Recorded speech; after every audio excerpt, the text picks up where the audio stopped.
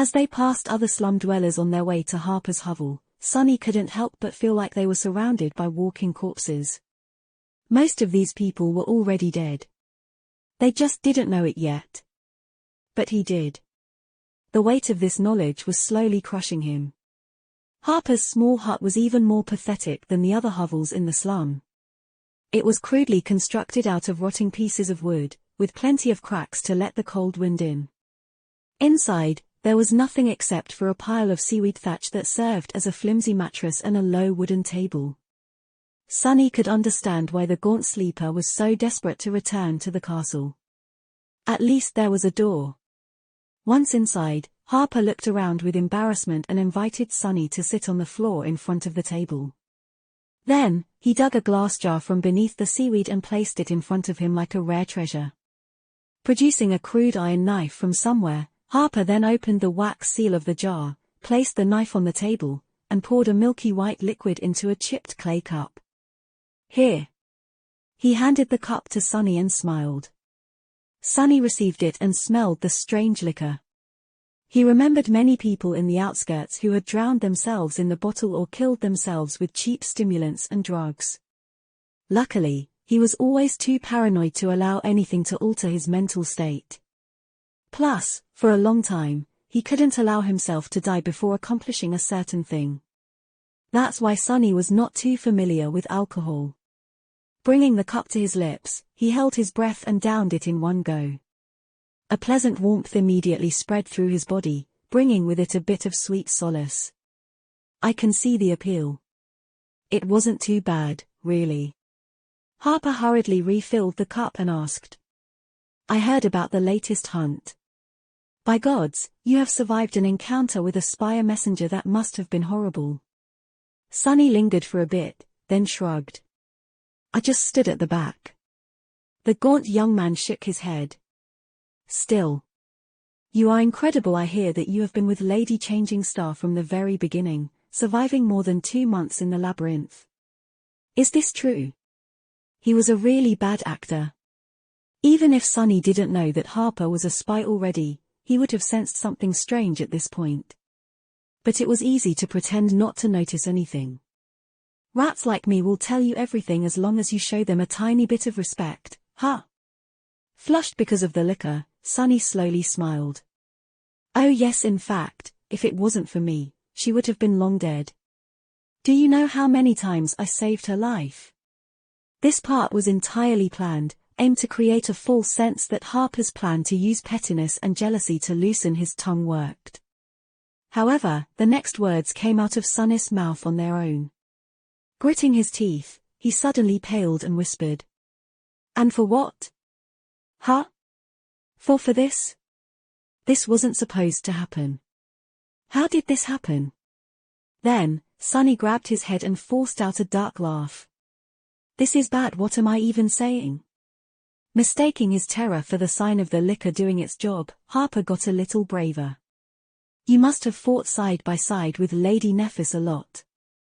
Sunny lowered his head, then shrugged. "Yeah." The gaunt young man hesitated for a few moments, then cautiously asked, "So you must have seen her aspect ability. Learn your enemy's ability, learn their flaw, learn their vices. That's how you kill them." Staring at Harper, Sunny suddenly remembered his first battle after meeting Nephis. Back then, she asked him if he had ever dissected a dead carapace scavenger to learn its weaknesses. That's what the cowardly sleeper was doing right now. Dissecting them. Even though they weren't dead yet. Sure. It can be used to heal. Harper's eyes gleamed. So she's a healer, of course. Such an ability suits Lady Changing Star very well. Everyone knows that she's an angel. Good. His first goal was achieved. Sunny had successfully created a misunderstanding, leading Harper to believe that Neff's aspect was limited to healing. There had to be other spies in the slum, of course. With them collaborating on that statement by recounting how she had healed the wounded hunters today, Gunlorg and his people would most likely believe that Changing Star had no offensive ability. Who would ever assume that her flames could both heal and destroy? Harper, meanwhile, was pouring more liquor into the cup. By the way, I always wanted to ask. Do you know how Lady Nephis received her true name? Maybe because of his terrible state of mind, or maybe because of the liquor, or maybe simply because of a momentary lapse of judgment. Sonny didn't think his next words through well enough before answering. Probably the same way I did. Then, he froze. Curse you. He was so preoccupied with creating a false image of Neff in Harper's mind that, for a second, he had forgotten to keep his own true identity a secret. Stupid, stupid, stupid. Not letting the panic show on his face, Sonny tried to salvage the situation by throwing his head back and laughing, creating an impression that his last statement was a joke. Luckily, Harper seemed to believe him. He laughed, too, and then glanced at Sonny with humorous sparks in his eyes. However, his next words sent Sonny into a cold embrace of horror. It was as though the gates of hell opened right beneath his feet. Wishing to play along, the gaunt young man grinned and said jokingly, "Oh, of course, Lord Sunless, what is your true name then?" Sonny stared at him, the smile frozen on his face. Think, how do you get out of this? But there was no way out, at least none that he could see. He was caught. The familiar pressure appeared in his mind. Slowly, Sonny became deathly pale. Harper was still grinning, waiting for the answer. His face was gaunt, tired, and full of both fear and desperate hope. He was just a weak, pitiful kid, after all. The pressure was replaced by blinding pain, sending a tremble running through Sonny's body. Why did he have to ask that question? But it was too late. What happened couldn't be changed. Like a cornered beast, Sonny could think of only one thing. Harper finally sensed that something was wrong. His eyes widened. Son? How to survive? Just a second before the pain overwhelmed his limits and forced out an answer, Sonny suddenly leaned forward, picked up the crude iron knife, and stabbed it through the poor young man's heart. Chapter 162 Lost from Light. Pushing the knife into Harper's weak body, Sonny lunged forward. The flimsy wooden table flew aside and shattered into splinters once it hit the wall. With his other hand, he violently grabbed the young man's face and pressed him onto the floor, making sure that no sound would escape from his lips. Harper's wide eyes were full of pain and terror, staring at Sonny with a silent, but deafening question. Why? Feeling hot blood streaming down his hand, Sonny finally let the pain of the floor overwhelm him. His whisper was hoarse and barely audible. Lost from light, I am lost from light. Harper's trembling fingers found his face and smeared it with blood, which then mixed with tears. He weakly tried to push Sonny away, but there was no strength in his arms anymore. Biting his lips hard enough to break the skin, Sonny held the gaunt young man down and twisted the knife, praying for all of this to be over soon. Don't look at me, please, don't look at me. Finally, Harper's terrified, accusing eyes grew still and lightless. Sonny could feel the beating of his heart stop through the thin fabric of the young man's robe. Making sure that Harper was, indeed, dead, he finally let go of the knife and crawled away. Oh, gods! As though summoned by these words, the voice of the spell whispered into his ear. You have slain Dreamer Harper. Your shadow grows stronger. Contorted in a painful spasm, Sonny bent over and violently threw up. Then he weakly fell on the floor and tried to wipe his face, only to realize that he was spreading blood all over it. I killed him. I just killed a real human. A strange stillness took hold of Sonny. Sitting on the cold stones, he stared at the corpse of the young man that he had just killed and struggled to form a cohesive thought. After a while, he finally succeeded. Too much, oh, this is too much. All of this was too much for him. Why did he have to go through all of this? The slave caravan, the forgotten shore, changing star, and now Harper. What sin had he committed to have to go through this nightmare? Was he actually already dead, and imprisoned in the depths of hell? Bullshit. He deserved it. Sonny gritted his teeth and forced himself to concentrate on that thought. Why do you even feel guilty? The bastard was going to sell you out to Gunlorg. He knew that he was helping to kill you. And not just you alone. Neff, too. And Cassie. But no matter how hard he tried to convince himself that he had the right to kill Harper, deep down, he could not accept it. There were a million ways to deal with the timid, pitiful spy. No, there was another reason. Come on now, there's no one else here. Why don't you be honest with yourself, for once? Just admit it. Don't you dare become a hypocrite. Sonny grimaced and ground his teeth against each other. Say it. Reluctantly, he opened his mouth and whispered. I killed him because I wanted to survive. I killed him because it was easy. And just like that, he suddenly felt better. What's the big deal? He was already a murderer, anyway. He was planning to help Nephis kill hundreds of people. Affected by the irony of the situation, Sonny barely stopped himself from laughing. He didn't want to make too much noise. Breaking that table was already a mistake. What if someone comes to check on the commotion?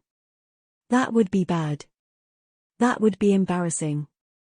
Right, what was he going to do with the body? Instead of coming up with an answer, Sonny leaned forward and threw up again. When he sat straight after a while, the door of the hut was open. And there, in the doorframe, his face pale, stood none other than Castor. With a stunned expression on his face, the proud legacy was taking in the sight. The broken table, the smell of alcohol in the air, the blooded body with a knife sticking out of its chest, and disheveled Sonny kneeling on the floor, his hands and face smeared with fresh blood. Oh, no. This is not. However, no words came to his mind. No matter what he would say, the situation was not going to appear any better. Looking him straight in the eyes, Castor asked with horror in his voice. Sonny, what did you do? Sonny blinked and stared at the handsome young man. After a few moments, he opened his mouth and said, What do you think? I killed the bastard. His voice was calm and nonchalant. It didn't matter how Sonny felt inside. In front of Castor, he couldn't show any weakness. He didn't trust the proud scion of the Hanli clan one bit. There had always been something off about him. So if there was ever a time for acting, it was now. Especially because, unlike everyone else in the slum, Castor already knew that Sonny wasn't as useless as everyone believed. He had known it ever since that night when the three of them fought a devil together. Killed the why did you kill him? Sonny stood up and shrugged. He was asking too many questions. Castor opened his mind, stunned, then closed it again. After a few moments, he suddenly frowned. What kind of questions? It seemed as though he had realized something. Come to think of it, what was he even doing here? Oh, you know. Do I know Nephis well, what her ability is, how did she get her true name, stuff like that. Without giving Castor the ability to react, Sonny wiped his hands with a bit of seaweed and added. Actually, this guy, Harper, was sent over to spy on us by Tessai.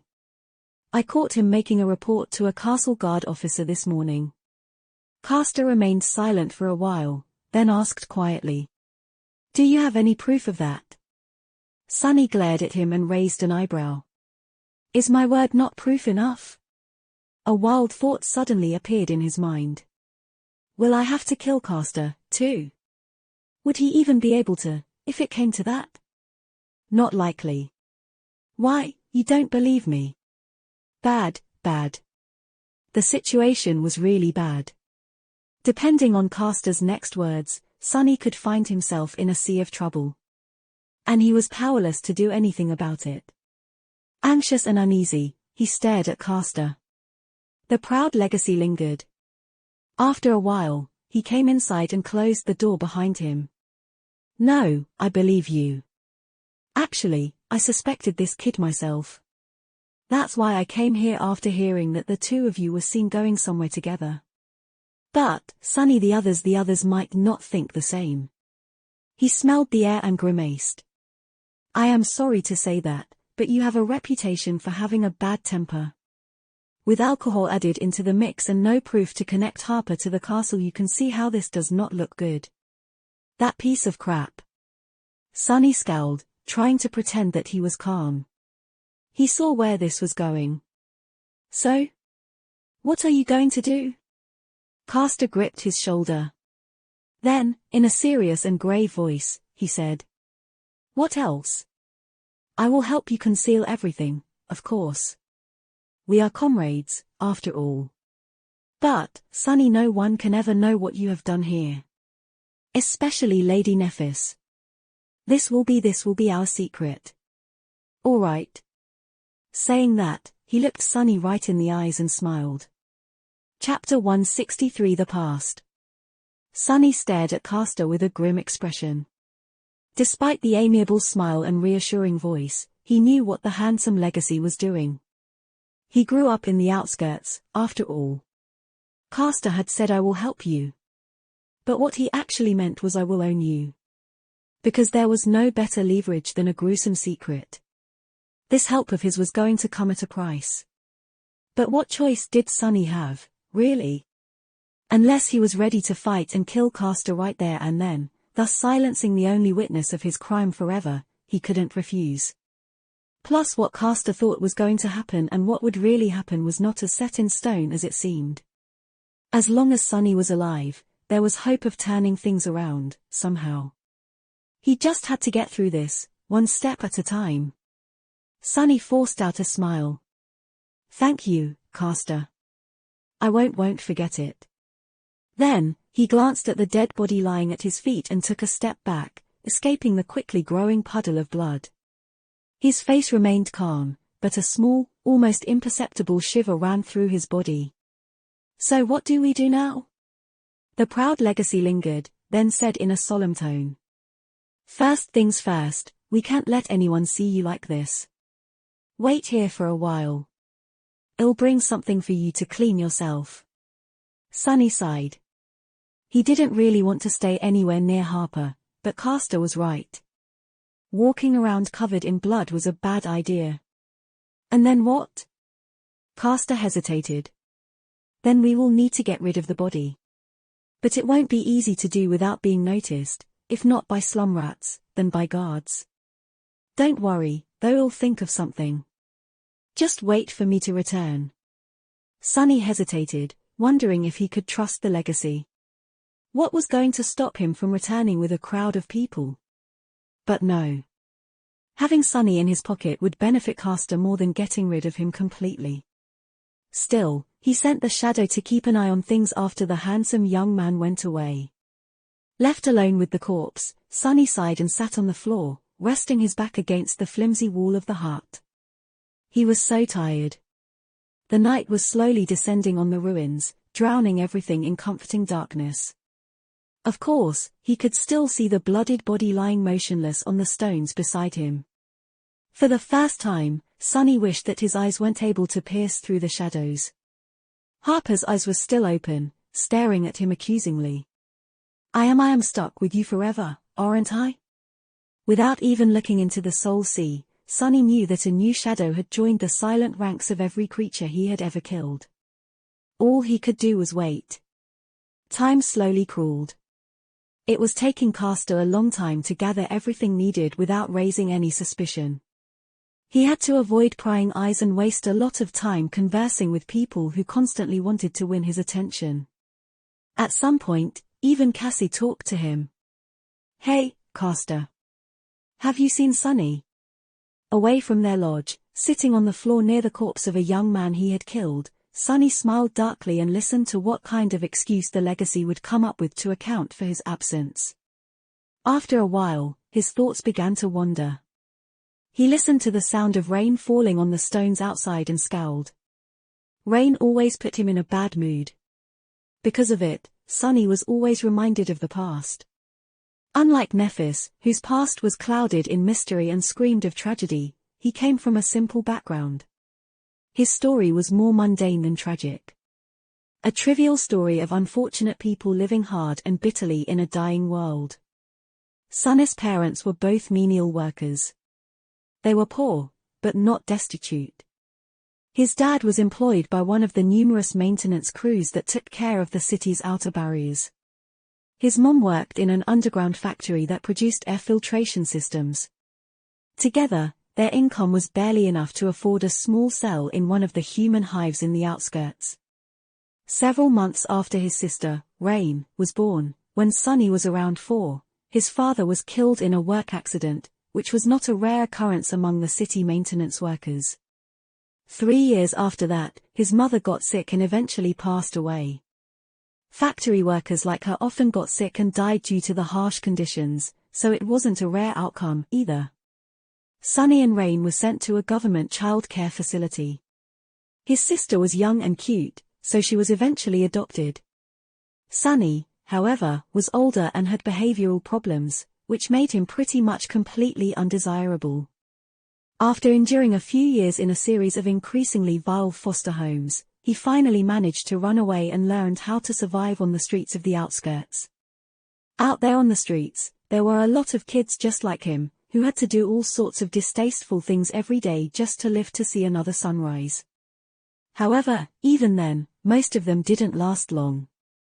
It took a very special kind of creature to survive there. Sunny was one such creature. A part of this was pure luck, a part of it was that he was smart.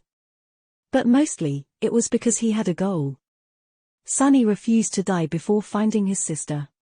Somehow, he had convinced himself that she was waiting for him to find and save her. One day, they were going to live happily again, like a family, together. This misguided goal kept him alive more than anything else. Of course, it didn't end well. Nothing ever did in this damn world. Sitting just a few centimeters away from a puddle of human blood, Sunny chuckled and rubbed his face. Was there even such a thing as a happy ending? What is taking that bastard so long? Granted, he knew exactly where Castor was, and what he was doing. Currently, he was raising his hand to open the door of Harper's hut. Sunny tiredly picked himself up from the floor and shook off the weight of reminiscence.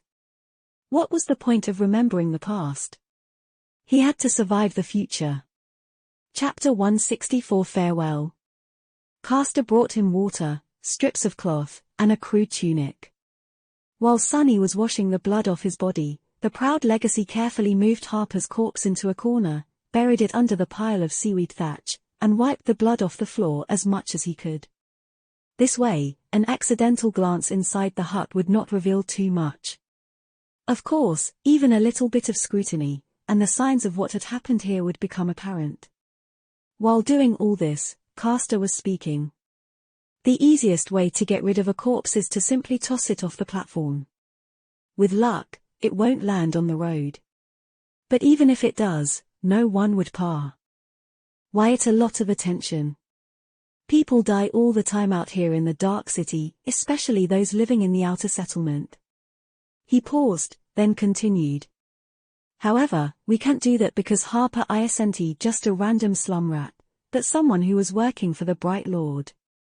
The guards will become interested in his sudden death, and they'll use it to create trouble for you and Lady Nephis. So we need to make him disappear completely. That won't be easy.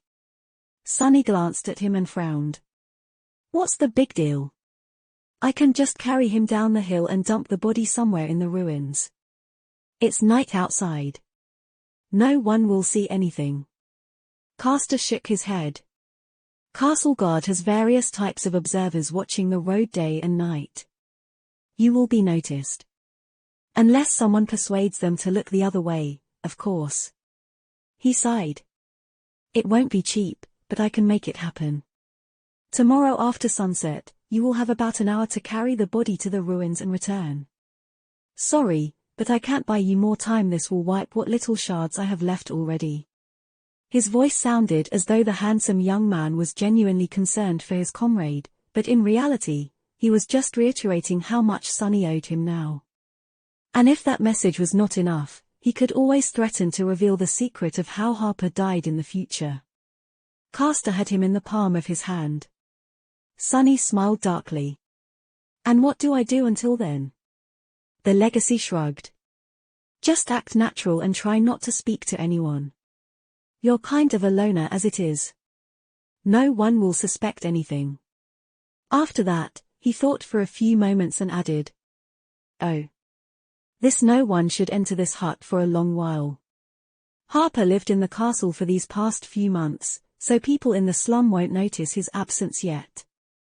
Neither will guards, since he made a report recently. We should be fine." Sonny stared at him with a strange expression. "What?" He shook his head. "No, nothing.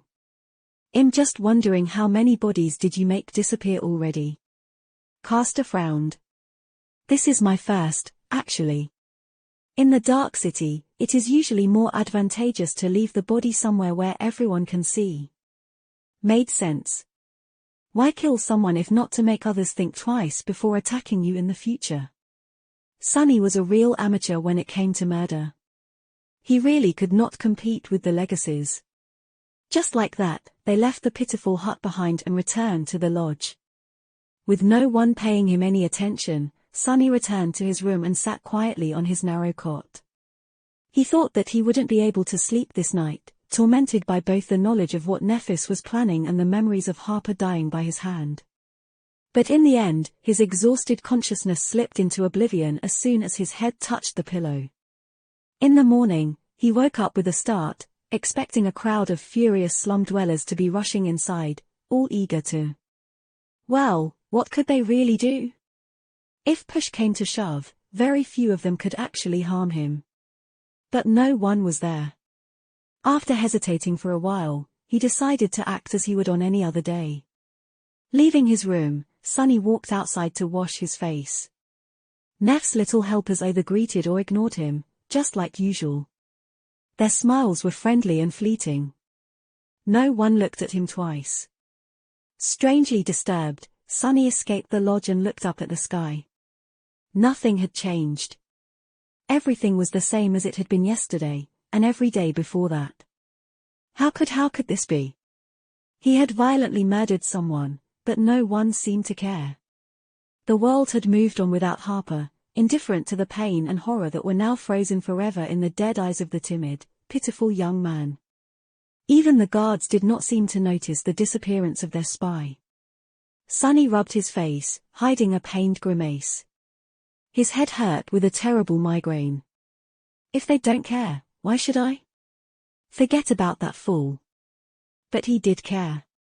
Irrational as it was, he felt compelled to mourn the death of his victim, even if he was the only one who would.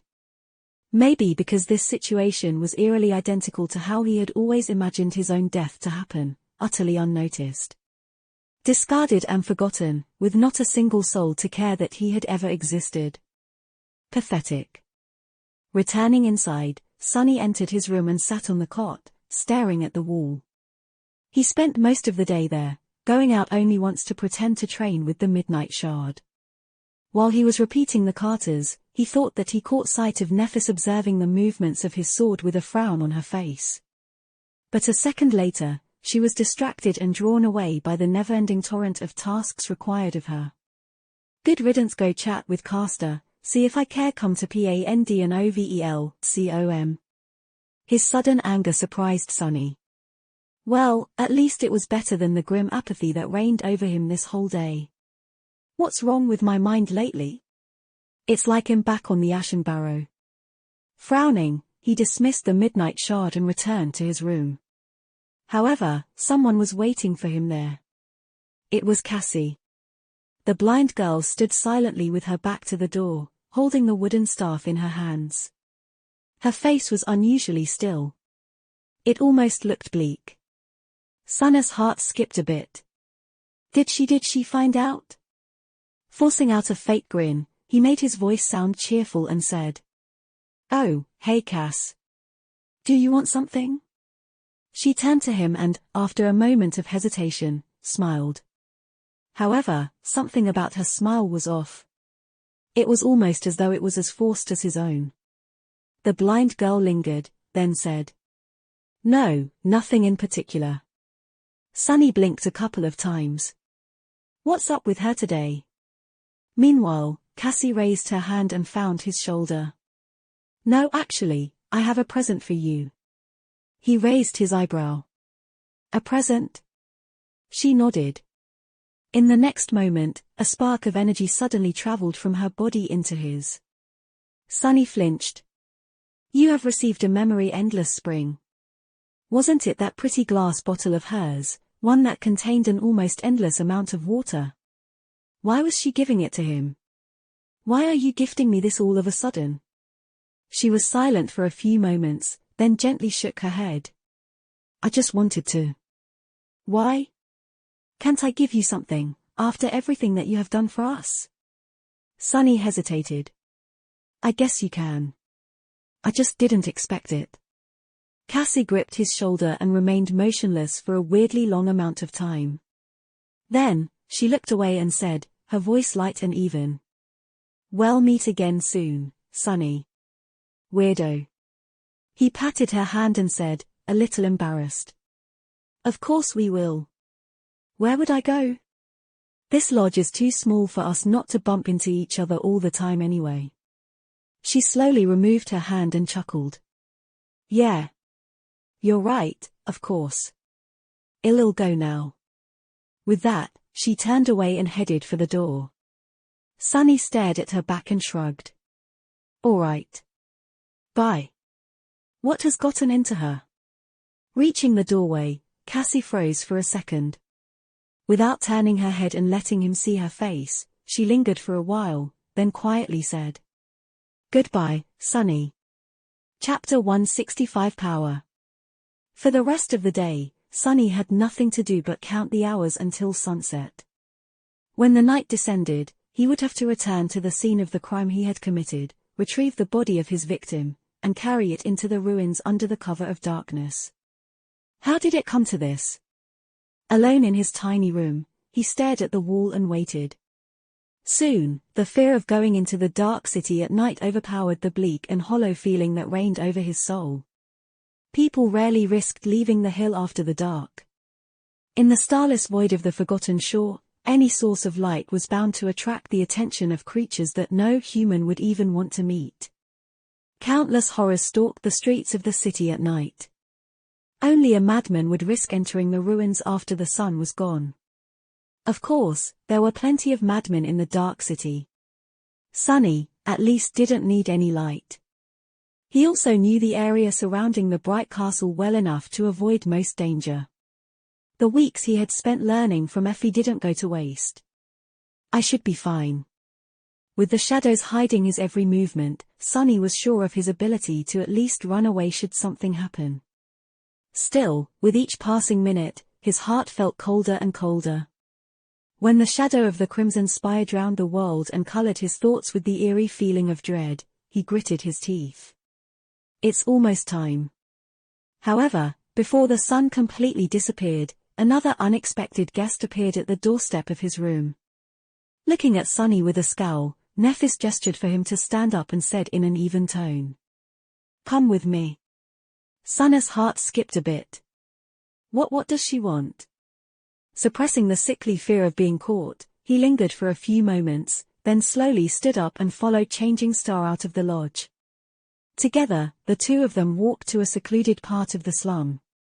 Neph remained silent, not even looking in his direction. She seemed calm, like always. Sunny, however, struggled to keep himself from panicking.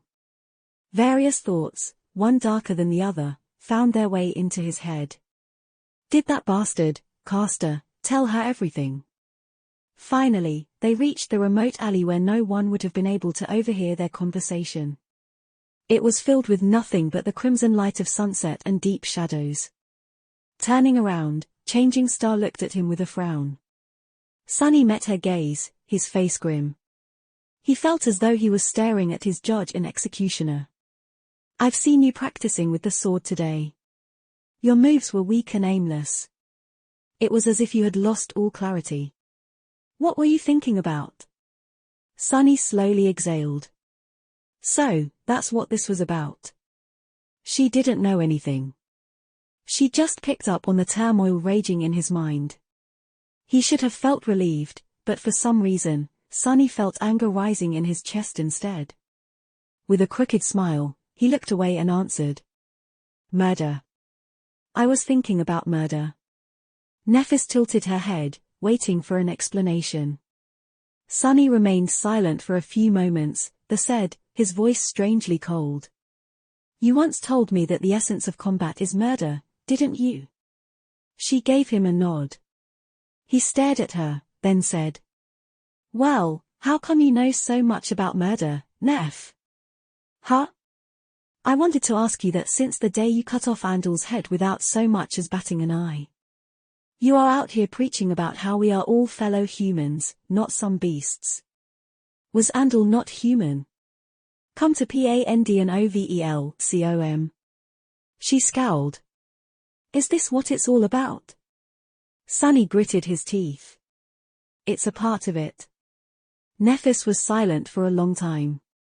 At some point, she absent-mindedly raised one arm and rubbed her neck. Finally, she said.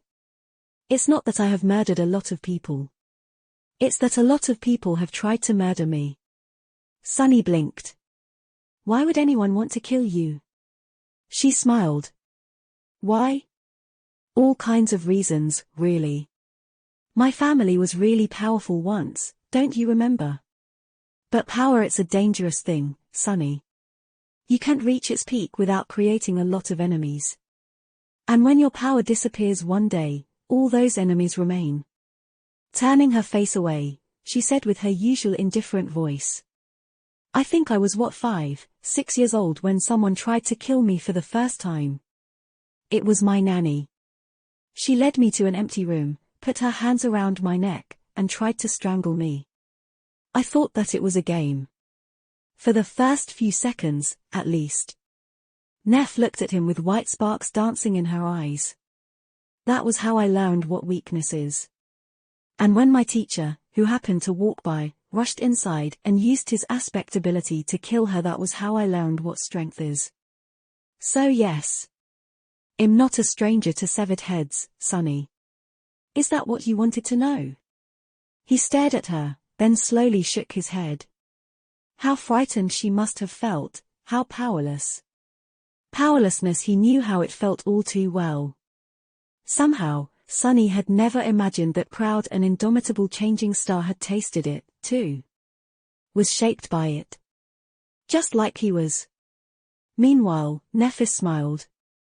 But there was no humor in her eyes. So then, what did you want to know? Huh, Sunny? What is this all about? Do you think I haven't noticed the way you were staring at me ever since we fought the Spire Messenger? Come clean with it. You owe me at least this much. He glared at her for a long time, a storm of emotions written on his pale, grim face. Finally making a decision, Sunny gritted his teeth and said, I want to know what your real goal is. I want to know if it's all worth it. Chapter 166 Light and Shadows. Changing Star frowned. There was a hint of surprise visible in her cold, grey eyes. My goal? Isn't it obvious? She gestured to the slum that surrounded them and the magnificent castle towering above it. I'm trying to help these people. What else? Sunny sighed. Then, turning his face away, he asked. Hey, have I ever told you about my sister? Nephis blinked. No. Why bring this up all of the sudden? He smiled wistfully. I just was reminded of her recently, so I thought I'd share. You see, our parents died when we were little. She got adopted, but I ended up on the streets. Life wasn't really sweet for me.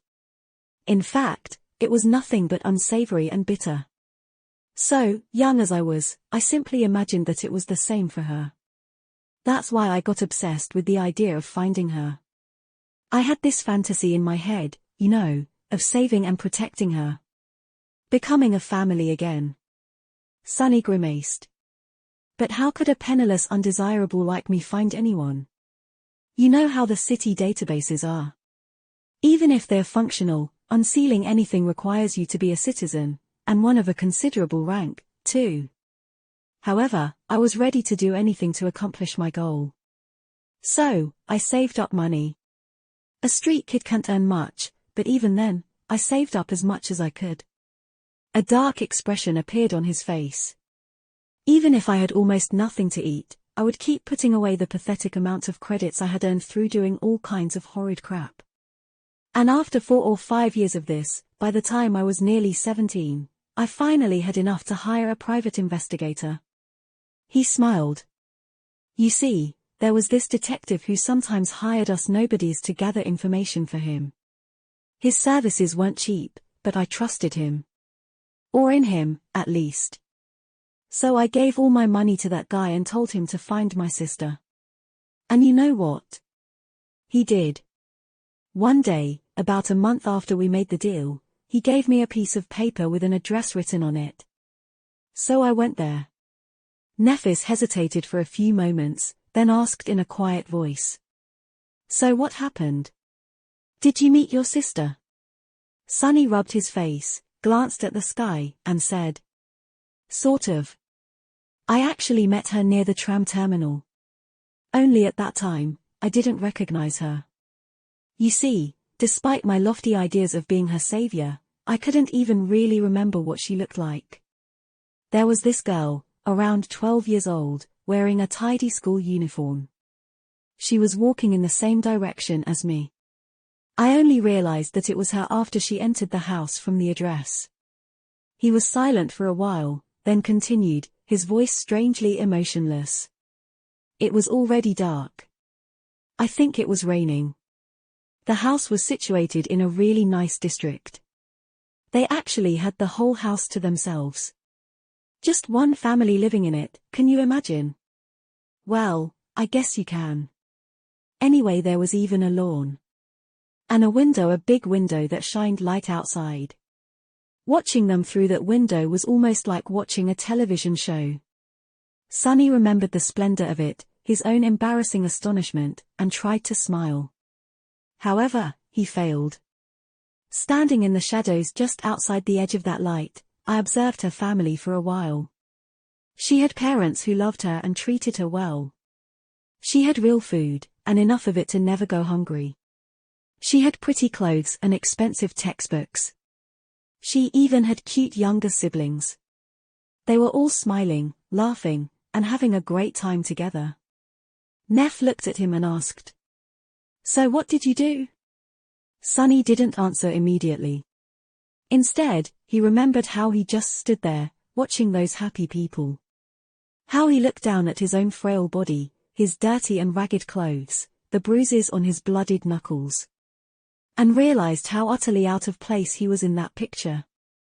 After years of dreaming of finding his sister and saving her, he was faced with the simple fact that she never really needed him.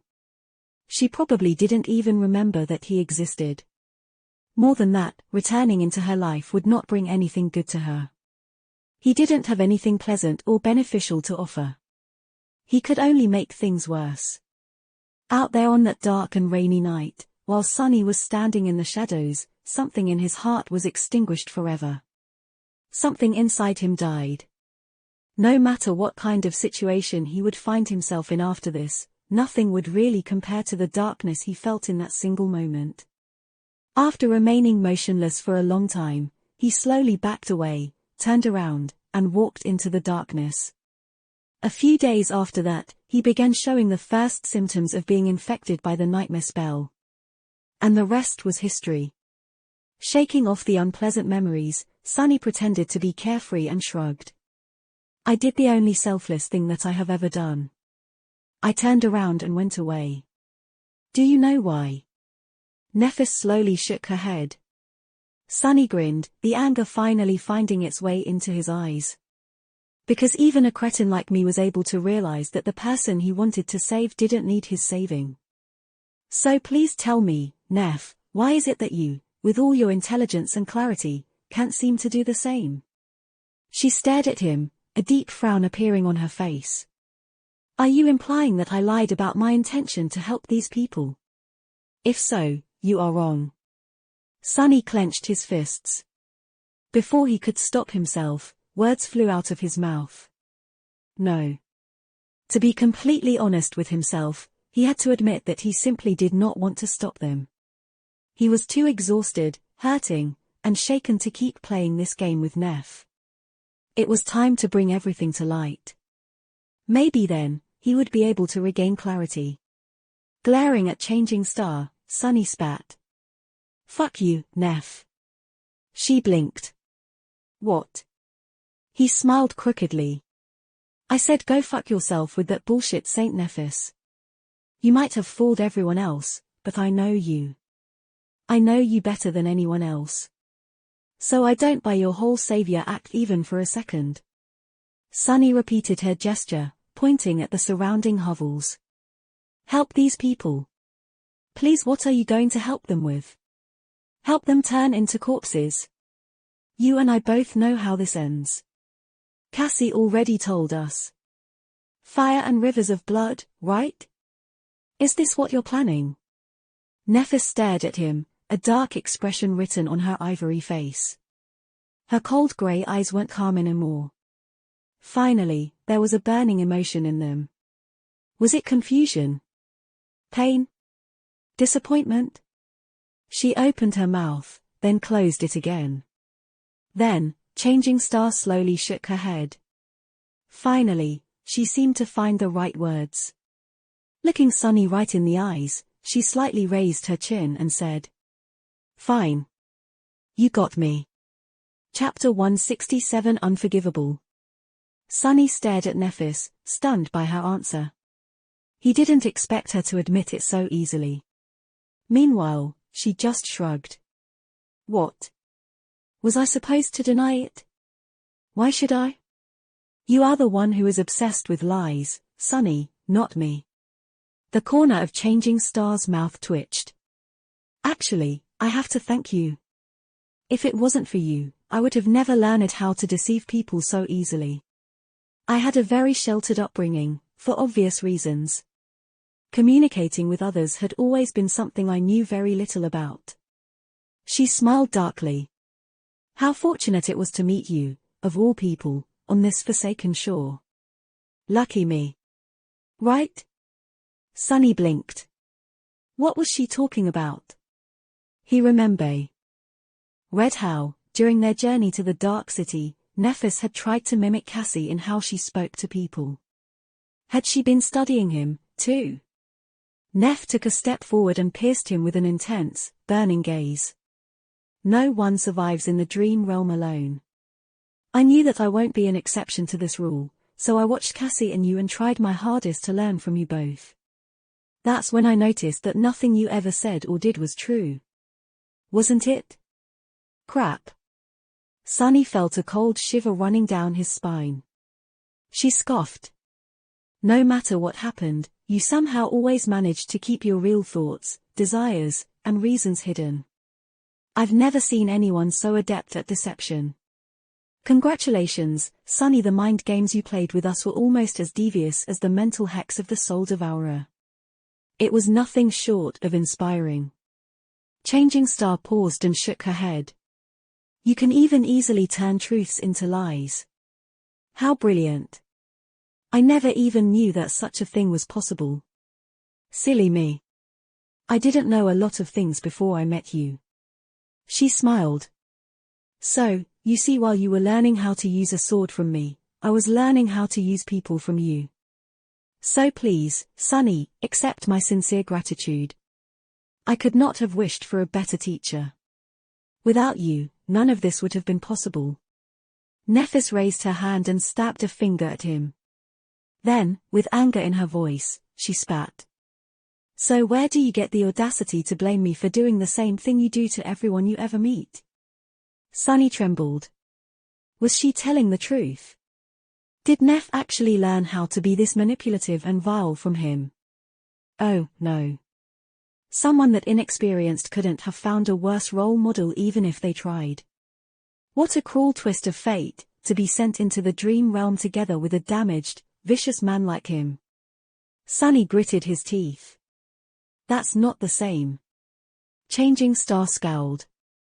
"How is what I am doing different? I haven't told a single lie to these people. I gave them just enough truth to make them deceive themselves, just like you taught me. But what, now that it was turned around on you, it is suddenly not fair. Now you won't settle for anything less than the whole truth. She smirked. Fine. I'll tell you. Yes, you are right. There's going to be fire and rivers of blood. That is my plan. So what? How is it worse than this pathetic, hopeless existence? It isn't. I am going to kill Gunnlaug. After he is dead, the Bright Castle will become engulfed in a civil war, with each of the 5 lieutenants vying for the throne. I am going to kill them, too. And when I am the last one standing. Her eyes glistened. I will gather those of us who remain alive and make a road of bones for the lucky few to reach the gateway. That is my promise. That is the salvation I offer to the people of Dark City, a chance to return to the real world or die like a human should, standing tall and with a sword in their hand, instead of living in fear like a rat. I thought that you, of all people, would understand. Sunny stared at her in disbelief. How could she be so nonchalant about the idea of causing the deaths of so many people? Had their lives no value in her eyes? But then he realized that he was looking at it all wrong. He was looking at it from his own perspective, the perspective of someone who was used to surviving at all costs, to putting survival above all else. However, that was how his old self had viewed the world. After coming to the Forgotten Shore, Sunny had learned that there were things more valuable than staying alive.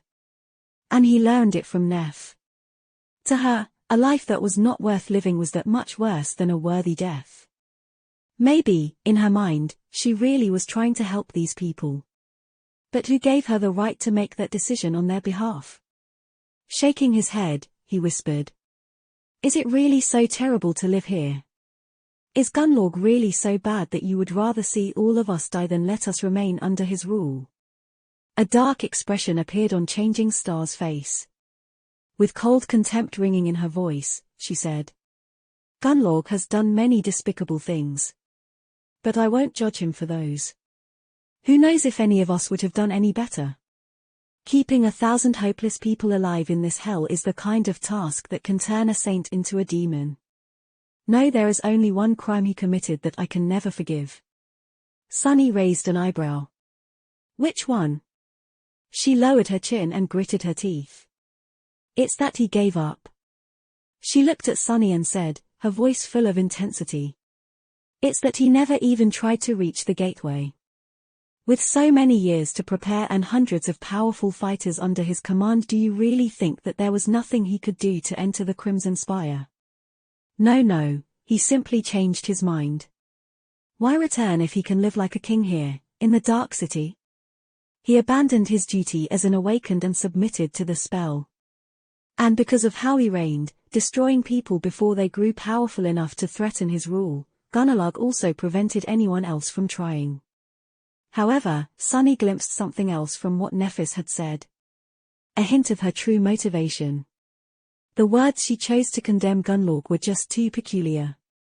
Despite the fact that the Bright Lord had committed all sorts of atrocious acts and caused the deaths, humiliation, and sorrow of countless people, the thing that enraged Changing Star the most was not his corruption and cruelty, but something entirely different. The fact that he had submitted to the spell and failed to complete his trial. Considering which family she hailed from. Was this the key to her mysterious goal? Frowning, Sunny asked. Don't you think that, maybe, he just wasn't willing to see hundreds of people die? All these young men and women living in the outer settlement and the Bright Castle, how many of them are you ready to sacrifice to achieve your goal? He grew silent, afraid that her answer would confirm his suspicion. Neff straightened her back and glanced at him.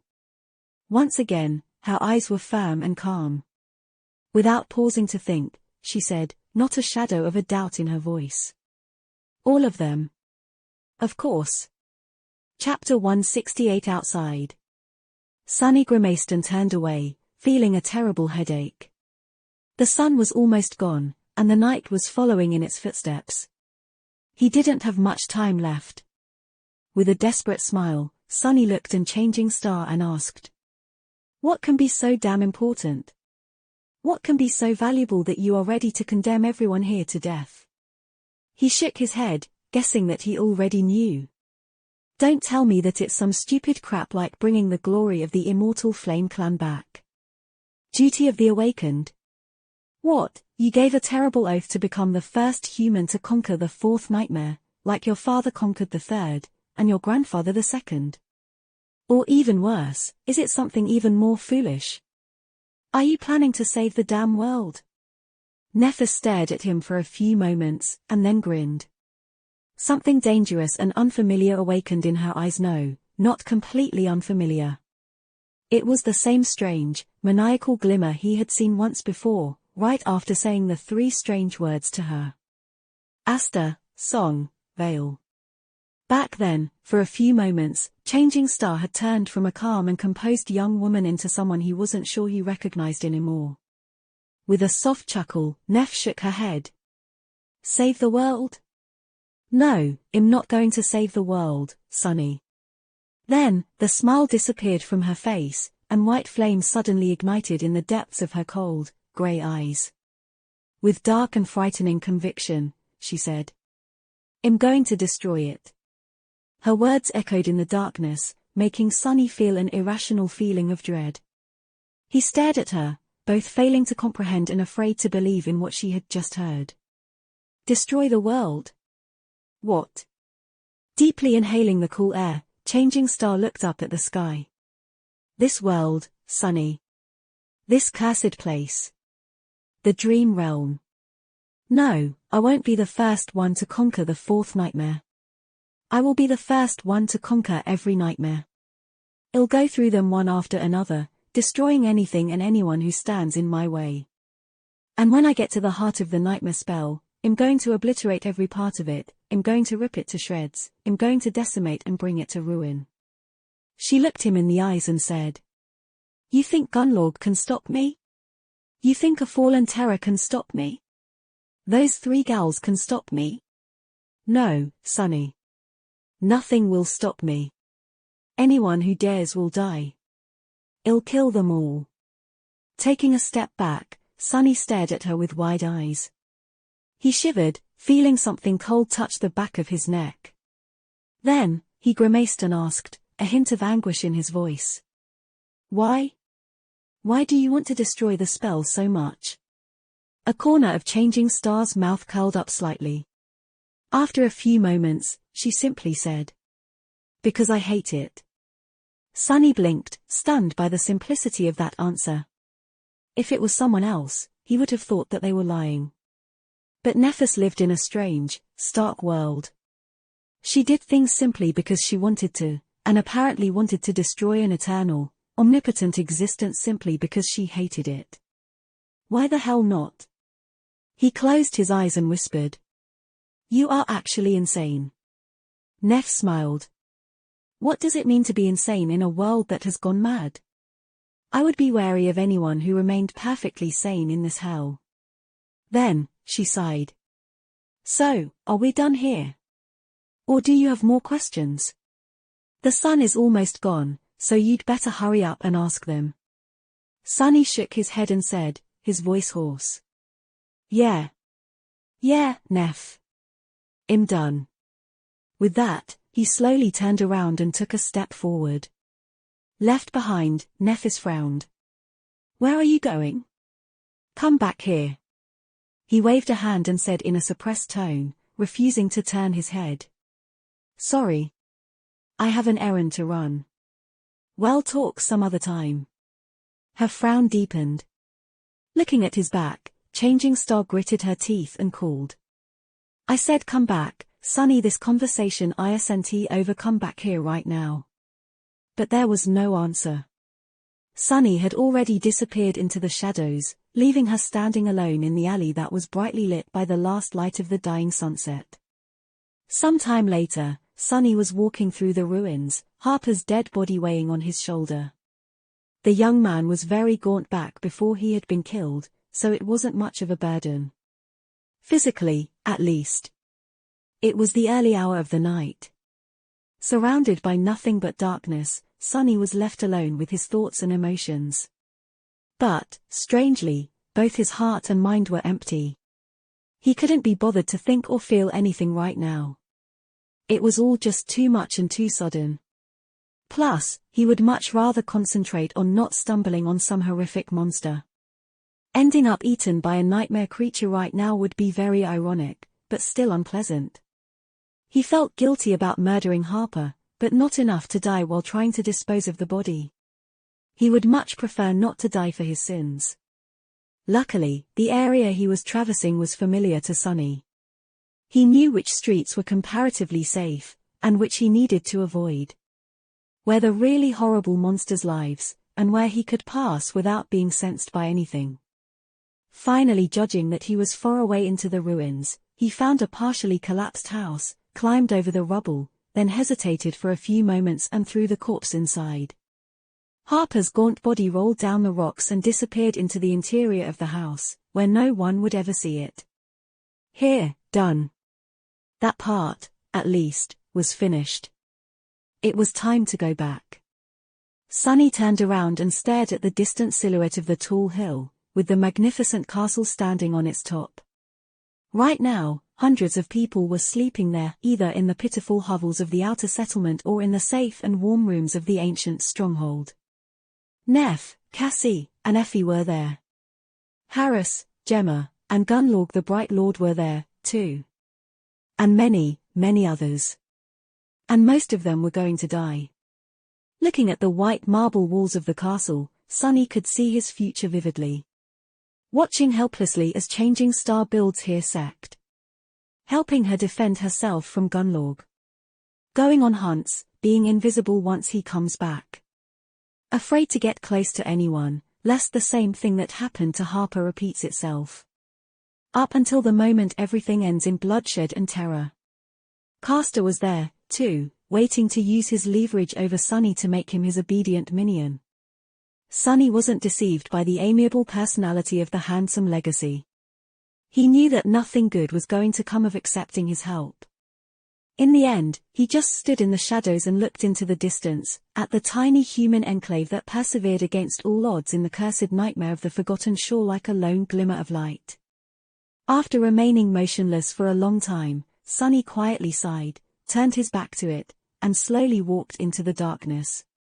Chapter 169 Back to the Future.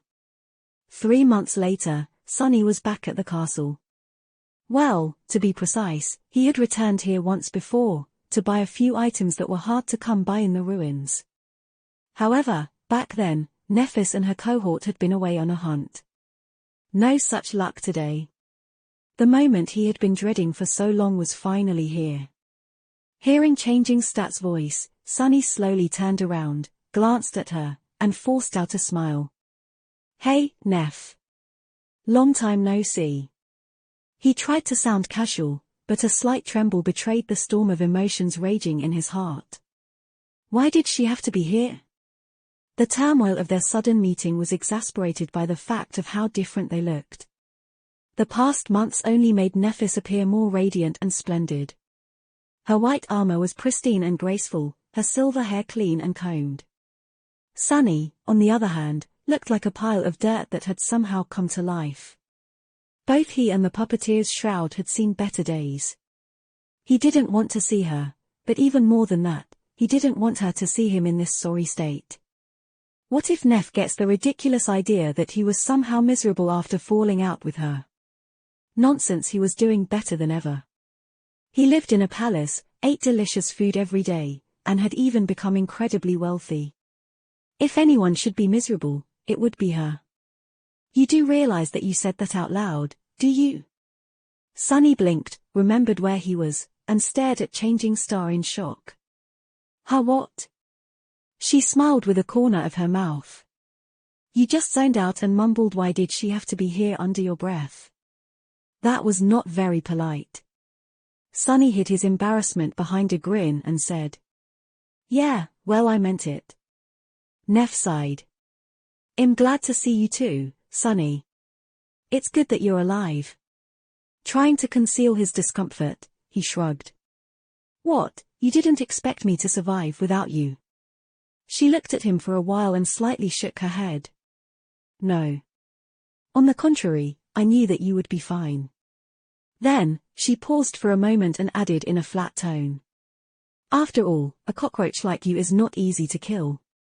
Sunny scoffed. Now who's being impolite? Nephis stared at him in confusion for a couple of moments, then chuckled. Oh, sorry. I meant it as a compliment. He was glad to see Neph, too. As much as Sunny wanted to deny it, he had desperately missed her calm presence. Somewhere along the way, without even noticing, he had grown reliant on having her by his side. But meeting her was also a nightmare. After all, nothing had really changed after their bitter quarrel. Even though the intensity of it all diminished, the future that Cassie had foretold was still inevitable. Now that the initial shock of running into Changing Star disappeared, Sunny took a closer look at her. Nephis looked stronger. He didn't know how much soul essence she had been able to absorb while he was gone, but it seemed like it was a lot. Neph was always confident and arresting, but now, her presence grew to a completely new level. But then again, he was not the same weak fool either. The Dark City had made him into a fearsome creature as well. The months he had spent hunting monsters in the absolute darkness of the Cursed Ruins turned him stronger, smarter, and much more deadly. If a little bit insane. Sunny doubted that any human on the Forgotten Shore had killed as many powerful nightmare creatures as he had in the same amount of time. At least not in single combat. Don't go on a tangent and forget where you are again. With a flinch, Sunny realized that he had been silent for a long time. An awkward silence hung between them, threatening to make him look bad. I need to say something. Like how have you been? No, that's a stupid question, how about? However, before he could speak, Nephis asked. So what brings you to the Bright Castle? Are you back? Startled, he scratched the back of his head and scrambled to find an answer. Oh, just doing some shopping. She blinked. Shopping? Wait, did that sound weird? Sunny's eyes widened. Wait, did I say that out loud again? He slapped his mouth shut and looked at Changing Star in horror. Goddamit, who knew that a habit of talking to myself would be so detrimental to keeping my dignity intact. On the ground next to him, the shadow was having a swell time basking in his anguish. It was shaking its head and dying laughing. Several seconds later, Sunny was finally able to speak again. Yeah. Shopping. I have some soul shards to spare, so I wanted to buy a memory. Or few. Nephis looked at him for a while, then said. I see. Then, she turned away and asked, her voice calm and even, as always. Do you want to go somewhere and talk? Sunny's heart skipped a bit. He gritted his teeth. Sorry. No can do. Am I waiting for someone? Changing Star lingered for a few moments, then asked. You're hiding in that alley because you're waiting for someone? Who are you waiting for, Sunny? He waved a hand. Oh, a friend. Well, more like an associate, really. An acquaintance. Neph remained silent for a few moments, then said in an even tone. You can just say no. No need to invent some. But right at that moment, an enchanting voice came from the entrance of the alley. Sunny? Hey, are you here? Turning around, Sunny saw a beautiful young man with gorgeous auburn hair and mesmerizing green eyes enter the alley. He was wearing an armor made out of burnished brown leather and blue silk clothes beneath, all of which fit him perfectly. On his face, there was a bright smile. It was Knight, whatever his name was. Sunny exhaled with relief. What do you mean, invent? See, Hez right. However, the words died on his lips.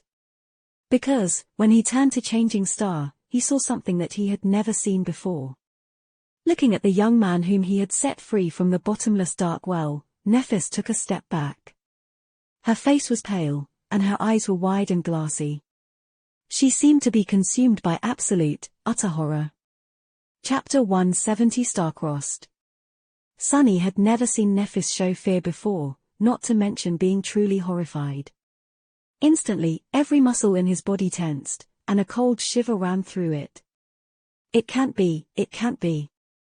She was a person who faced demons and fearsome abominations without even flinching.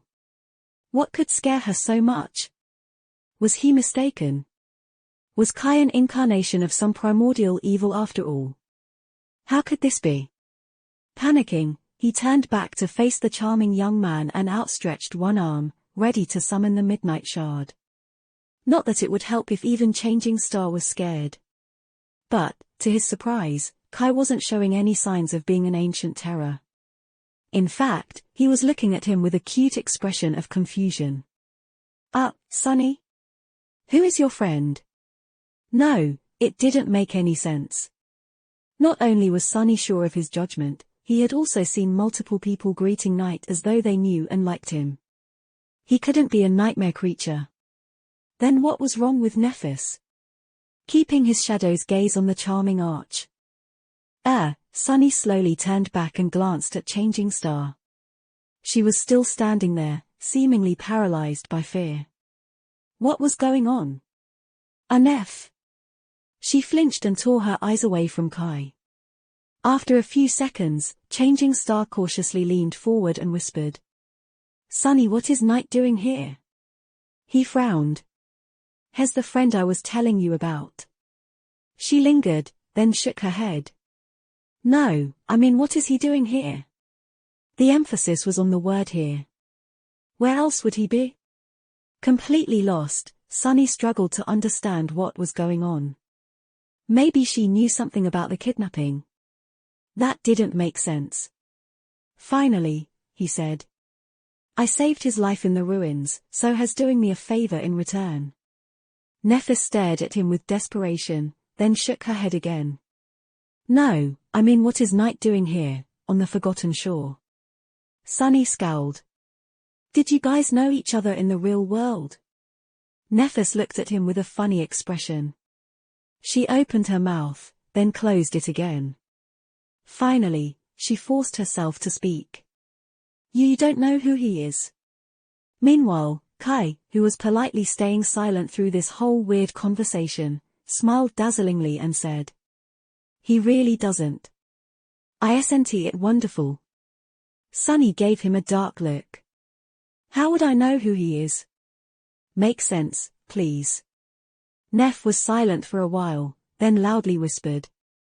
That's Knight, you idiot Knight from Nightingale the Night. What was she going on about? He had no idea what that meant. Sunny rubbed his face with irritation. What are you talking about? What is a nightingale? Nephis looked at Kai, paled even more, and finally said in a small voice. It's only the best and most famous idol group of the last decade. Triple Orpheus winners, 100 consecutive weeks at the top of all charts, 6 diamond albums. That Nightingale. That Knight. The lead vocalist. Sunny simply stared. Wait. Are you telling me? Was she so out of it because Kai used to be a member of some stupid boy band in the past? Changing Star was not horrified, she was starstruck. He remained silent for a while. And then exploded into laughter. Gods oh gods, Nephis is a fangirl, what the spell, that's too funny. Come to think of it, when they first met, she had been wearing headphones the whole time. He should have realized that Neph was into music much earlier. Mighty and stoic Changing Star, brought down by a dainty idol boy. That was just too hilarious. He wasn't even jealous. What were the chances of meeting her bias in the damn Dark City? You couldn't come up with that crap. As he was dying from laughter, both Changing Star and Kai glared at him with difficult expressions. However, Sunny just couldn't stop. His laughter only died down after he began wheezing.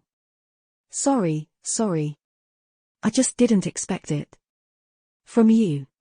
Horror, gods. As for your question, Knight has been here for about 2.5 years. He lives in the castle. Nephis seemed thoughtful for a few moments, then glanced at Kai with wide eyes. 2.5 years.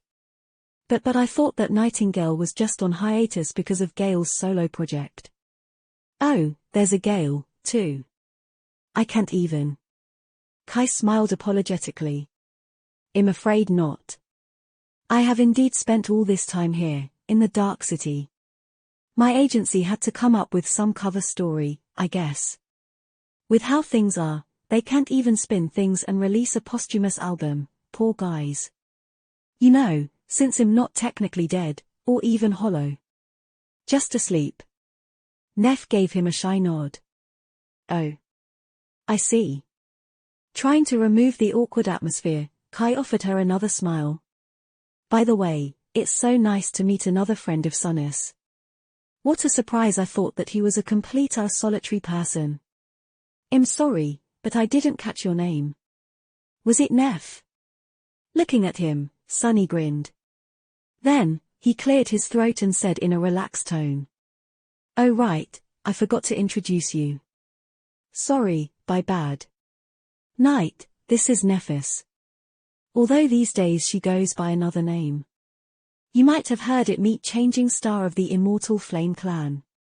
Now, it was Kai's turn to stare at Neff with horror. The corner of his eye twitched. However, perhaps due to his idol training, he managed to hide his emotions much faster. Blinking a few times, he lingered for a moment, and then said in his smooth, enchanting voice. Oh. It's a pleasure to meet you, my lady. I have heard so much about you. It's an honor. Nephis turned away, trying to hide a hint of blush on her cheeks. Staring at the wall of the alley, she hesitated, then awkwardly said. So your friend is already here, Sunny. Can we go have a talk now? She glanced at him and added after a bit of hesitation. I have something important to discuss with you. It's a matter of life and death. Chapter 171 Tether. Sunny blinked a couple of times, digesting her words. A matter of life and death. If Nephis used these words, the situation was indeed dire. She was not someone to throw words to the wind. However, she was also not to be trusted. No matter how much Sunny wanted for things between them to go to the way they had been before, he knew that it was impossible. There was no way back for either of them. Sunny knew the true face of Changing Star now. He had seen the endless force of her conviction. In the flaming white inferno of her soul, all things were reduced to ash. Human concepts like loyalty, mercy, and affection had no hope of escaping that annihilation. No matter what bonds connected them, Sunny could not trust Nephis to put them above her boundless obsession. If push came to shove, she would sacrifice anything or anyone to achieve her goal. Including him. At least that was what he believed. What's more, despite the fact that she tried to hide it, Sunny could feel that Neff's demeanor toward him had changed as well. He couldn't tell how exactly, but there was something almost imperceptibly different about how she looked at him. Once broken, trust was not easy to put back. Perhaps it was simply impossible. And yet despite all that, was he really capable of refusing her plea for help? Sunny sighed and closed his eyes for a moment. No. No, he didn't think he was. Even if things between them became strained, she was still one of the only two people he cared about in this world. The way he felt toward Neff was almost like a second flaw. No matter how much he wanted to, he just couldn't get rid of it. Somewhere along the way, it had taken root in his soul. He had hoped that it will wither and die if they were apart, but instead, it just grew stronger. And now there was no escape from it.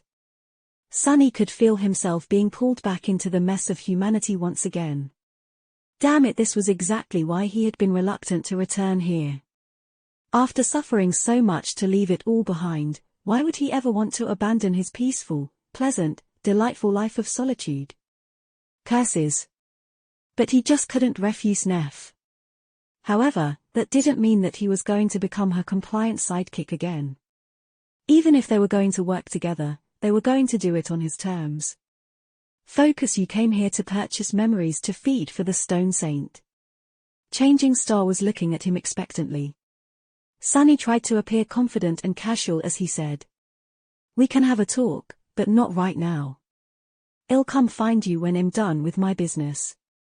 Whatever it was that she wanted to discuss, it could not be extremely urgent. After all, Nephis had no idea that he was going to return from the ruins today. If there was no time to waste, she would not be wasting it on him, logically. Changing Star was silent for a few moments, her face indifferent. Then, finally, she answered in a flat tone. That is fine. You know where to go. Sunny smiled. Oh, and if you don't mind, I'll bring Night with me. Both of them stared at him with the same doubtful expression. You will? Turning to the charming young man, Sunny pretended to be surprised by his question. Don't you want to meet my other friends? They'll be able to answer all your stupid questions, for sure. Night hesitated. I guess. Wonderful. Sunny gave him a nod and glanced at Nephis, who was clearly wondering if her idol could really be trusted. It's decided then. Now, if you'll excuse us. Truth be told, he didn't trust the pretty archer that much either. But his ability to detect lies would come in incredibly handy during the conversation with Changing Star. She was the one and only graduate of Sunnis School of Deception and Lies, after all. Pushing Kai away, he waited until they were at an appropriate distance and asked. So what did you find out about the memories? Soon enough, they were entering the bright castle. Sunny felt strange returning to this splendid, suffocating place. This time, he came as a guest of a well-regarded resident, not as a slum dweller seeking to exchange a soul shard for a moment of respite from the cold, darkness, and terror. The guards did glance at him with disdain, but remained passive. Walking under the swinging skulls, they entered the familiar hall of beautiful colored glass windows. The opulent desk that Harper used to sit behind was still there, only now, a similarly downtrodden young woman was scribbling on a piece of parchment instead. The world didn't care about the death of one little human. It just moved on, instantly replacing that which was lost. Forgetting it. Sunny grimaced. So, you did find me some memories to buy. What are the prices? Kai smiled, gestured him to follow, and said. I did you one better. I actually managed to get us an invitation to the memory market. Sunny frowned. A what? Never heard of it. The charming young man gave him a nod. That's not surprising. It's a place where you can peruse various memories and purchase them for an acceptable price. Oh, I say acceptable, but you know who has all the shards in this place. So, usually, they only let the members of the host in. Made sense. Gunlorg would never allow memories to freely circulate among people who did not belong to him. The guards and hunters, though, needed a place to exchange memories that didn't fit their aspects for either shards or something that did. Then how did you get the invitation? Kai shrugged.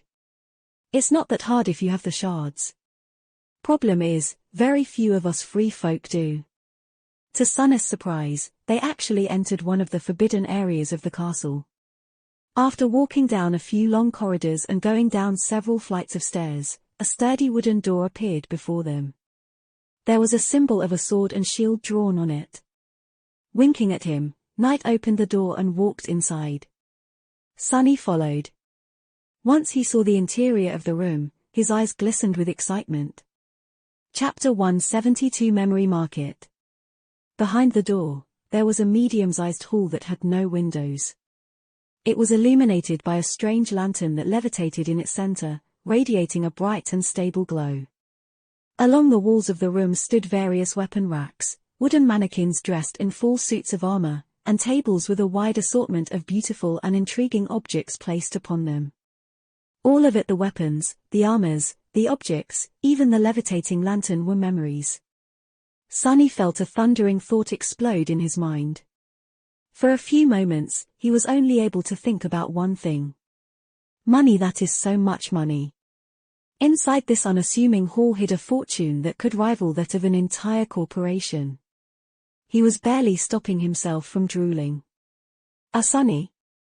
Brought back from his covetous stupor, Sunny blinked a couple of times and glanced at Kai. Huh? The beautiful archer hesitated for a moment, then said. I was saying, this is Stev. He is in charge of this place. Only now did Sunny notice that there was someone else in the room. It was a man that was old by the standards of the Dark City, nearing 25 or so. He had a round face and cheerful eyes, which were currently full of doubt and hints of disgust. His gaze, of course, was aimed at Sunny. Have you looked in the mirror, bastard? Apart from his extremely tall stature, there was one other special thing about Stev's appearance, and it was that he was fat. He was the first obese person that Sunny had met in the Dark City. Having a belly like that in a place like this must have required a lot of work, talent and dedication. He didn't know whether to be impressed or appalled. In any case, Sunny decided to not get on Stev's bad side. He wouldn't want to get eaten by this ogre, after all. Nice to meet you, Stev. I'm Sunny. The ample giant looked down at him, then glanced at Kai, and said in a strange voice. Night, my dear friend. Are you sure this dirty vagrant is a customer? Sunny frowned. Be civil, be civil. Hey, fat bastard. Are you sure that this dirty vagrant won't break every bone in that fat blob you have for a body? In the dead silence, both Kai and Stev stared at him with wide eyes. Then, Stev leaned back and let out a thunderous laugh. This little gremlin is a funny one, Night. Well, good. Very good. If there's one thing I lack in this cave, it's entertainment. Chuckling, he shook his head and said. Still, my goods aren't cheap, my dear friend Sunny. A good memory will cost you 12 shards, at least. Much more if you want something really useful. Are you sure you have the means to shop here in my emporium? How many shards can a slum rat like you have? Sunny blinked. I think there was a misunderstanding. Have you seen me? Do I look like someone who would ever be able to buy something from you? Of course not. I've never even absorbed a single soul shard. That should tell you how many of them I have. Kai gave him a strange look. Because of how confident Sunny had been while traversing the ruins, he must have assumed that his companion was sufficiently powerful. However, now he suddenly learned that Sunny had never absorbed any soul essence. With his ability to sense lies, the charming archer would know that it was the truth. Well, of course it was. He absorbed plenty of shadow fragments, instead. Sunny gave away that misleading secret on purpose. He didn't want Night to start questioning the amount of soul shards he was about to spend. Letting the archer think that he was too obsessed with wealth to expend any on increasing his power would, hopefully, lessen the impact a bit. Meanwhile, Sunny shook his head. No, no. Kai here is the one who'll be handing you the shards. I'm just here to point him at the right ones. I have an eye for good memories, you see. By which he meant that his eyes were literally capable of peering into the very essence of memories and discerning their true traits. But neither of them needed to know that. Stev scratched the back of his head. Ah well. In that case, take a look around. Ask me any questions if something catches your eye. Then he glanced at Night and scoffed. You could have just asked me for advice, you know. It's not like I can lie to you. Kai smiled with embarrassment. Oh. Yeah, sorry. When Stev walked away, he leaned to Sunny and whispered. So the favor you wanted from me is to pretend to buy a memory and then give it to you, so that no one knew that you have a hidden ace.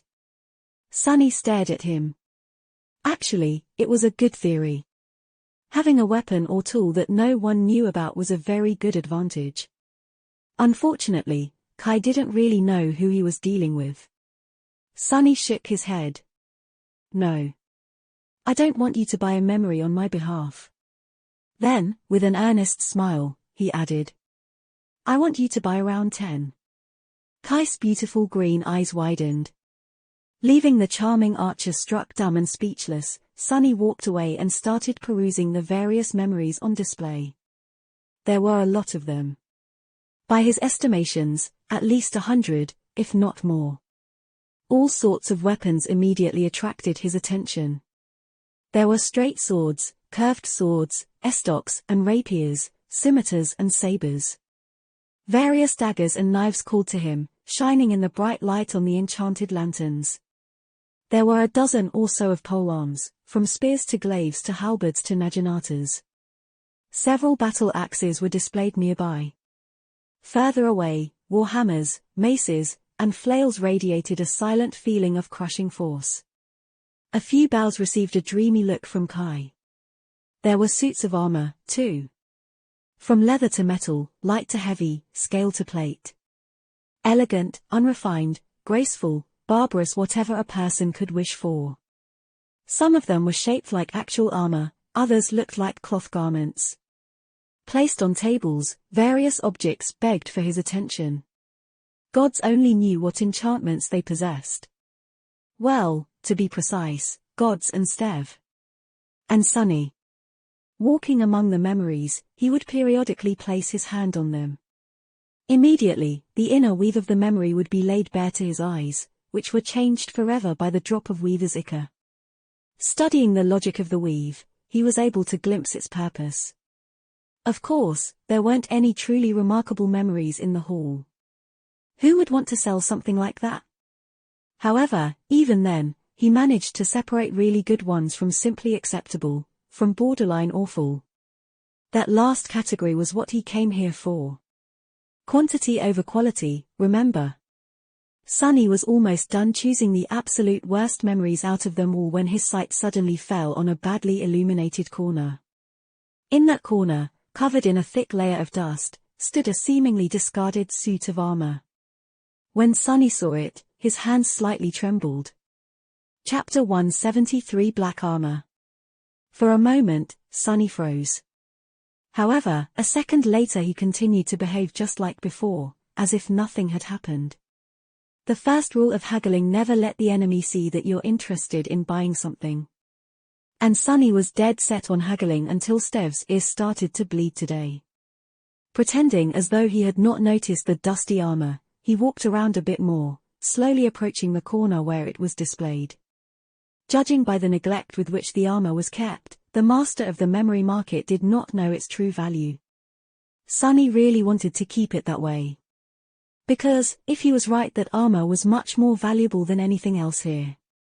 He didn't know for sure, but suspected that it was nothing short of a true treasure. Because he recognized it. The suit of ancient plate armor was jet black in color, its design intricate and solemn. It radiated a feeling of dark resolve and stalwart, adamantine grace. All parts of it were perfectly fitted to one another, creating an almost seamless barrier of impenetrable steel. Or rather, stone. Because the dusty armor was almost exactly the same as the one the stone saint was wearing. Of course, there were some differences. For starters, this one was somehow more impressive.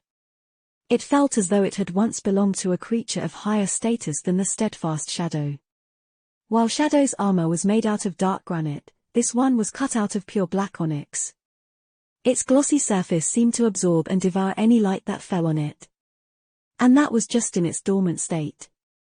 Once it was animated like that of the stone saint, who knew how fearsome it would become. Why was this treasure gathering dust in a badly lit corner of the memory market? Sunny frowned. Yes, he was most likely the only person in the dark city who had seen the formidable living statues up close. But still, everything about the onyx armor screamed of how incredible of a memory it was. What was it doing here, neglected and seemingly forgotten? He had a lot of questions. Finally, he managed to reach the armor without showing how interested in it he was. With a false expression of boredom on his face, Sunny raised a hand and absent-mindedly put it on the jet-black breastplate. A moment later, his mask of boredom almost cracked. His pupils widened. What he saw beneath the surface of the armor shocked him to the core. The weave of ethereal diamond strings inside it was on a completely another level from anything he had ever seen. It was much more complex and vast than even that of the puppeteer's shroud. Which was not surprising, considering that there were no less than 6 glowing embers connecting it all together. And those embers were much larger and brighter than those inside his current memories. Sunny gulped. In front of him, covered in dust, was an ascended memory of the sixth ear. Something that only a fallen terror could leave behind. Jackpot. His glee, however, did not last long. Almost instantly, Sunny noticed that there was something wrong with the weave of the onyx armor. It was damaged. Thousands of strings were torn apart, leaving the whole pattern broken and full of disharmony. Instead of flowing seamlessly, they floated in the darkness, untethered from each other and the nexuses. The whole thing was a mess. That's why he couldn't feel any logic or purpose in the weave. It was simply not there anymore. Sunny frowned. How could a memory stay damaged beyond repair? That didn't make any sense. Memories were supposed to repair themselves inside the soul sea as long as they were not completely destroyed. This rule was pretty much universal. It couldn't be broken. Unless a seed of understanding appeared in his mind. However, before Sunny could elaborate on his idea, Steph chuckled and put a giant hand on his shoulder. What an awesome armor, right, my dear friend Sunny? Saying that, he leaned forward and laughed. Throughout Sunny's exploration of the memory market, Steph had approached him several times to describe the most alluring qualities of his wares or simply to chat. He was obviously bored out of his mind in this windowless hall. Sunny stared at him and blinked a couple of times. If you only knew what kind of a priceless treasure this is, fool. Of all the pieces of crap in this market of yours, this one is by far the most outrageous. I can hardly believe that you had the audacity to show it to people. By which he meant that it was genuinely the best memory in this whole room, if not in the whole castle except for Gunlork's golden armor, of course. However, if it sounded as though he was blaming Steph for being shameless and trying to sell people an utter piece of crap, well, he couldn't do anything about that, right? Steph sighed. Usually, I would get into an argument and try to defend my inventory, but I can't really disagree this time. This armor, no matter how awesome it looks, is indeed absolutely useless. It has been here from long before I was put in charge of the market, actually. I even consider it to be a sort of mascot. Sunny scratched the back of his head. How come no one ever bought it? He was pretty sure that he knew, but needed to hear what was Stev's explanation to glean how much the giant man understood. Stev shrugged. Why would anyone buy it? Have you not noticed that it's made of stone? Like, actual stone. It's so heavy that not even Tessai can move under all the weight. Maybe an awakened would be able to, but to us sleepers, wearing this armor is pretty much like trying to walk around dressed in a mountain. And that stone is not that hard to break, too. He looked at the onyx armor and sighed. Actually, this armor has quite a story. It once belonged to a member of the legendary cohort that conquered this castle. Some even say that it belonged to the First Lord himself. Supposedly, it had an enchantment that made it much lighter back then. He looked at the armor with doubt. But when they were fighting some ancient terror, maybe the spire messenger who lived here, the armor was seriously damaged. Something went very wrong, the enchantment was broken, and it turned into a piece of stone. It's so damaged that even the spell can't make sense of it, simply describing it as unknown that, unknownness. Sunny had to force himself to not hold his breath. The stone saint was, supposedly, created by one of the unknown. It made sense that the armaments of her kind were, too. Regardless, it didn't matter that much. He was now pretty sure that he knew why the onyx armor was remaining in its dormant form and couldn't repair itself. It had to do with the difference between the sleepers and the awakened. Once a sleeper finished his trial by walking through a gateway, they would take the final step to becoming a true awakened. Their way of entering the dream realm would change, their aspect would unlock a second ability, and their core would evolve to the next rank. There was a quantitative jump in power, but most of the difference came from the qualitative one. Chapter 174 Shopping Spree. Just like dreamers gained the ability to perceive and interact with soul cores, awakened were able to interact with soul essence. By channeling it inside their bodies, they were able to utilize it more efficiently and achieve greater results. The ability to channel soul essence was also vital to unlocking the full potential of higher-rank memories. Besides the general rarity of such memories, there was another reason why legacy clans did not just equip their scions with weapons of tremendous power and let them sail to the gateway without meeting any resistance. It was because Sleepers simply had no way to activate powerful enchantments.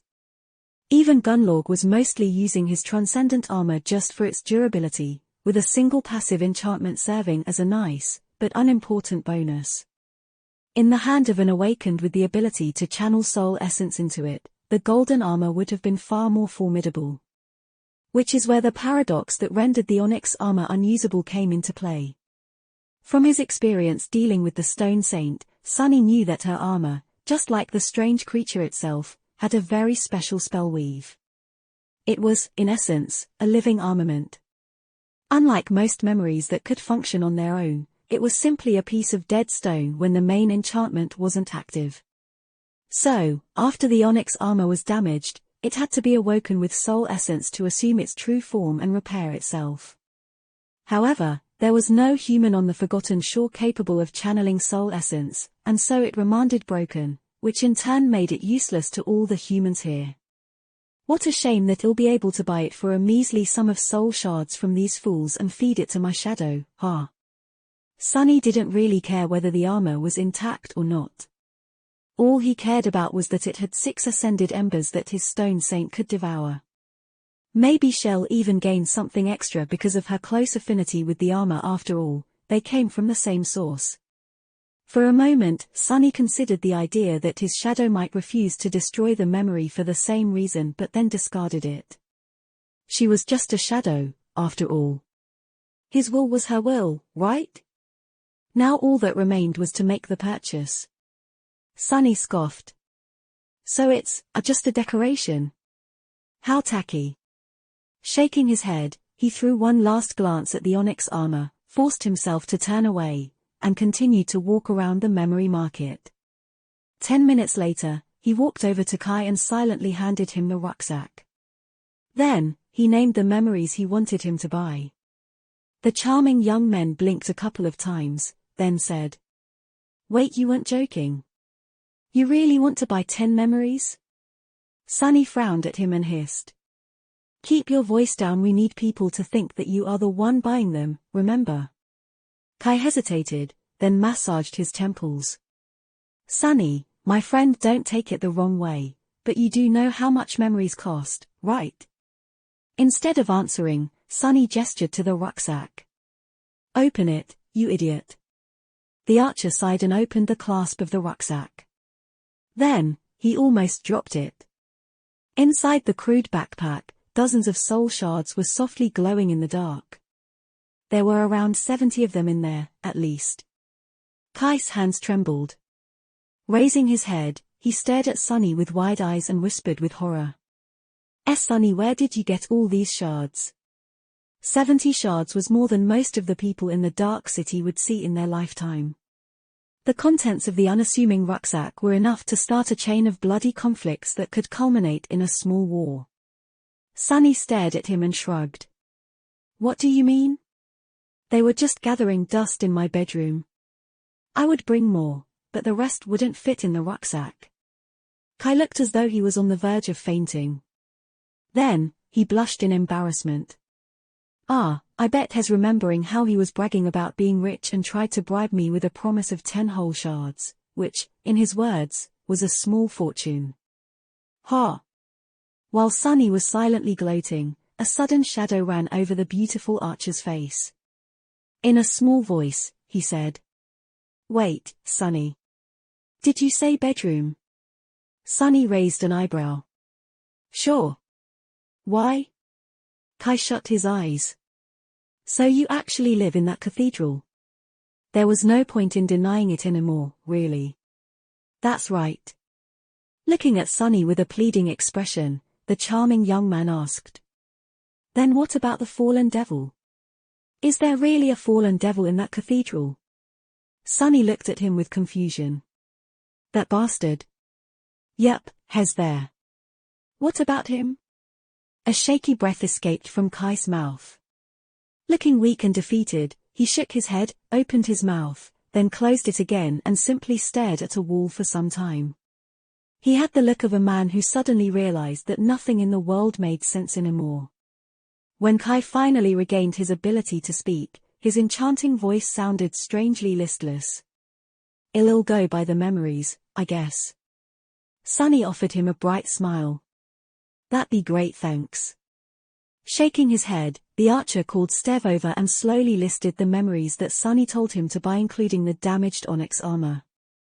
With each next one he named, Stev's expression grew weirder and weirder. By the end, he was almost green.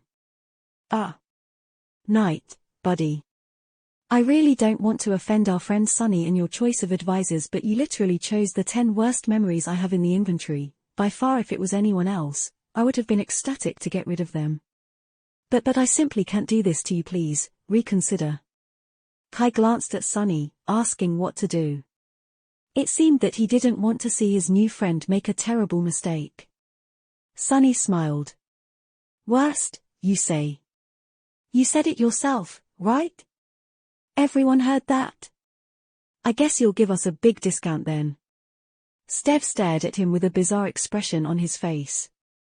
Then, he said, "I don't think you understand. When I say worst, what I mean is that they're trash, complete trash. You do understand what trash means, right?" Sunny shrugged. "Well, you know what they say. One man's trash is another man's breakfast. Wait, no. Another man's a treasure? Yeah, treasure. That's right." Sometime later, in an empty corridor of the Bright Castle, Kai took Sunny by the hand. A moment later, several sparks of energy traveled between them. Sunny tilted his head and listened to the silence. Soon, he heard the faintly familiar voice of the spell whisper. "You have received a memory. You have received a memory. You have received a memory." After the 10th announcement, everything grew quiet again. Sunny grinned. Just like that, he had gained 10 memories to feed to his shadow. He even managed to purchase a Tier 6 Ascended armor for the laughable sum of 7 soul shards. What a bargain. It's good to be rich. However, soon the grin disappeared from his face. Instead, something dark glistened in his eyes. It was time to have a talk with Nephis. Chapter 175 Reunion. On the way out of the castle, Kai was strangely silent. Sunny didn't mind, because he had a lot to think about. Going back to that lodge, there were a lot of things there that he had hoped to never see, feel, or experience again.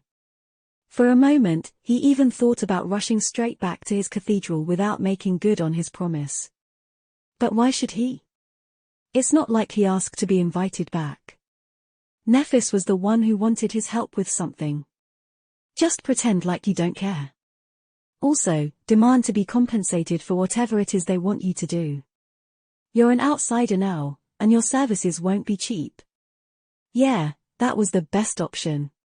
He wasn't going to agree to anything that didn't serve his own selfish interests. And there were a lot of things that Changing Star, with her thriving hunting party and following, could provide him with. There was this one thing in particular, something he really wanted to do, but couldn't on his own. Maybe they would be able to help him with that.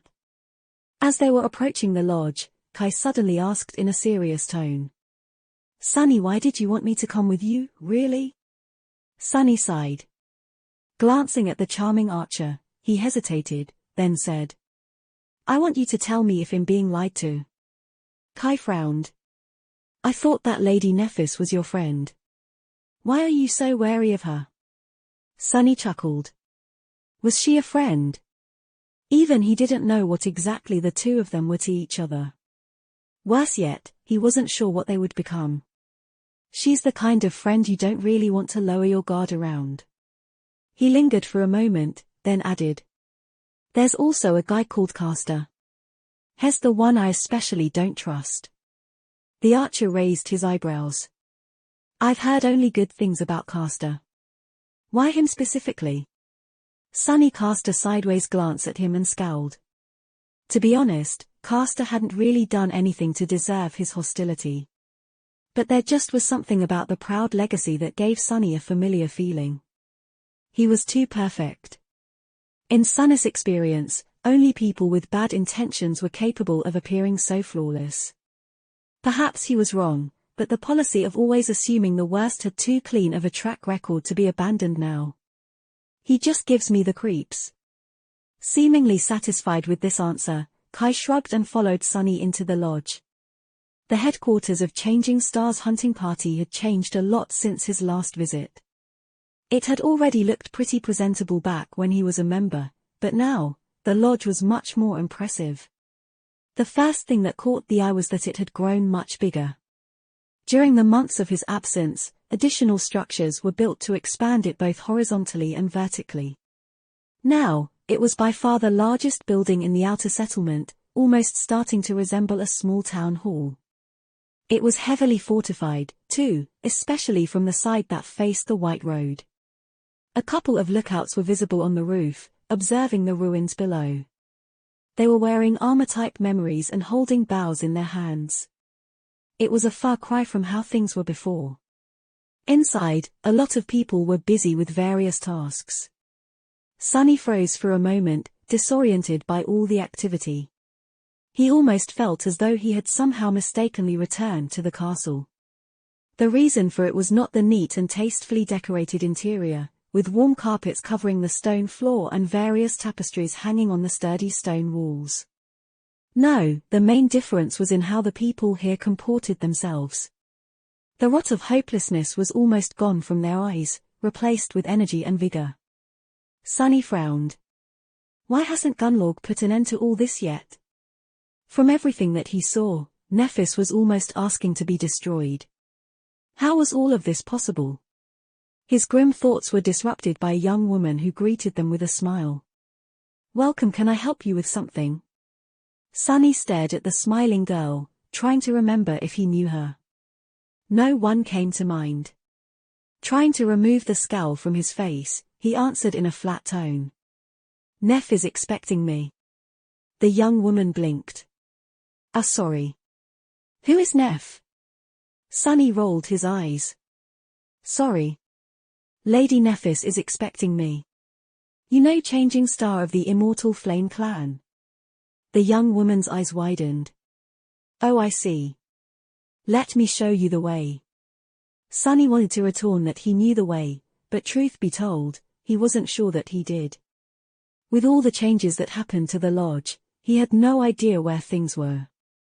On their way, they passed the tiny room that used to belong to him.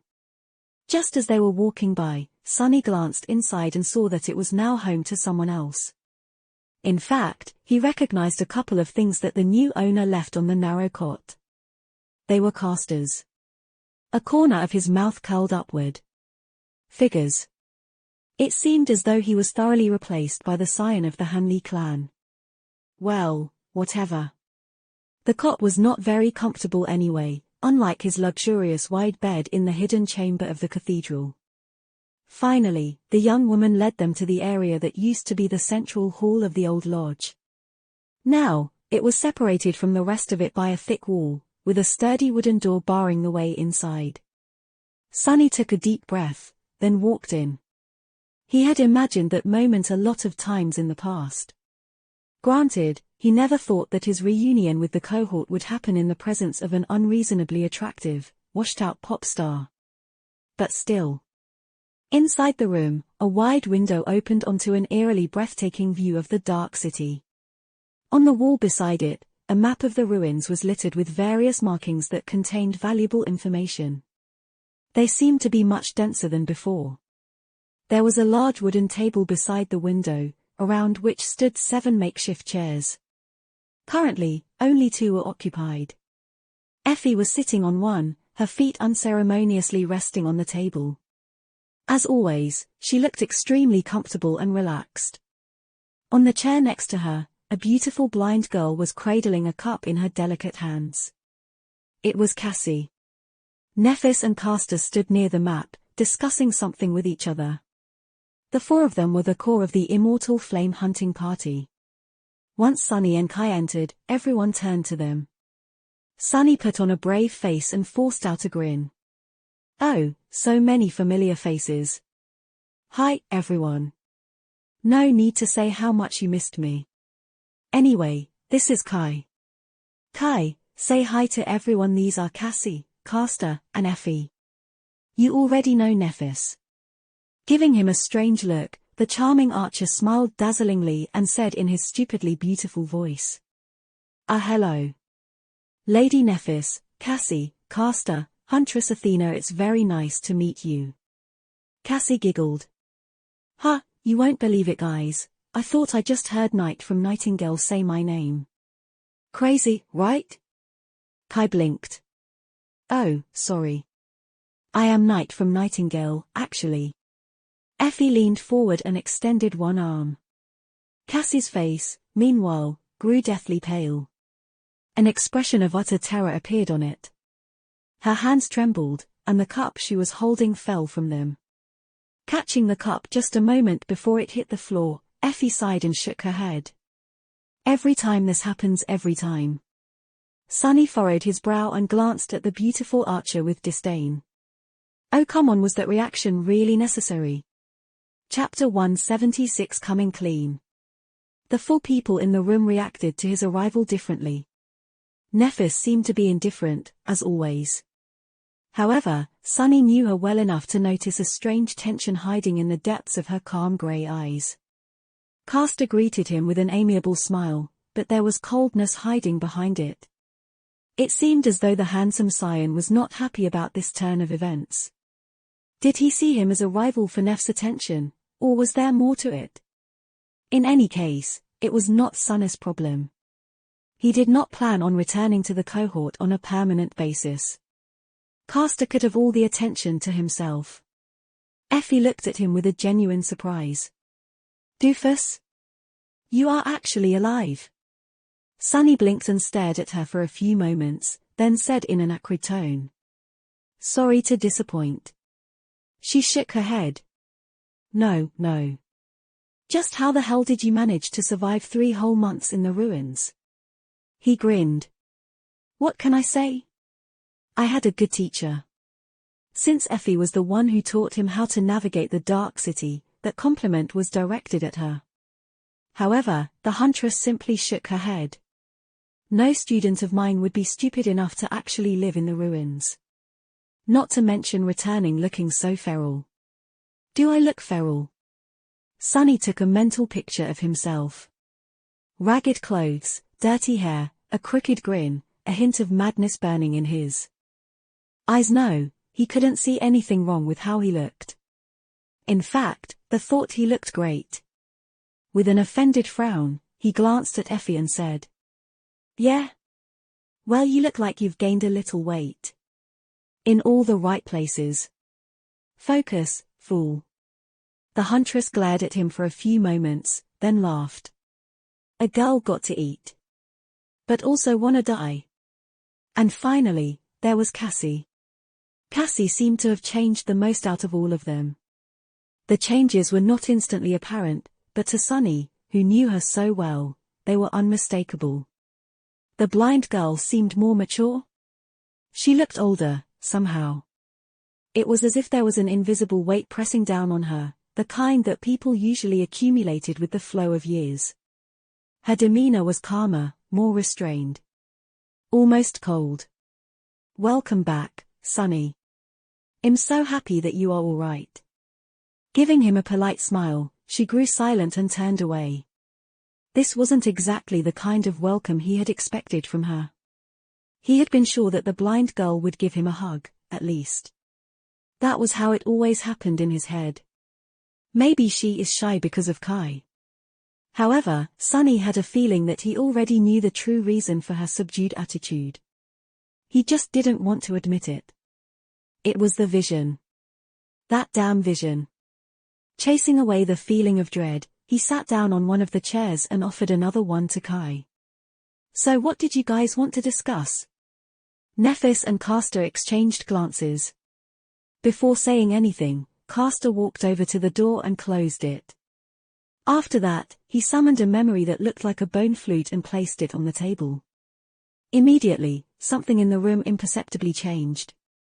Sunny raised an eyebrow. "What is that thing?" The handsome young man sat on a chair next to Changing Star and said, "This memory has an enchantment that creates a cone of silence. No one outside this room will be able to hear what we're talking about now." Ah. This fact alone was already enough to tell Sunny that they were going to discuss something that had to do with the Bright Lord, Gunlork himself. Suddenly, he felt an irrational desire to be anywhere else but in this brightly lit room. The wide window began to look very alluring. He sighed. "So, the Bright Lord is finally ready to obliterate you all." Can't say that I'm surprised. If anything, it's strange that he didn't make a move much earlier. Effie giggled. "Oh, did he ever?" Nephis glanced at her, making the huntress fall silent, and turned to Sunny. "You are right. The Bright Lord is indeed about to make a move. We have withstood his previous attacks, but they were just a rehearsal. A few provocations to test out strength. Now, he is ready to act in earnest. And that's why I need your help." Sunny raised his eyebrow. "How can a cockroach like me help the great and mighty Changing Star of the immortal Flame Clan?" Effie gave him and Nephis a strange look, then cleared her throat. "Don't take it to heart, Princess, but I sort of agree with Sunny. What can this little impa, no offense, Sunny do that we can't? I mean, he is a decent scout, but..." "Hey, offense taken." Changing Star smiled, then looked at Sunny. "Don't be misled by his act, Effie. Sunny might behave like a cowardly weakling, but in fact, he's the last person in the Dark City I would want to face in combat. He is far more dangerous than anyone thinks he is. Isn't it right, Sunny?" The smile froze on his face. A few moments passed in silence, with everyone staring at him. Finally, Sunny sighed. "Oh well. I guess the secret is out of the box. Surprise, everybody, I am actually not a weakling. Who could have thought?" Then, he glared at Effie and added in a mocking tone. "Oh. My mistake. Actually, everyone except for you already knew. It seems that you are." However, Neph interrupted him. "That's why he was able to survive 3 months in the ruins, just like he had survived 2 in the labyrinth. Sunny is an extremely formidable fighter." "Wow. Is she trying to flatter me? He's just a bit of a devious asshole. But that's exactly what makes him so dangerous." "I guess not." Looking at Effie, Sunny shrugged and smirked. "If you don't believe her, just ask Knight." Suddenly dragged into the conversation, Kai coughed, hesitated for a moment, and then said, "Ah yes, I can confirm. He is indeed a bit of an asshole." Sunny's face twitched. "Not that, tell them how I saved you." The charming archer fluttered his eyelashes with an innocent look, then added, "Oh, right. Indeed, Sunny saved me in the ruins last night. He is a very exceptional and resourceful individual." Sunny glanced at Effie with triumph.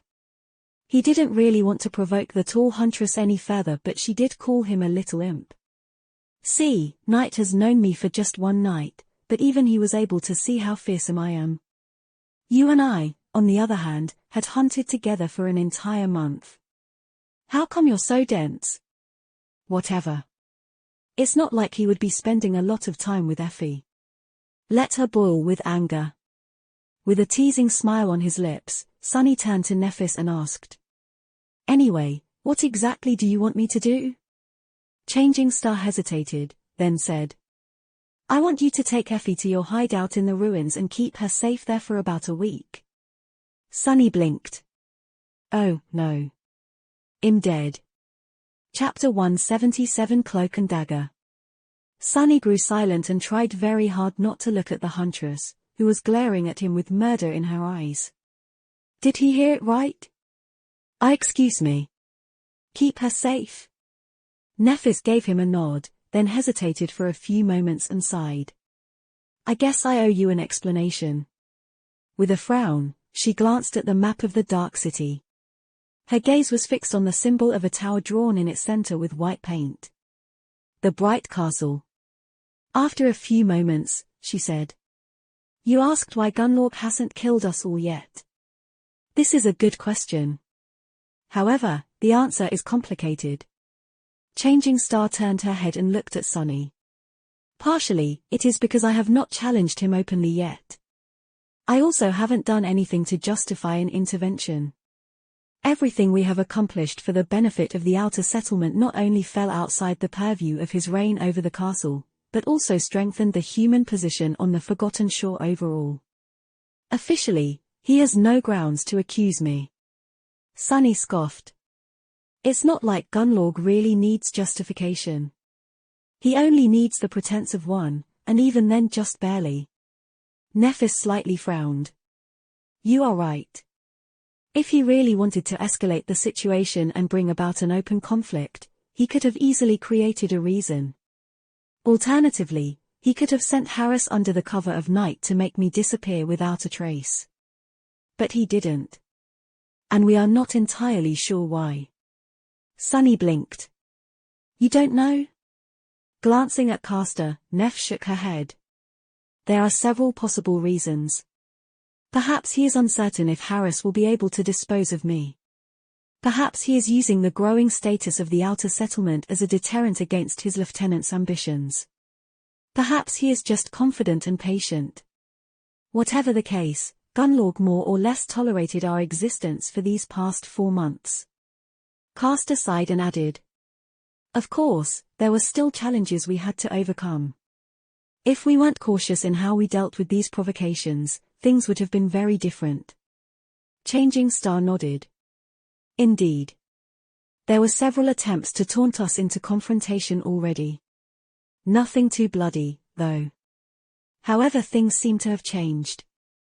We received word from the castle that Gunlorg is going to act against us soon. This time, he is aiming at one of my companions. The attack will be a serious one, and the target is Effie. Sunny glanced at the unruly huntress and raised his eyebrows. He had a lot of questions. Why her? Castor clenched his fists. It could have been any of us, really, but Effie, despite all my warnings, got into a rather vulgar argument with a bunch of guards who came into the outer settlement for some entertainment. Coincidentally, some of these guards went missing last night. No one knows what happened to them. Oops. Sunny was pretty sure that he knew exactly what had happened to them, though. After all, he was the one who killed them. But Castor didn't need to know any of this. Actually, I might know something about that, Kai suddenly said, smiling like an idiot. Who asked that fool to open his mouth? He tried to make the archers shut up with a murderous stare, but it was already too late. Kai enthusiastically went on to describe how he was kidnapped, put in the well, and then rescued by a mysterious stranger who turned out to be Sunny. Luckily, he was under the impression that the kidnappers were all slaughtered by the Black Knight, not realizing that Sunny was the one who had lured them into the cathedral in the first place after personally killing their leader. If Kai knew the full truth, things might have turned rather awkward. After he was done talking, Castor sighed. Thank you, this is a very valuable piece of information. Sadly, it doesn't change anything. Effie is still in danger. The Bright Lord is going to use her as a hostage and force Lady Nephis to challenge him. If she does, he will kill her. If she doesn't, Effie will die, and our reputation will be ruined. Either way, he wins. Sunny cast a sideways glance at Effie, who was still relaxed and seemingly undisturbed by the prospect of dying horribly in the dungeons of the Bright Castle. In fact, she was currently more interested in fishing out a piece of meat that was stuck between her pearly teeth and not paying Castor any attention. What a lunatic. Sunny thought with scorn, making his shadow shake its head at the irony of that statement. Turning to Nephis and Castor, he asked, "How do you know all this?" In fact, this question was moot. He already had the idea. To receive information about Gunlorg's plans, they had to have a spy in the castle. More than that, given the nature of that information, it had to be someone of considerable rank.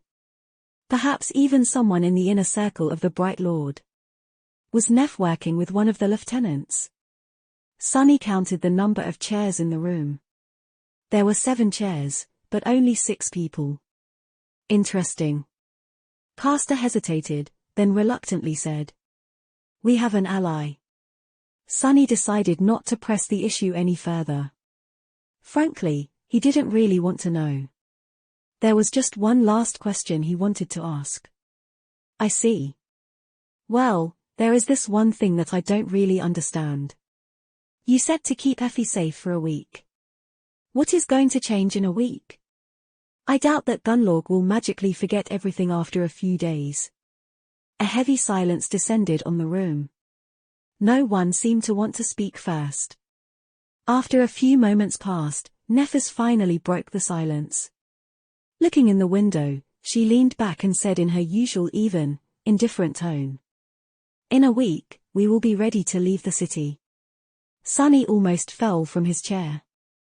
That was not what he had expected to hear. Chapter 178 Lost Expedition. Soon, another map was spread on the table.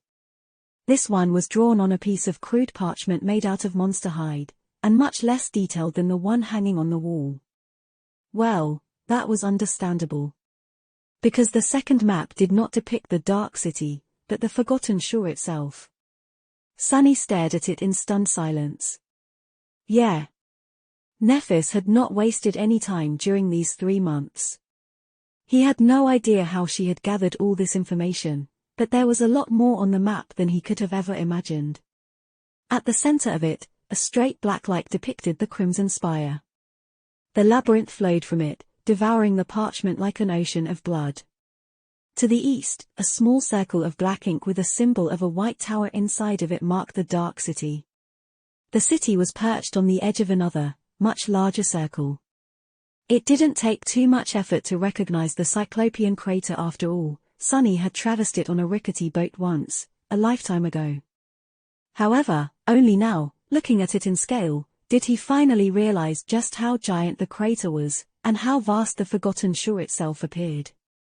Back on Earth, it would have been as large as a continent. The Dream Realm was indeed much bigger than their own planet, considering that just one of its numerous regions was this enormous. There were other symbols on the map that he didn't recognize. However, several of them attracted his attention especially. On the other side of the crater, almost exactly opposite the Dark City, a symbol of a tree depicted the Ashen Barrow. Some distance to the east of it, on a straight line, there was a mark in the shape of a red cross. Another red cross was drawn inside the crater just outside the eastern side of the Dark City. The third one was about a week's worth of traveling time to the north, near a symbol that looked like a grotesque, misshapen skull. The fourth one was halfway between the ruins and the Crimson Spire. The fifth one lay to the south, about the same distance as the third, drawn atop the symbol of an arching bridge. The last red cross was at the very edge of the parchment, far away to the south, beyond the labyrinth. Near it, 2 symbols were drawn. One was a crown, and the other one was a question mark. Sunny quickly realized what these crosses represented. They were the giant statues of the 7 forgotten heroes who had given the terrible oath to vanquish the darkness and created the Starlight Legion. The one to the east of the Soul Devourer was the statue of the knight that he had used as a shelter on his first night in the Dream Realm. The one near the walls of the city belonged to the woman whose hand had saved them from drowning in the dark sea on the night of their escape. The other 4 crosses, most likely, marked 4 more headless statues. But where was the 7th? Frowning, Sunny glanced at the map and said, "So let me get this straight. You want to leave the Dark City, cross the labyrinth, reach the edges of the Forgotten Shore and then return?" Nephis smiled. "Pretty much, yes." He sighed. "If we somehow survive the months of traveling through the labyrinth and actually manage to escape it, why the hell would we return?" The smile on her face withered. Changing Star lingered for a few moments, then pointed to the 3 symbols at the lower edge of the map: the red cross, the question mark, and the crown. The First Lord of the castle led an expedition to find the way out of the Forgotten Shore. This is where their trace disappeared. From what we were able to learn, an unassailable mountain chain blocks the path to the south. They ventured into the mountains and never returned. Nothing but death awaits us there. Sunny scratched the back of his head. So you aren't really looking for a way out, you're looking for the remains of the cohort of sleepers that had conquered the castle 15 years ago. Neff nodded. There is an item that they took away from the castle. If we find it, we'll have a chance in the fight against Gunlorg. Sunny frowned. He felt as though she was not telling him everything. Maybe what little trust remained between them was not enough to share those secrets. Maybe she didn't want someone else in the room to hear them. But then again, he didn't really care. Changing Star's business was her own. Sunny was just here as a potential mercenary. As long as the reward was worth it, he was ready to not ask any questions. Provided that not knowing the answers was not going to get him killed, of course. Feeling his hesitation, Nephis added. The way to the mountains is not as dangerous as you think. There is a method we can use to reach them comparatively safely. But once we're there, that's where we'll need your talents. Having you with us will make a lot of things easier. Sunny looked at her with doubt. How do you know all this? It's not like there's anyone in the Dark City who was alive back then. Nephis shrugged. There isn't, but there are stories. Some written evidence. However, most of this we have learned from Cassie's visions. She gave the blind girl a warm look. Cassie has helped us a lot. Sunny had to think. If Changing Star made this plan, it meant that she had good reasons to believe that it was doable. Of course, there would be danger. Nothing on the Forgotten Shore was ever safe or easy. But there was a rare opportunity in all of this, too. He felt very tempted to leave the ruins for a few months in the company of an extremely formidable cohort. Outside the walls of the Dark City, nightmare creatures were generally of a lower rank than those inside. The efficiency of his hunting would be much higher, which would land him more shadow fragments and memories to feed to the Stone Saint. Especially if powerhouses like Nephis, Effie, and Castor were fighting alongside him. But more importantly, if Cassie was there to warn them of the dangers that they had no business trying to fight. He never forgot how many times her affinity to mysteries and revelations had saved their lives in the past. Like on that awful night when they had summoned a terrifying mimic from the depths of the Dark Sea. With a true seer accompanying them, the most harrowing thing about the labyrinth, the cursed black waters, were not as unknowable and thus deadly anymore. So he was not immediately against the idea, more so because he would be additionally compensated for the efforts. But there was something else that he had to consider. Looking up, Sunny glanced at the people gathered in the room and cleared his throat. I would like to talk to Nephis alone. Please. Most of them just stared at him without moving. Castor, especially, did not seem happy about the prospect. What is it about him and Neph? Why is he so possessive? But after Changing Star gave them a look, they reluctantly stood up and left the room one after another. Soon, Sunny and Nephis were left alone. He hesitated for a long time before finally speaking. His voice was raw and hoarse. Neph, why are you doing this? Why are you trying to pull me back? Don't you know how this all will end? She watched him silently for a while with an inexorable expression. Then, she simply said. Because there's only two people I trust in this world, Sunny. One is Cassie. The other one is you. I only trust you to have my back. He couldn't help but laugh bitterly. Have your back? Neph, you know what awaits the two of us in the future. This story won't have a happy ending. There'll be only sorrow, pain, and rage. Remember. Changing Star lingered for a few moments. Her face was calm and firm. When the silence became almost overwhelming, she finally answered. Life is not a story, Sunny. It only ends when you die. He smiled crookedly, not knowing how to answer. So? Will you help me? Sunny sighed and stood up, glancing at the map of the forgotten shore one last time. I don't know. I need some time to think. I'll take Effie and keep her safe for a week. You'll have the answer once we meet again. She nodded, accepting that condition. Turning around, Sunny forced himself to appear nonchalant and left. As soon as the door closed behind him, his expression changed. Damn, I forgot to discuss my compensation. It would look really silly if he went back now, right? Right? The shadow palmed its face, once again lamenting the stupidity of its master.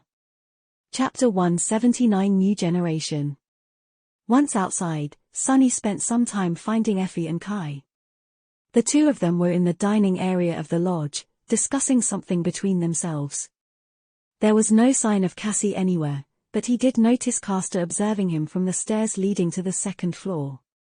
Is she avoiding me? Somewhat disappointed, Sunny landed on a chair next to the two locals he had come to know and gave them a dark look. What, the two of you know each other? Kai smiled. Who doesn't know Huntress Athena? We had a few brushes in the past. Deciding not to inquire what type of brushes he was talking about, Sunny sighed and asked. Does she know about that peculiar flaw of yours? The charming young man blinked AC. Equal of times, they said with confusion. I guess so. I don't make a secret out of it. Great. Of all the people in the world, he got stuck with two weirdos who had no qualms about telling every random stranger about their most hidden vulnerability. Well, if he had a flaw like Kais, he wouldn't worry about it too much either. Lucky bastard. Since there was no point in pretending anymore, Sunny simply asked. Well, was anyone in that room lying? Effie grinned. Ah, so that's why you dragged Knight along. Paranoid much? Sunny would love nothing more than to ignore that question, but unfortunately, his own flaw was much more restrictive than Kais. Not at all. In fact, I think that I'm exactly as paranoid as a person should be. By which I mean extremely, of course. Saying that, he looked at the charming archer with expectation. Kai hesitated for a few moments.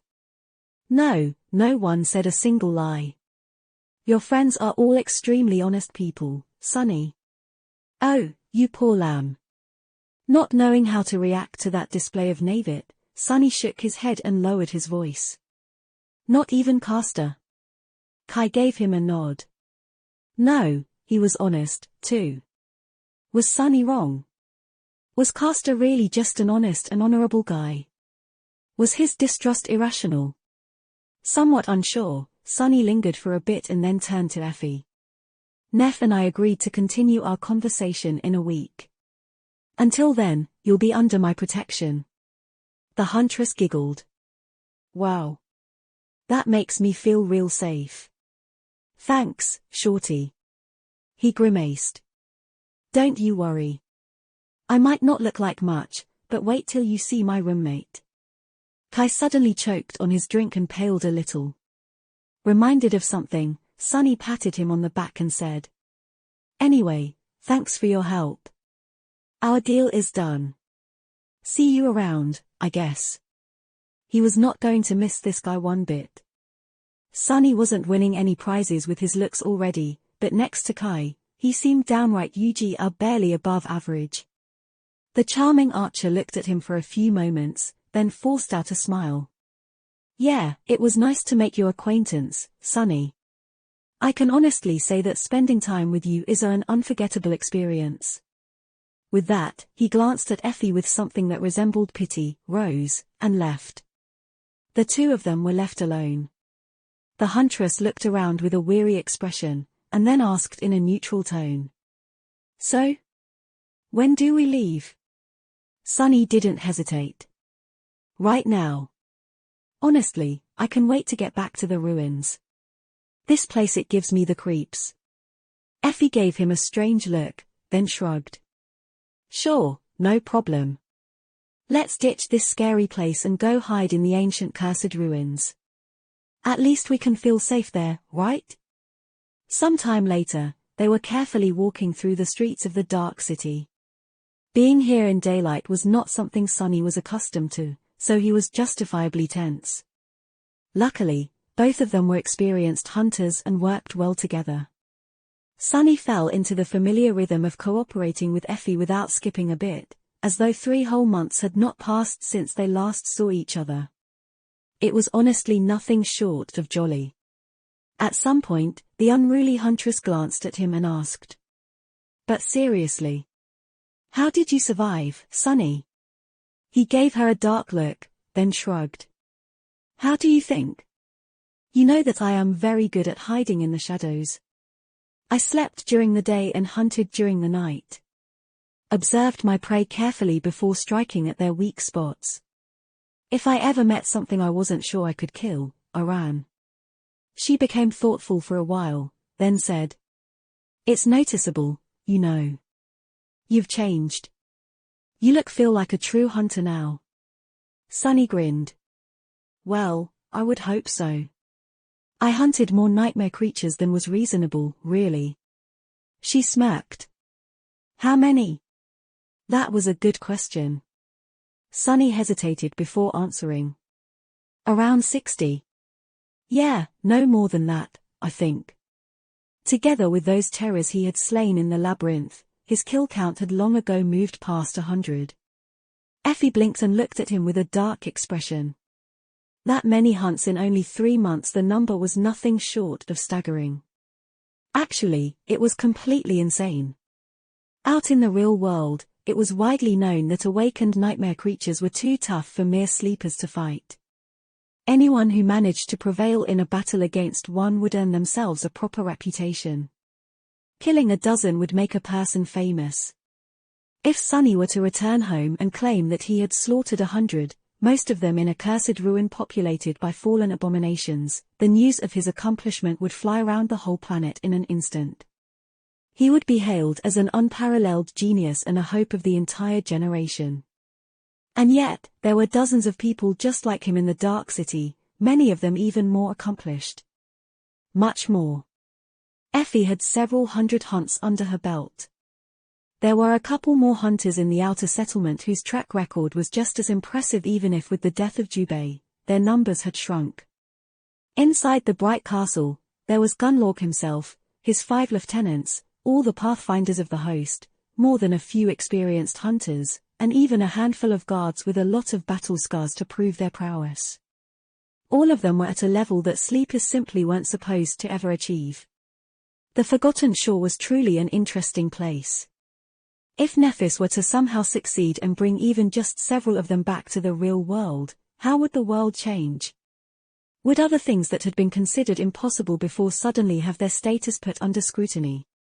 Was it the reason why the spell gave her the name Changing Star? Was Neph destined to not only create change, but also be the catalyst of it? Consumed with these thoughts, Sunny walked through the cursed ruins. Soon, a familiar shape of the cathedral appeared before his eyes. Looking at it, Sunny shuddered. He had been honest when he told Effie about how he managed to survive all this time. However, he had failed to mention how close he came to dying in the process. The memory of his first visit to the cathedral, and its consequences, was something he really liked to avoid.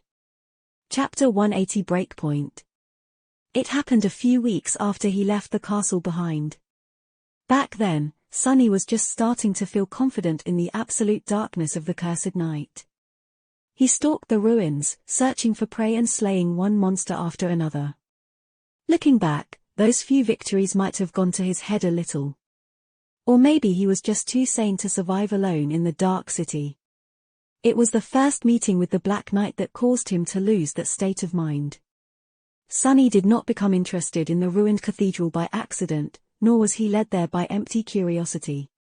In fact, he had noticed something strange about the ancient temple and decided to explore it after careful consideration. Because the thing he saw was too alluring to ignore. At dawn, for a few short minutes, he could see a weak, ethereal golden glow emanating from the dark cathedral. The same golden glow he had seen twice before.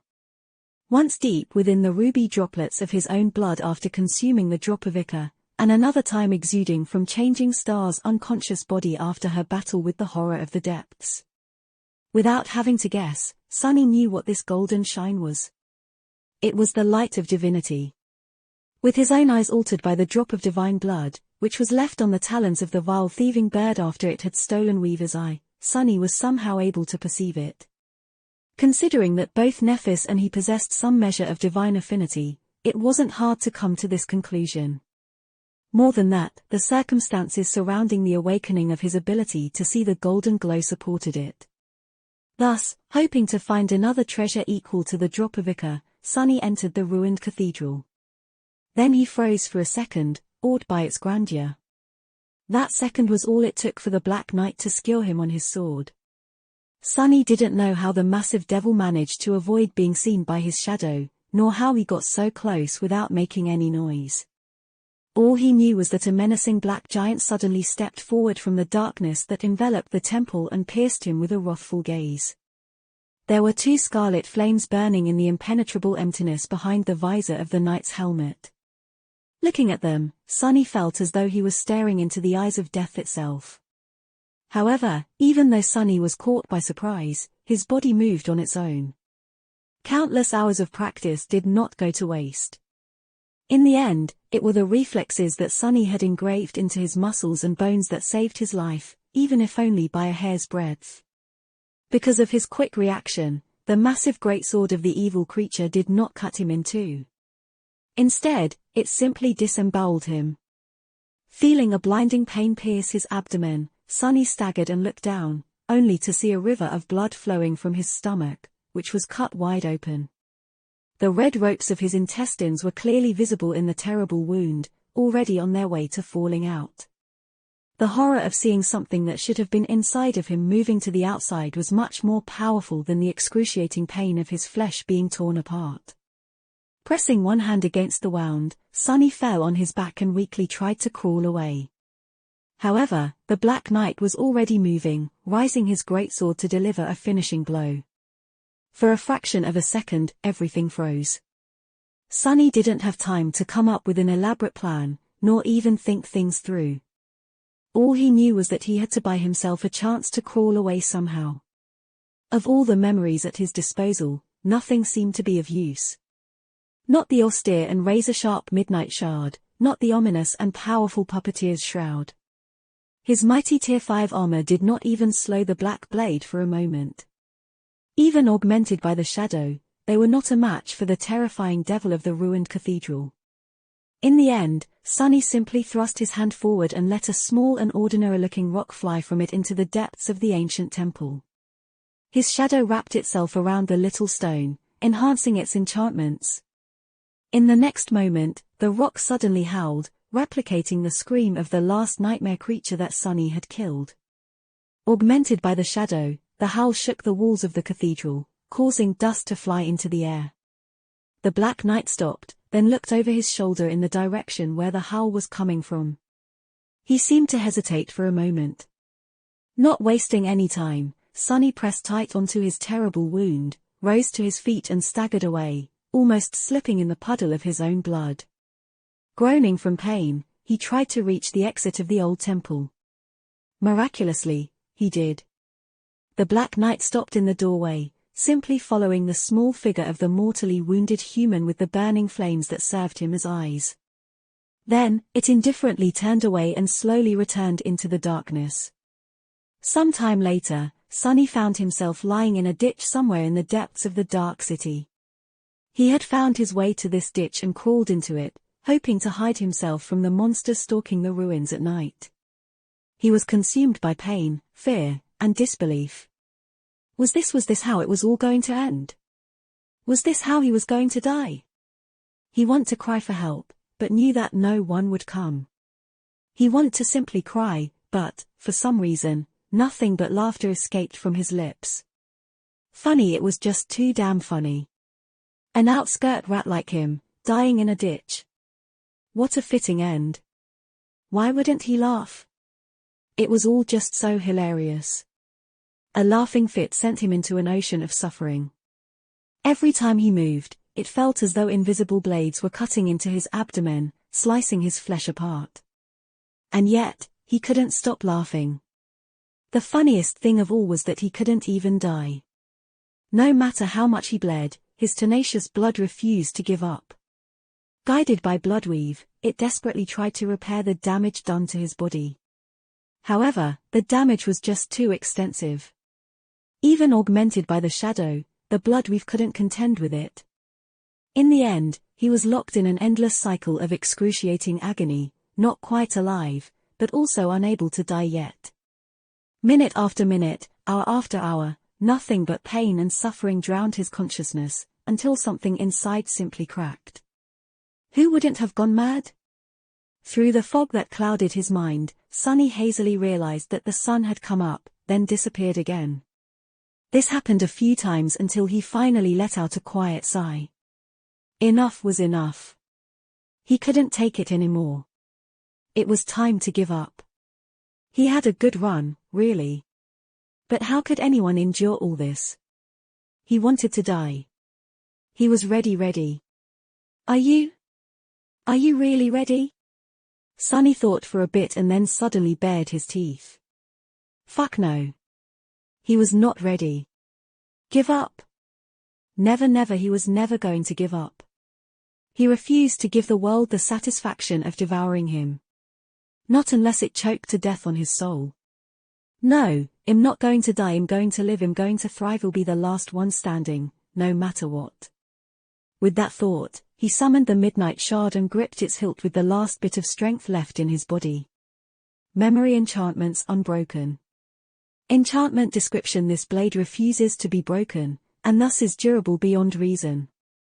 It will greatly enhance the power of its wielder when they are close to death, however only if the wielder is still unwilling to surrender. Responding to his vicious promise, the ancient blade finally opened the gate to the well of power hiding somewhere deep within his soul. Instantly, a torrent of energy filled his body with dark resolve. The power given to Sonny by the Midnight Shard enhanced the healing factor of Bloodweave, allowing it to just barely keep him from slipping over the edge of death while it slowly began to repair his ravaged body. And as long as he was almost dead, the effect of Unbroken continued to feed Bloodweave with power, creating another cycle. A virtuous cycle. A cycle of unbroken will to survive. This was how Sonny was able to live through his first encounter with the Black Knight. However, while his body eventually healed, the wound dealt to his mind remained. Days later, after Sonny finally crawled from that ditch, he was never quite the same. And he never forgot the debt he owed to the Black Knight. One day, he was going to kill the bastard, no matter the cost. And now, approaching the cathedral months later in the company of Effie, Sonny felt like that day was drawing closer. Perhaps he really should agree to participate in Neff's expedition. As long as she helps him repay that debt. There was a lot to think about. Effie's voice tore him away from these thoughts. Sonny. Are you all right? He shook off the harrowing memories, hesitated for a bit, and then smiled. Of course, never been better. Here we are, by the way. Welcome to my humble palace. The huntress looked at the grandiose cathedral with doubt. Here? You live here? Sonny remembered his first nightmare and shrugged. What can I say? I have a weak spot for ancient temples. Chapter 181 Rules of Hospitality. Effie regarded the cathedral for some time, then glanced at Sonny with doubt. I know for a fact that nothing comes out alive from that temple. Are you sure that this is where you live? With a carefree smile, Sonny shrugged. The fact that Effie knew about the danger hiding inside the ruined church did not surprise him. Even if it was situated outside of her usual hunting grounds, she had extensive knowledge of the Dark City, some from her own exploration, some from sharing information with other hunters. Dead tired and longing to return to the peaceful silence of his home, he didn't waste any time and told her about the Black Knight who guarded the cathedral. The unruly huntress scratched the back of her head. So there's a fallen devil inside. He's the roommate you were talking about. Sonny gave her a nod. The bastard endlessly patrols the ground floor and kills anything that comes through the doors. However, If we enter through the roof and stay hidden, we can reach my living quarters without any problem. More than that, nothing will bother us once we're there, because the bastard never comes that way and obliterates anything that tries. Effie was silent for a while, then grinned. So, you basically have a devil for a butler. Pretty smart. Sunny chuckled. Was that a compliment? For a doofus like you. Ah, there it is. Once they climbed up to the roof, there was a slight problem. Sunny failed to consider that the hole in the tiles that he used to enter the cathedral, while wide enough for his small frame, would be too tight for the tall and robust huntress to crawl through. Looking at the narrow gap between the massive plates of dark marble, Effie gave him a gloomy look. However, before Sunny could come up with an alternative plan, she simply bent down, grabbed one of the incredibly heavy plates, and moved it aside. The words died on his lips. Strong. So strong. I wonder who is stronger, she or the stone saint. Honestly, he wasn't sure.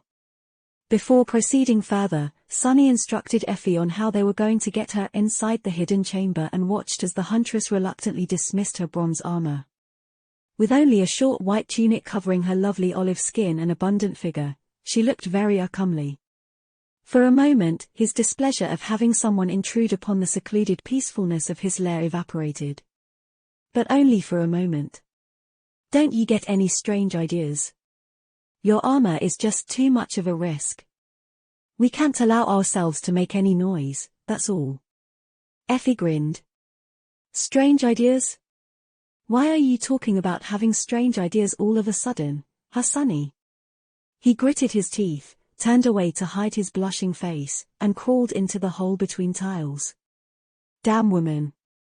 Once they landed on the support beam of the cathedral, Sunny guided Effie's hands to rest on his shoulders. Although the sun was still high in the sky, there wasn't any sunlight around them. Only the floor of the ancient temple beneath them was bathed in it. But even then, large areas of the grand hall were drowned in deep shadow. Only it wasn't really shadow. It was darkness. Not one born from the absence of light, but true darkness, one which even his sight could not pierce. Sunny didn't know if it was summoned here by the Black Knight or simply obeyed him, but this was how the bastard had managed to sneak up on him unnoticed back when they first met. In any case, he had to guide Effie across the beams of the cathedral. One wrong step, and they would plunge to their deaths. What a bother. Feeling rather awkward because of how close their bodies were to each other, Sunny quietly sighed and took a step forward. It was hard to concentrate. Strange ideas. Who's having strange ideas? Not me. A few minutes later, they reached the hidden balcony behind the statue of the unknown goddess. Despite the fact that nothing out of the ordinary had happened, Sunny was rather on edge. Something told him that this was going to be a really long week. Once they entered his hidden chamber, Sunny informed Effie that she was free to create light and speak. Not wasting any time, the unruly huntress summoned a radiant memory and looked around with curiosity. The beautiful and spacious room that had once belonged to the priestess of this ancient temple was suddenly flooded with soft light. The intricate engravings on the walls created an atmosphere of sanctity and elegance. Here and there stood various pieces of furniture, most made out of opulent pale wood, with a few mismatched pieces that Sunny had scavenged from the ruins. Effie whistled. Have to give it to you, Sunny. You sure know how to live in style. Who would have thought? He smiled. Jealous. She sighed. The important thing is that even if Gunlord tracks us here, none of his people would be able to enter. So we're indeed safe. Slightly disappointed, Sunny shrugged. Well, make yourself at home. I'll show you the back exit and other stuff later. With that, he furtively glanced around and tried to quickly hide a few things from sight to make his home more presentable. If he had known that there was going to be a guest here, he would have cleaned up the mess a little in advance. Not that Effie paid it much attention. She walked around with curiosity, studying the engravings on the walls and ancient furniture. But then, suddenly, Sunny heard a loud giggle coming from behind. Turning around, he saw Effie standing in front of the wardrobe hidden behind a stone panel. The wardrobe was currently open, showcasing the garments left behind by the priestess. The huntress looked at him with a strange smile. Why is she staring at me? What? Effie shook her head. No, nothing. It's just Sonny, when I first saw you, I thought look at this tiny boy, he's just like a toy, you just want to dress him up like a doll and play with him. Sonny blinked a couple of times, then scowled angrily. Who are you calling tiny? I'm not tiny in any way, you beanpole. Not paying him any attention, the huntress glanced at the wardrobe and giggled again.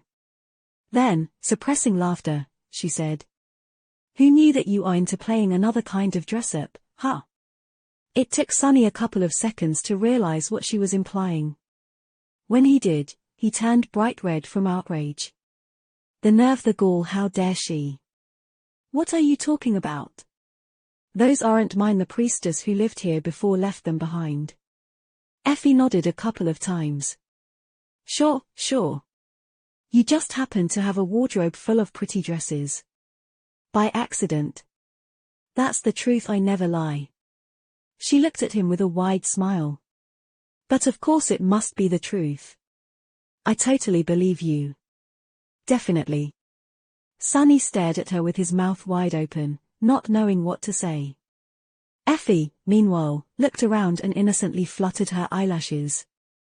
But, Sonny, we have another problem. Gritting his teeth in irritation, he snapped. What is it? She lingered for a few moments, then said teasingly. There's only one bed. Ah, what a predicament, whatever should we do? Sonny glared at her for a long time, then spat. You take the damn bed, I'll sleep on the floor. With that, he turned away and tried to take a deep breath. Why did I ever agree to this? Women, damn women, they are the true terror. Indeed, this was going to be a very long week. Chapter 182, Dinner Time. After Sonny calmed down a little and had time to think about it, he realized that things weren't as bad as he had thought. Yes, living this close to the rambunctious huntress was a very special kind of trial, especially due to how much joy she seemed to derive from tormenting him, but there was one redeeming aspect to all of this aside from the fact that he would get to constantly feast his eyes on. Wait, back to the topic. It was that Sonny was a nocturnal creature. He didn't have to sleep on the cold floor or interact with the vigorous huntress that much, because he would be asleep during the day and out hunting during the night. The window of time when they would both be awake and stuck in the hidden chamber together was not that large. More than that, Effie had brought enough food to satiate her unnatural hunger in that bottomless bag of hers, so he didn't even have to feed her. So hosting her was not going to be as bothersome as he had initially assumed. After showing the huntress around and enduring several more good-natured jabs, he finally had some time to himself. Finally. Sitting down in a remote corner of the chamber, he closed his eyes and dove into the soul sea. As always, the tranquil sea met him with calming darkness and peaceful silence. Not paying any attention to motionless shadows that stood at the edge of the visible part of it, not even to gaunt and pitiful Harper, he walked over and stood beneath the black sun of his shadow core. Then, Sonny summoned the stone saint. Hey there, darling. Guess what? I brought dinner. Before commanding the memories he had purchased with the help of Kaidown, he quickly glanced at the runes surrounding the taciturn monster. Shadow Stone Saint. Shadow Rank Awakened. Shadow Class Monster. Shadow Attributes Battle Master, Stalwart, Spark of Divinity. Shadow Fragments 6200. Only 6 fragments, and she was already so strong. He couldn't wait to see his monster grow even more ferocious. Not wasting any more time, Sonny summoned the first memory, a strange sword with a stupid amount of useless gems embedded into its blade, for some idiotic reason, and handed it to the shadow. She took the sword without showing any emotion and ruthlessly shattered it with her gauntlets. Your memory has been destroyed. Sonny made a face. Why thank you, spell, I wouldn't have guessed if it weren't for you. So helpful. Two torrents of ethereal sparks entered Stone Saint's body and were absorbed by the dark embers burning in the depths of the living shadow that hid in her body. Stone Saint has grown stronger. Was it just him or did the spell sound a bit hurt? Well, tough. I didn't hear you complaining when Neff was promising to rip you to shreds. He grinned and glanced at the runes again. Shadow Fragment 7200. Satisfied, Sunny summoned the next memory. The process repeated itself. Stone Saint has grown stronger. Stone Saint has grown stronger. Stone Saint has grown stronger. As the number of shadow fragments saturating the core remnants inside his pet monster grew, his mood continued improving. This was the best feeling ever.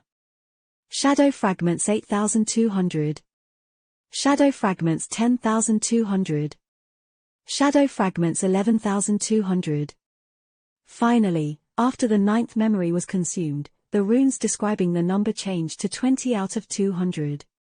The Stone Saint looked considerably stronger already. Remembering the changes that happened to his own body after his first few kills, Sunny could more or less gauge how much her condition has improved. The increment wasn't really that substantial, but in battle, the tiniest advantage could often decide everything. Especially considering that it was going to be doubled by the augmenting effect of his indispensable, but impudent shadow. All of this was just a prelude, anyway. The main event was yet to come. Full of anticipation, Sunny called the onyx armor down. If his calculations were correct, this relic alone should give the Stone Saint 12 shadow fragments, almost as much as the 9 lesser memories combined. The jet black suit of ancient plate armor appeared in the air in front of him. Surrounded by the lightless vastness of the silent sea, the feeling of dark grace it emanated was even more pronounced. Sunny clicked his tongue.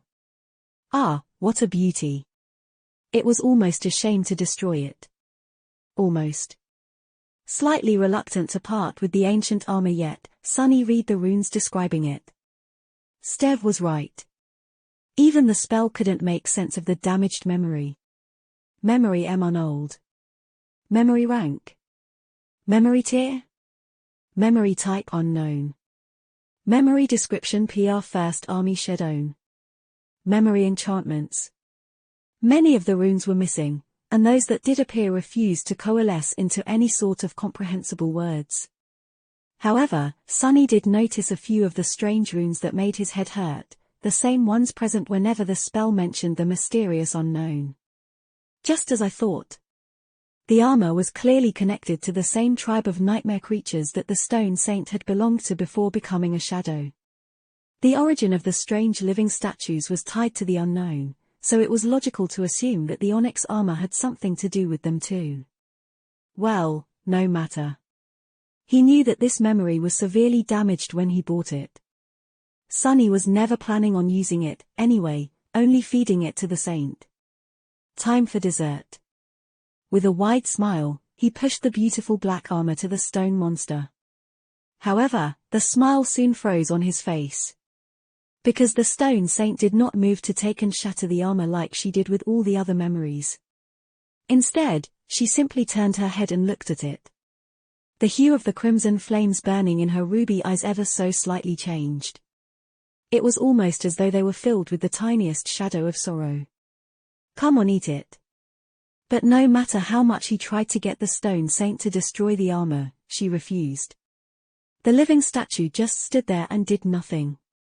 After a while, disappointed, Sunny stared at the onyx armor and sighed.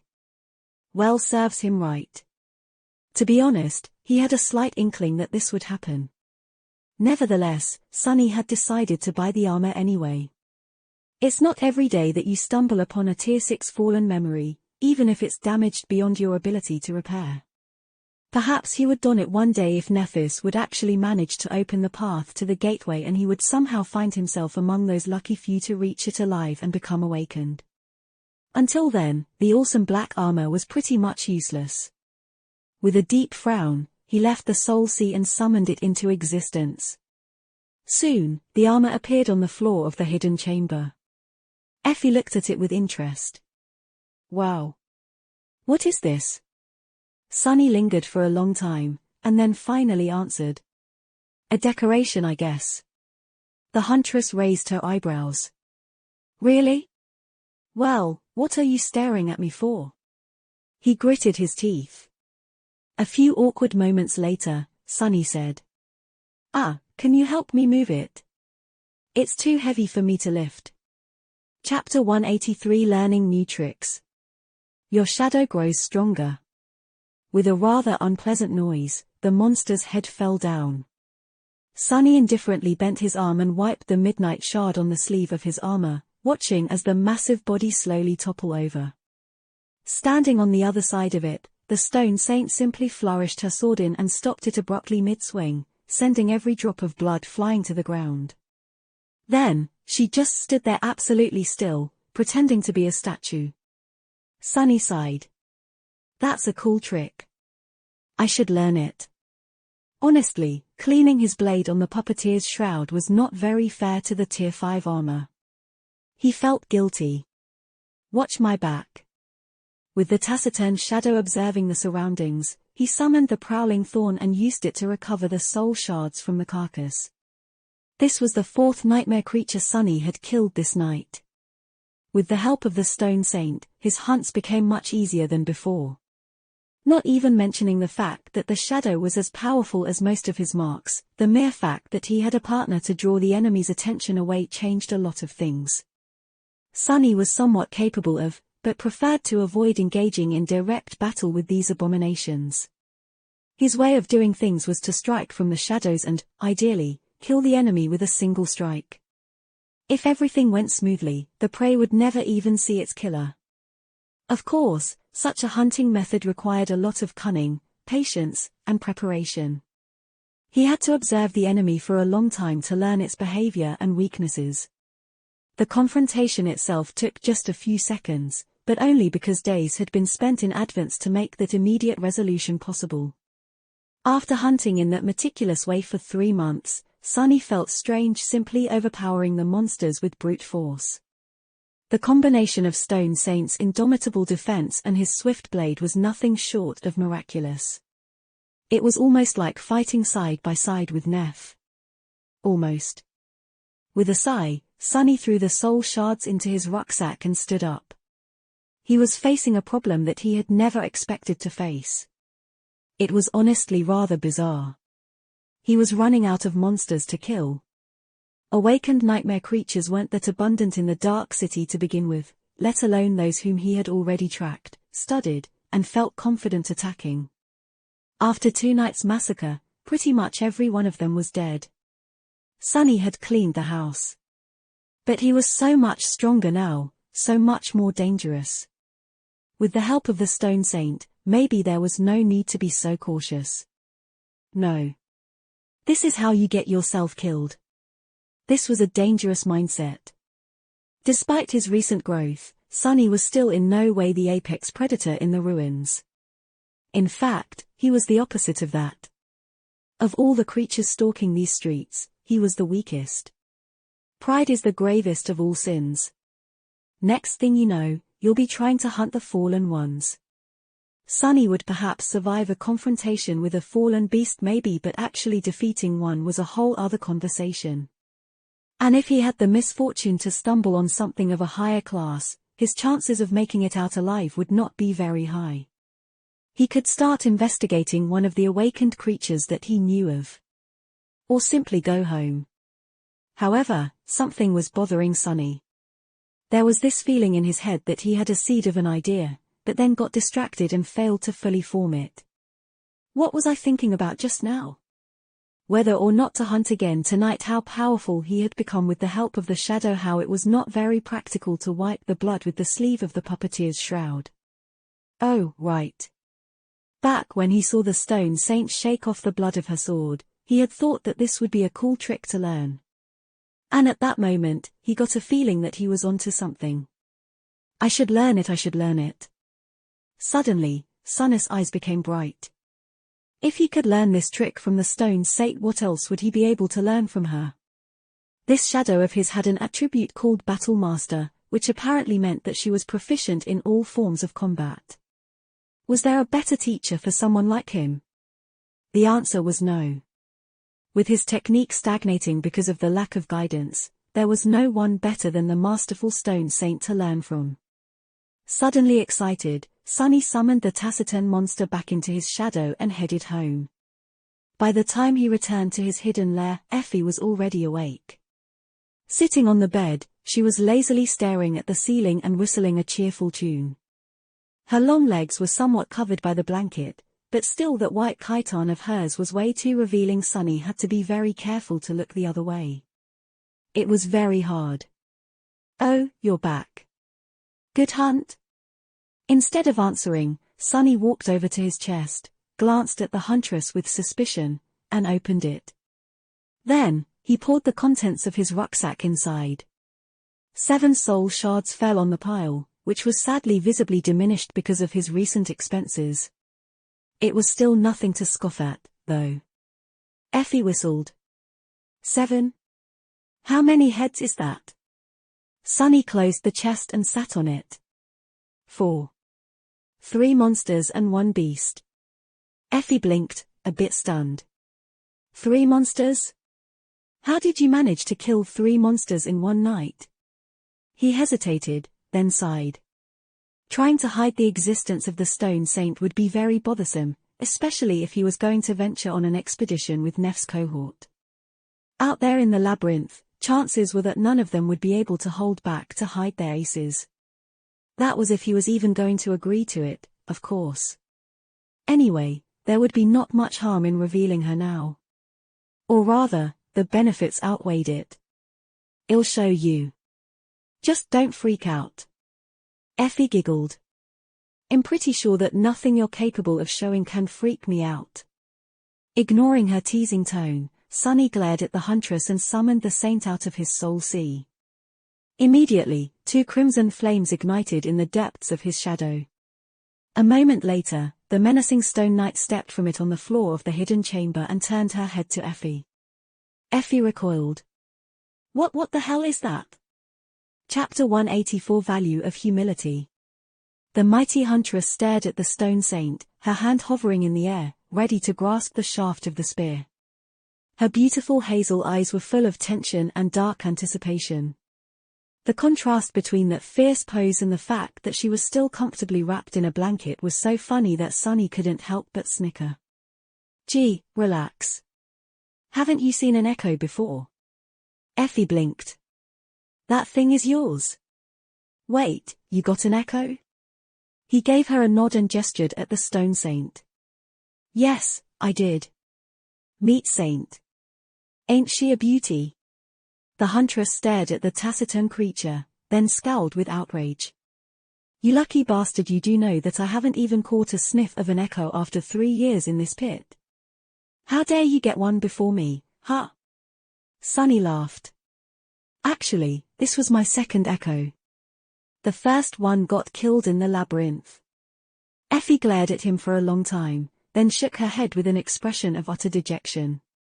Finally, she turned to the shadow and studied her. "Wait, is she what I think she is?" Sunny nodded. "Yeah." The huntress stood up from the bed and, leaving the blanket behind, walked barefoot around the stone saint. She studied her from all angles and then said, "How the hell did you manage to kill one of those things and survive?" Sunny, who had found himself involuntarily studying Effie from all angles as well, blinked a couple of times and shrugged. "Actually, they got wiped out by a group of fallen. It was an epic clash, to say the least. I just happened to be there in time to finish one off. And here we are." Effie stared at the shadow with admiration. "What class is she?" Sunny smiled. "Awakened monster. But I watched her kill 2 fallen beasts, so I'd say she's an elite among her peers. Anyway, you can see how it's not impossible to hunt 3 monsters in one night with her by my side. I studied them in advance, of course. That's why we were so fast in dealing with them." The huntress crossed her arms, thought for a bit, then gave Sunny a strange look. "Why are you showing her to me? With how paranoid you are, I'd expect you to keep such a treasure hidden." He stood up, lingered for a moment, then said, With what I have planned, showing her to you is sort of a requirement. Effie grew silent, then gave him a mischievous smile. Ah. Sorry to disappoint. Don't get me wrong, I'm up for all kinds of fun. But, sunny nightmare creatures is where I draw the line. He frowned, not quite getting what she was talking about. Then, his eyes widened. What? What kind of a degenerate are you? Training. I wanted to use her for training. The unruly huntress blinked innocently. Training? Sunny, there's nothing wrong with being a bit inexperienced, at your age. In fact, it's quite charming you don't need to resort to this kind of thing, you know. Inexperienced? Who are you calling inexperienced? I'm plenty experienced. Wait, crap. What are we even talking about? Dying from laughter, Effie left Sunny to fume with outrage and walked over to the makeshift kitchen while shaking her head. Soon, the tantalizing smell of roasting meat filled the air. I'm going to kill her. Should I kill her? It's going to be pure self-defense, anyway. A week of this will be the death of me.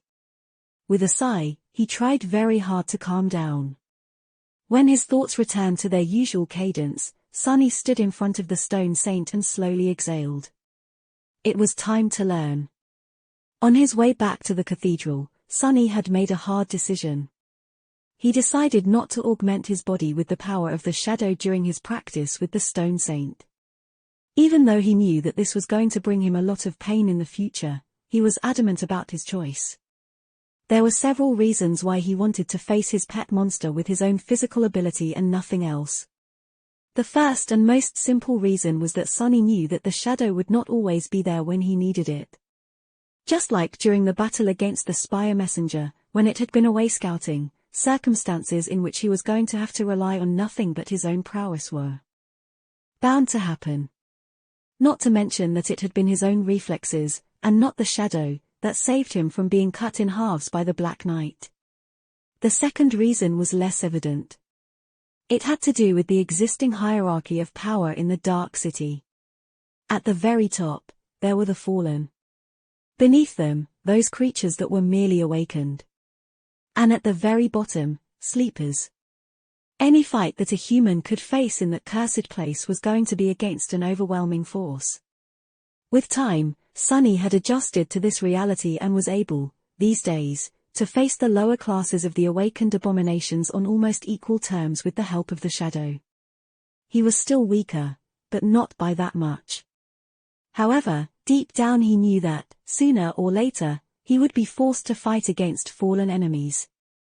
And he was also almost sure that he would have to cross swords with humans that had saturated their cause to the brim with soul essence, and were thus much stronger than him. For that reason, his experience hunting monsters who were not much stronger than his augmented self was actually an impediment. It dulled his edge and made him forget what it actually meant to struggle against an enemy who was leagues above him, the knowledge and mindset that he desperately needed to retain to have a chance of surviving the future. He had to keep himself humble. And lastly, there was one truth that he had learned during these 6 months on the Forgotten Shore, and it was that nothing was more beneficial to one's growth than fighting against a superior opponent, especially if that fight ended in your loss. One defeat taught a person more than a dozen victories against weaker enemies would. The problem was that, in this cursed place, any defeat meant death.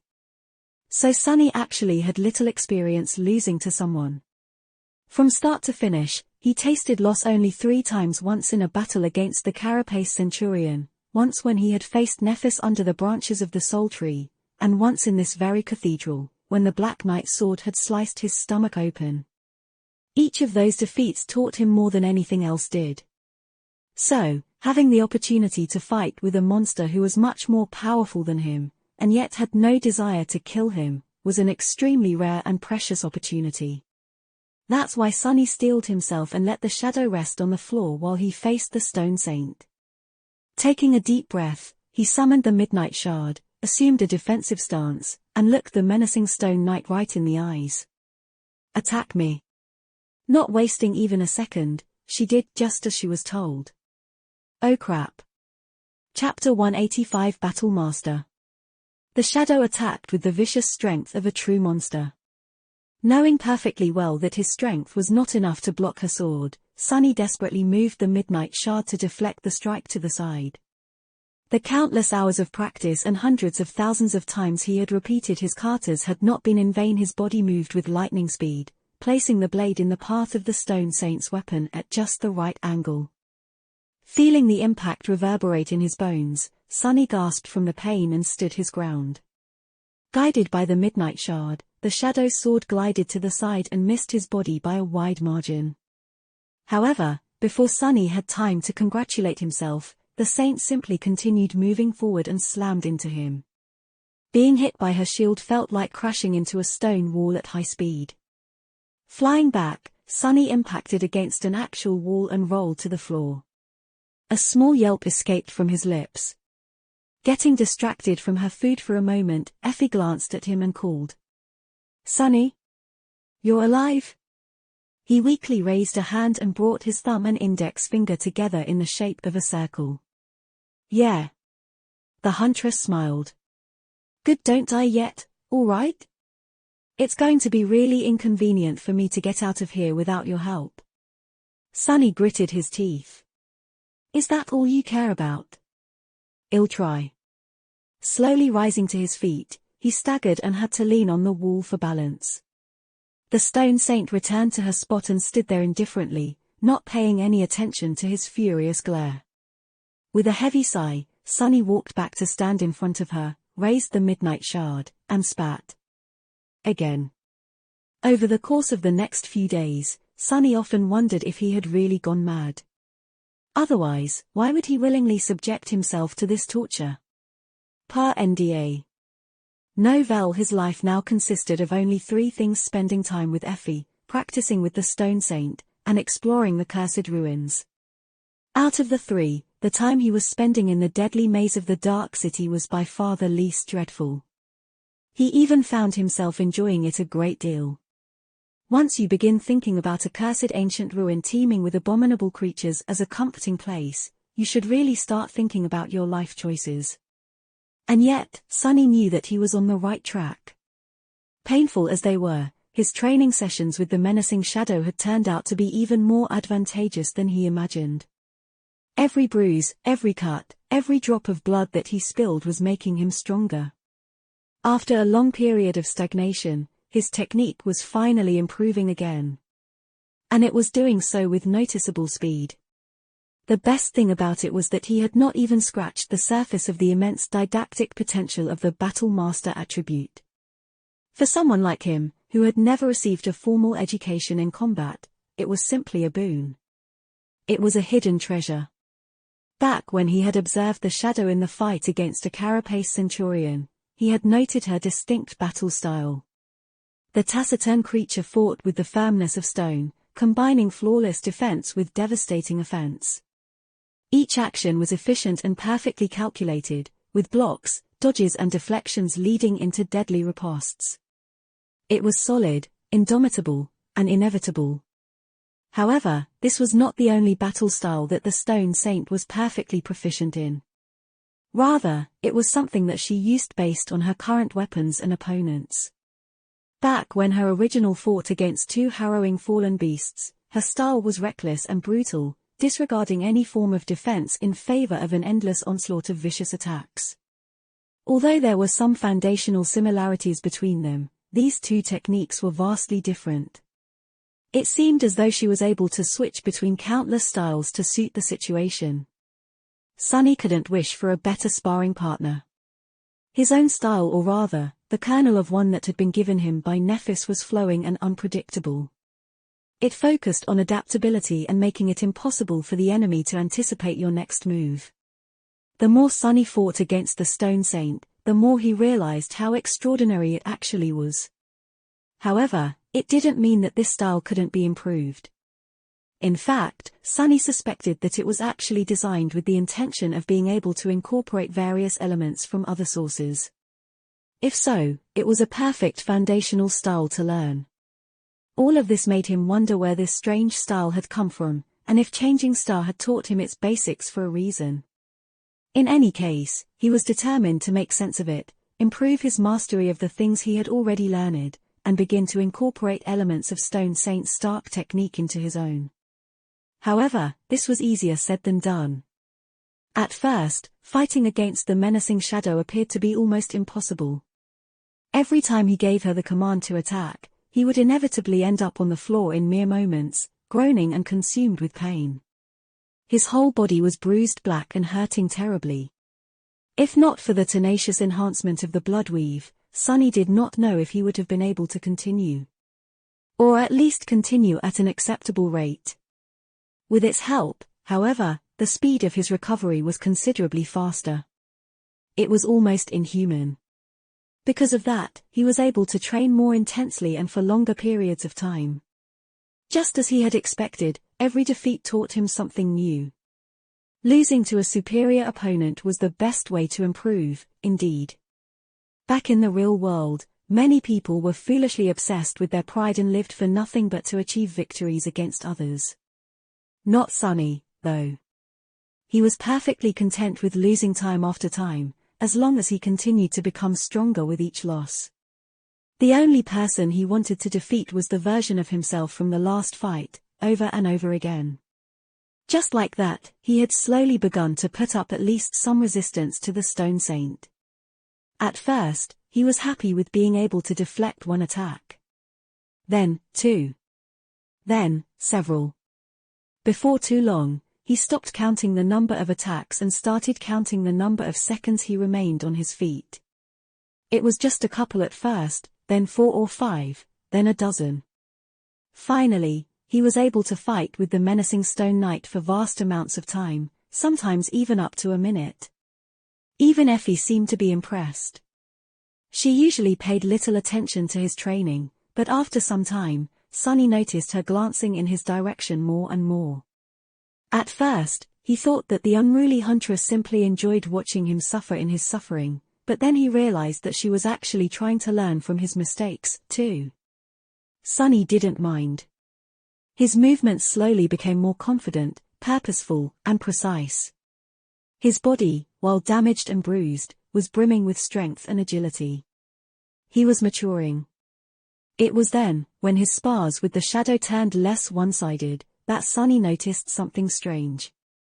And when he did, everything changed. Chapter 186 Eureka. It took Sunny a long time to perceive the anomaly for several reasons. To begin with, it was so subtle that it was almost impossible to notice.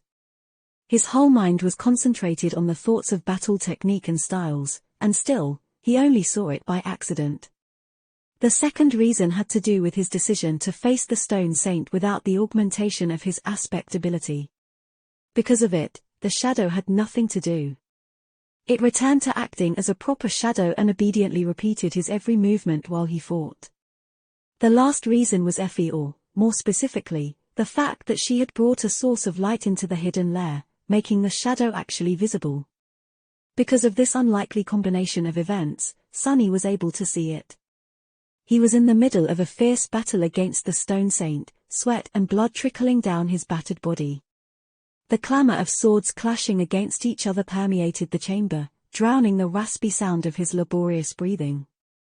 Deflecting another blow, Sunny swiftly crouched and let the edge of the creature's shield whistle through the air above his head. His rather clumsy attempt to imitate one of the Stone Saint's explosive ripostes was easily blocked, and the two of them continued the duel. This time, it lasted for an especially long time. Sunny was pretty sure that he had already withstood the oppressive assault of the monster for 1.5 minutes. If true, this was his personal best. After countless spars like this, he would sometimes enter a special state of flow. In it, his mind was calm and clear, operating at a tremendous speed. When Sunny entered this state, his attention became simultaneously sharp like a blade and strangely unfocused. Normally, he would have to concentrate on specific details, like watching the enemy's footwork to predict where the next blow would come from. Sunny was even able to split his mind in two, with one part of it absorbing the information that came through his eyes, while the other was preoccupied with what the shadow saw. In this way, he could either concentrate on two enemies at the same time or have a full view of his surroundings, so that no one could sneak up on him from behind. However, with his attention not focused on anything, he was somehow capable of perceiving everything. Every detail, be it the enemy's footwork, the direction of their gaze, or the slight change in the environment, simply became a part of the all-encompassing tapestry that he perceived as a whole. Needless to say, this ability to see everything simultaneously and think with sufficient speed to act on it dramatically boosted his combat performance. It was consonant with and felt like a natural continuation of the strange sense of clarity that he had achieved after almost dying in the battle against his first carapace centurion. Right then, Sonny entered this state of flow once again. After a few more exchanges, he suddenly noticed that there was something strange about his shadow. Instinctively, he paid it more attention while continuing to fight. It was then that he realized that his shadow's movements, while almost exactly like his, were actually not the same. There was a very slight, almost imperceptible difference. Per NDA. No vel, but he could feel something vast and profound hiding in this tiny divergence. Stunned, he slowed down and stared at the shadow. What did I just see? Sonny was so stunned, in fact, that for a moment he completely forgot where he was. In the next second, the rim of the Stone Saint's shield hit him in the chest, sending him flying at the wall once again. Sonny crashed into the cold stones, fell to the floor, and weakly groaned. Ouch! That one hurt. However, he immediately forgot about the pain. Sitting up, Sonny stared at his shadow with wide eyes. This is. What did he see? The shadow's movements, while exactly like his own, were also different. It was. As though a light ignited in his head, or rather, became drowned in shadow. Sonny suddenly had an epiphany. This revelation was so astonishing that he almost cried out loud. The divergence between him and his shadow was not random, nor was it chaotic. It was consistent and harmonious, hinting at a deeper meaning. And that meaning was that his shadow had a battle style of its own. Sonny only saw a glimpse of it through the slight discrepancy in their movements. If someone didn't know the shadow as well as he did, they would never notice anything. Even he only saw it by accident. What he saw wasn't enough to discern anything about that battle style except for the fact that it existed. He was also able to sense its essence. It was flowing and insidious, shapeless and ever-changing, like the shadow itself. This description was so close to its nature that Sonny felt it was safe to assume that the movements of the battle style were not something the shadow performed on purpose, but rather a manifestation of its innate quality. Did his shadow have a battle art fused into its very being? It is an invaluable helper, he whispered. If this was true, then Sonny had just found the answer to the question that had been tormenting him for the last few days. While the battle style entrusted to him by Nephis was versatile and deadly, and the technique of the Stone Saint was indomitable and oppressive, they were not his own. No matter how much he practiced them, he felt that there was something missing. Individuality. Only by creating a style of his own would Sonny be able to become equal to the best fighters out there. Until then, he would always be just an imitator. Of course, creating a true battle style was not something that a novice like him was capable of doing. More than that, there was a difference between knowing that the mysterious shadow style existed and actually understanding what it was. But still it was a beginning. If he learned the secret hiding inside his shadow and combined it with the flowing adaptability of his current style, what would the result be? Standing up, Sonny spat a mouthful of blood, wiped the sweat off his brow and walked over to his tormentor, the Stone Saint. Raising the midnight shard, he gritted his teeth and said, "Again." Soon, the clangor of swords resounded in the hidden chamber once more. Only this time, Sonny paid close attention to his shadow. Chapter 187 Trial of Strength. Trying to learn the secrets of the shadow was a very slow process. Sonny could only see glimpses of the mysterious battle style while fighting against the Stone Saint, and doing so usually required his full attention. As long as he wasn't fully concentrated on his opponent, their clashes ended in mere seconds, making so that there was nothing to observe. But when he concentrated on the battle at hand, he couldn't really pay any attention to the shadow, which in turn eliminated the possibility of observing it. Finding the right balance between the two tasks was not easy, not to mention painful. Every time he failed, a new bruise appeared on his body. And yet, there was progress. Although Sunny was still unable to peer into the depths of the battle art, he was slowly beginning to get a feel for it. His shadow was more treacherous, fluid, and malleable than he was. There was a hint of a graceful cadence to its movements that lacked in his. It was as though it was performing a dance. A shadow dance. Frustrated by the lack of a breakthrough, Sunny wanted to push himself harder, but had to stop himself. Even considering the tenacious effects of the blood weave, his training regimen had already brought his body to its limits. He needed to preserve its condition if he was going to join Nephis on her long expedition. Unless he wanted to enter the labyrinth while crippled with exhaustion and injuries, of course. What Sunny failed to realize due to the lack of experience and the fact that he had been mostly self-taught was that this accomplishment had already made him an outlier as far as humans went. Most novices weren't even able to master the superficial aspects of different battle styles, let alone recognize their fundamental traits for what they were. They simply followed the rules without understanding them, regarding styles as something indubitable and rigid. Only the most experienced fighters had enough understanding of the essence of a battle art to attempt to manipulate it. So he was already far ahead of the curve. But since Sunny never had a proper mentor, he had no idea that he was trying to accomplish something that an average human would never be able to do. His only point of reference was Nephis, who was an absolute outlier herself. If renowned masters of combat arts were to learn that a self-taught youth from the outskirts had managed to dismantle two incredibly complex battle styles into basic elements and assemble them together to better suit his tastes, while also trying to learn a third one from his shadow, they would be stunned. However, Sunny just thought that he was unsuccessful and incredibly slow. Or maybe I'm just stupid. Picking himself up from the floor, Sunny sighed and wiped the sweat off his forehead. Then, he glanced at the stone saint and leaned on the wall. "You're done for today?" Effie was nearby, dying from boredom. Watching Sunny torture himself was her only way to entertain herself in this dark room. Well, that and torturing him herself. Among other things. Whatever. He gave her a tired nod. "Yeah, I think so. It's already dusk, so we'll probably rest for a bit and go out." The huntress narrowed her eyes. "By the way, I wanted to ask. How do you even know what time of day it is? There's no windows here, and we can't hear the sea yet." He glanced at her with a gloomy expression and reluctantly answered. "The shadow of the Crimson Spire. I can feel it." Effie blinked a couple of times, then shrugged. "Ah, I see. Anyway, since you're done, can I have a turn with your girlfriend?"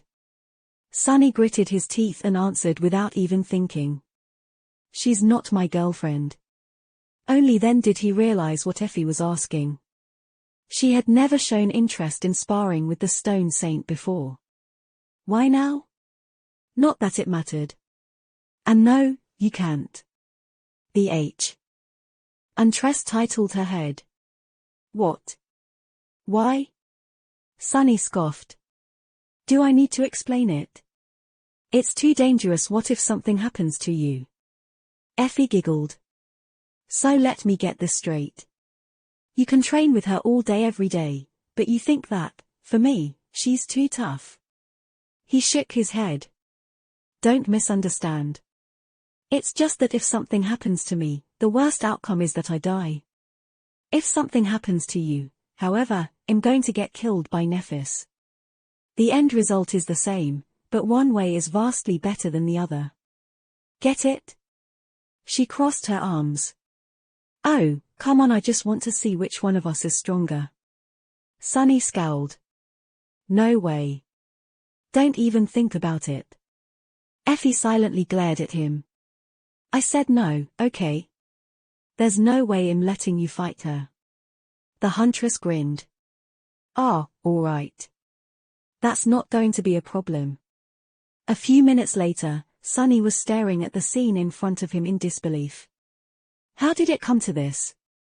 Leaning over the opulent wooden table stood Effie and the stone saint. The elbows of their right hands rested on the table, while their palms were pressed against each other. The shadow was taciturn and indifferent, while the huntress was full of enthusiasm. They were preparing to arm wrestle. Effie glanced at him and grinned. Wanna bet who's going to win?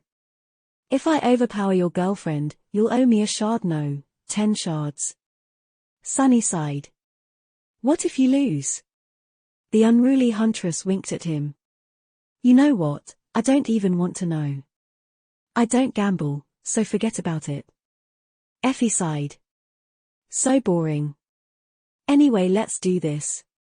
She gripped the stone saint's hand and prepared to wrestle. Let's go.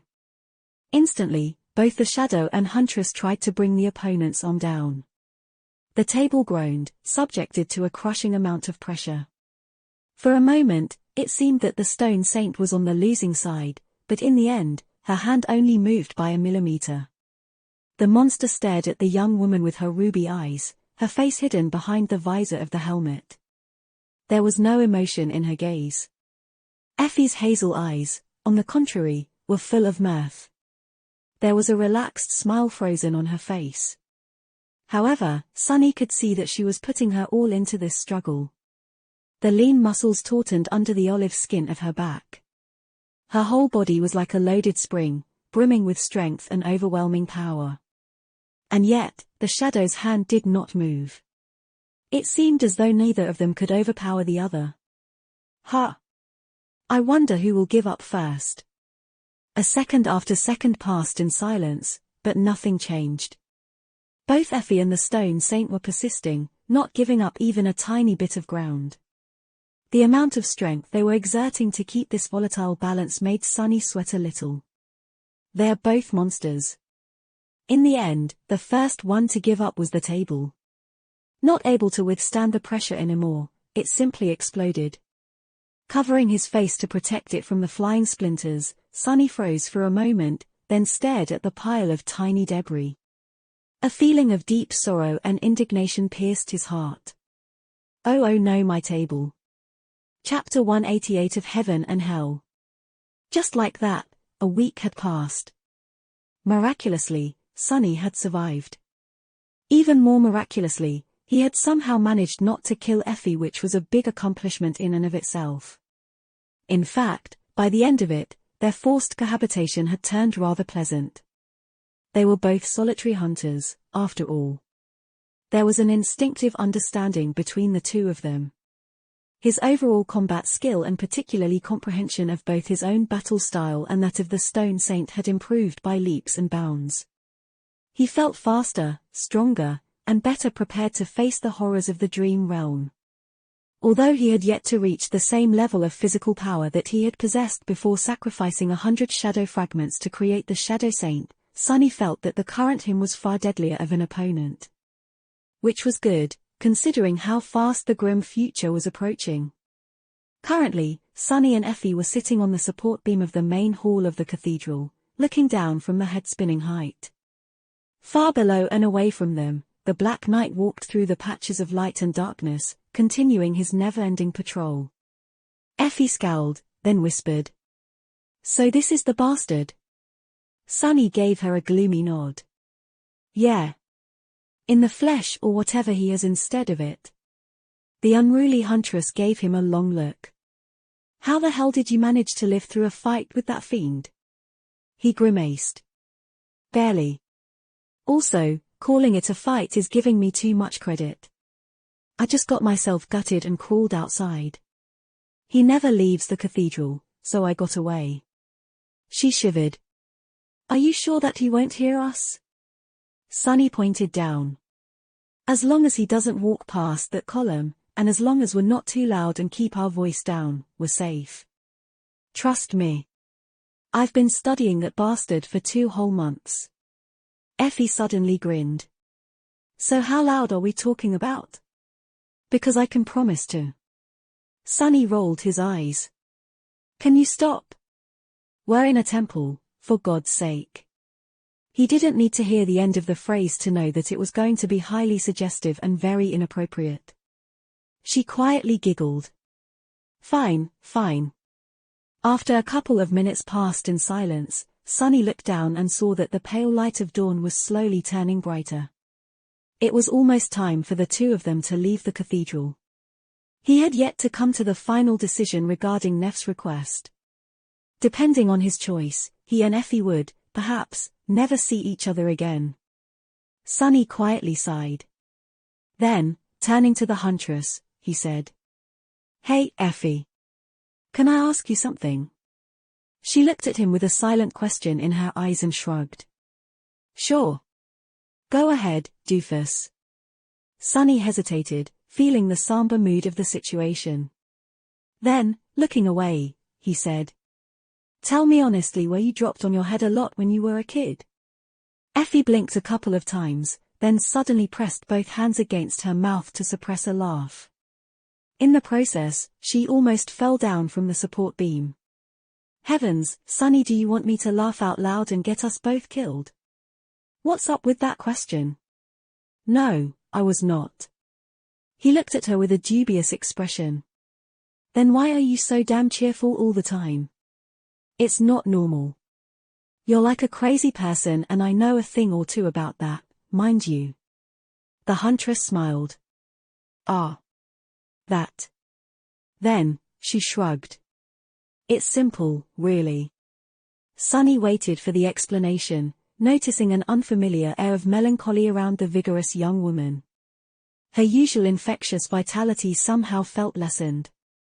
It's because I don't think that this place is as bad as all of you seem to believe. Everyone in this dark city is convinced that this is hell. She hesitated. But to me, it's a paradise. Sunny glanced at her and frowned. How so? Effie sighed. You wouldn't understand. But for some of us, the real world was more of a hell than the dream realm. Sunny turned away, thinking about his one life in the outskirts. The reason he was able to adapt so well to the ruthless terror of the nightmare spell was because, at its core, it wasn't that different from his own reality. Still. What kind of a paradise is this? A sad smile appeared on the young woman's face. The only kind we deserve, I guess. Then, she looked at Sunny and asked. Say, Sunny. You're from the outskirts, right? So you didn't receive a lot of education, I bet. He shook his head. She chuckled. Well, not like it would have changed anything. The schools are basically propaganda camps, anyway. They teach kids some useful stuff, but also turn them unable to ask questions and blind to the truth. Sunny raised an eyebrow. The truth. Effie gave him a nod. The truth that our world is dying. Well, not the world, really. Just the part of the ecosystem that we need to survive. Something moved in his memory. A year or so before Sunny was born, a whole continent was lost because a Category 5 gate had opened on its coast. But the huntress quickly overturned his expectations.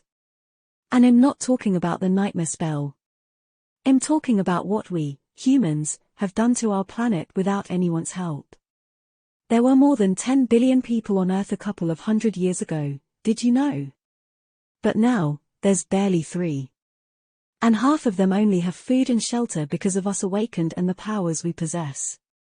Which were given to us by the spell. She wasn't wrong. Sunny remembered the poisonous, acrid air of the outskirts.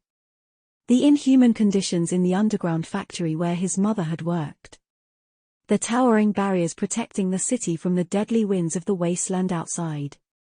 He knew, of course, that the planet was not in a good shape, compared to the past.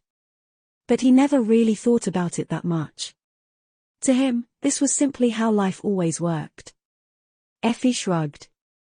Who knows how many of us would still be alive without the spell? I honestly don't know. But if you ask me, I think that one day in the future, more people will believe that this realm is a paradise. Just like me. On that ominous note, she stood up and stretched her whole body, making Sunny hurriedly look away. Damn pure thoughts, Sunny. Anyway, it's already morning. Time to meet up with Princess and the others. Let's go. Soon, they were standing in front of the cathedral. The morning sun was slowly crawling through the sky, washing the ancient city in its pale light. Sunny and Effie did not have to wait long before Nephis and her companions appeared from the ruins. Sunny blinked. There was Changing Star herself, Castor, Cassie and Kai. What the hell was he doing here? Once the four sleepers approached and greeted them, Sunny immediately stared at the beautiful young man. Naita, why are you here, buddy? The archer smiled. I'm very happy to see you too, Sunny, my friend. Lady Nephis has asked me to join her on this expedition, and after careful consideration, I have decided to agree. Sunny blinked a couple of times. Alright, I know that I'm crazy, but when did you lose your mind too? Kai looked at him with a strange expression. Wait. Crazy? What do you mean, you're crazy? Sunny sighed. Never mind. Then, he turned to Neph. About your request. I'm ready to join the expedition, but on one condition. I will not become a part of your cohort. Rather, you can provide sufficient compensation to acquire my services. Nephis looked at him for a while, an inexorable expression on her face. Then, she said in an even tone.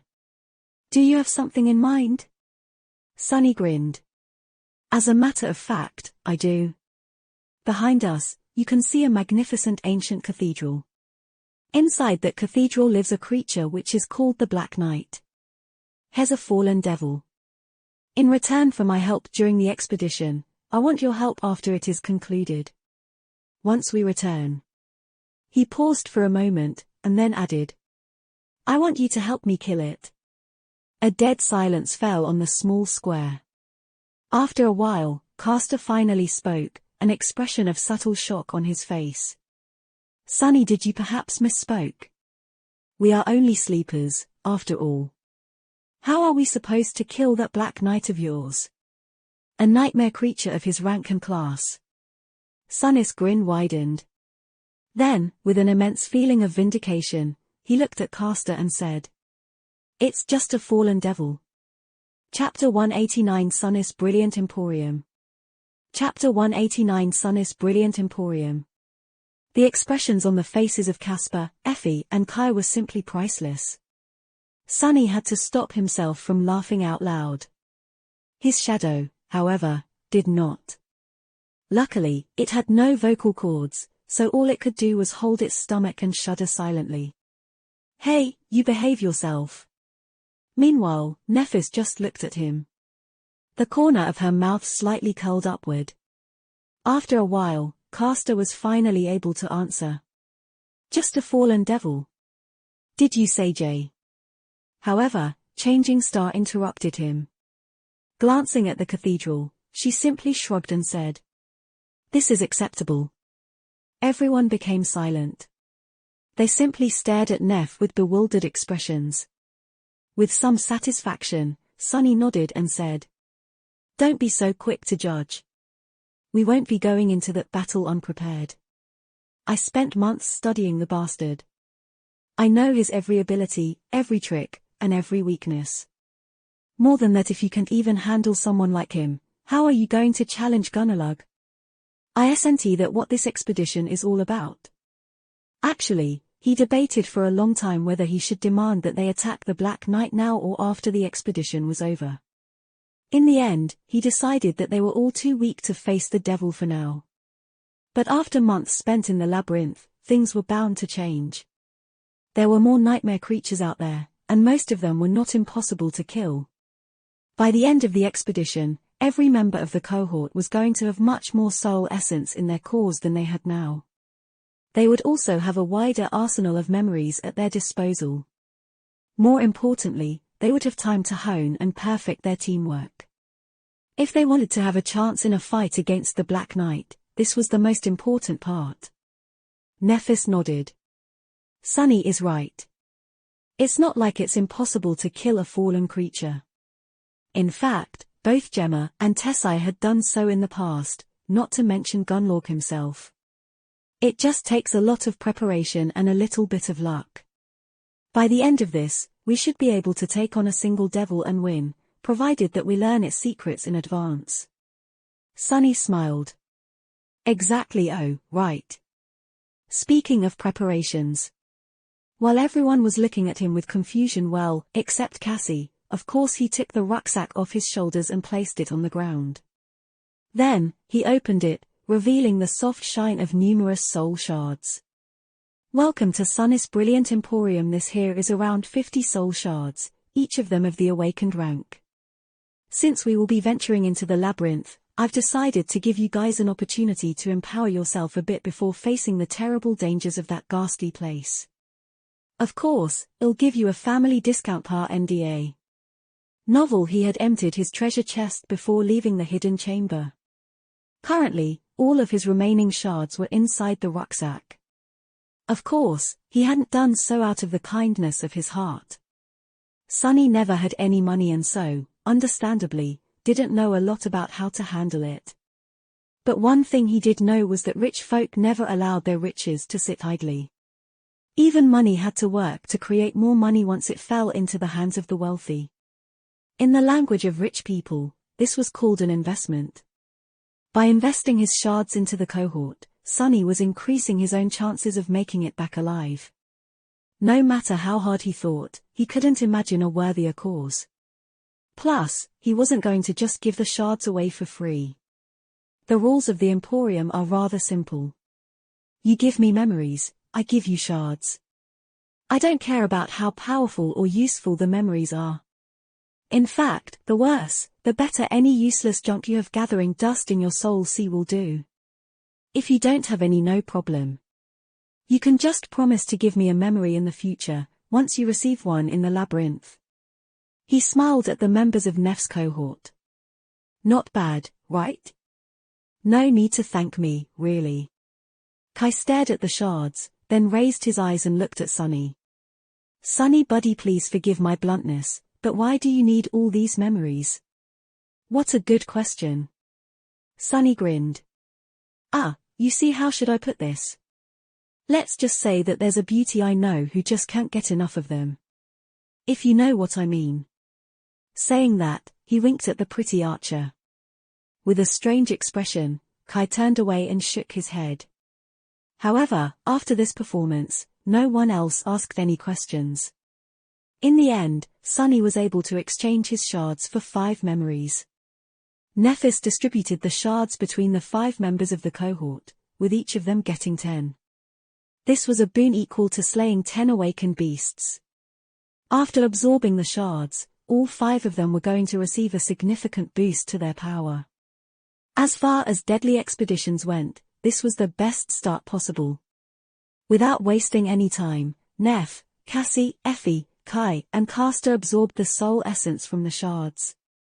While they were busy doing that, Sunny silently dove into the soul sea and fed the memories he had received to the Stone Saint. Stone Saint has grown stronger. Stone Saint has grown stronger. Stone Saint has grown stronger. Satisfied, he summoned the runes and glanced at them. Shadow Stone Saint. Shadow Fragments 27200. Then, he looked at his own. Name Sunless. True name lost from light. Rank Dreamer. Shadow Core Dormant. Shadow Fragments 318-1000. Not bad. Looking south, he smiled darkly and wondered. How much would these numbers increase by the time he returned to the Dark City? It had to be by a lot. When everyone was done absorbing their shards and getting accustomed to the changes caused by the sudden influx of soul essence, the cohort was ready to move out. The 6 of them headed south, cautiously traversing the cursed city.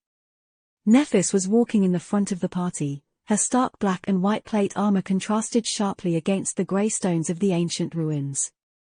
A step behind her and to the right was Castor, clad in a polished scale mail that glistened in the morning light like the skin of a silver dragon. To her left was tall and powerful Effie, clad in the archaic bronze armor with a white chiton beneath.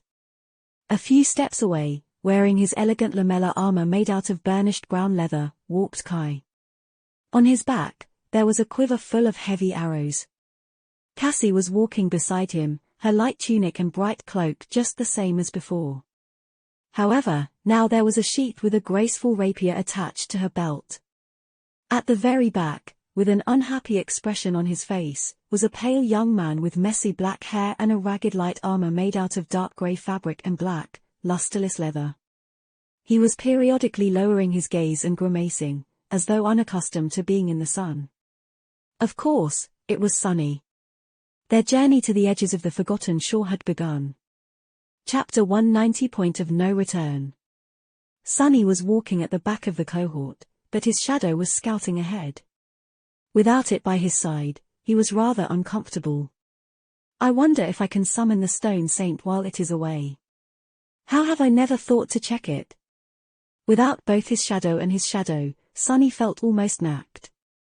At least he had other people with him, including three powerhouses: Nephis, Castor, and Effie. Come to think of it, he had never seen Kai in action. The beautiful archer didn't look like someone extremely dangerous, but Sunny wasn't deceived. Weak people did not survive on the Forgotten Shore for years, especially not if their aspect ability made them the perfect person to venture outside the Dark City. With his unique aspect ability, Kai had to fight against the type of terrifying creatures that Sunny knew very little about, the flying abominations that lived in the clouds. Like the Spire Messengers. Scary. Speaking of Kai. Sunny hastened his steps and caught up to the charming young man. Glancing at Cassie, who did not seem like she wanted to say anything to him, he frowned for a moment, and then turned to Nightingale. "Hey there, Knight. How's life?" The archer looked at him with a friendly smile. "Oh, hey. Good, I guess. I mean, the weather is nice." Sunny blinked a couple of times. The weather was never nice on the Forgotten Shore. It was either too cold, too damp, or too hot. Honestly, he even missed the Black Mountain sometimes. At least it was consistent. Not one to make polite talk, Sunny went straight to the question he really wanted to ask. "So, really, what are you doing here?" Kai glanced at him with a bit of confusion. "What do you mean?" Sunny sighed. "From what you told me, your life in the castle was nothing short of peaceful. Yo. You have enough shards to stay there for a long time, everyone likes you, and even the host treats you nicely because of how useful your ability is. Why would you risk it all to go with us into the labyrinth?" The beautiful archer lingered for a bit. Well, actually, I landed in a bit of trouble. I think. The deaths of those guards who locked me in the well are being used to frame Effie, are they not? Well, what if someone knows that I am connected to their disappearance? Won't I be in danger? Sunny thought about it for a bit, then reluctantly agreed. Makes sense. But won't the danger you will face in this expedition be much worse than the one you are escaping from? Kai smiled. It certainly will. But, Sunny, there is something else that you failed to consider. Sunny frowned. What's that? Please don't tell me that you became one of Neff's converts. The charming young man chuckled. Converts? No, I don't think so. At least not in the way you think. He was silent for a long time, then sighed. Actually, I don't think that many people see things clearly. But really, it's not that hard to understand. Turning to Sunny with a somber expression on his usually carefree face, Kai suddenly asked. I came to the Forgotten Shore 31 months ago. Do you know how many of us reached the Dark City that year? Sunny shook his head. The archer grimaced. Almost 400. And do you know how many are still alive? Less than 2. He was silent for a while. Which means that, in just 2 years, more than half of us perished. People die all the time in the Dark City, you see. The castle may seem safe, but actually, the host is constantly bleeding people. Every week, a few hunters don't return from the hunt. Every couple of weeks, a nightmare creature attacks the walls and kills several guards before they manage to drive it away or destroy it. Kai sighed. But most often of all, something comes into the outer settlement and simply drags away people. That's not even mentioning those who die of hunger, desperation, or by another human's hand. Do you see where I am going with this? Sunny scowled, a new understanding dawning on him. Seeing his expression, Kai looked away. Indeed. Every year, hundreds of people die in the Dark City. And every year, hundreds more come to take their place. But, Sunny, this year, there were only 4. Not 400, but just 4 people. How? How had he not thought about it before? Sunny's eyes widened slightly. Meanwhile, Kai continued. Which means that the Bright Castle never got the chance to recoup its losses. What happens if that spell cycle theory that people have is true and 5 months from now, when the winter solstice comes, the same thing repeats itself? He shook his head, a dark expression on his face. It means that a year from now, there will be maybe 600 humans left in the Dark City. And 2 years from now there will be only a dozen or 2. It takes a lot of people to maintain the semblance of civilization we have going on here, Sunny. Once we pass the point of no return, it will all come crashing down.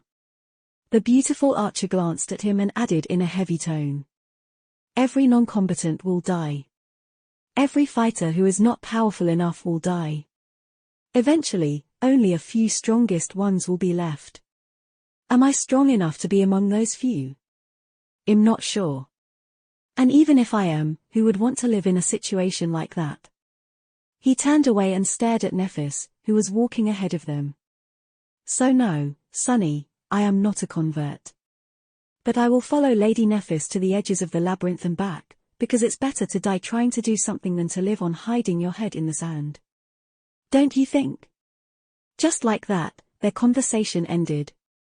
Sunny walked on in silence, thinking about what Kai had said. If the archer was right, then the future was, indeed, nothing short of disturbing. Of course, no one knew for sure how many sleepers were going to arrive here during the winter solstice.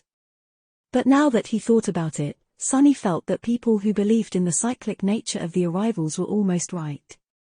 He also believed that there would not be hundreds of new faces arriving on the Forgotten Shore in 5 months. However, while others expected that there would be a few dozen after a year, and 100 after that, he did not. For some reason, Sunny felt that there won't be anyone else coming to the Dark City at all. He felt that the 3 of them and Castor were the last people to ever be sent to this hell by the spell. Gee. What's up with people today? First Effie and her doomsday talk, now this. I am already an extremely pessimistic person. I don't need anyone's help to feel terrible about the future. But as it turned out, he did need help. These 2 conversations had opened Sunny's eyes to a serious problem. He was too short-sighted. He concentrated too much on the problems at hand and failed to see the bigger picture. Was it because both Effie and Kai had spent more time on the Forgotten Shore, or was it because he had simply not paid enough attention to the details? Would things be different if he had? Just as Sunny glanced at Nephis, Cassie suddenly turned her head in his direction. Sunny frowned. What is it? She has been ignoring me this whole time, but now she wants to talk. Huh? The blind girl hesitated for a moment, and then quietly said. Something is following us. Chapter 191 Pursuer. Something is following us. Sunny's frown deepened. Not wasting any time, he moved forward and caught up to Nephis, Castor, and Effie. The huntress glanced at him and slightly tensed. Did your shadow notice an enemy? The shadow was currently a few hundred meters ahead of the cohort, scouting for any signs of danger. He shook his head. Cassie felt that we are being followed. I'm going to withdraw the shadow and send it back to take a look. Stay vigilant. Effie gave him a nod. Of course, as the pathfinder of the party, she was always vigilant. He was just warning her so that she could adjust her approach. The two of them were well accustomed to working together, so there was no need to waste words. Sunny commanded the shadow to return and fell back to the rear of the party. Once there, he concentrated on the shadows that surrounded them, trying to feel if there was something there that could not be seen. But there was nothing. Ahead of him, the rest of the cohort was silently preparing for the worst. Not wishing to let the unknown pursuer know that they were ready to act, no one summoned their weapons yet. No one had even turned their head. However, Sunny could see from the tension in their muscles that this peacefulness could explode into a storm of movement at any moment. Changing Star and her hunting party did not earn their fearsome reputation by mistake. Finally, the shadow was back. Not letting it rest even for a second, Sunny immediately sent it to observe the streets that they had just left. His perception was split between its vision and his own. The feeling of vulnerability he experienced when the shadow was away heightened. Sunny sighed with grim resignation. The fact that he was at the back of the cohort and, as such, would be attacked first if anything happened did not help one bit. Calm down.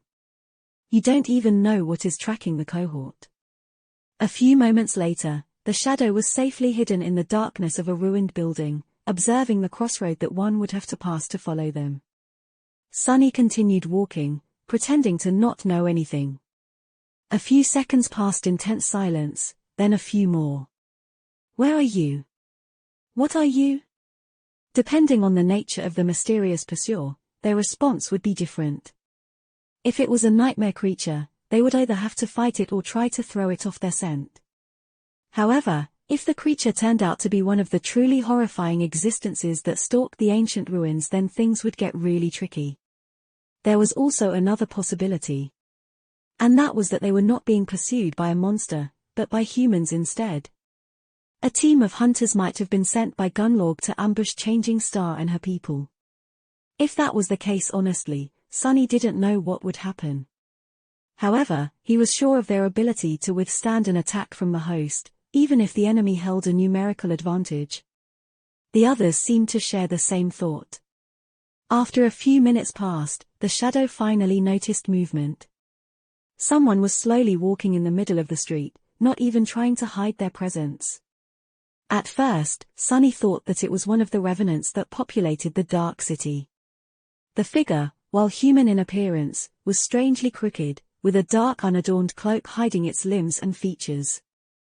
But then, Sunny suddenly felt cold fear grip his heart. He recognized those glassy, lifeless eyes. The hideous pale face that terrified so many people. Harris. It was Harris. The murderous butcher who had torn Jubei apart with his bare hands, Gunalog's cruel executioner and hidden blade. Walking through the cursed ruins with the same bored expression that he had in the grand hall of the Bright Castle on the day of Jubei's execution, Harris was following in their footsteps. Gunlorg did not send dozens of hunters to ambush Changing Star. Instead, he sent just one man. Sunny shivered. Damn it. Why am I so afraid of that guy? But he knew why. It was because, deep down, he felt that they were alike. Harris was the personification of everything that Sunny was afraid to become. Trying to shake off his fear, Sunny walked forward and glanced at Nephis. Then, he said in a raspy voice. It's that damn hunchback. He's following us. A sudden tension permeated the air. Without having to look, Sunny knew that everyone's faces grew dark. Harris was a mystery. No one knew what his aspect ability was, let alone his flaw. All that was known about this terrifying man was that he was very powerful, and that not a single victim of his had survived. Neff frowned. Is he alone? Sunny nodded. Yeah. To his right, Caster quietly scoffed. What is Gunlorg thinking, sending one man against us 6? However, Neff did not share his disdain. Turning to her left, she glanced at Effie. There was a grim expression on her face. What do you think? The huntress hesitated for a few moments. Then, looking down from her considerable height, she simply said, I think we need to run. Castor scowled. Run? Why? Surely, no matter how strong Harris is, we can take him down. None of us are weak, either. Even if we can't defeat him one-on-one. Effie shook her head. You don't get it, do you? We can't fight Harris. No one can. Many people have tried, and they are all dead now. She gritted her teeth. He is a monster in human flesh, Castor. He is insanely powerful. But that's not even the problem. The problem is that no one knows his aspect. All we know is that once Harris comes for you, you die. She sighed. I've seen many people try to resist once they caught wind that Gunlorg is going to send Harris to get rid of them. Strong people, weak people. Some tried to fight him alone, others recruited fearsome allies. Come the next morning, all of them were dead. No matter how powerful they were or how many of them gathered to give him a fight, no one ever survived. All that was left was blood and corpses. Chapter 192 Lighthouse. As somber silence settled among the cohort, Effie grimaced. The weirdest part is, no one has even seen him come and go. Every time Harris was sent into the outer settlement, we only learned that people were dead in the morning. Doors, locks, and barricades can't seem to stop him, either. Once Harris is ordered to kill you, you just die. It is as though fate itself abandons you. Castor frowned. So are you telling us that we stand no chance? The huntress shook her head. I'm saying that fighting him right now would be stupid. Not unless we learn how he is able to seemingly turn his victims, no matter how many of them there are, completely powerless. With that, she glanced at Nephis, who lingered for a moment and then shook her head. Our friend in the castle doesn't know either. Effie grinned. Ah, so that mysterious friend of yours is not omniscient after all. Well, in that case, my advice stands. We should run. At that moment, Sunny finally spoke up. But, Effie, can we even run away from him? The smile disappeared from her face. Suddenly grim, she hesitated for a while, and then said, I know of a way. But it's going to be dangerous. Very dangerous. However, I don't know how else to shake him off our trail. So you decide, princess. Neff was silent for a bit, and then simply nodded. We will face Harris some other day. Right now, reaching the resting place of the first cohort is the priority. The unruly huntress exhales, almost as if relieved.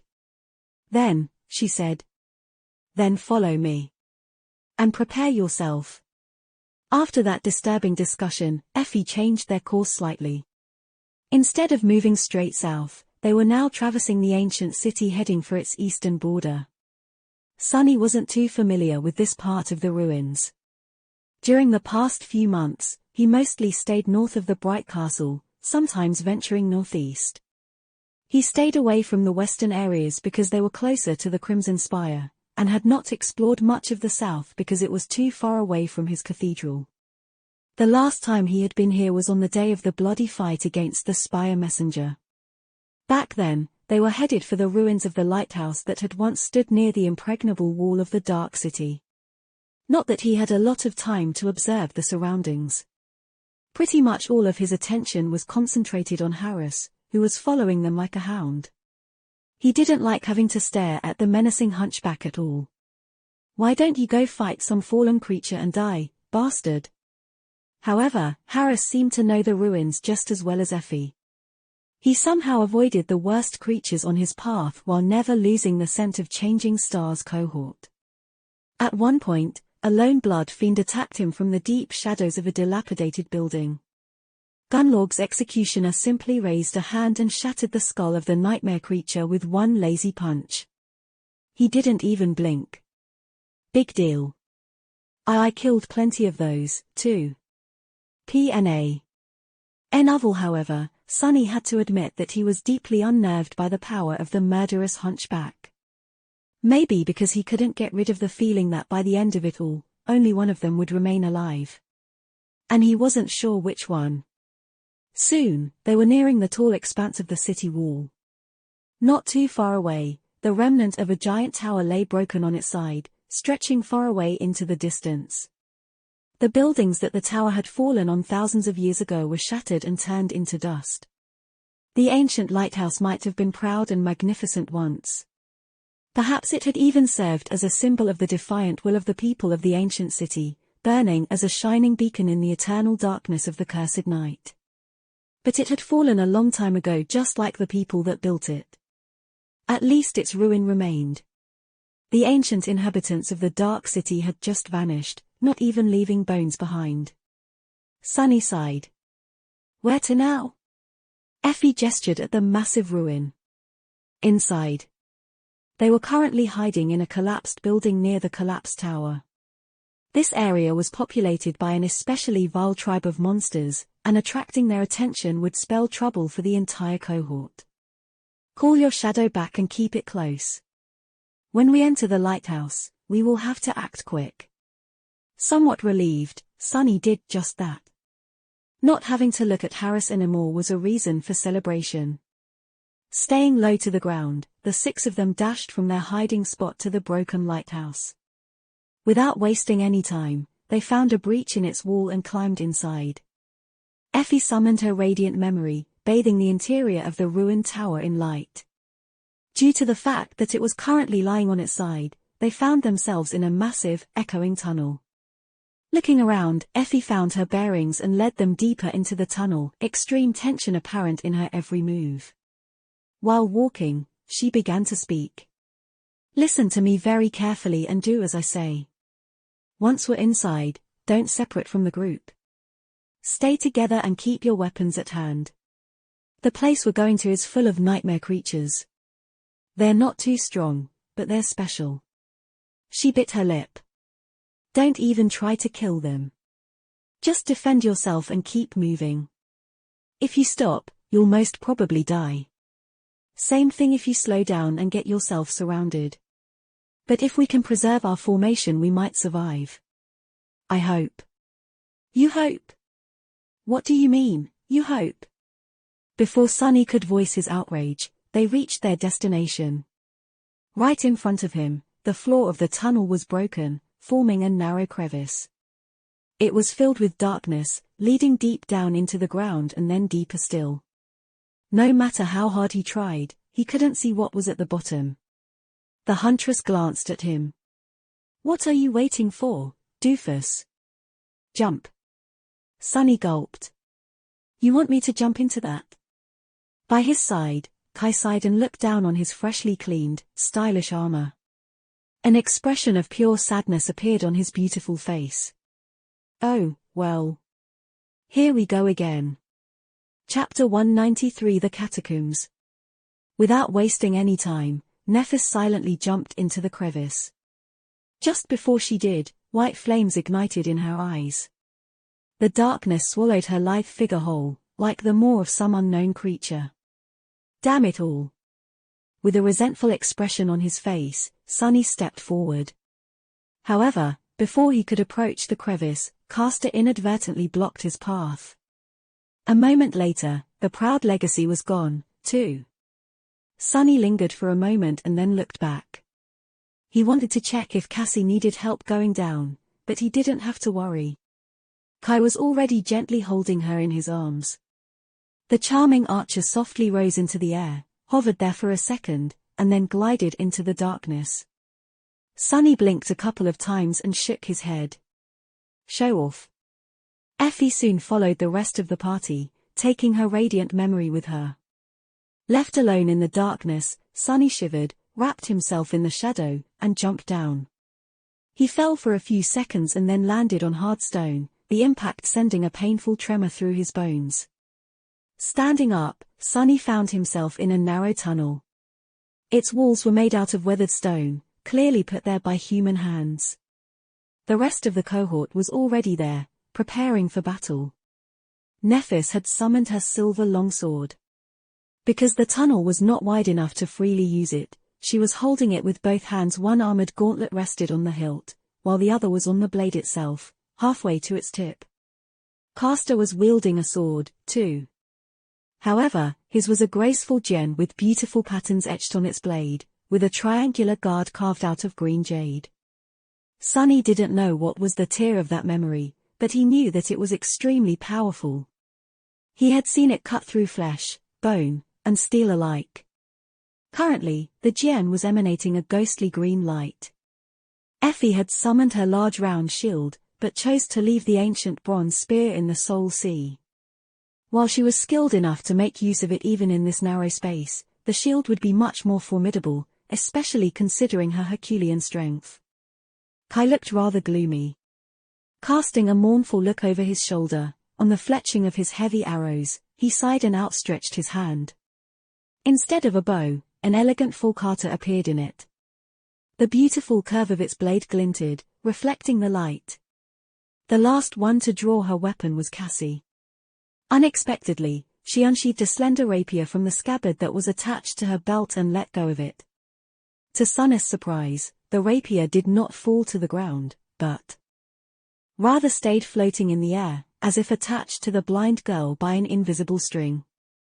Then it rotated slightly and hovered in front of her with its tip pointing straight at Sunny.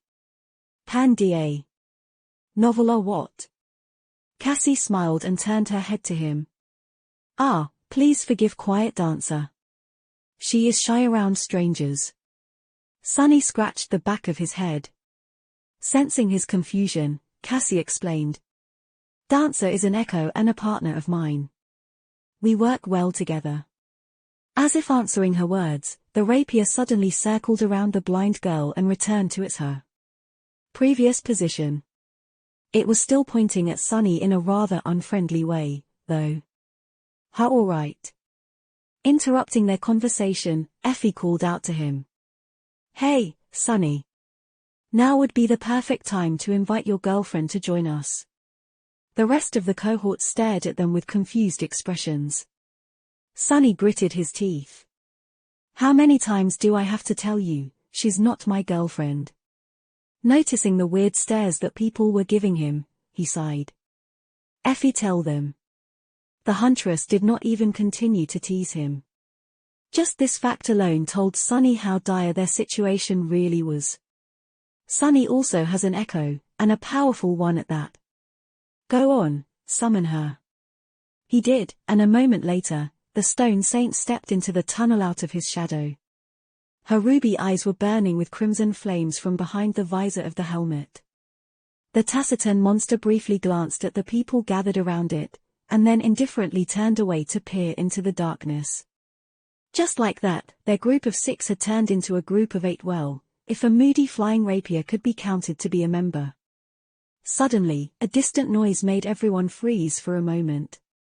With a dark expression, Effie looked in the direction it came from and sighed. Right.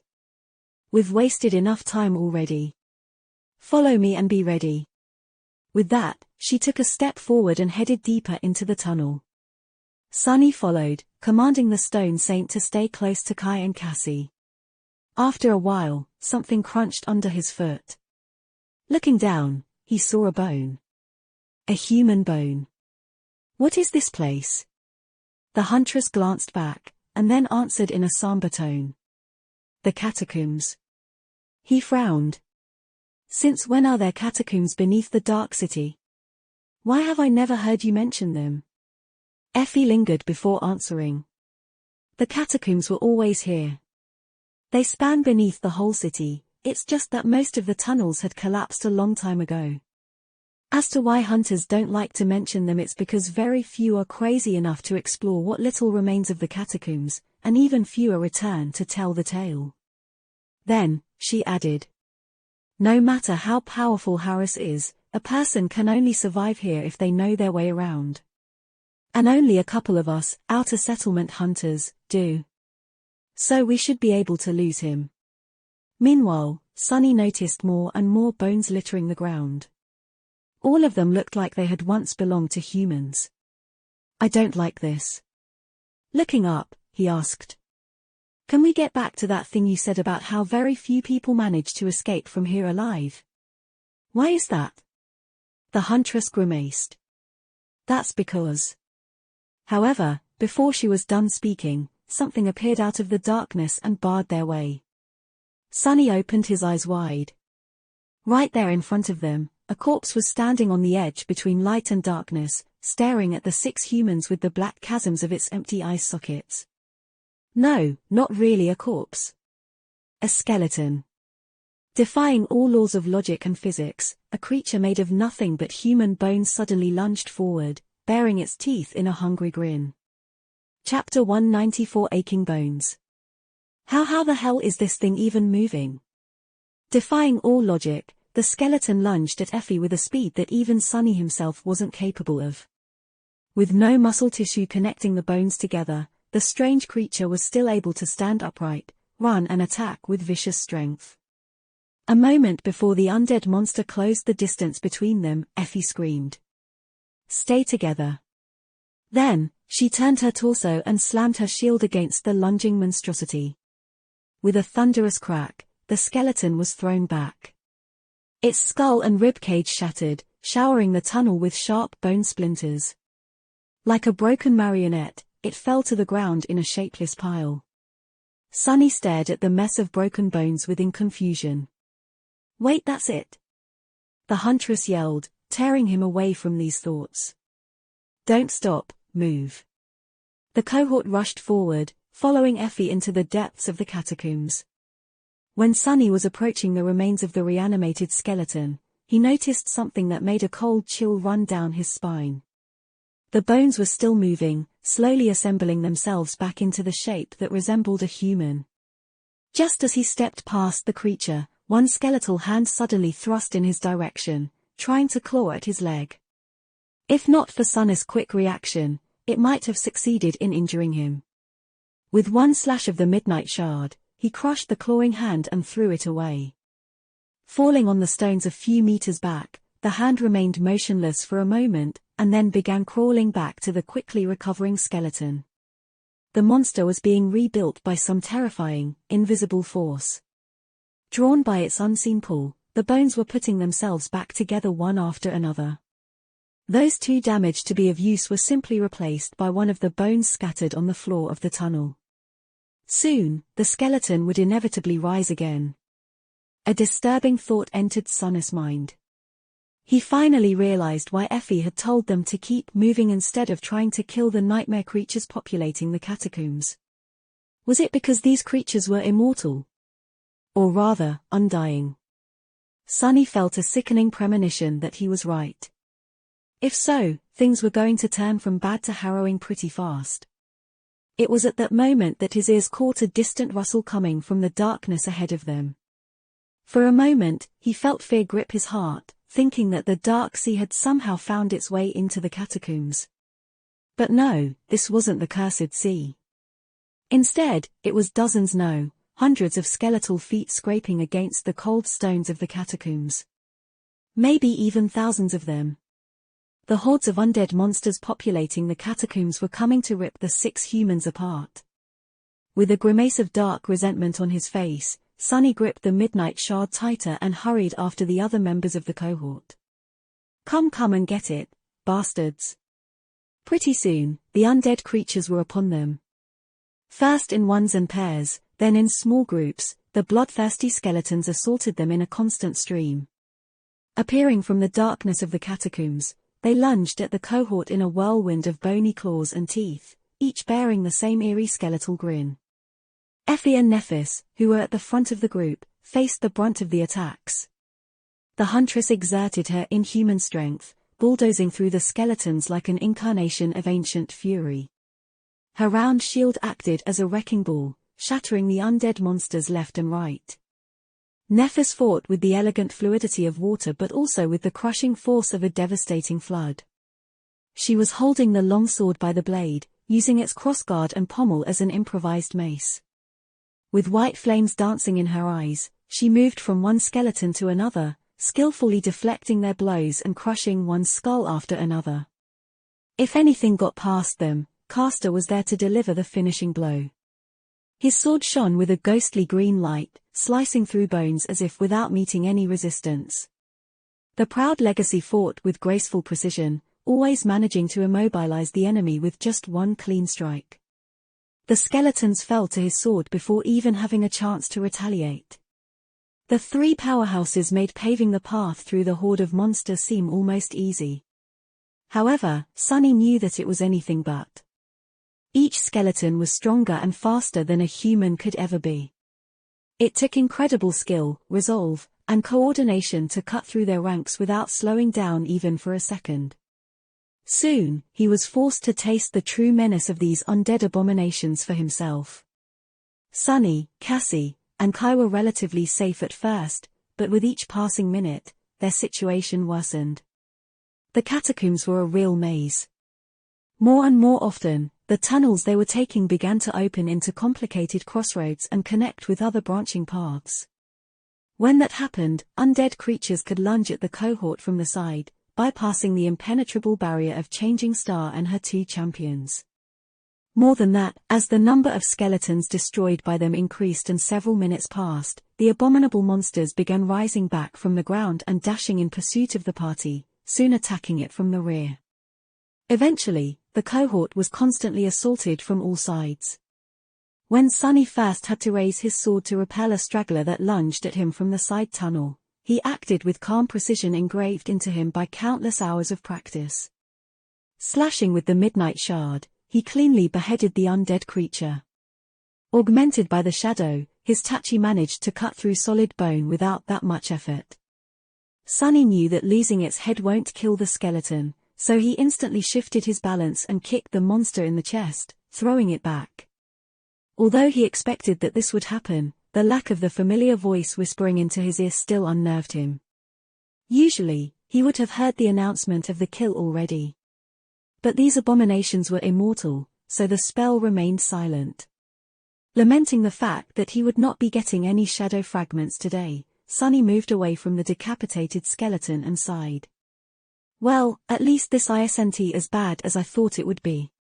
But just a few minutes later, he bitterly regretted thinking those words aloud. Chapter 195 Rolling Battle. Once the cohort was surrounded from every side, Sunny, Cassie and Kai had to join the battle in earnest. Sunny wasn't too worried for the blind girl and the archer because they were protected by both the Stone Saint and the Quiet Dancer. His shadow was possibly the worst enemy the bloodthirsty skeletons could face. Moving with the cold precision of an emotionless battle machine, she used both her sword and shield to deflect and destroy any enemy that dared to approach them from the sides.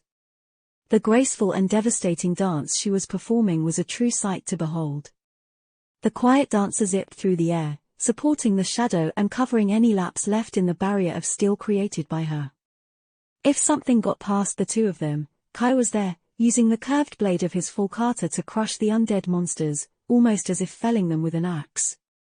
He was holding hands with Cassie, guiding the blind girl through the dark maze of the catacombs. However, it seemed as though her ability to orient herself in space had seen a considerable improvement in the past 3 months, perhaps due to the connection she shared with the flying rapier. She was now able to move quickly without using her wooden staff for support, at least. Looking at the two of them, Sunny grew somewhat sullen. Both Kai and Cassie were incredibly beautiful people. Holding hands and surrounded by nothing but darkness and monsters, with the charming young man gripping an elegant sword, they looked like an image from a book cover. They looked perfect together. Sunny, on the other hand. Well, at least he had his shadow to keep him company. And the ordinary rock. However, he didn't have a lot of time to wallow in self-pity. Because his was the second most important role in this furious moving battle, holding the rear of the cohort all by himself. Let me show you what I'm capable of. As more and more skeletons rose from the ground and attacked the party from behind, Sunny had to really exert himself. At first, he only had to fight one undead monster at a time. Despite their tremendous speed and strength, the skeletal creatures were not that hard to defeat. They seemed almost mindless, always attacking in the most straightforward way possible. Of course, a less prepared person would have been torn apart by these fierce creatures a long time ago. But Sunny was not the same weak and inexperienced kid he had been 7 months ago. The harrowing trials of the Forgotten Shore, as well as his tenacious will and grim resolve, had turned him into a fearsome creature, too. In fact, in terms of pure viciousness, the skeletons had nothing on him at all. Wrapping the midnight shard into the shadow to slice through the tough bones of the undead monsters easier, Sunny employed every bit of battle prowess he had learned from his practice with the Stone Saint to destroy his enemies. Seamlessly weaving the firm and unassailable movements that he had learned from the taciturn stone creature into the flowing style taught to him by Nephis, he made short work of one skeleton after another. His blade sliced, slashed, and pierced through monster after monster, sending broken bones flying and cluttering to the ground. Of course, maintaining this state without falling behind the cohort was not easy. Sunny had never practiced fighting while on the run, especially not while moving backward. However, remembering Effie's words, he knew that being separated from the group and surrounded meant death, and thus made sure to never get too far away from his companions.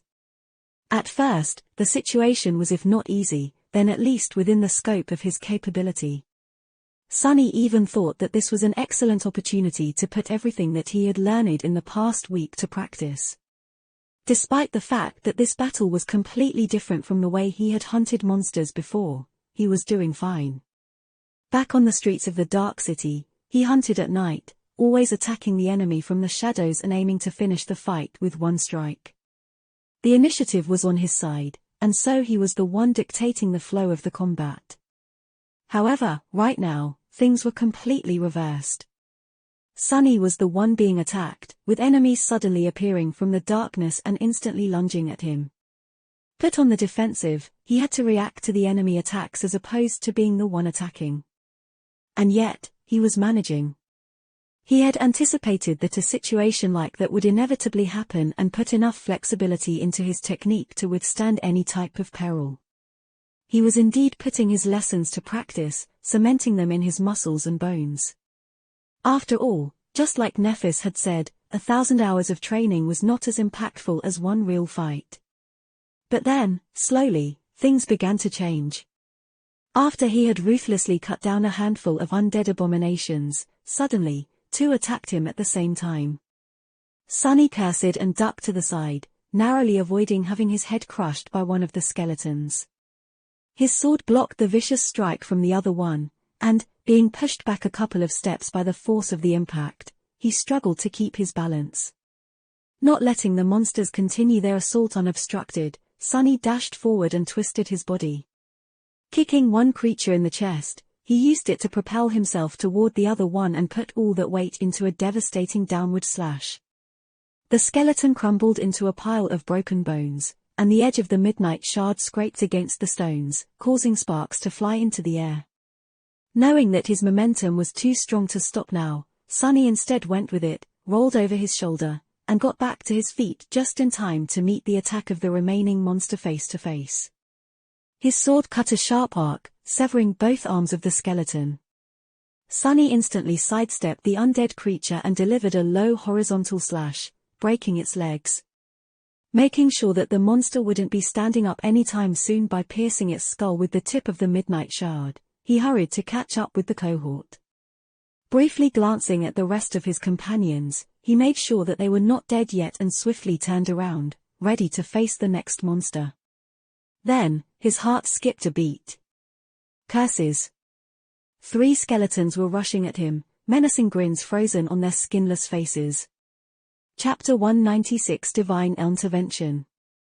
After that, things became hectic. Sunny had to push himself to the limit to fight against multiple opponents while maintaining the pace with the rest of the group. Knowing that slowing down meant death, he slashed, dodged, blocked and moved back without allowing himself even a moment of respite. Slowly but surely, countless wounds began accumulating on his body. But even then, it wasn't enough. So he pushed himself past his limit. After all, this was the exact situation he had been preparing himself for by enduring the ruthless onslaught of the Stone Saint day after day. The inevitability of having to fight against an overwhelming force. Dark, vehement fury ignited in his chest, washing away pain and fear. Come and get me in right here. Who did they think they were trying to kill? Noticing 4 new abominations answer his call, Sunny couldn't help but laugh. Good. Their assault came fast and without mercy, not leaving him any room to breathe. But Sunny welcomed it. Dodging one of the skeletons, he dashed forward and positioned himself behind another one, so that its body blocked the path of the third. He couldn't do anything about the fourth one for the moment, but its attack was accounted for. It was going to hurt like hell, but not to the point of killing him. Bloodweave was going to take care of the rest. The midnight shard cut through the air and severed the undead creature's knee, causing it to clumsily fall to the ground. At the same time, cold fingers tore into Sunny's side. He had already shifted his body to make sure that they were not going to damage any vital organs. With Puppeteer's shroud taking most of the damage, Sunny only ended up receiving 5 deep scratches, which then instantly welled with blood. A crap that hurts. But he didn't regret it. The only thing he regretted was the fact that, with the shadow wrapped around the midnight shard, he couldn't observe its movement during this long and arduous fight. Just imagining the kind of insight he could have gleaned from it filled him with avarice. Turning around and reversing his grip on the sword, Sunny commanded the shadow to move onto his body. Almost instantly, he felt a rush of power fill his muscles. In the same fluid movement, Sunny took a step toward the monster that had just wounded him and delivered a crushing blow with the pommel of the tachi. The skeleton's jaw flew away in a rain of broken teeth. Taking another quick step, Sunny circled around the disoriented creature, hooked his hand around its damaged skull, and tore it clean off the spine. Then he pushed the decapitated creature into the 2 remaining ones, briefly slowing down their approach. By the time the undead abominations regained their balance, Sunny was already upon them. The midnight shard flashed 3 times, turning the 3 skeletons into 3 piles of bones. Taking a step back, he narrowly avoided the claws of the last remaining skeleton, the one whose leg he had chopped off at the start of the skirmish. Sunny glanced at the creature that was madly crawling toward him and finished it off with one powerful thrust. Then, he groaned. "Ah, crap, I think I overdid it." Sunny was bruised, hurting all over, and covered in blood. What's worse, he was exhausted. This moving battle was too intense and had lasted for too long. Even with his endurance enhanced by the bloodweave, he was nearing the point where his performance would start dropping rapidly. Once that happened, he would die. Because the damn undead creatures were not only immortal, but also tireless. Just as this thought appeared in Sunny's mind, a new wave of skeletons lunged at him from the depths of the tunnel. Tiredly raising his sword, he gritted his teeth. Time for Plan B. At some point, the tunnel they were currently in was briefly drowned in a brilliant wave of pure white light. Glancing over his shoulder, Sunny noticed that Nephis had finally summoned her flames, channeling them into the blade of her sword just like on the day they had fought against the Carapace demon. Faced with the blinding radiance of the incandescent blade, the skeletons almost seemed to melt. Perfect timing. Using the momentary disorientation of his own opponents, Sunny dashed back and commanded the Stone Saint to switch places with him. As they passed each other, he sent the shadow from his own body onto that of the taciturn Stone Knight. Almost immediately, the Shadow Saint's eyes blazed with menacing carmine fire. Her skin shone with dark radiance, and wisps of ghostly grey fog appeared from beneath her stone-like armor like dancing flames. The impenetrable darkness of the catacombs suddenly seemed to become even deeper, embracing her like a vast black mantle. "Yeah, I have some tricks up my sleeve too." A second later, the shadow crashed into the undead creatures, sending splinters of bones and severed limbs flying through the air. She proceeded to massacre them, moving from one to another in a graceful storm of darkness and destruction. Taking her place near Kai and Cassie, Sunny was finally able to rest for a few seconds. His battered body was screaming with pain, and the grey fabric of the puppeteer's shroud had turned heavy with blood. With 2 wielders of divine aspects activating their hidden cards almost simultaneously, the cohort got a chance to catch their breaths for a few short moments. However, it was clear that this calm wouldn't last long. Sunny didn't really want to show all his cards yet, but the situation left him little choice. He doubted he could continue this mad dash for much longer. Plus, chances were that the rest of the party, preoccupied as they were with their own share of the undead monsters, would either fail to notice the sudden alteration happening to the Stone Saint or assume that it was just an ability of hers. Using the opportunity, Sunny took a look at the condition of his companions. It was not good. Changing Star's armor was battered and torn, with blood seeping down her right side. Effie's shield looked like it was on the verge of coming apart, while her white chiton was painted red. Castor managed to preserve some semblance of a collected look, however, there was a deep gash under one of his eyes, his face blooded and grim. Kai was doing not much better. He was pale and visibly exhausted, his auburn hair disheveled and soaked with sweat. Sunny didn't even want to think about his own sorry appearance. Only Cassie, whose Tier 6 armor made her less likely to be attacked by an enemy, looked more or less fine. However, her flying rapier had several visible nicks on its slender blade, and looked tired and dispirited overall as much as a flying weapon could look like anything. In short, one thing was painfully apparent from their state. If things didn't change soon, all of them were going to die.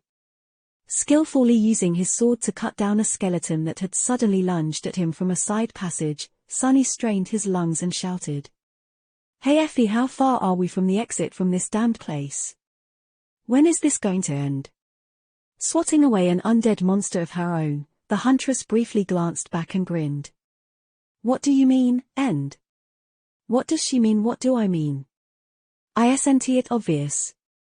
Turning back to concentrate on the horde of enemies in front of them, Effie yelled. "What end? This was just a warm-up." Chapter 197 Ultimate Test. Sunny cursed and prepared himself for the worst. A few moments later, the short respite they had gotten was over. With a sound that reminded him of rushing water, a terrifying wave of undead monsters crashed into their formation, threatening to break it apart. Effie braced for the impact and withstood the furious onslaught, somehow managing to split the wave in two. From one side, Changing Star dove into the torrent of skeletal wraiths, her incandescent sword cutting through them like a ray of pure sunlight piercing the darkness. From the other, Castor's enchanted blade was doing the same. The scion of the Hanli clan moved with astonishing speed, turning into a blurry whirlwind of ghostly green steel. Everything that touched it turned to dust.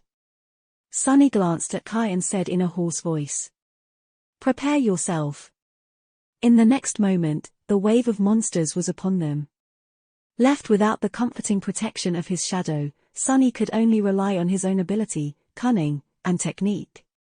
Dashing forward, he clashed with the first skeleton.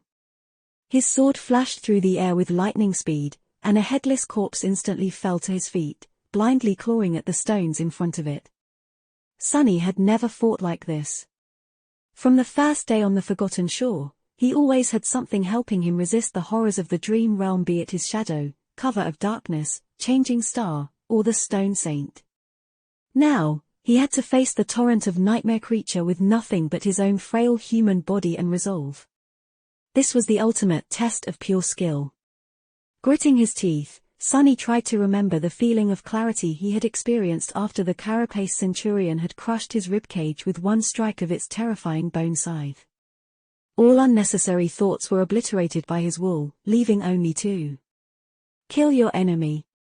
Prevent the enemy from killing you.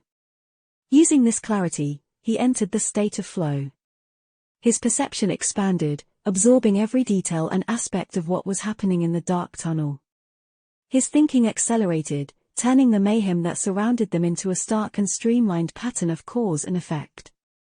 Connected to the underlying law of it all, Sunny was able to react to the actions of his enemies faster and predict them better. Eschim. With a hissing sound, the midnight shard cut the air and slashed the next monster across the chest, splitting the skeleton diagonally in two. Without paying the defeated creature any attention, Sunny instantly lunged at the next one. His movements were fluid and unpredictable, but also grounded and firm. Every strike, every step was calculated and efficient, focused on delivering the maximum amount of damage while preserving as much of his strength as possible. It was a perfect combination of the two seemingly contradictory battle styles that he had learned.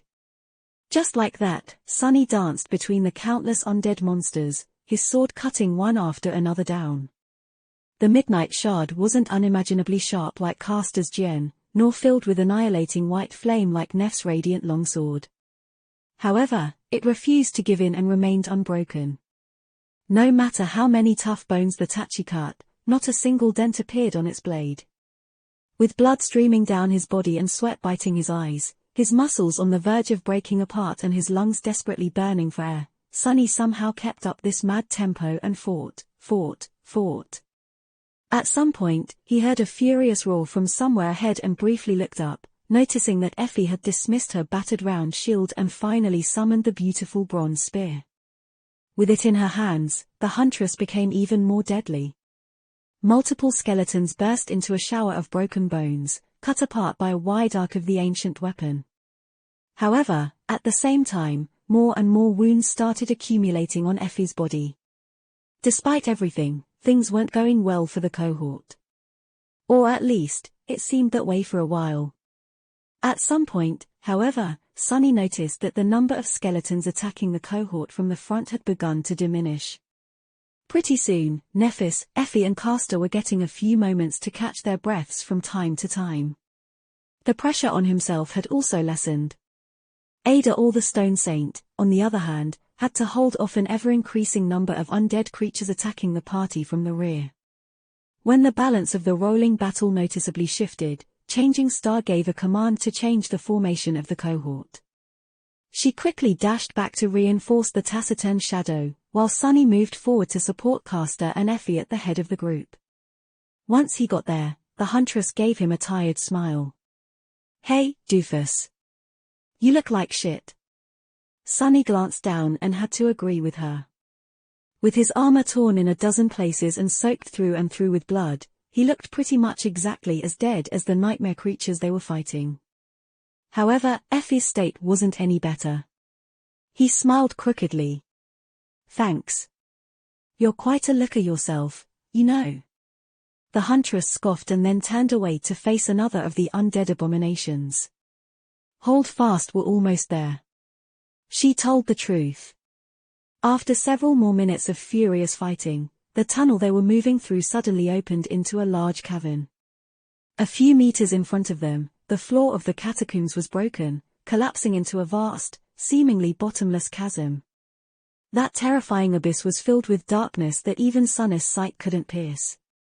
The chasm was no less than 40 meters across and stretched far into the distance to both left and right, like a dark border separating the world of the living from the world of the dead. A rickety rope bridge was drawn across it, connecting to a similar-looking tunnel at the other end of the abyssal chasm. The rope bridge looked like a derelict of ancient times. It was flimsy, slippery, and rotten through and through. "She doesn't expect us to actually use it, does she? It's so obvious that this thing will collapse as soon as we step on it. Has she not seen any Sagook? Even if others somehow survive, there's no chance that I, with that damn fated attribute, will make it to the other end." Sunny turned to Effie and scowled, really hoping to be surprised by her answer. "So, what now?" The huntress looked at him in confusion. "What else?" "We cross the bridge." Chapter 198 Last Stand. Sunny sighed. Of course, they had to cross the bridge. Why had he even bothered to ask? Great. At least the damn thing was empty of the skeletons. The path to the other side of the chasm was clear. What is clear is that I'm going to die.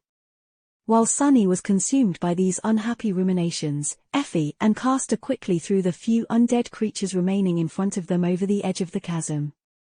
Finally safe from their constant attacks, most of the cohort took a chance to quickly catch their breaths.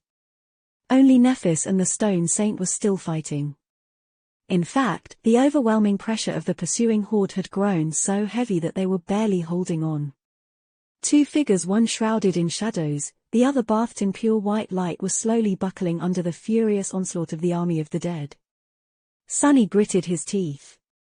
If nothing changed, they were going to be the ones being thrown into the dark abyss very soon. With a grim expression on his face, he glanced at Effie and said, "Go." Leaning on her spear, the huntress weakly shook her head. Someone will have to hold them off long enough for everyone to get to the other side. You should. Sunny interrupted her. I'll be the last one to cross. Don't worry, I have a plan. A crazy plan. But what else was new? Giving him a long look, Effie hesitated for a few seconds, then nodded. All right. Stay alive, Sunny. He quietly chuckled. Oh. I didn't know you cared. She stared at him for a bit, and then calmly said. No, it's just that if you die, pretty soon you'll have to fight your scrawny corpse. So don't do that. Okay. With that, Effie beckoned others to follow her and stepped on the rickety bridge. Sunny blinked a couple of times, watched her go, then turned his back to the chasm and sighed. Right. What else did I expect? In any case, there was no way back now. Brandishing the midnight shard, he dashed forward and joined Changing Star and the Shadow Saint in their desperate fight. Dispatching a couple of skeletons, Sunny briefly turned to Nephis and said, Retreat to the bridge. Saint and I will hold them off. Ada, all her eyes shone with white flames through the visor of the Starlight Legion armor's helmet. A moment later, he heard a hoarse voice. Are you sure? He dodged the claws of an especially menacing monster, bashed it away with the pommel of the tachi, and yelled. Yes, but. Another undead creature fell to the midnight shard. When you get to the other side, you need to destroy the supports of the bridge. Do you understand? Changing Star hesitated, almost missing the timing of her attack. Then, she asked. What about you? Sunny laughed. Don't worry about it. I have a way to get across. Neph didn't answer for a while. Finally, she simply said. All right. Not one to waste words, Changing Star didn't say anything else. When the opportunity presented itself, she silently retreated, letting Sunny take her place. Now for the hardest part. With Nephis gone, all the monsters of the catacombs descended upon the Stone Saint and him. Sunny cursed, feeling that the tiniest mistake would spell his doom. The onslaught of the undead horde was beyond anything he had expected. Desperately trying not to drown in the torrent of ferocious abominations, Sunny fought with everything he had left.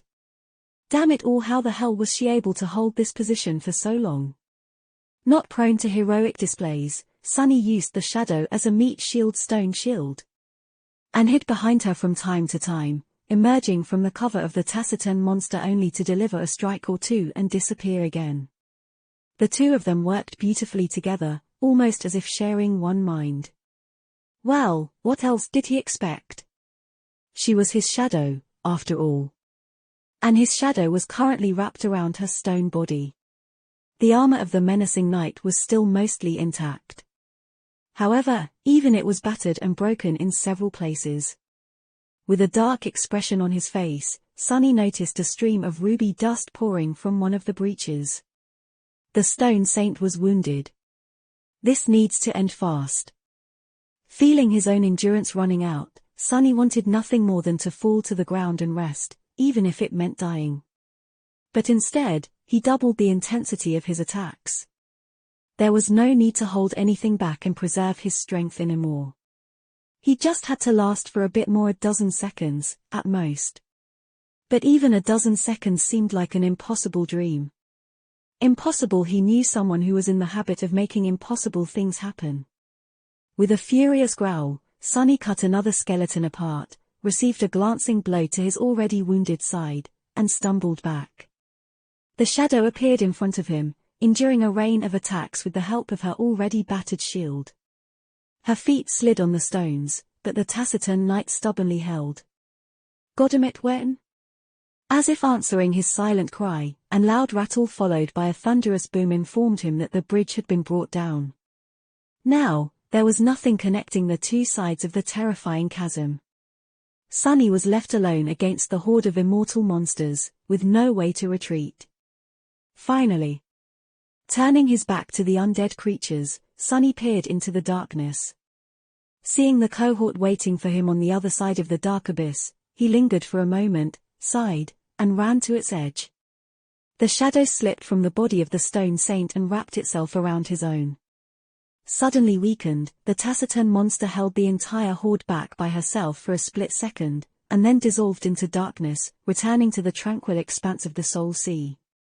With no obstacles to slow them down anymore, the flood of skeletons lunged forward.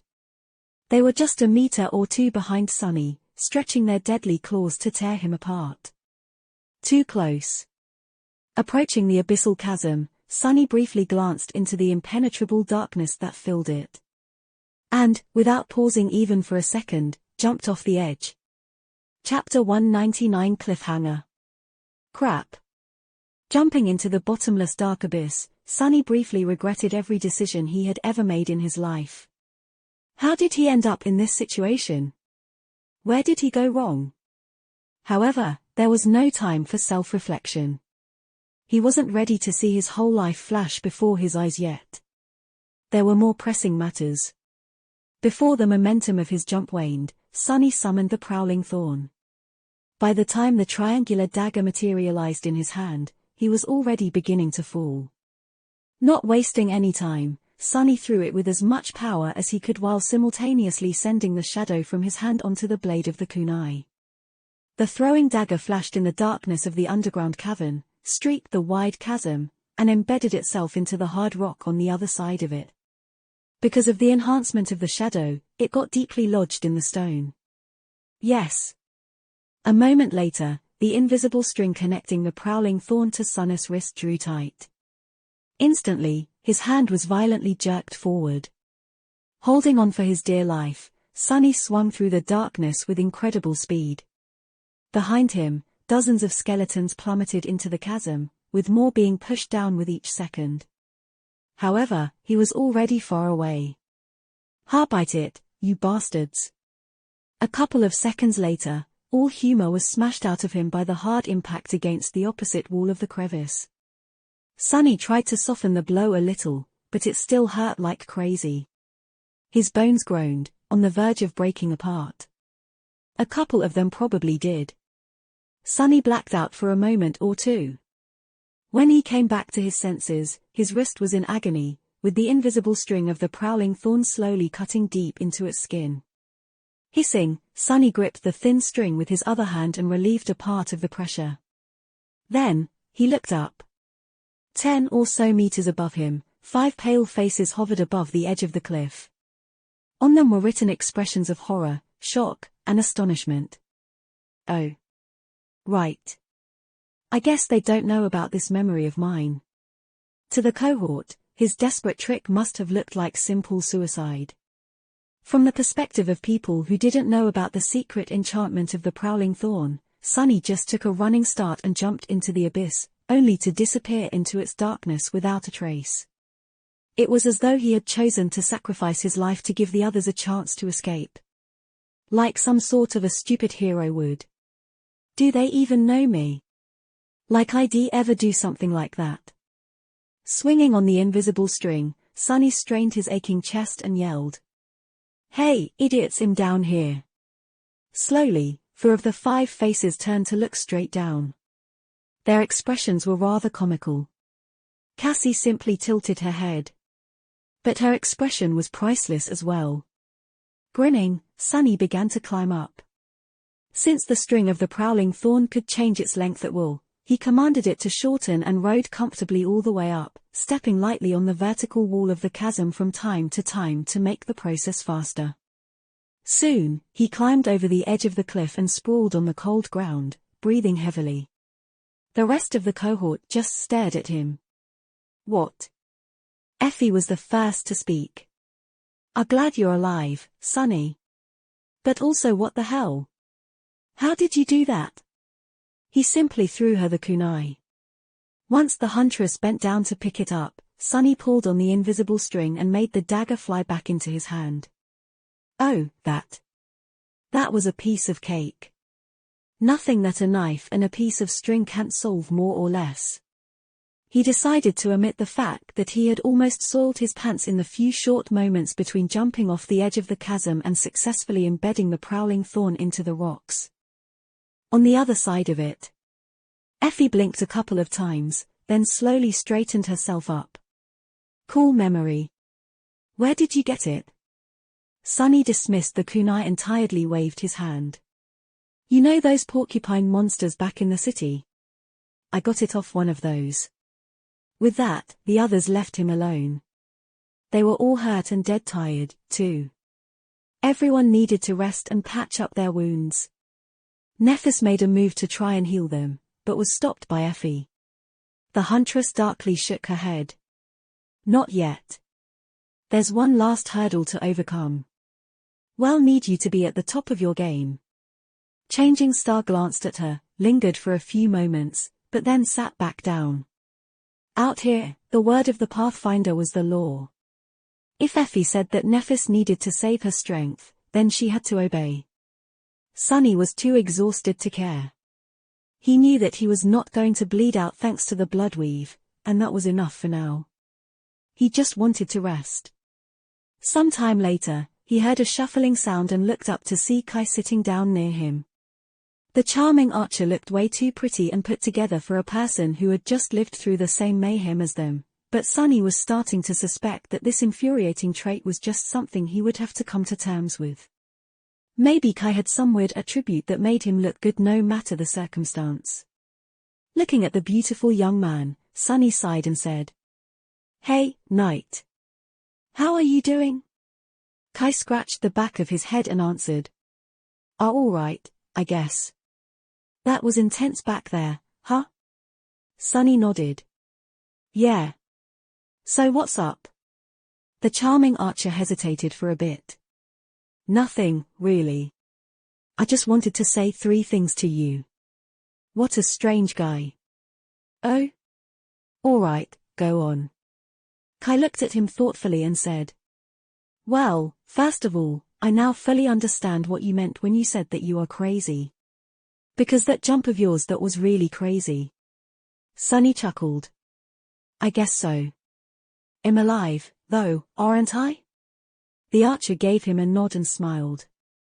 "Another thing I wanted to say is that I also understood how you managed to survive all those months in the ruins. Your swordsmanship, I've never seen anything like it. I think that very few people in the Dark City would survive a clash against you. So, everything makes more sense now." Sunny didn't know how to feel about that praise. On one hand, it was nice to be acknowledged for something he worked so hard on. On the other hand, he still preferred being considered a cowardly weakling. It made killing fools far easier. He shrugged. "Thanks, I guess. What is the third thing?" Kai was silent for a long time, as though trying to find the right words. Finally, he shook his head and cautiously said, "Right. About that jump of yours, you do remember that I can fly, right? So I could have carried you over the chasm, no problem. So, why did you do it?" Sunny stared at him silently for a while, an inexorable expression on his face. God admit.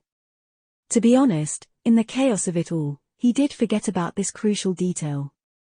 After a long stretch of awkward silence, Sunny opened his mouth and said in a flat tone, "Oh, you know.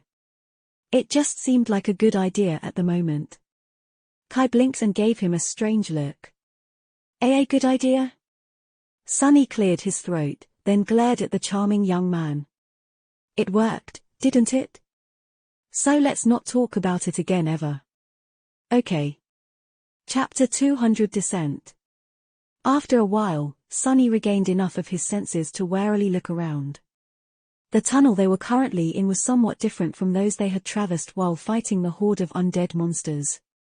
It looked more weathered and decrepit, with its walls and floor smoothed and uneven, as though eroded by something over the course of countless years. What's worse, it was wet. With a cold shiver, Sunny realized that they were surrounded by puddles of black water. The smell of sea salt permeated the air. Looking up, he found the tall figure of the boisterous huntress and asked in a raspy voice, "Where are we?" Effie glanced at him and gestured up. 100 meters or so below the surface, pretty much exactly under the city wall. He stared at her blankly, slowly comprehending the meaning of these words. The huntress gave him a nod. Yeah, you guessed correctly. Come night, this place is going to be full of seawater. That chasm behind us is what prevents the catacombs from being flooded by the dark sea. She sighed tiredly. So, unless we want to drown or be eaten by some depth dweller, we need to get out of here as soon as possible. Sunny closed his eyes, imagining a roaring torrent of black water erupting from the mouths of countless tunnels and falling into the abyssal chasm like waterfalls made of pure darkness. Yeah, if they were still underground when that happened, sea monsters would be the least of their problems. The sea itself would kill them. Luckily, the day was still young. Effie's words served as a signal. A few moments later, Nephis rose to her feet and glanced at the members of the cohort. Her pale face was calm and composed. Time to go.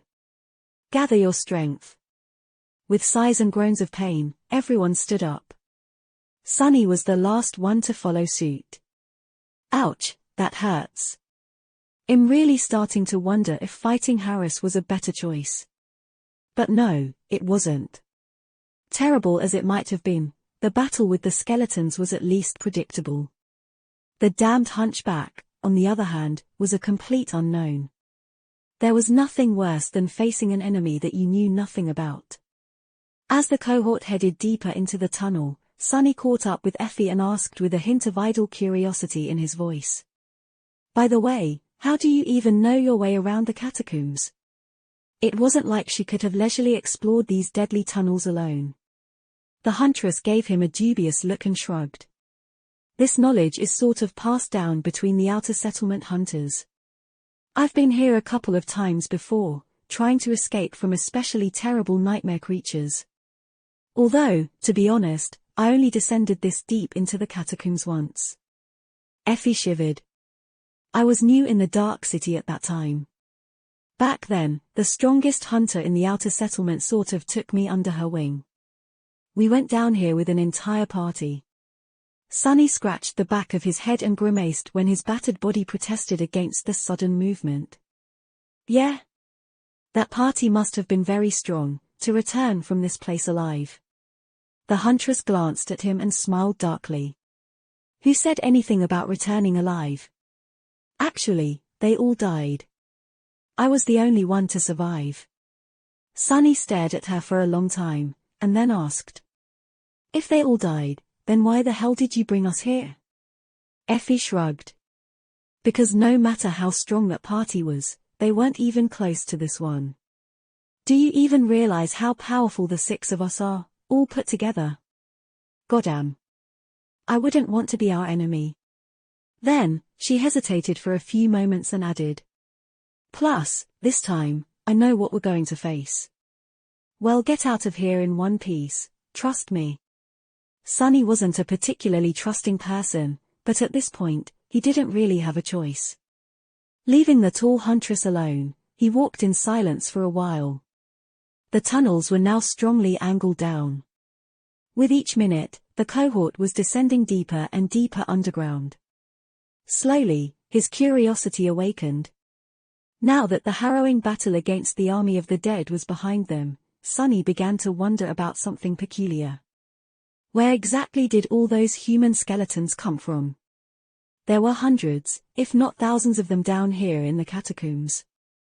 Even if every hunter that had ever lived in the outer settlement died in these tunnels, their number wouldn't account for that much.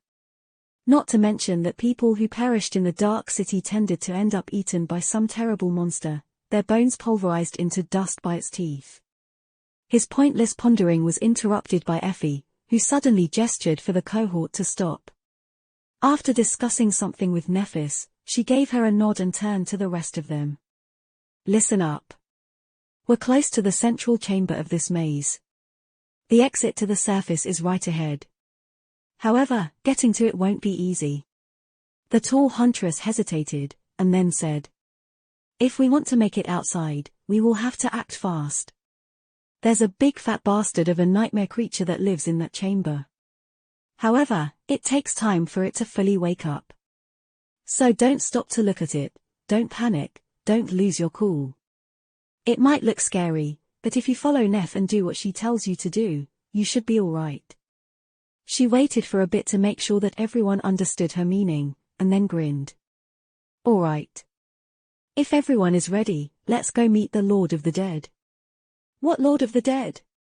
Not liking the sound of this name one bit, Sunny summoned the Midnight Shard and reluctantly followed after Effie. Soon, they entered a giant underground chamber. Once Sunny saw what was inside of it, his eyes grew wide. He finally understood where all those skeletal wraiths came from. He also understood where the inhabitants of the ancient city had disappeared to. They were all here. Chapter 201 Lord of the Dead. The giant underground chamber was circular in shape and as immense as the grand hall of the Bright Castle. Its walls were built out of the same grey stone slabs as the mighty walls of the Dark City, but unlike them, the walls of the chamber were covered with whispering streams of cold, nebulous black water.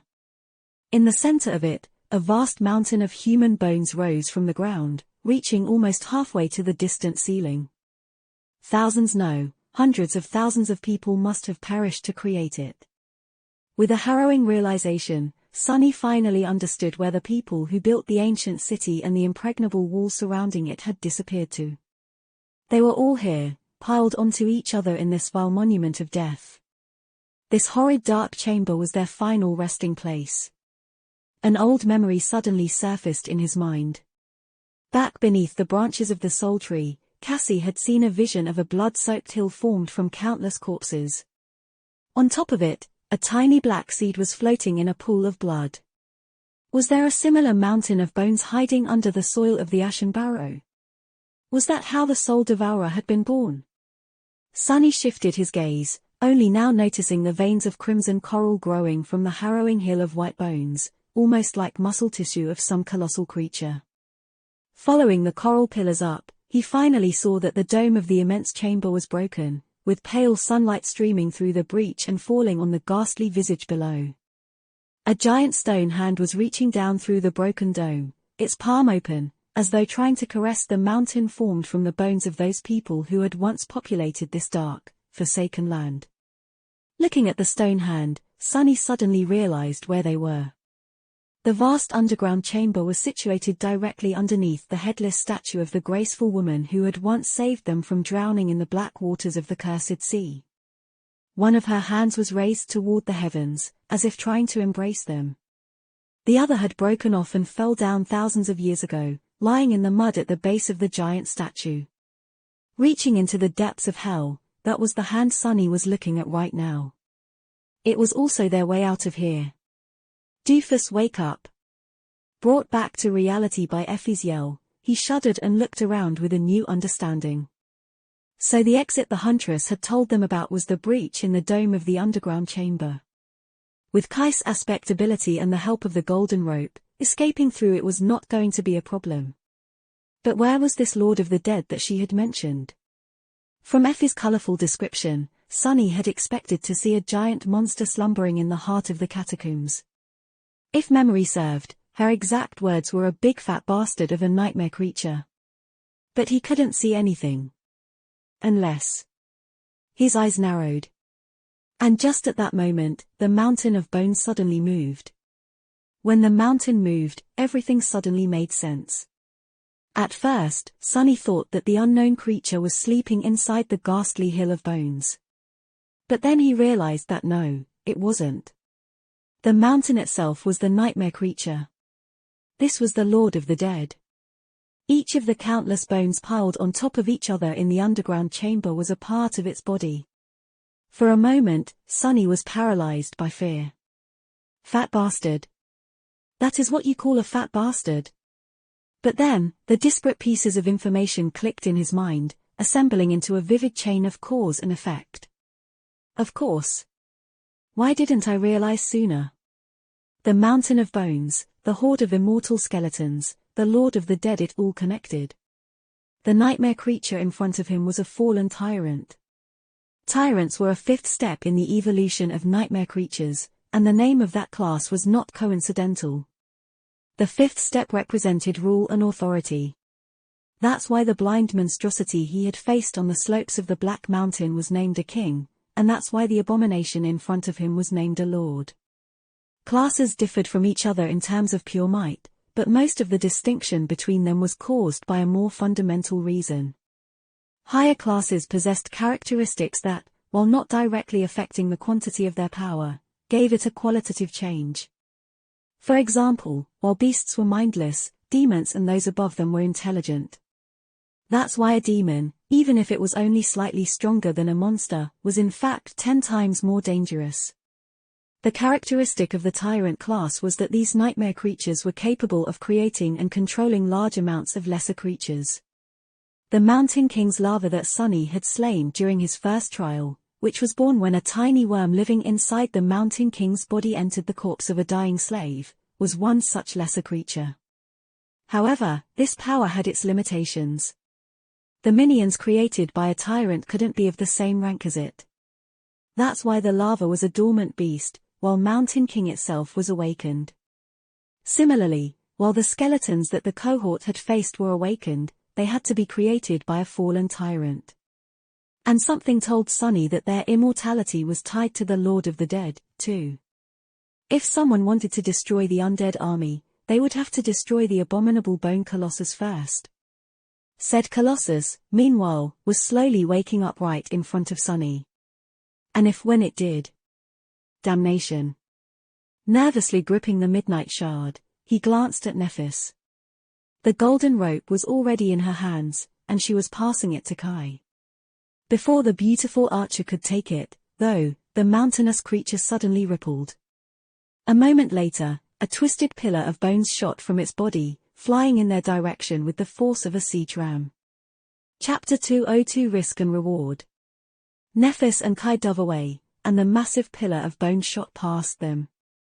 Before the thunderous sound of it crashing against the wall of the chamber even reached Sunny's ears, the pillar was already moving, whipping sideways with tremendous force. Luckily, he and Cassie were behind it, but Effie and Castor were not.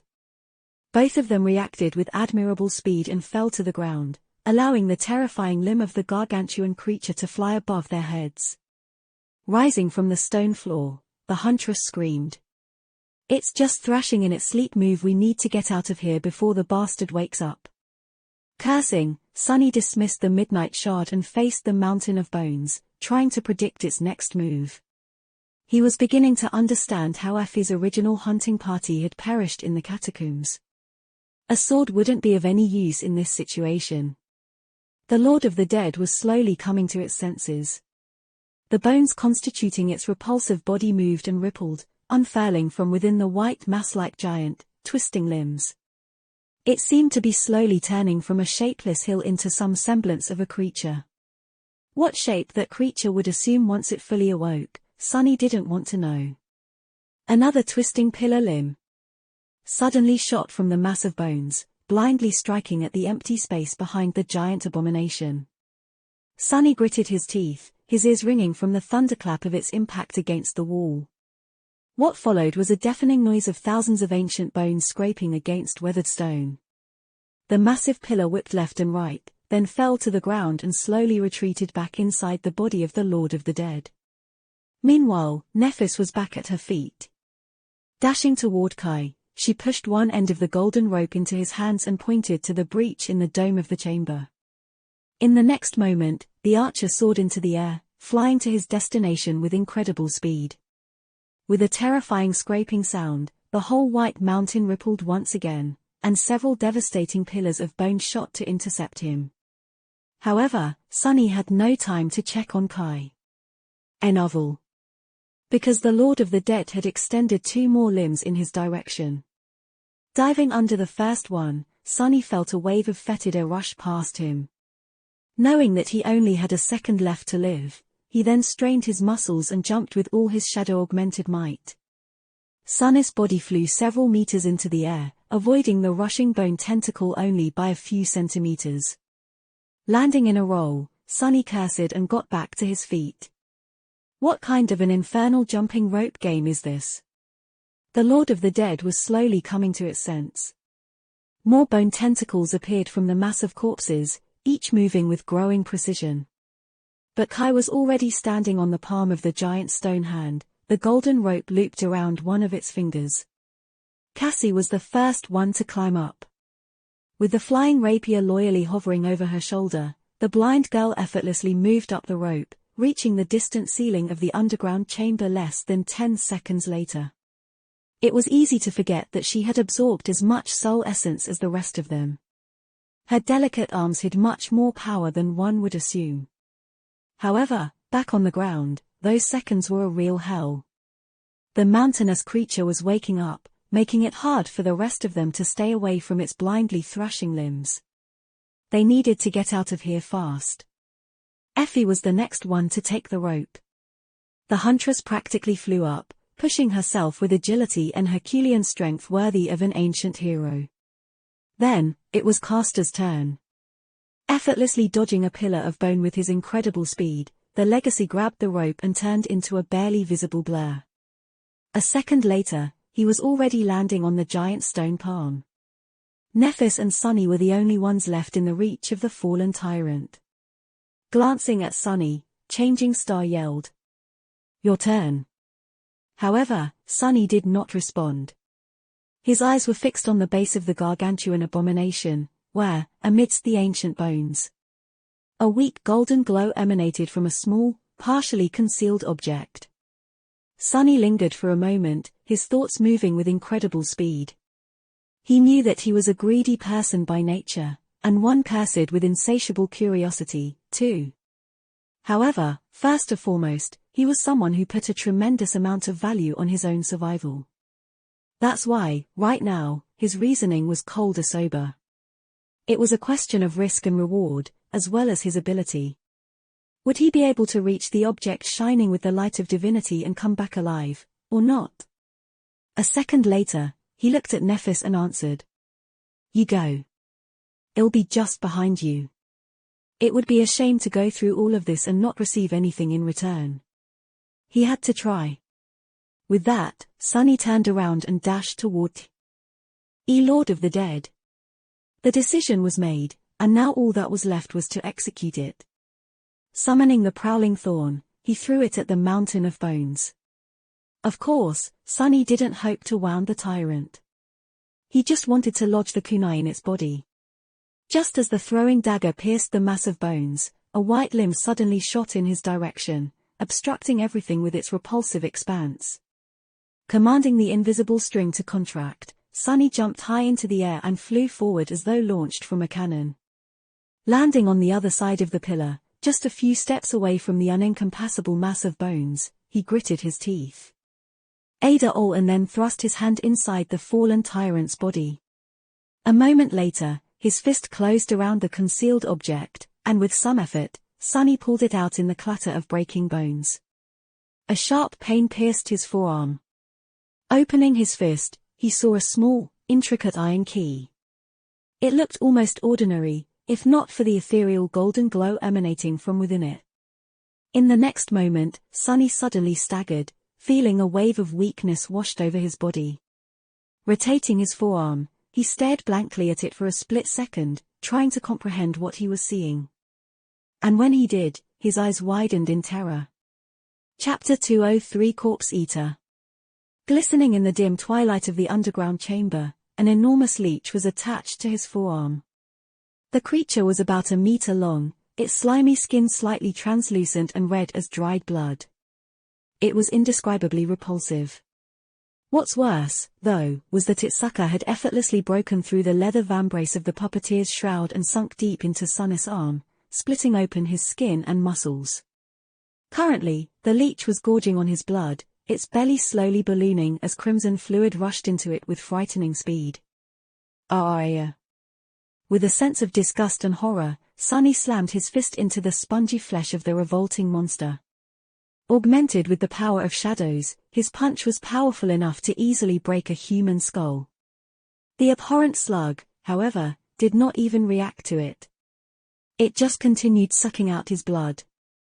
All Sunny achieved was sending a wave of pain rolling through his body. Not good. Instantly summoning the Midnight Shard, he enhanced its edge with the help of the shadow and hacked at the leech, putting all his strength behind the strike. The blade of the tachi was as sharp as a razor, and with the augmentation provided by shadow, it slid helplessly off the leech's skin, not leaving even a scratch on it. The slug wasn't affected at all. It was still drinking his blood, consuming a dangerous amount of it with each second. Sonny stared at the disgusting creature, dumbfounded. His body was already starting to suffer from blood loss, a sickening weakness slowly spreading through it. There wasn't much time left until it would cause him to lose consciousness. And then, inevitably, die.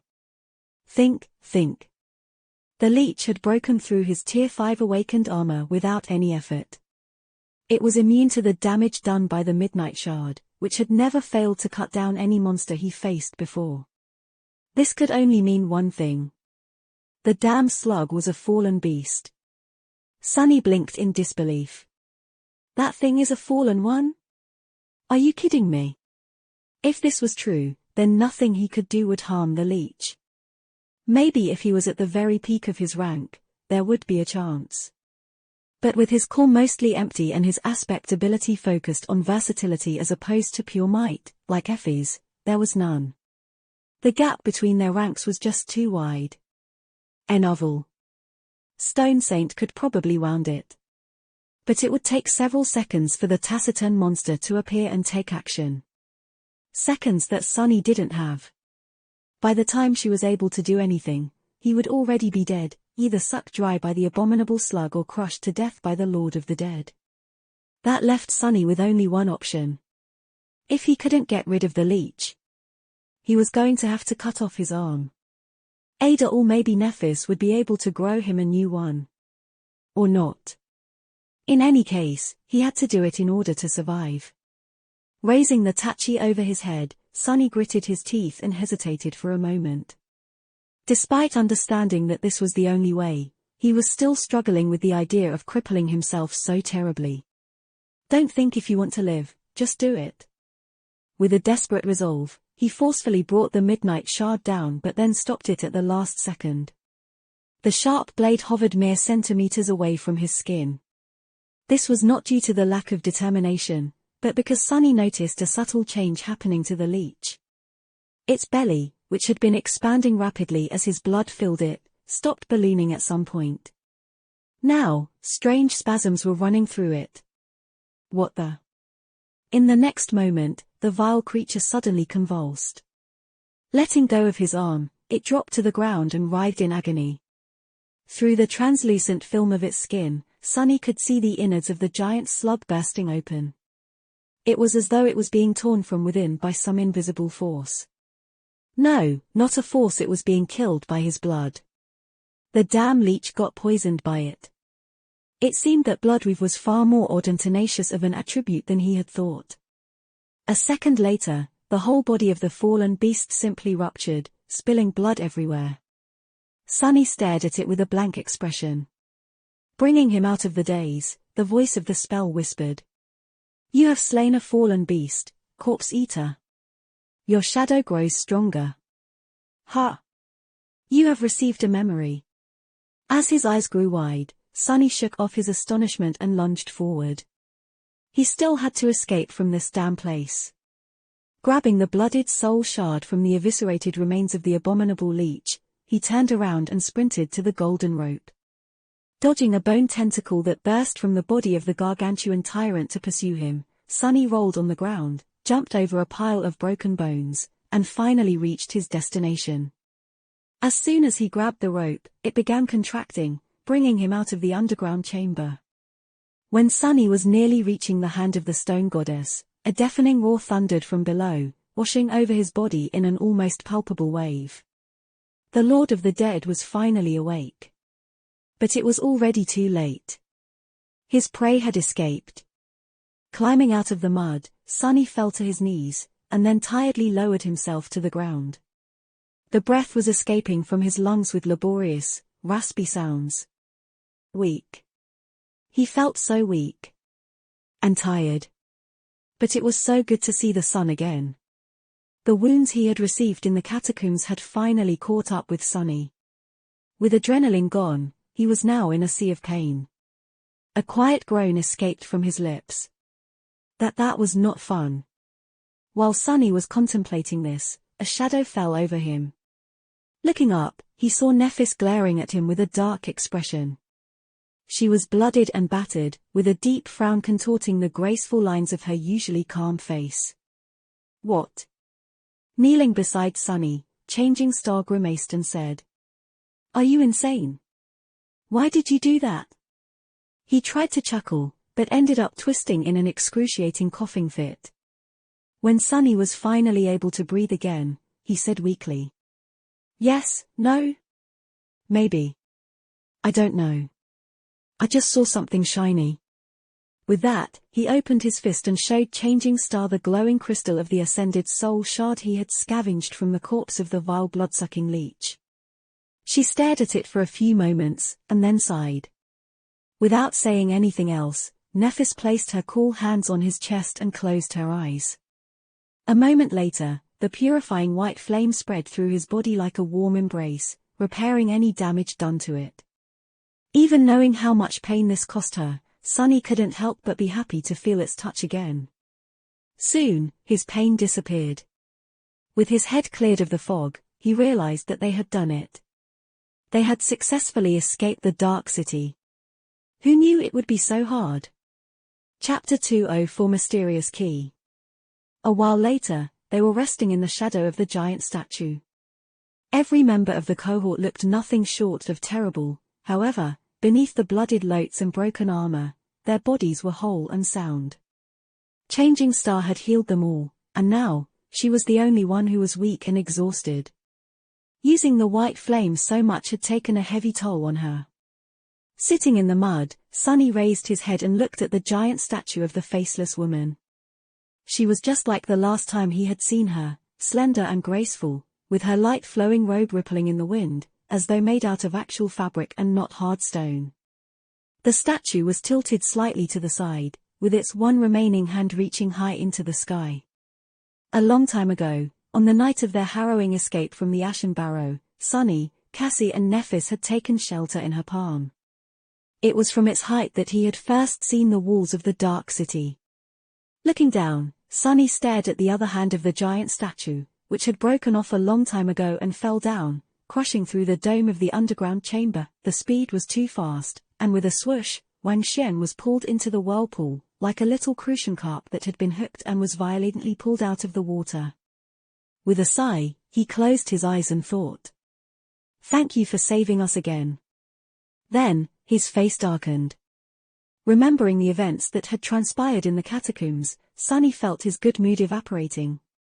Although he had found the answer to one of the mysteries that had been plaguing him for a while now, he wasn't happy about it. The fate of the inhabitants of the ancient city had always been something that Sunny was very curious about. As an amateur explorer who spent most of his free time studying the ruins of the Dark City, he was familiar with subtle details of their culture more than most. Learning about the mundane facts of their lives was somewhat of a passion of his. If you dare to fish against him like this, no matter if it's a strange thing on a mobile phone or that ferocious giant fish, you'll have to pay the price. He had known that the history of this ancient civilization ended in tragedy, of course. A cataclysmic disaster had destroyed it, turning the once prosperous land into the desolate hell it was today. But against all logic, Sunny still hoped that these people had somehow managed to survive. Perhaps they had migrated somewhere, leaving the ruins of their city behind. But now he knew that it wasn't so. All of them were right there below him, buried forever in a damp underground chamber, piled onto each other high enough to form a ghastly mountain of bones. More than that, their remains had been soaked in the cursed waters of the Dark Sea and turned into a vessel for the soul of a vile nightmare creature. There were a lot of questions about the fate of these people still lingering in his mind. How did they end up in that dark chamber? Had they died there, or had their bodies been brought there by someone or something later? How was the Lord of the Dead born? Was its inception the same as that of the Soul Devourer? But he didn't really want to know the answers anymore. He felt that learning them would only break his heart. Fizzy is mocking him. With a sigh, Sunny decided to distract himself from these depressing thoughts with something uplifting and summoned the runes. One cluster, in particular, interested him the most. Shadow Fragments 322-1000. He had received 4 fragments for killing the Corpse Eater, even though the manner of its death was rather peculiar. Having now killed nightmare creatures of the awakened, fallen, and great ranks, Sunny could surmise that his initial theory was right. The spell gave him double the fragments for killing enemies of higher ranks, according to the number of soul cores they possessed. An awakened creature would land him 2 fragments for each core, a fallen one 4, and a great one 16. Then, it was noiseless and motionless. Instead of reviving here, it chose to disguise it. It was easy to guess that killing a dormant creature, which was equal to him in terms of rank, would result in 1 fragment per core, while killing a corrupted one would result in 8. Made sense. It was the same as absorbing soul shards, with the difference being that shadow fragments entered his core at the moment of the kill and without making a distinction between nightmare creatures and humans. Looking up, he glanced at the list of his memories. Memories: Silver Bell, Puppeteer's Shroud, Midnight Shard, Ordinary Rock, Prowling Thorn, Endless Spring, Blood Arrow. The last one was new. Slightly intrigued, Sunny read its description. If one's piece of sword energy can't solve the problem, then take a few more pieces. Wang Xian is going to kill it. Memory: Blood Arrow. Memory: Rank Ascended. Memory: Tier 1. Memory: Type Weapon. Memory description: a debt of blood must be paid in blood. Memory enchantments: Rain of Blood, Restitution. Enchantment description: the arrows are created from the wielder's blood, and as such, can rain on the enemies for as long as the archer has any left in their veins. Enchantment description: if the arrow finds its mark, it will drink the blood of the prey and restore that which had been taken from the archer. If it misses, the archer's blood will be lost forever. Ha! Creepy. Since Sunny didn't know how to use a bow, this memory was useless to him. Which was a real shame, because it was the first ascended one he had ever received.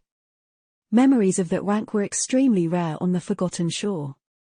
He could either feed it to the Stone Saint for a couple of shadow fragments, or... Sunny glanced at Kai and frowned, lost in thought.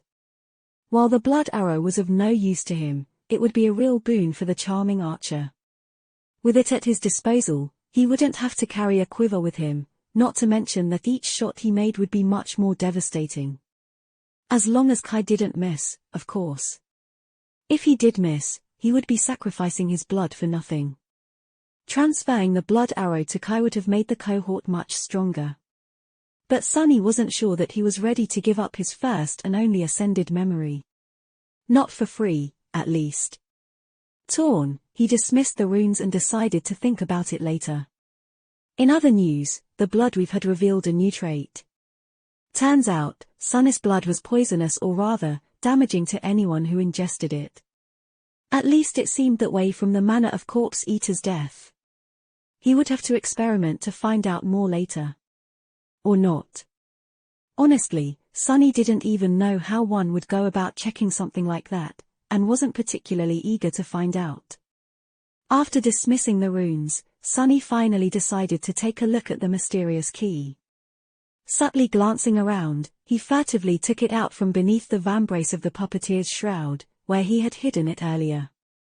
The intricate iron key lay on his palm, glowing with a pale golden light. The light of divinity. Sunny had no idea what the key was supposed to open. He had taken an insane risk and almost died to get it. Was it worth it? Honestly, he wasn't sure. But deep down, Sunny felt that it was. For some reason, he sensed that the small iron key would turn out to be extremely important to him. Chapter 205: Journey to the South. Sadly, the cohort did not get a lot of time to rest. Despite the fact that it wasn't even noon yet, they had a lot of ground to cover before sunset. The plan they had made at the start of the day was to leave the Dark City from the south by climbing the wall near the grandiose main gates and then travel through the labyrinth to the next safe height, which was about 10 kilometers away. However, due to the fact that they had ended up in the catacombs instead and had to escape through the chamber belonging to the Lord of the Dead, the party was now to the east of the ruins, near the beautiful statue of the Faceless Woman. Not only did they have to circle around the city now, but there was also less time to reach safety before the flood of darkness devoured the forgotten shore once again. Standing up in a chorus of disappointed groans, the cohort assumed the marching formation and set out south. Walking through the mud of the colossal crater was not easy, but for the time being, they had no other choice unless they wanted to scale the monumental stone wall and return to the Dark City, of course. Luckily, with both Sunny's shadow and Kai scouting the way ahead, they didn't have to worry about being ambushed by monsters. So, for the time being, the only thing the party had to struggle with was moving their feet through the wet dirt. The monotonous silence was broken only by laborious breathing and slurping of mud. A while later, the impregnable and seemingly endless grey wall that loomed some distance away and above them slowly twisted, drifting away from the edge of the crater. They were finally leaving the cursed ruins behind. Turning around, Sunny looked back and studied the site of the city that had been his whole world for these past almost 5 months. Far away, the floor of the gargantuan crater sharply rose, forming a tall slope. On it stood the unassailable wall of polished grey stone, firm and unyielding despite the thousands of years that had passed since the demise of its creators. From where he stood, Sunny could see the flood of crimson coral swelling at its base, sharp blades powerlessly scraping against the cold stone in hopeless attempts to find purchase. It looked as though the city was being besieged by the land itself. If it knew what awaits inside, the labyrinth would be trying to escape as far as possible from that damned place instead. With a sigh, Sunny looked up and noticed a lone human figure standing on the wall, watching them disappear into the distance. That figure was crooked and dark, emanating a cold feeling of foreboding. A few moments later, it turned away and disappeared from view.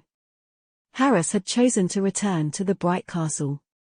Trying not to shiver, Sunny lingered for a few seconds, and then hurried to catch up with the group. They were safe from him, at least. For now. Because the crater was too big, the bent of its edge was almost imperceptible. Only by looking far into the distance could one say that it was actually curved. Because of this, the cohort could have continued traveling through the crater for a long time without having to move farther away from the goal of today's journey, which lay to the southwest of their current position. However, they had to leave the crater and return to the labyrinth sooner or later, not only to escape the black water, but also because there was nothing to hide behind on this vast muddy plain. If any flying nightmare creature decided to attack them from above, the cohort would have no defense against it. The labyrinth, while hiding its own fair share of terrifying threats, at least offered some measure of protection. That's why, at some point, Nephis led the party to the sharp slope of the crater, and the 6 of them climbed out of it. With the help of Kai and the trusty golden rope, the task wasn't hard at all. For some time after that, they walked on the ridge separating the crater from the labyrinth proper, but then, finally, had to turn west and enter the maze of crimson coral. Sunny couldn't help but sigh once the familiar coral walls surrounded him once again. He didn't miss the first months of his infernal voyage into the dream realm at all. Well, maybe a little. But not because of the damn labyrinth itself, that's for sure. The Crimson Forest was simultaneously the same and vastly different from the region of it that he had traveled through before. The coral maze itself was pretty much identical to how it had been east of the gargantuan crater. However, the creatures populating it in these parts were vastly different. There were no members of the Carapace Legion around, at least not anywhere Sunny could see. Instead, the dominant tribe of nightmare creatures in this region seemed to consist of nasty, spider-like critters that had a habit of decorating the walls and passages of the labyrinth with endless amounts of grey, incredibly sticky cobwebs. What's worse, their webs seemed to be made not out of spider silk, but out of thin metal wires that were as tough as iron and could cut the victim into little pieces if it thrashed too much after getting caught. Needless to say, getting yourself stuck in these webs was tantamount to a death sentence. The deeper into the labyrinth they went, the more of these cobwebs surrounded them. It came to the point where they had to use Cass's flying rapier to clear the path ahead every few minutes, slowing down the speed of the cohort to a crawl. During one of these stops, Sunny rubbed his face and thought, "I just hope that nothing attacks us while we wait." Turning to him, the shadow glared for a few moments and then tiredly shook its head. It then placed one palm across its face and looked down, as if defeated. What? What did I say? A moment later, several massive spider-like creatures jumped out of the cracks in the coral and attacked them. Chapter 206 Triumph. The spiders were about the size of a human, incredibly fast, and had plates of something that resembled iron covering parts of their repulsive bodies. They looked like armored battle machines created for the sole purpose of slaughtering living things. They also looked strangely familiar. With a little effort, Sunny realized that these abominations looked a lot like lesser, much smaller versions of the giant fallen beasts that had destroyed the original Stone Saint and her kin. It's just that their size and armor weren't nearly as formidable. If so, I have bad news for you, fools. As soon as the spiders attacked, the members of the cohort reacted with the deadly calmness of experienced Dark City hunters. Weapons flashed in the air, severing limbs and piercing through iron as though it was paper. Effie straight up flattened one of the creatures with a devastating strike of her battered shield.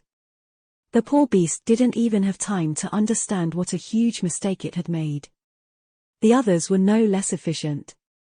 Sunny himself threw the prowling thorn and pulled on the invisible string as soon as it sunk into the flesh of one of the spiders, bringing its jump to an abrupt end and sending it crashing to the ground. Before the beast could stand up, Quiet Dancer streaked through the air and pierced its head clean through. Just a few short seconds after the spiders had tried to ambush the group of humans, the battle was over. 3 dead nightmare creatures were sprawled in the mud, while the 4th one ended up pinned to a coral wall with several arrows. They could have even shaved a second or two if it weren't for the need to look out for the spider webs. Sunny shook his head. Disappointing. Wait. Why was he disappointed?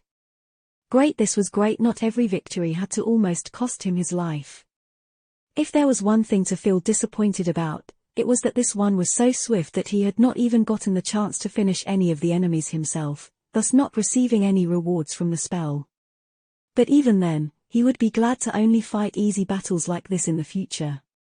Nephis cleaned the blade of her sword with a piece of cloth, listened to the silence for a few moments to make sure that nothing else was going to attack them, and then gave the cohort a go-ahead to start dressing the monsters down. Soon, soul shards, strips of meat and other useful parts were cut, cleaned, and put into Effie's enchanted bag. Everything was done with efficient speed and professionalism that could only come from a lot of experience. Sunny could only shake his head again. They were able to dispose of the iron spiders with such ease because of 2 reasons. First, as far as nightmare creatures went, these ones were not on the same level as, for example, carapace scavengers. They had a slight advantage in speed, but were not nearly as strong, agile, and ridiculously tough. If Sunny could guess, he would say that the iron spiders relied heavily on their webs and battlefield advantage to defeat the prey. Because the cohort had destroyed the webs in advance, their main advantage was gone. The second reason was the cohort itself. They were some of the deadliest humans on the Forgotten Shore. Sunny was sure that at least 4 of them could kill a pathfinder of the host in single combat, if not one of the lieutenants themselves. They were the best and the brightest the outer settlement could offer, after all. Effie had been right when she said that there had never been such a powerful cohort outside the walls of the Bright Castle before. All in all, the 6 of them were more than equipped to handle just 3 awakened beasts. The labyrinth was going to really try harder if it wished to see them dead. Sunny chuckled. Just 3 awakened beasts, yeah. How crazy did this sound? And yet, it was true. Finishing up with the dead spiders, the cohort indifferently left their eviscerated bodies behind and continued on their way. After several more minor skirmishes with the iron spiders, they had finally reached their destination. Not too far away from them, colored pink by the evening sun, a magnificent arch of white marble rose high above the sea of crimson coral. The giant structure was clearly created by the same people who had built the Bright Castle, and made from the same stone. It looked like a much larger sibling of the pristine arch that guarded the entrance to the white road which climbed all the way to the outer settlement. Only this one was much more weathered, bleak, and damaged. Signs of corrosion and deep cracks covered its surface, with one of its sides being partially collapsed. Sunny studied the arch and looked at Nephis. "This is our stop for the night." She gave him a simple nod and said after a short pause, "We need to pick up our pace. The night is close, and we might have to fight to clear the top of it." Sunny sighed. Fighting again? When would they finally be able to rest? It had been such a long day. However, he kept his mouth shut. Changing Star was the most tired out of all of them due to healing all their wounds, no less. And he didn't see her complaining. So it wasn't his place. To his left, Effie suddenly cursed and groaned. "More fighting? Come on, when are we finally going to eat?" Sunny blinked. "Well, that works, too, I guess."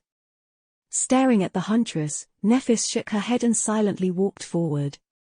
Soon, they reached the giant arch. Kai summoned his bow and flew up, only to return a few minutes later and report that no terrible monster was nesting on top of the ancient structure. With sighs of relief, the members of the cohort climbed the golden rope one after another and were soon standing far above the labyrinth, silently watching as the flood of black water drowned it in the lightless depths. As the sun disappeared beyond the horizon, they were left on a rectangular island made out of white marble. All around it, there was nothing but the undulating waves of the dark sea. Sunny was once again surrounded from all sides by nothing but darkness and black water. He did not like the feeling. Chapter 207 Beach Episode. The night passed with no incidents. In the morning, Sunny was woken up by the sound of the surging waves and opened his eyes to see the sun slowly rising from beyond the horizon. Rubbing his face, he sat up and looked around, noticing that most of the cohort was still asleep.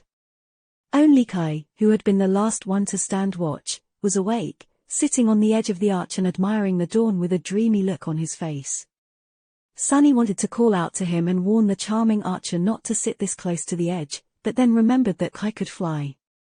Yeah. Like I would forget it again. Using the opportunity, he dove into the Soul Sea and summoned Stone Saint from the depths of the Shadow Core, where she was sleeping in the embrace of nurturing black flames. Just like before, the shadow did not appear from a sphere of light like an echo would, but stepped out from a whirlpool of dark fire. Then, she stood motionlessly in front of Sunny like an actual statue, seemingly indifferent both to his presence and the wounds covering her body. Sunny walked around the Stone Saint, studying the extent of damage done to her by the undead horde. The armor of the taciturn knight was battered and broken, pierced in several places by the claws of the countless skeletons she had fought. The ruby dust wasn't flowing from the breaches anymore, but he could see deep gashes on her smooth, grey skin. Bastards! Who dares to hurt his shadow? Shaking his head, Sunny dismissed the saint, sending her back into the restorative darkness of the Shadow Core. The damage, while extensive, was not really threatening to her existence. In a couple of days, his pet monster should fully recover. In fact, she already looked better than she had yesterday. Leaving the Soul Sea, Sunny inhaled the fresh air, lingered for a few moments, and then turned to Kai. "Hey, Knight. Are you stupid? Don't sit this close to the edge." The charming archer looked at him and raised an eyebrow. "I can fly, remember? If I fall." Sunny scoffed. "I'm not worried about you falling into the cursed sea. I am worried about something dragging you off into it. That'd be terrible, right?" Quite happy with himself, he grinned and turned away. What a nice way to start the day. Because everyone needed some time to rest and recuperate, they decided to spend a day on the Marble Arch and continue their journey tomorrow. As the result, Sunny was currently staring at the sight that wasn't really funny, but filled him with mirth nevertheless. Back in the real world, when he had time to consume some entertainment, Sunny had noticed a certain popular trope. In most dramas, webtoons, and cartoons aimed at young boys and teenagers, the heroes would inevitably end up spending a day at the beach during their adventures. He didn't quite know why such a trope existed, but suspected that it was just an excuse to show the female characters in nothing but revealing swimsuits. Not that he had anything against it. In any case, Sunny had never imagined that he was going to end up in such an episode himself one day. This is simply hilarious. Barely holding himself from laughing out loud, Sunny glanced at his companions. Because everyone's armor and weapons were damaged during the battle in the catacombs, they had to keep these memories inside the Soul Sea for a bit of time to allow them to restore themselves, just like Stone Saint was currently doing in the depths of his shadow core. As the result, all of them including Sunny himself were currently wearing nothing except for some loincloths and, in the case of the girls, makeshift brassieres. Provided, these crude undergarments weren't really swimsuits, and the Marble Arch could barely be considered a beach even at night, but still, the situation was funnily similar. They were all half-naked and relaxing in the middle of something that someone could call an adventure, so it was close enough. Ha! He was in a rather good mood. Everyone was busy doing their thing. There was a fire in the middle of the arch, with roasting meat filling the air with an appetizing aroma. Effie was tending to it. The tan and lean body of the muscular huntress looked like it was cut from stone, as if she was a sculpture of an ancient goddess come to life. Sunny tried to count her abs and got distracted halfway through by a not-so-stone-like parts of her robust figure. After a couple of seconds of thoughtless bliss, Sunny had to hurriedly look away. The last thing he wanted was pure thoughts. Nephis was helping Effie with the breakfast. Next to the vigorous huntress, her figure seemed especially slender and lithe. However, she was also extremely athletic in appearance. Her ivory skin was pleasantly contrasted against the olive skin of their boisterous pathfinder. What a sight to behold! From a purely aesthetic standpoint, of course. Seeing changing starlight that reminded Sunny of the early days of their stay in the dream realm. Things had been much simpler back then. Suddenly wistful, he looked away and checked what Cassie was doing. The blind girl was resting near the fire, wrapped in her beautiful cloak. With her delicate features and small stature, she looked extremely lovely. And then there were Kai and Castor. Sunny sighed and looked down at his own scrawny body. Honestly, after all these months spent hunting monsters, eating meat and absorbing shadow fragments, he looked much better than he used to. In fact, by human standards, he was nothing short of above average. Even as far as awakened went, he could probably compete with some in the looks department. But those two specimens were simply on another level. Kai was tall and shaped like a young god, with lean muscles rolling under his flawless skin and a svelte figure that begged to be sculpted into a marble masterpiece. Sunny could swear that even sunlight was attracted to him, illuminating the charming archer in just a way to make him look as gorgeous as possible. Currently, Kai was tending to his arrows, somehow managing to make even that simple task look glamorous. Castor was much the same, with a perfect body and broad shoulders that simply screamed of power, appeal and potency. With a darker skin to match his gallant and manly image, he was basically the epitome of masculinity. This was contrasted by a handsome, but gentle face and humorous green eyes, creating a rather tempting visage. Sunny grimaced and turned away. You know what? To hell with this beach day nonsense, let's do something productive. Chapter 208 Something Productive. Walking over to Kai, Sunny cleared his throat and forced himself to not cover his eyes. The damn archer was just too dazzling. Him being shirtless in crowded places should have honestly been categorized as a public hazard back in the real world. If not, there was a gross oversight. I wonder how he was made. Probably in a secret government laboratory or a magic cauldron of some sort. I mean, there's no way that this dude is the same species as me, right? After a few seconds of Sunny blankly staring at him, Kai smiled politely. Sunny? Did you want something? Sunny flinched and covered his eyes. Don't smile at me. Kai blinked. All right. Breathing heavily, Sunny glared at him and slowly lowered his hand. That's better. And yes, I did want something.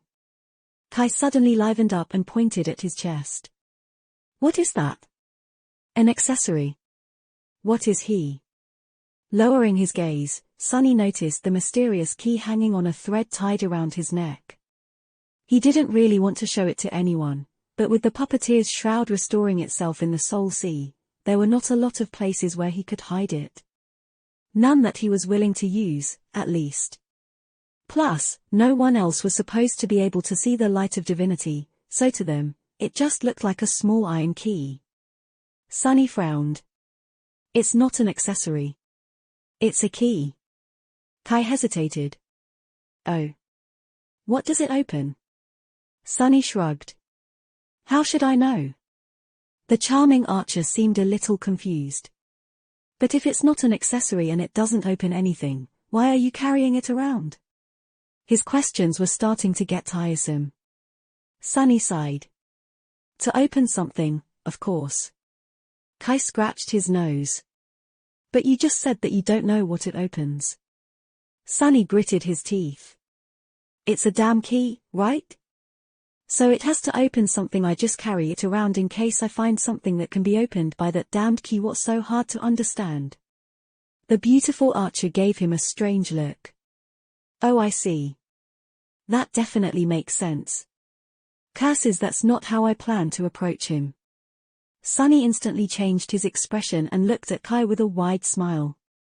The sudden shift looked sort of creepy. Ah, what I wanted to say, Knight, my dear friend, we are friends, right? Anyway, what I wanted to say was that I hope that this answer satisfies your curiosity. That's something a friend would say, right? The charming young man gave him a dubious look. I guess. Sunny made his smile wider, feeling his face hurt a little. Great, so we are friends. Well, some might say that it's your lucky day, buddy. Because today and only today, probably Sunny's gorgeous emporium offers customers an exclusive friendship deal. Just for friends of the establishment. Aren't you lucky? Kai suddenly coughed. Wasn't it Sunny's brilliant emporium last time? Sunny blinked. Was it? Well, doesn't matter. The deal still stands. Are you interested or not? The archer lingered for a few moments, and then cautiously said. But Sunny, you still haven't told me what exactly that deal entails. Is it a deal for customers you consider friends, or are you trying to sell me your friendship? Or wait, do you want to buy mine? Or both? I'm confused. As if waiting for that response, Sunny nodded energetically. Yes, I'm glad that you asked. In fact, I have an incredible item that I want to sell. It's so incredible that I am even reluctant to part with it. But since you are my friend, I am willing to give it away. Practically for free. Full friendship discount, just for you. No need to thank me, really. Attracted by the noise, the others left what they were doing and were now staring at the two of them. Effie got distracted from preparing meat and was now observing the circus with an expectant grin. Realizing that he is now the center of attention, Kai sighed. All right, I'll bite. What is that incredible item you want to sell me? Sunny remained silent for a few moments, and then suddenly stopped smiling. Oh, just something I had gathering dust in my Soul Sea. It's a memory that can serve as an endless supply of arrows. As long as you don't miss. The beautiful archer's eyes suddenly lit up. He glanced at his quiver and said. Wait, really? You really have such a memory? After thinking about it for a long time, Sunny had decided to give the blood arrow to Kai. Having the archer of their cohort armed with it would make a lot of things easier during this journey. He could potentially earn himself a bow in the future and learn how to use it, but it wouldn't be anytime soon. Plus, with how dangerous the enchantments of the blood arrow were, nothing short of excellence would fly. And excellence took a lot of time to achieve, time that he didn't have. So, giving it to a skilled archer like Kai was a better decision. Their recent encounters with the iron spiders only made Sunny more certain that this was the right thing to do. But he wasn't going to give it away for free. Yes, I do have such a memory. Then, he casually added. Oh, did I forget to say? It can provide an endless supply of arrows, and also all those arrows will be of the ascended rank. A grave silence settled over the marble arch. You're in possession of an ascended memory? That question was asked by Castor. Kai didn't have to ask, because he already knew that Sunny was telling the truth. His eyes slightly widened. On the Forgotten Shore, ascended memories were exceedingly rare for an obvious reason. Sleepers could only get one by defeating a fallen nightmare creature, and there weren't a lot of people capable of such a feat. Added to that was the fact that not every kill provided a memory. In fact, most didn't. To receive one was the dream of every inhabitant of the Dark City. Sunny shrugged. Oh, I have a couple. Why? The other being the onyx armor, which was broken and useless. But they didn't need to know that, honestly. He grinned. Only the best wares in the Sun's astonishing emporium. Wait, was it astonishing? Who cares? You get the sentiment. Castor shook his head. How did you get an ascended memory? You? The grin froze on Sun's face. When he spoke a few moments later, all humor was gone from his voice, replaced by coldness. Well, if you have to know. I got it by killing a fallen beast. Before you ask this time, I didn't have to shake my finger or spit. I just looked at it, and it died. Then, he turned his head and looked straight at Castor. I am very proficient in killing things, you know. Chapter 209 Fireside Banter. In the end, Kai agreed to his deal. In exchange for the blood arrow, he gave Sunny 3 memories, the 2 weaker arrows he had and a small charm capable of producing fire. Sunny fed all 3 to the Stone Saint, bringing her amount of shadow fragments to 31. That was 4 more than she had in the past, which meant that he received the same amount of fragments that he would have gotten by feeding her the blood arrow itself. He didn't really gain anything, but also didn't lose anything. Kai was the one who really profited from their exchange. So Sunny didn't lie when he said that it was an incredible deal.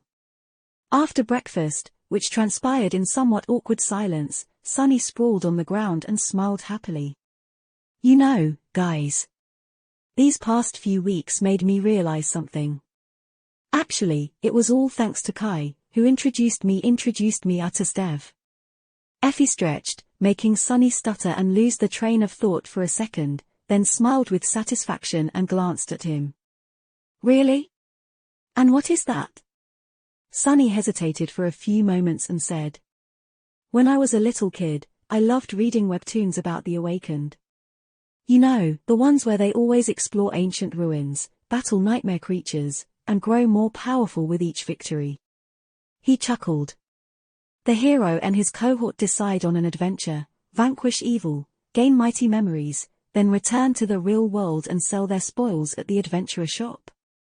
They spend their money to upgrade their equipment, and immediately set out on a more epic and dangerous adventure. Cassie smiled. I love to read those too. Sunny glanced at her and sighed. Yeah.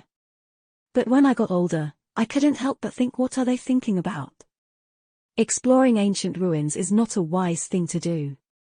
In fact, only crazy people would do it. No matter how good you are, sooner or later, you will meet something more terrifying than any human can handle and die. If this was real life, why would all those adventurers go into the ruins over and over again?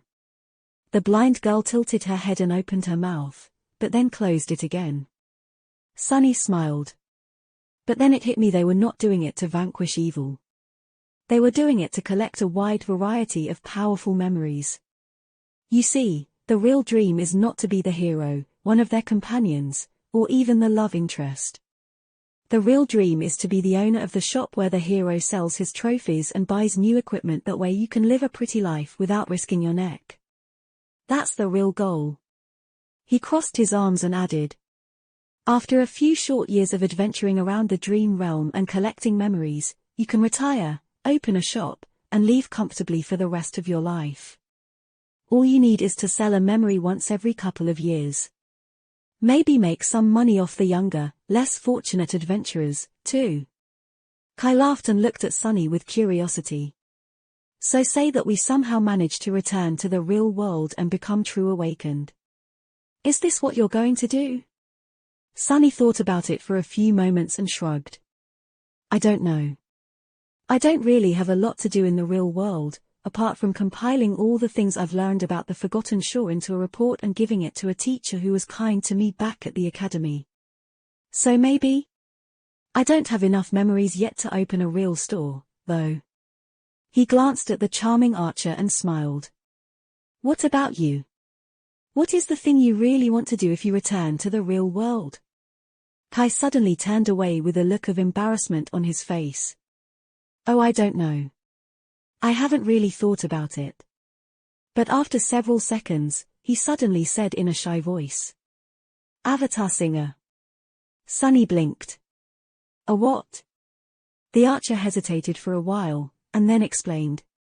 Avatar Singer is a music competition show. Popular singers compete with each other, but the twist is that they are all using the stock VR avatars to perform. So the judges can only evaluate their voices and skill. They only learn the singer's identity after. Effie giggled. Why would you want to hide your pretty face, Knight? It's your best feature. Kai was silent for a few moments, and then smiled gently. I just think that it would be nice to be judged based on my skill and talent alone, with nothing else getting in the way. Also, that would be such a great way to announce my return to the fans. Just imagine, they would be so excited. That would be a perfect media storm. Sunny shook his head. It seemed that Kai was really a celebrity. Talking about things like fan reactions and media storms with a straight face. Did he even hear himself? But it was a nice dream, at least. Better than his own stupid desires, by far. Turning to Effie, he asked. What about you? What would you do in the real world? The huntress grinned. I don't even have to think about it. I would go eat chicken wings, the real ones. And then start preparing myself for the second nightmare. Pretty simple. Everybody grew silent. After a while, Cassie said. Are you sure that you want to challenge another nightmare? Effie shrugged. I have my reasons. So yes. For me, that is the only choice. The blind girl was quiet for a bit, and then said. I would go and spend time with my mom and dad. That's the thing I want to do most in the real world. Caster glanced at her and Courtly nodded. I agree with Cassie. Family is the most important. When I come back, I will greet my father and look him in the eyes with pride, knowing that I did not let our clan down. Then, I will try to do everything in my power to grow as fast as possible, to relieve him of his worries and propel our bloodline to new heights. How very legacy-like of him. Finally turning to Nephis, Sunny looked at her with a subtly dark expression and asked. How about you, Neph? What are you going to do when you return to the real world? Changing Star was silent for a while, looking into the distance with a calm expression. Then, she sighed and answered in a quiet voice. I would go visit my mom, too. Everyone grew silent. Sunny blinked, a little confused. Wait. Your mom? I thought she was dead. Nephis lingered for a bit, and then turned her face away. She is. Technically. Chapter 2:10 Shadow of the Past. Technically dead. What does she mean? Sunny glanced at the others and saw that they, too, were confused. Everyone except for Caster, that is, who seemed like he knew something. A few moments passed in tense silence, which was broken by Changing Star's sigh. Looking at them, she said evenly. My mother is one of the Hollow. She became Hollow while pregnant with me, actually. So I never really met her. Just her body. Nephis grew silent. After a while, a strange smile appeared on her face. It's funny, really. When my grandmother was still alive, I made a point of treating that body as nothing but a corpse. But once she passed away and we were the only ones left, well, I found myself getting a bit confused. Nephis shrugged and turned away once again. Anyway, Before leaving for the first nightmare, I used what little money there was left of our estate to buy her a VIP spot in a specialized holocare facility. They are treating her really well.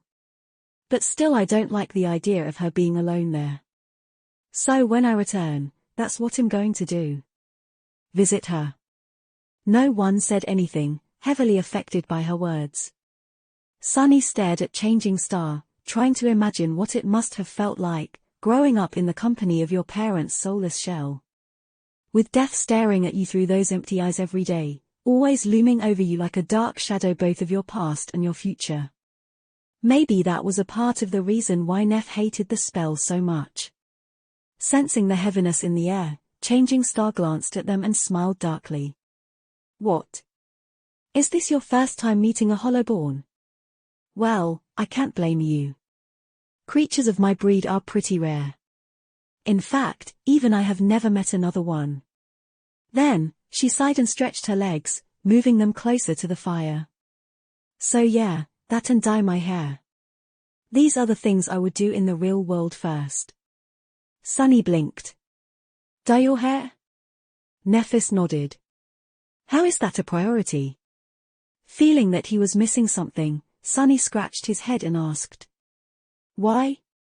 She glanced at him in surprise. What do you mean, why? I'm not used to it, and it's weird. Do I need another reason? He stared at her with a perplexed expression. Noticing it, Changing Star frowned and asked with a tiny hint of amusement in her voice. Sunny, did you, perhaps, think that this is my natural hair color? He was silent for a while, then opened his mouth and closed it again. It's not.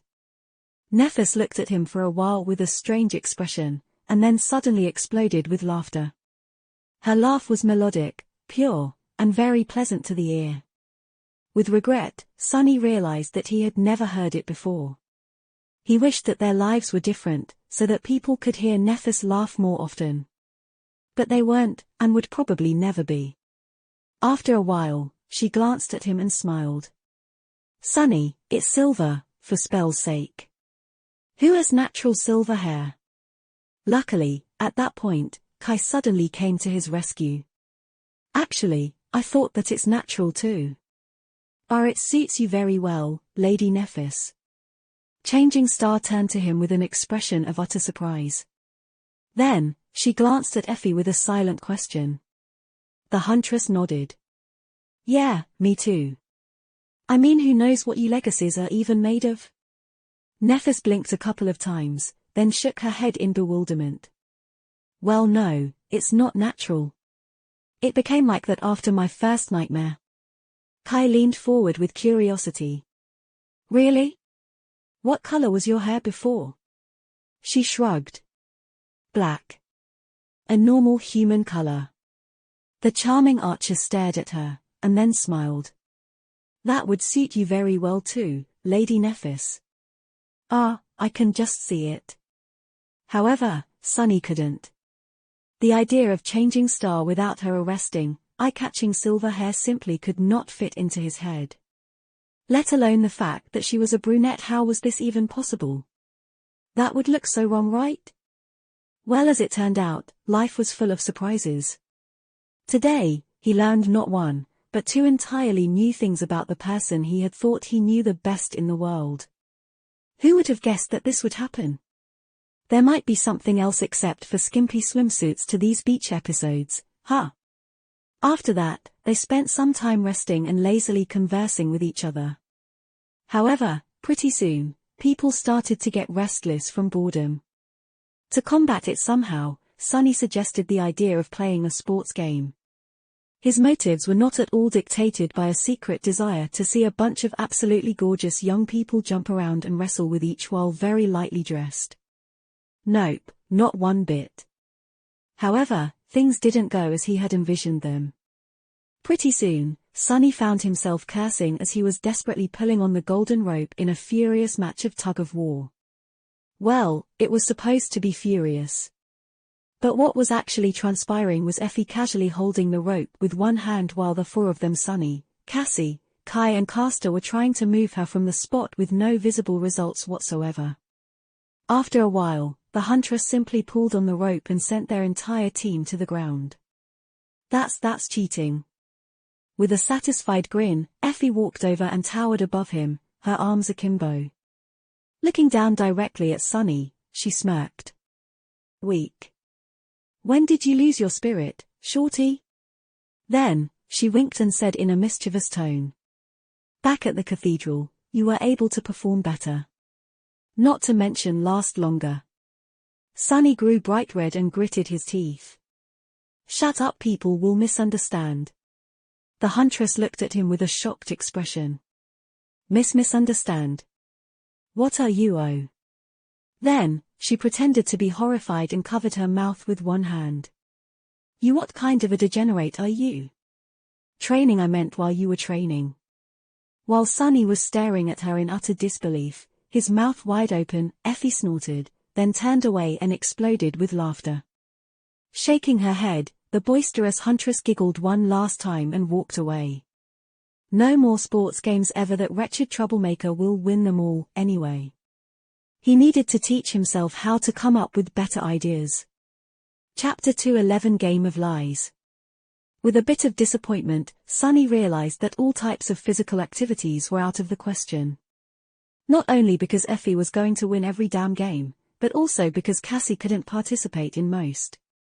If that was the case, they would have to settle for a battle of wit, instead. After thinking for a while, he made a few preparations and addressed his companions in a mischievous tone. All right, let's have another competition. This time, it will be a challenge for your minds. Sunny paused for a few moments and then smiled. And to spice things up, this time, there will be a prize. The winner will get this. With that, he produced the ascended soul shard that he had gotten from the corpse eater from behind his back and showed it to everyone. The beautiful crystal shined with an alluring, ethereal light. Except for Nephis, who was resting with her eyes closed, everyone stared at the shard with a lot of interest. Sunny grinned. Of course, they were interested. It was very rare to see one of these, after all. He didn't really have a use for this thing right now, though. And making the cohort stronger would, in turn, increase his own chances of getting through the expedition alive. So parting with the shard was not that detrimental. Especially if he could have some fun in return. Effie was the first one to speak. What are the terms of the competition? Sunny put the crystal away before answering. It's really simple. I'll give you a riddle, and the first person to answer correctly wins. How does that sound? The huntress looked at him with doubt and shrugged. Sounds boring. But all right, let's play. Smiling, Sunny commanded the shadow to separate from him and put the ordinary rock on it. Then, he turned to Effie and said, Listen carefully. Imagine, if you will, that the two of us, my shadow and I, are in possession of a rare treasure. One of us is an honorable, extremely attractive awakened that can tell no lie, while the other one is a vile, ugly, stupid devil that would never tell a word of truth. But you don't know which one is which. Effie grinned. I mean, isn't it obvious? Sunny blinked. Shut up also, it's an imaginary situation. Okay. Anyway, you have to find out which one of us is hiding the treasure. If you do, you'll get the treasure. If you don't, the devil will kill you. You can only ask one question, either to me or the shadow. Understand? The huntress giggled and flexed her muscles. Can I just beat the answer out of you? Sunny observed her vigorous figure for a moment too long, and then smiled. You can. Also, you're dead. Effie stared at him in bewilderment. What? Why? He shrugged and glanced in her direction with disdain. Did I not tell you that you can only ask one question? Well, who told you to ask whether you can beat me up or not? What a stupid way to waste a question. While the unruly huntress was throwing daggers at him with her eyes, Sunny turned away and said, Next. Kai smiled apologetically at Effie and approached him. All right, Knight. What's your question? Do consider that our roles might have changed since the last round. The charming young man gestured at the marble beneath his feet and addressed the shadow. What color is the stone I am pointing to? Since Sunny had expected such a turn of events, the ordinary rock immediately answered in the deepest voice he could muster. White. Kai looked at Sunny with a triumphant smile and said, So I win? The shadow is obviously the Honorable Awakened. Sunny gave him a nod. You indeed learned which one of us is a dirty liar. Surprise, it was me. However, that was not the task. The task was to find out which one of us is hiding the treasure, and you have already used up your only question. So sorry, buddy, but you're also dead. I'll miss you very much in this hypothetical situation. The charming archer sighed and looked at him with reproach. Sunny raised his eyebrows. What? Why are you looking at me like this? Be grateful that I allowed you to play at all with your flaw. You are like a walking cheat as far as this game is concerned. He scowled, then added. In fact, the mere fact that you claim to have a flaw is an affront to us, truly flawed people. Kai lingered for a bit and walked to the side to sit near Effie. Sunny had to suppress his laugh when he noticed that the boisterous huntress reacted to being this close to the charming young man's deific body pretty much exactly the same as he himself sometimes reacted to her. Get your head out of the gutter, pure thoughts, Effie. A wide grin still found its way onto his face. Shaking his head, Sunny turned away to call the next contestant, but Kai suddenly spoke, interrupting him. You're not entirely right, you know, he said gently. Sunny raised an eyebrow. About what? The archer looked down before answering. About my flaw. Yes, it is not as heavy of a burden as many others have to carry. But it's still a curse. What is he talking about? It's almost entirely like a second aspect ability. Looking at Kai with a doubtful expression, Sunny asked. Yeah? How exactly? Please explain, because I really can't think of a situation where this flaw of yours could be a burden. The beautiful young man was silent for a while, and then looked up at Sunny with a sad smile. Imagine hearing the person who is the most important to you in the whole wide world telling you that they love you, only to realize that they don't. Imagine listening to your friend's words of encouragement, only to understand that he secretly wishes for you to crash and burn. He sighed. Ignorance is bliss, Sunny. After returning from my first nightmare, I had to come to terms with the fact that most of the people in my life were not who I thought they were. And that what hid behind their smiles was ugly and vicious. Kai gestured to himself and said, Because of who I am and how I am, there was always a whirlpool of people around me. But after learning their true faces, I couldn't well. Let's just say that, if I had the choice, I would have preferred to stay blissfully blind to the truth forever. He grew quiet. Damn. Suddenly, Kai smiled. But that's why I enjoy spending time with you so much, Sunny. No matter how bizarre the things you say are, they are always true. I never met anyone as stupidly honest as you. It's very refreshing. Sunny shifted uncomfortably. Did he just call me stupid? Now he was kind of sorry for mocking the charming young man about his flaw.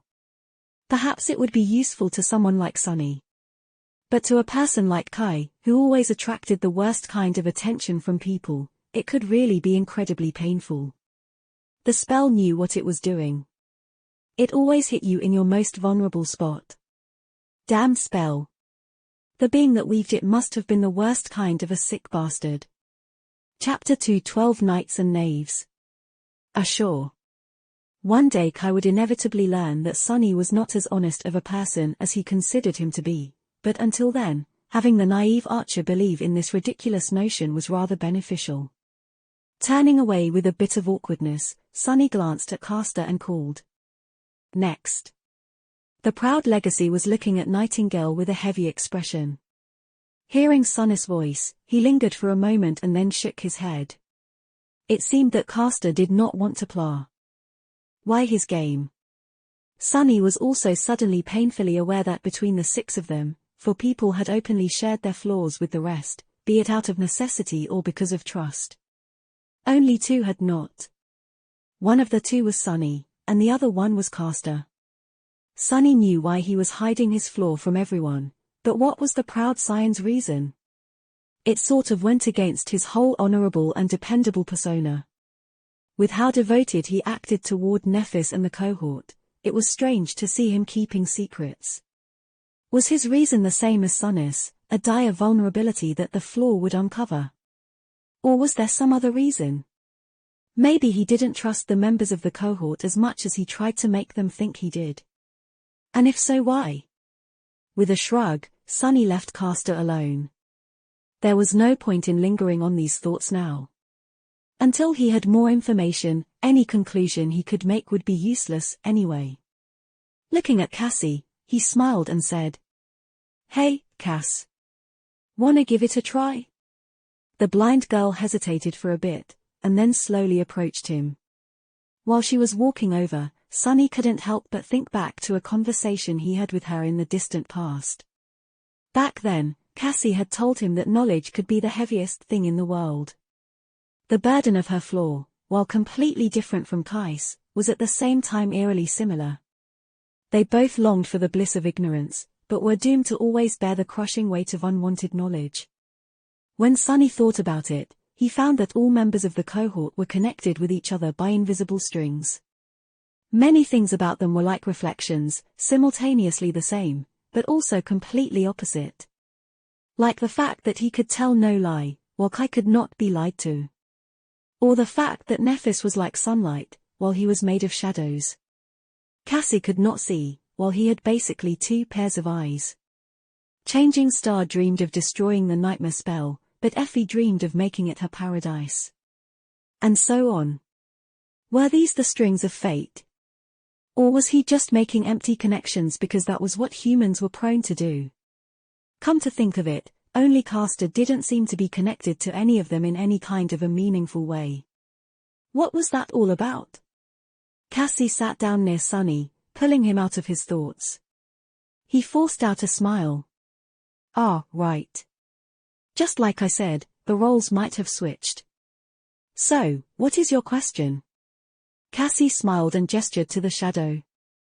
"My question is, if I were to ask Sunny which one of you has the treasure, what would he say?" Sunny hesitated for a few moments, then gave the ordinary stone a mental command to speak one of the answers that he had whispered to it in advance. In the same comically deep voice, the shadow seemed to speak. "The shadow has it." Cassie nodded and turned to Sunny with subtle glee on her exquisite, doll-like face. "Sunny, you have the treasure. Give." With that, she expectantly outstretched her hand. With a disappointed sigh, Sunny put the ascended soul shard in her palm and said in a listless voice, "Congratulations. You've won. Great job, EA." Cassie grasped the shard and giggled. Meanwhile, Effie leaned forward with a bewildered look. "What? That's it?" She stared at the blind girl in astonishment, and then asked, "How the hell did you do it?" Cassie smiled and crushed the shard in her small fist, absorbing the soul essence. Then, she shook her head and said, "It's simple, really. No matter who you ask about the other person's answer, their answer will always be the opposite of the correct one. That's because the awakened would have to tell the truth about the lie, while the devil would have to tell a lie about the truth. Do you understand?" Effie thought for a moment, then shook her head. "Nope. All the words you said seem to be familiar, but I don't understand crap. What do you even mean?" Cassie laughed. "Well, you should think about it in your free time.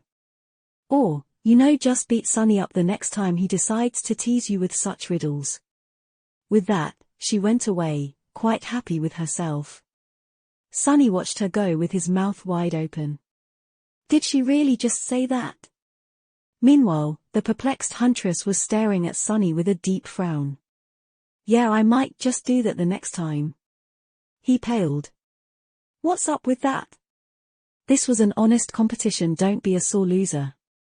Effie grinned menacingly. "Sore? Let's see which one of yous will be sore when I'm done with you." What kind of soreness does she mean, I wonder? Wait, no, why would I wonder about that? Standing up, Sunny glanced at Effie and scoffed. Who's going to be done with who? Don't flatter yourself, Bimpole. With that, he walked away with contempt clearly written all over his face. His pace, however, was suspiciously hurried. A while later, the day was drawing to a close. Some of the memories had already restored themselves, so almost everyone was wearing their clothes and armors.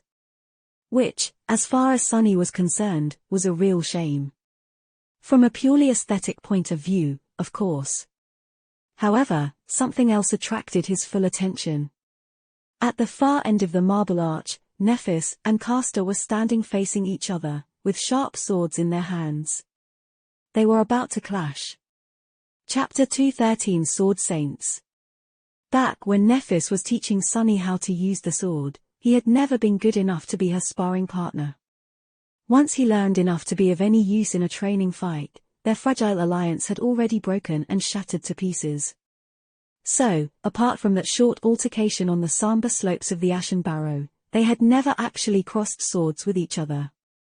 Now, it seemed, Changing Star had found a reliable sparring partner. Castor had not only replaced Sunny as her right-hand man, but also filled the roles that Sunny had been either reluctant or unfit to take on. Well, good for them. Once the memories of the cohort were close to being fully restored, Nephis and Castor moved to the far end of the White Arch to practice.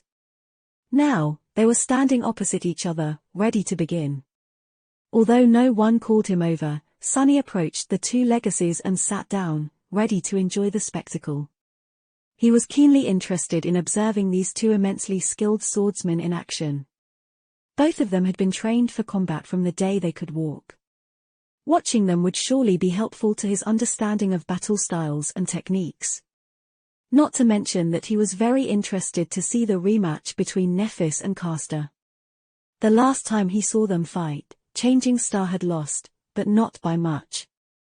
She also had held back her aspect ability at that time, but he doubted that that would change today. Neph's flame could be used both to heal and annihilate, but sadly, not to train. Castor glanced at him and frowned with visible displeasure. Was he irritated because Sunny was about to learn a thing or two about his technique, or because Sunny was ruining his alone time with Nephis? Either way, I don't care.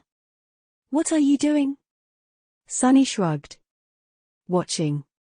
Why? Does this part of the arch belongs to your clan or something? The proud legacy shook his head and turned away. Do as you wish. Neph glanced at Sunny and didn't say anything. However, he could tell that she didn't mind. In fact, it was almost as if she was approving of his decision.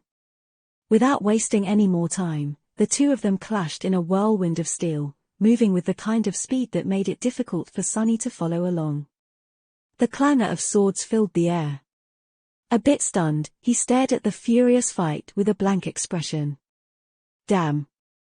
After the months of hunting monsters in the Dark City and his lessons with the Stone Saint, Sunny thought that he had developed his skill a lot. And he did. It's just that compared to Nephis and Castor, he was still so far behind that it was nothing short of disheartening. Before, he had sometimes entertained the thought of maybe being able to stand against them well, at least one of them on equal ground. But now, this illusion was ruthlessly broken. If things went south and he ended up on the opposite sides of the barricades with Castor, facing him would be tantamount to committing suicide. For now, at least. Which, of course, simply meant that instead of facing him, Sunny would have to stab him in the back. Duly noted. He wasn't going to take on an enemy of this caliber in a forthright manner, anyway. What was he, a fool? Concentrating on the fight, Sunny watched attentively. With the benefit of his new experience, he was able to discern more and learn more from how these two experts moved and acted. Sometimes, he was even able to predict what they were going to do next. However, as time passed, a subtle frown appeared on his face. What is she doing? That doesn't make sense. Sunny had been able to notice two unexpected things from how Nephis fought against Castor. The first one was rather easy to spot. While Caster did not use the full extent of his incredible speed, he did use a fair share of it, making it almost impossible for Nephis to win any of their matches. She lost much more than she won, almost always by a few fractions of a second. Which was seemingly not conducive to training at all. What was the point of training if one of the participants had almost no chance of winning because of how large the gap between them and their opponent was? There was a reason why Neph had never used Sunny as a sparring partner in the past, after all. But then, with a bit of amusement, he realized that Changing Star was doing exactly what he had done with the Stone Saint. She was tempering herself against an overwhelming force. That's why she had instructed Caster to use just enough of his aspect ability to always be much faster than her. Losing in a fight against a superior opponent was truly the best way to learn. So I was right in my approach, after all. If Changing Star was doing the same, he had to be right. The second thing he had noticed, however, was much more perplexing. It was that Nephis was not using her usual flowing and unpredictable battle style. Instead, she was moving with precise and firm elegance, hiding behind a carefully woven wall of defense and patiently waiting for an opening to appear instead of creating one herself. While intricate and impressive, this style was still a bit lacking in comparison to her real one. What's more, while it was deliberate and dependable, it was also rigid. If there was one thing that Nephis would never tolerate in her battle art, it was rigidity. Her whole worldview was built around the idea that nothing had more value than adaptability. That's why the style she had taught Sunny suited her so well. It was designed to be the epitome of changeability. So, the question was, why the hell she was using something so alien to her against Caster? The answer was pretty obvious. Either Nephis was trying to experiment with something new in an effort to adopt elements of this style into her own, which didn't seem very likely. Or she didn't want Caster to know her true combat style too well, for some reason. But what could that reason be? Sunny rubbed his chin. Interesting. Chapter 214 Transient Shadow. 214 Transient Shadow. Did Nephis distrust Caster for some reason?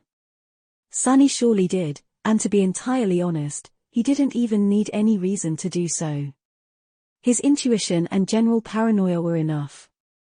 But Changing Star was different. He had learned a bitter lesson and now knew that everything she ever did had a firm logic behind it. Even if that logic was entirely different from that of a normal person. So if Nephis was hiding her true battle style from Caster, there was a reason for it. But it didn't make any sense. From everything else that she had done, he was her most trusted lieutenant. Changing Star entrusted more to Caster than she ever had to anyone else. Caster himself also had never acted against Neph's interests. In fact, he was even a bit too loyal.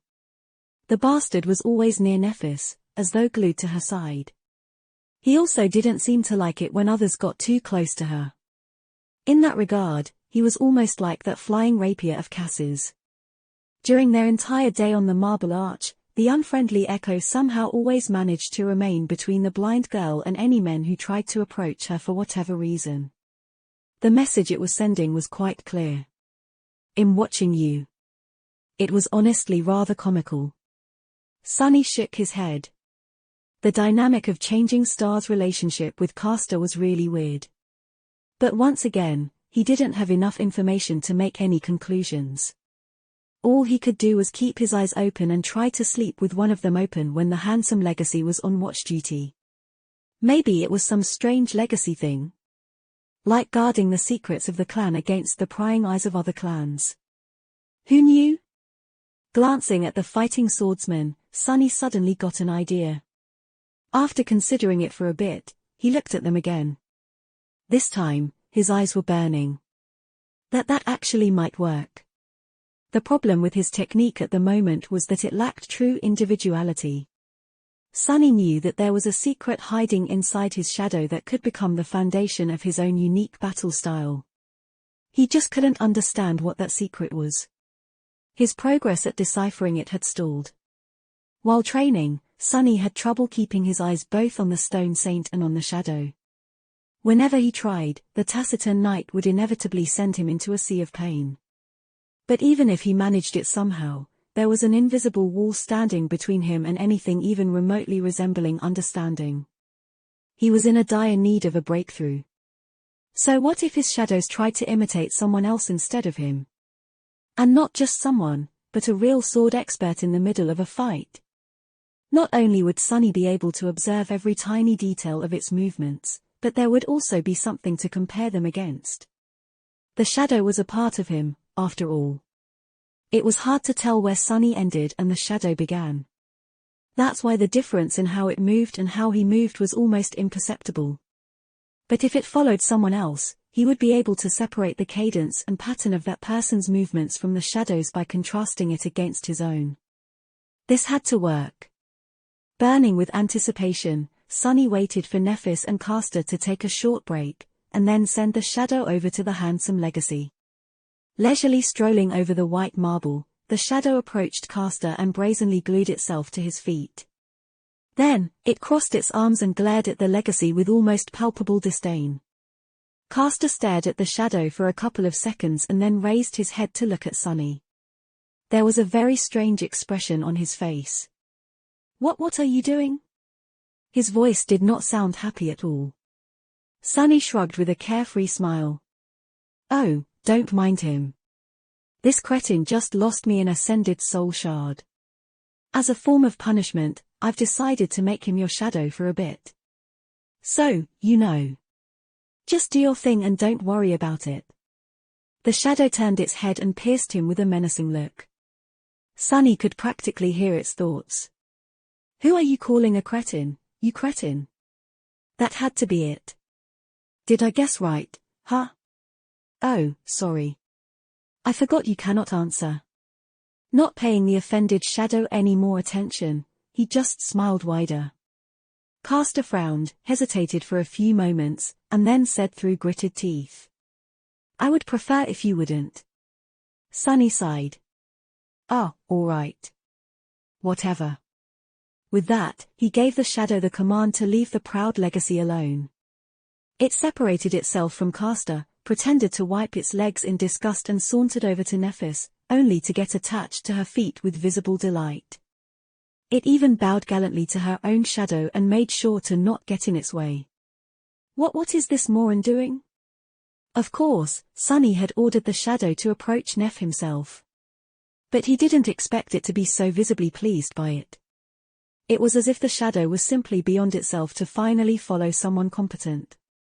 "You traitor." Nephis looked down on the shadow, smiled, and didn't say anything. "Well, good. Now, fight." The two legacies did not make him wait long. A few moments later, they were once again locked in a furious battle. Only this time, two shadows were following Nephis. Both of them loyally imitated her movements. However, one of them was slightly, almost imperceptibly different. Sunny looked at it with an intensity that threatened to burn two holes in the white marble. Soon, his eyes widened. I see it, I think I see it.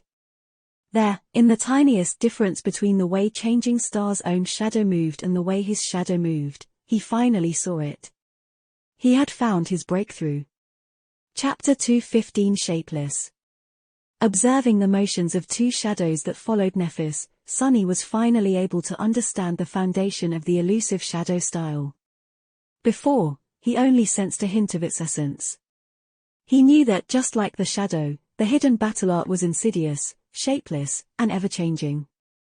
But this was where lay the problem. A battle style was, by definition, a structured framework of patterns and principles, a doctrine that dictated how one should act to defeat an enemy.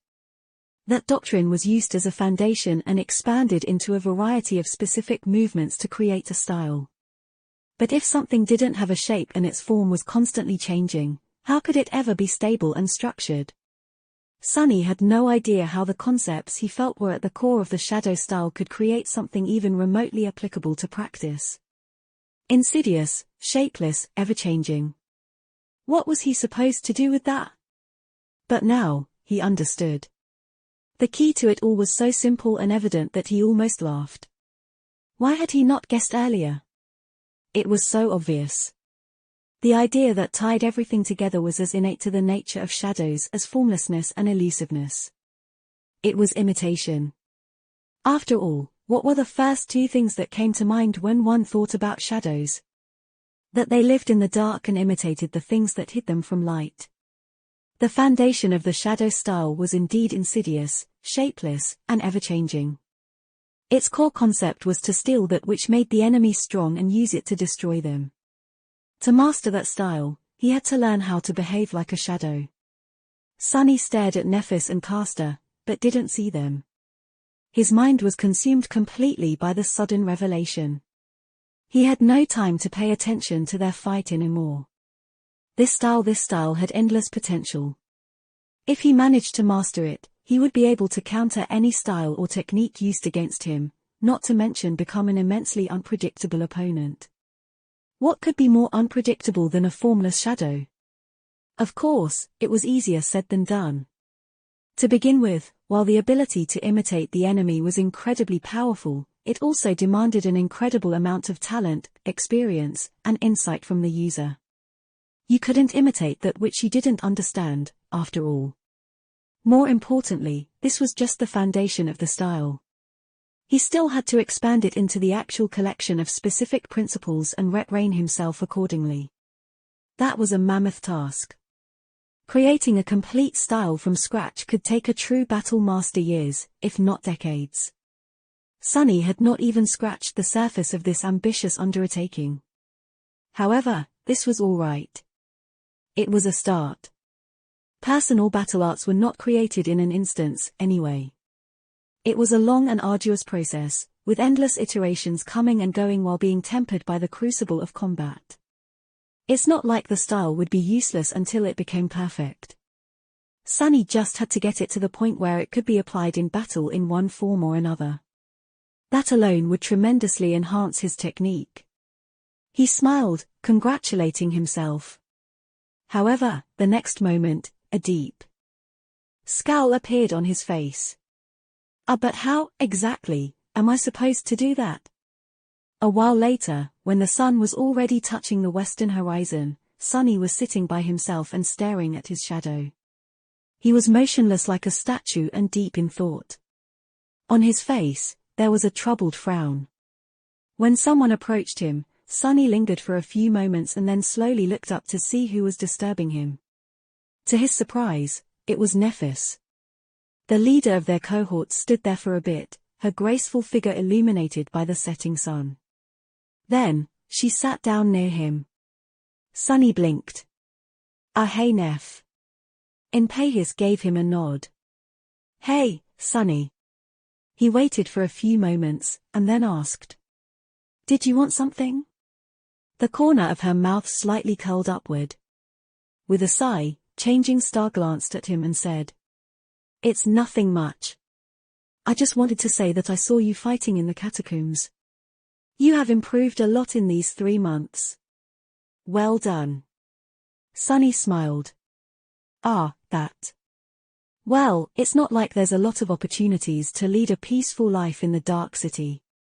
I was bound to improve a little, no? She shook her head. Don't sell yourself short. You really did well. Very few would have been able to grow so much and as fast as you. Especially without a teacher. After hesitating for a while, Sunny shrugged. You said it yourself. One real battle is worth more than 1,000 hours of training. There was a lot of battles. In those 3 months. Nephis nodded, and then asked. That firm and grounded style you weaved into your technique, where did it come from? He scratched the back of his head and, remembering the hellish training sessions with his pet monster, held back the urge to shiver. I just observed how the Stone Saint fought and tried to replicate it. Changing Star smiled. As I thought. I've seen her fight, too. It's a very formidable echo. One of the finest I've ever seen. Coming from a legacy, this meant a lot.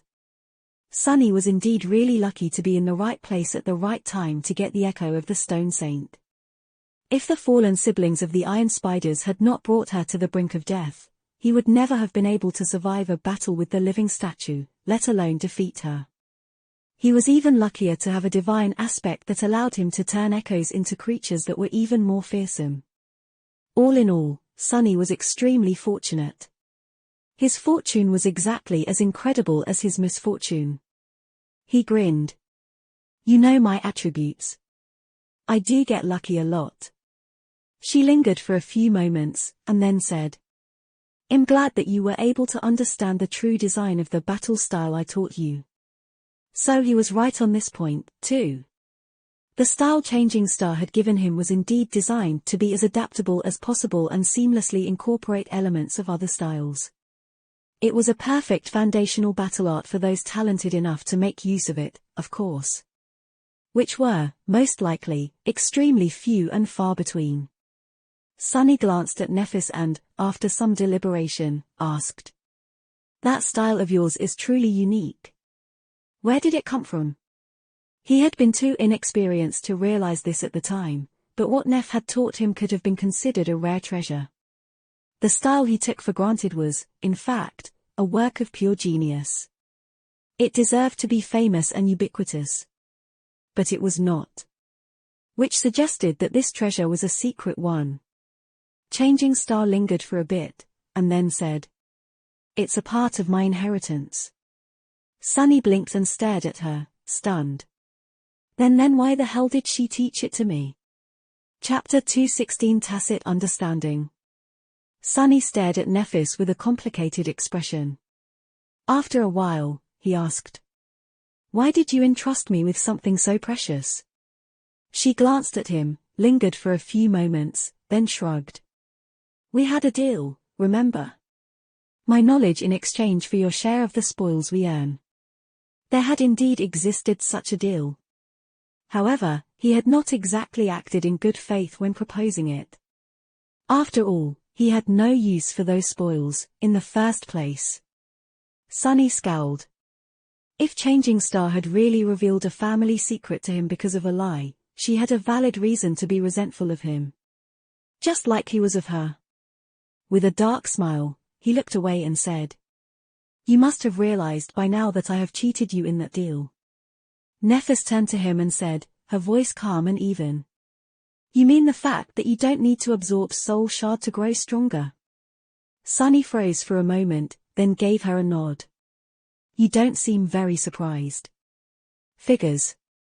When Sunny first learned about this ability of his, he was stunned. But Neph seemed to know a lot more than a normal person did. She didn't even try to pretend otherwise. It's a very rare aspect trait, but not unheard of among the upper echelons of the awakened. In fact, I am capable of something like that myself. Although your case does seem to be especially unique. Sunny glanced at her. How so? Changing Star remained silent for a few moments and then said, her voice hinted with a bit of wonder. Usually, when an awakened absorbs the soul essence directly, the process leaves the remnants of the soul core empty. But when you do it, the shards are left brimming with it. This is very unusual. He shifted uncomfortably, and then said, Yeah, well you have your share of secrets, too, Neph. Don't think that I didn't notice. Lineage memories, domains. Nephis interrupted him with a heavy gaze. When Sunny fell silent and looked at her with a frown, she said in a strangely somber tone. Never say those words aloud again, Sunny. I am serious. Just knowing them might get you killed. He stared at her for a long time, and then scoffed. No problem. Since you showed me the courtesy of not prying into my secrets, I won't pry into yours. I don't really want to know, anyway. The mysterious upper echelons you mentioned can play their dirty little games all they want, as long as they leave me out of them. Then, Sunny frowned and added. But there is one question I have to ask you, because it involves me personally. She raised an eyebrow. Sure. Ask away. He grimaced. Why are you hiding the true core of your technique from Caster? Changing Star looked at him for a bit, and then smiled. So you've noticed. That's good, too. Yes, I've been using a different style when facing Caster.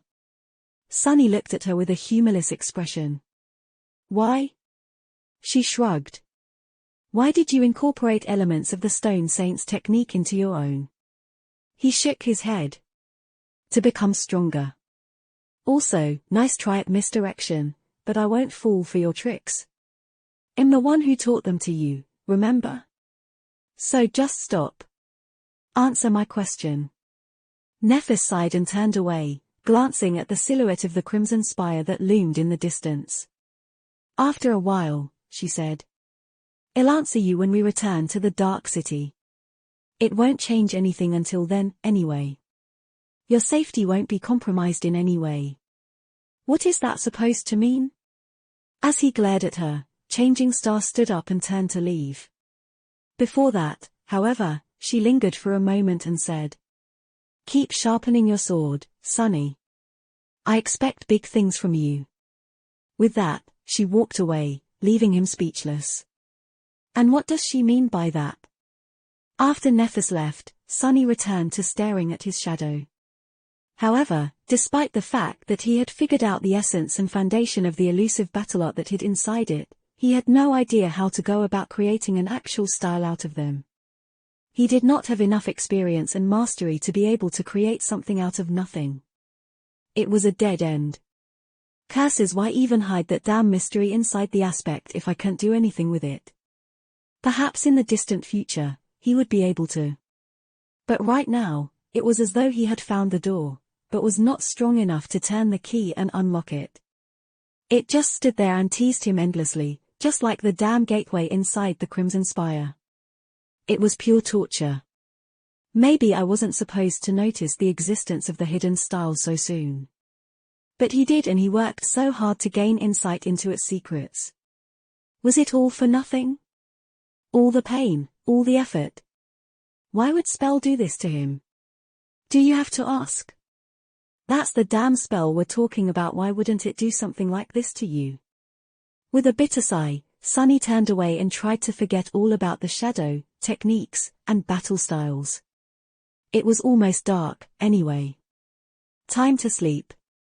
Walking over to the center of the marble arch, Sunny lay down beside the other members of the cohort and tiredly closed his eyes. The beach vacation was over. It was funny, visually stunning, and unexpectedly emotional, but ended on a bitter note. Tomorrow was going to be another long day. To hell with this. This. Exhausted by all of it, he fell asleep before even finishing the thought. This crap. Sunny opened his eyes and looked around in confusion. The world was enveloped in a strange, dim twilight. Deep shadows surrounded him, shrouding the tall walls that were cut from black marble. Looking between the mighty columns, Sunny saw the black circle of the sun burning in the lightless sky. And an eclipse? No, wait, what walls? What columns? Wasn't he supposed to be sleeping at the top of the white arch? What was happening? Suddenly, a woman's scream tore the silence like a sharp knife. It was full of pain and suffering. Sunny tried to summon the midnight shard into his hand only to realize that he had no hands. Then, something else resounded from the darkness. A baby's cry. What happened? Almost at the same time, Sunny realized something terrible. This was a dream. He was dreaming. People were not supposed to dream in the dream realm. Not good. Chapter 217 Origin. When Sunny realized that he was dreaming, the first thing that came to his mind was that there was another soul tree growing somewhere near the White Arch. However, after a few moments of panic, he quickly dismissed this idea. After all, he had never actually dreamt while under the mind hex of the ancient fiend. He had just mistaken the broken memories of his conversation with Cassie for a dream. But this one was real. The dreamscape that surrounded Sunny was ephemeral, shifting, and shrouded in shadows. Above him, the sun was like a circle of darkness, with crimson light drowning in a burning sea of clouds. However, none of that light reached him. In the tenebrous hall of black marble, there was nothing but empty silence. which was now destroyed by the sound of a baby crying, of course. The woman's screams had long grown silent. Peering into the Stygian depths of the dark marble hall, Sunny saw nothing but endless shadows. The baby's cries were coming from somewhere beyond them. Or from within them. A subtle thought entered Sunny's mind. The monumental walls, the colossal columns, the grandiose hall, all of it looked strangely familiar. As though he had already been here once, a long time ago. All that was missing were the signs of desolation and a large altar cut from a single block of black marble. In fact, it should have been standing right where the crying sounds were coming from. Familiar words appeared in his mind, now full of new meaning. Child of shadows? In the next moment, everything disappeared. The world was swaying. A seemingly endless surface of black stone was flowing past his vision, moving up and down. No, it wasn't the stone, but Sunny himself. He was the one swaying. What? In fact, Sunny found himself in the body of a toddler. He was currently held gently by a young woman who was walking down a long stone corridor, which was dimly lit by burning torches. Hence, the swaying. The girl was very young, not older than Sunny himself, his actual body, that is. She was slender and exquisitely beautiful, with soft porcelain skin and long raven hair. The lissom beauty was dressed in a flowing silk tunic that left her delicate neck and shoulders exposed. A black serpent was coiled around her arms and neck, its scales so intricately tattooed that sometimes, it seemed as though the creature was moving. Whoever marked the girl's skin with this image was a true genius of their craft. Sunny had never seen anything like it in the real world. However, he had seen similar markings in a nightmare. This was the mark of a slave who belonged to the shadow god. The young girl was a temple slave, just like he had been in his first nightmare. The serpent coiled around her neck and arms served both as her collar and her shackles. She was also the toddler's mother. Sunny could tell from the love with which she held the child and the quiet smile that appeared on her face every time she looked at him. Sunny might have lost his own mother at a young age, but he still remembered that much, at least. If the mother is a slave, then the child is, too. Finally, Sunny began to understand what was happening to him. The dream he found himself in did not belong to him. Instead, it belonged to the nameless temple slave whose role he had assumed during the first nightmare. The original child of shadows. This vision was his memory. Soon, the young girl entered a vast hall that was shrouded in darkness. Judging by the black marble walls, they were in another part of the ancient temple. Sunny couldn't see much of his surroundings, but he could somehow tell that they were underground. In the center of the hall, 7 tall braziers were burning with strange, pale flames. On the edges of light, motionless, stood a dozen or so people. Sunny shivered, suddenly reminded of the silent shadows populating his soul sea. However, these were not ghosts, but humans. There were several other slaves, while the rest appeared to be priests. To tell the truth, there was not a lot of difference between them. It seemed as though the servants of the shadow god did not pursue opulence and status. In fact, many of the priests bore the same markings as the slaves, suggesting that they themselves had belonged to the temple once. What are they doing here? What is happening? Approaching one of the elder slaves, the young beauty entrusted the child to her. Separated from the warmth of his mother's chest, the toddler Sunny felt cold and scared. However, the older woman consoled him with gentle words, preventing the child from crying. Then, she moved back to stand with the rest of the people gathered in the underground hall. Their faces were calm and solemn. The young woman, meanwhile, slowly walked into the circle of light. Her movements were elegant, flowing, and graceful. Stopping at the very center, she stood motionlessly between the 7 pale flames, surrounded by 7 shadows. Sunny stared at the beautiful slave, feeling that something important was about to happen. But what? As he became pensive and uneasy, a sudden sound broke the silence. It was the deep and reverberating ringing of a zither. As the musical instrument sang, the slave girl suddenly moved. As she did, her 7 shadows moved with her. This is. With his eyes wide open, Sunny watched the young woman. She was dancing. The beautiful slave danced in the circle of light surrounded by impenetrable darkness, her every move full of indescribable grace and clear, but elusive purpose. Her young body was flexible and lithe, but also strong and trained as much as a warrior's. Her skill as a dancer was like that of a battle master. It was mesmerizing. The young woman weaved a beautiful pattern with her movements, their cadence and nature simultaneously firm and flowing, sharp and gentle, clear and unpredictable. She danced alone but also with 7 partners, effortlessly controlling both her own body and the 7 shadows cast by it. At times, it was hard to tell which one of them was real. Her dance was insidious, shapeless, and ever-changing. Sunny froze. He recognized these movements. They were the same as how his shadow moved. This was the source and origin of the battle style he wanted to create. This was Shadow Dance. Chapter 2:18 Shadow Dance. Sunny opened his eyes. The grand arch of white marble was exactly the same as when he had last seen it. The sun was already climbing the grey dome of the sky, chasing the remnants of the dark sea away. The rest of the cohort had woken up some time ago and were now preparing for the journey ahead. He had overslept. However, it didn't matter.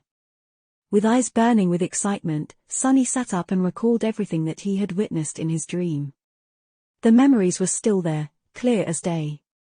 He could recall every movement, every step, every breath of the dance that the beautiful slave had performed. The nameless slave's mother. His eyes dimmed slightly. That dream of his, while a precious gift, was also a source of numerous questions. Now that he was awake, Sunny was able to see a few things with more clarity. The scene that he had witnessed at the very beginning of it was that of the nameless slaves, the original child of Shadow's birth. He was born during a solar eclipse, not unlike Sunny. That fact put a lot of things into perspective. Everyone knew that the spell did not choose the role an aspirant would play during their first nightmare randomly. That was apparent from the fact that the bodies they inhabited in it, while different, were very close to their real ones. However, the actual principle of how the spell chose these roles and the events of the nightmares were largely unclear. But now, Sunny knew that he shared more than simply outer appearance with the temple slave whose body he inhabited for a few short days. Both of them were born in similar, extremely rare circumstances.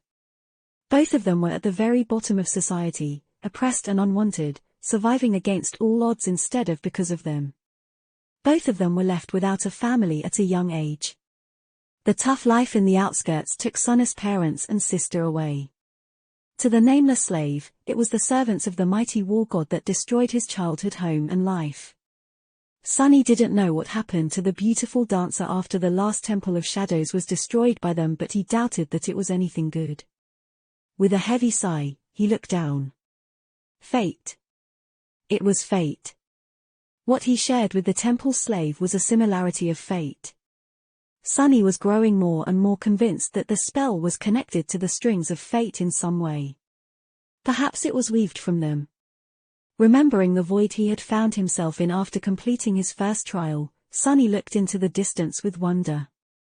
That void was filled with a myriad of stars that served as nexuses for an inconceivably complex net made of countless strings of silver light. Were those the strings of fate? He shook his head. Whatever they were, and whatever the spell was, it was not something he could know or understand yet. Numerous people, most of them better informed and smarter than him, had tried and failed. It was wiser to concentrate on something within his reach. The Shadow Dance. Sunny smiled. He wasn't so engrossed by the dancing of the beautiful slave girl because it was truly stunning and enchanting. He was riveted beyond belief by it because he recognized the pattern of the battle style hiding in his shadow in her graceful movements. Turns out, it wasn't a battle art at all. It was a dance. But was there a difference? Not in this case, not really. It wasn't a coincidence that people often described the way true masters of battle fought as dancing. At their core, fighting, and dance were very close. That's why combat, when brought to a truly impressive level, was like a dance. So why couldn't a dance, when mastered to perfection, be like a battle art? Sunny was certain that he was right. He had already comprehended the essence of shadow dance and gained insight into its foundation. With the memory of the beautiful dancer moving as one with her 7 shadows, he now had the last piece of the puzzle, the actual set of moves and principles that he could use to create an actual battle style in their image. He didn't have either battle art yet, but he did now possess all the components needed to create it. Of course, it was not going to be easy. Even with all that knowledge stored in his mind, he would still have to spend a lot of time and effort and spill a lot of blood, both his own and that of his enemies, to turn the graceful dance of the beautiful slave girl into a deadly dance of steel. It wasn't even certain that he would succeed. But Sunny would be damned if he wasn't going to try. Shadow dance would become his personal battle art. He was going to make it happen. As if echoing his last thought, the familiar voice of the spell suddenly whispered into his ear. When Sunny heard what she said, his eyes widened. "You have received an aspect legacy, Shadow Dance." Sunny stared into the emptiness, stunned to his core by what the spell had just whispered. Aspect legacy, did it really just say those words? He gulped. Aspect legacy was something that every aspect contained, but very few awakened ever received. Unlike the boon of the first nightmare, and every nightmare after that, as well as the rewards sleepers received after returning from the dream realm for the first time, each aspect legacy had a unique set of requirements that the owner of the aspect had to meet to unlock it. When they did, they were rewarded with a powerful relic. Usually, it was a memory that synergized perfectly with their aspect abilities, or sometimes even an echo. Legacy clans weren't called that accidentally. While not every clan possessed an aspect legacy, most of them did. In fact, it was the acquisition of the aspect legacy that laid the foundation for the creation of many of these clans. By now, some of the most powerful clans even had several. But getting an aspect legacy was not an easy feat. Most of them were received by saints, followed by master, and only a few were won by mere awakened. Getting the aspect legacy while still being a sleeper, that was simply unheard of. Just like getting a true name during the first nightmare, I guess. Sunny couldn't believe his luck. Of course, he worked bitterly hard to be able to grasp it. And yet, the magnitude of the harvest he reaped was utterly unbelievable. However, why was his aspect legacy not a memory, but a battle art? That was really strange. Not wasting any time, Sunny summoned the runes and hungrily searched for new ones. What he saw made him tremble. Chapter 2, 19 Relics of the Past. Right there in the glimmering field of familiar runes, in the cluster describing his aspect, a new string of them appeared. Aspect Shadow Slave. Aspect Rank Divine. Aspect Abilities Shadow Control. Aspect Legacy Shadow Dance. As soon as Sunny concentrated on the aspect legacy, new runes shined to describe it. Shadow Dance description: once an elegant dance, now a deadly battle art. This mysterious style was created by the treacherous Lost from Light after witnessing a graceful slave dancing with her shadows. Who else could have taken something so beautiful and turned it into something so vile? Sunny coughed, trying hard not to think too much about the manner in which the spell had described him. Again with this treacherous stuff, I'm not that treacherous, okay. So what if I lie, manipulate, and backstab people all the time? That's just being smart. However, what grabbed his attention was not the description itself, but what glimmered beneath it. Shadow Dance Mastery Level 07. First relic unearned. Second relic unearned. Third relic. There were a total of 7 lines of runes, each promising him a legacy relic once he achieved the corresponding level of mastery with his newly envisioned battle style. 7 of them. Not 1, not even 2 or 3. But 7. Whole legacy clans were created around a single legacy relic. Sunny couldn't even imagine what he would be able to do with 7. Start a family and turn it into the most powerful clan in the world. No, that would mean putting all his eggs into one basket. Better create several clans. Right, why start a family when you can start 7? Wait, no, that didn't sound right. Right? Consumed by avarice, Sunny looked at the rising sun with an excited grin.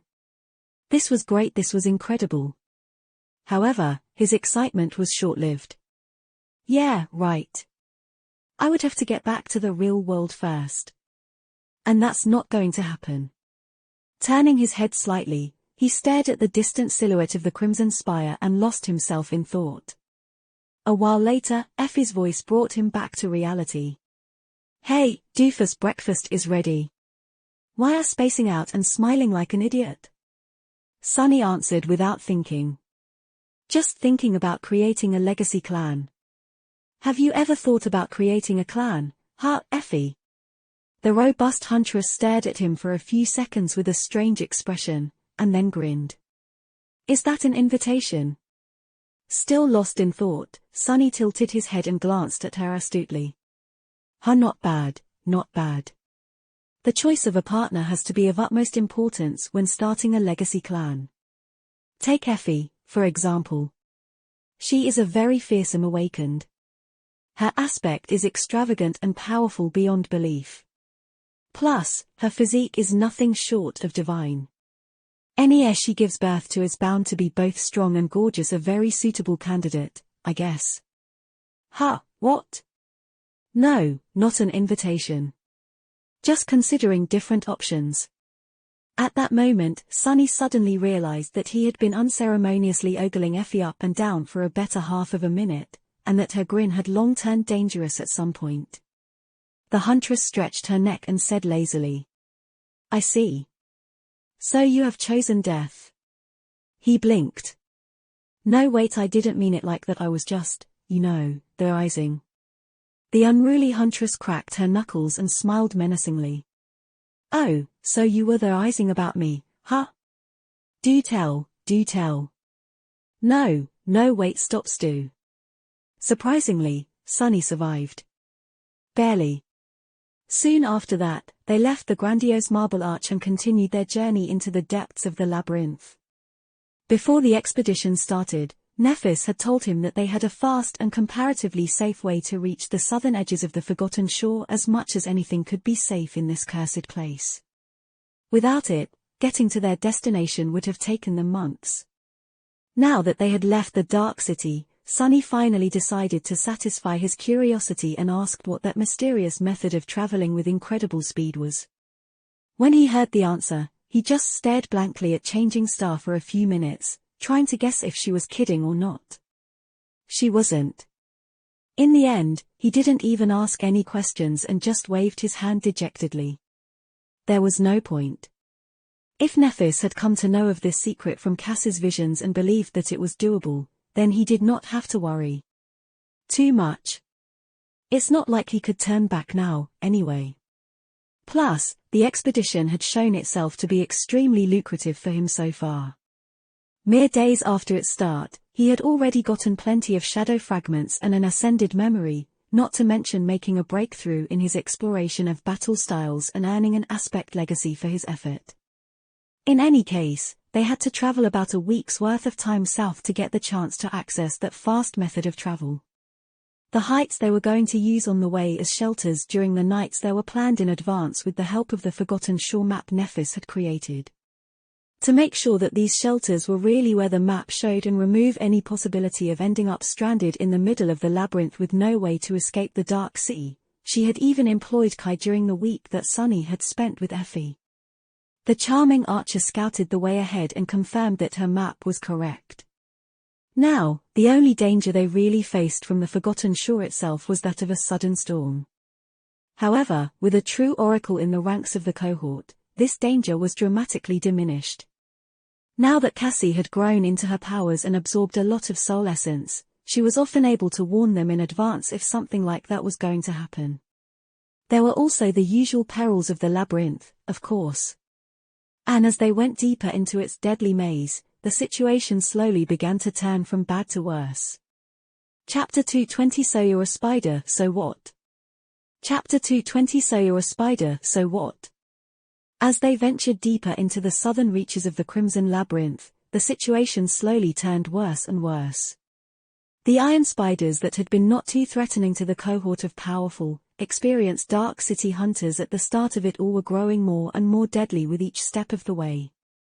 Their numbers grew exponentially, becoming a real danger pretty soon. More and more often bigger and stronger monsters appeared at the head of the attacking beasts, bringing with them all sorts of problems. What's worse, the spiderweb they used to trap their prey was changing, too.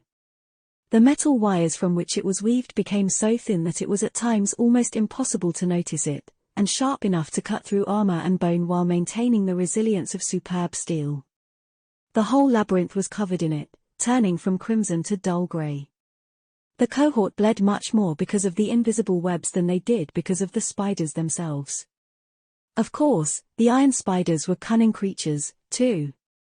More often than not, they only attacked once one of the humans was caught in their nets, leading to a few really harrowing experiences for the members of Changing Stars Party. And there was a wide variety of other terrifying creatures waiting to ambush them in the twisting pathways of the Crimson Coral, too. What made them so dangerous was that the cohort didn't know anything about their anatomy and abilities. Every fight was a gamble, often resulting in one or several of them sustaining serious wounds. There were three things that made the situation somewhat bearable. The first one was Nephis and her healing flames. Although using the aspect ability took a toll on their leader, it was often worth it, especially if one of the members of the cohort received wounds that limited their mobility. One thing was far more dangerous than any nightmare creature that lived in the labyrinth, and it was not reaching safety before the torrent of black water flooded the forgotten shore, bringing inconceivable horrors with it. Thanks to Neph, they didn't have to worry about anyone slowing the cohort down. The second reason, unexpectedly, was the iron spiders themselves. Because of the peculiar way they hunted, a lot of creatures found their deaths in the cutting embrace of the wire spider webs. Finding these eviscerated corpses or cocoons containing old carcasses became a common occurrence once the party invaded the depths of the spider territory. Thanks to that, 6 humans were able to study and anticipate many of the monsters they had to face in this region of the labyrinth. A lot of potentially deadly surprises had been avoided due to the cohort stumbling onto a corpse of a similar creature prior to fighting against a living one and spending some time to learn about its strengths and weaknesses. The third reason was the blood arrow. In the hands of an experienced archer, it was almost as deadly as it would have been in the hands of an inexperienced one, the difference being that the latter would mostly be a danger to themselves, quickly turning into a bloodless husk. The first time Kai had used it, Sunny experienced a disturbing feeling of shock. That time, they were facing a large group of iron spiders led by a much larger arachnid, the awakened monster of their tribe, similar in status to a carapace centurion. These creatures were much heavier and more powerful, with thick plates of iron armor covering their bodies almost completely. Even Castor's enchanted sword had trouble cutting through their defenses. What's worse, due to the speed with which the wretched abominations moved, it was especially hard to catch them in a gap between the armor plates. Sunny was facing 2 smaller iron spiders at once while the stone saint was butchering the third one.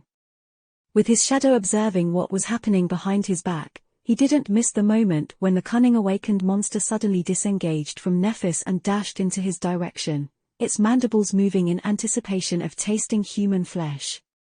Calmly preparing to dodge, Sunny tensed his muscles and narrowed his eyes.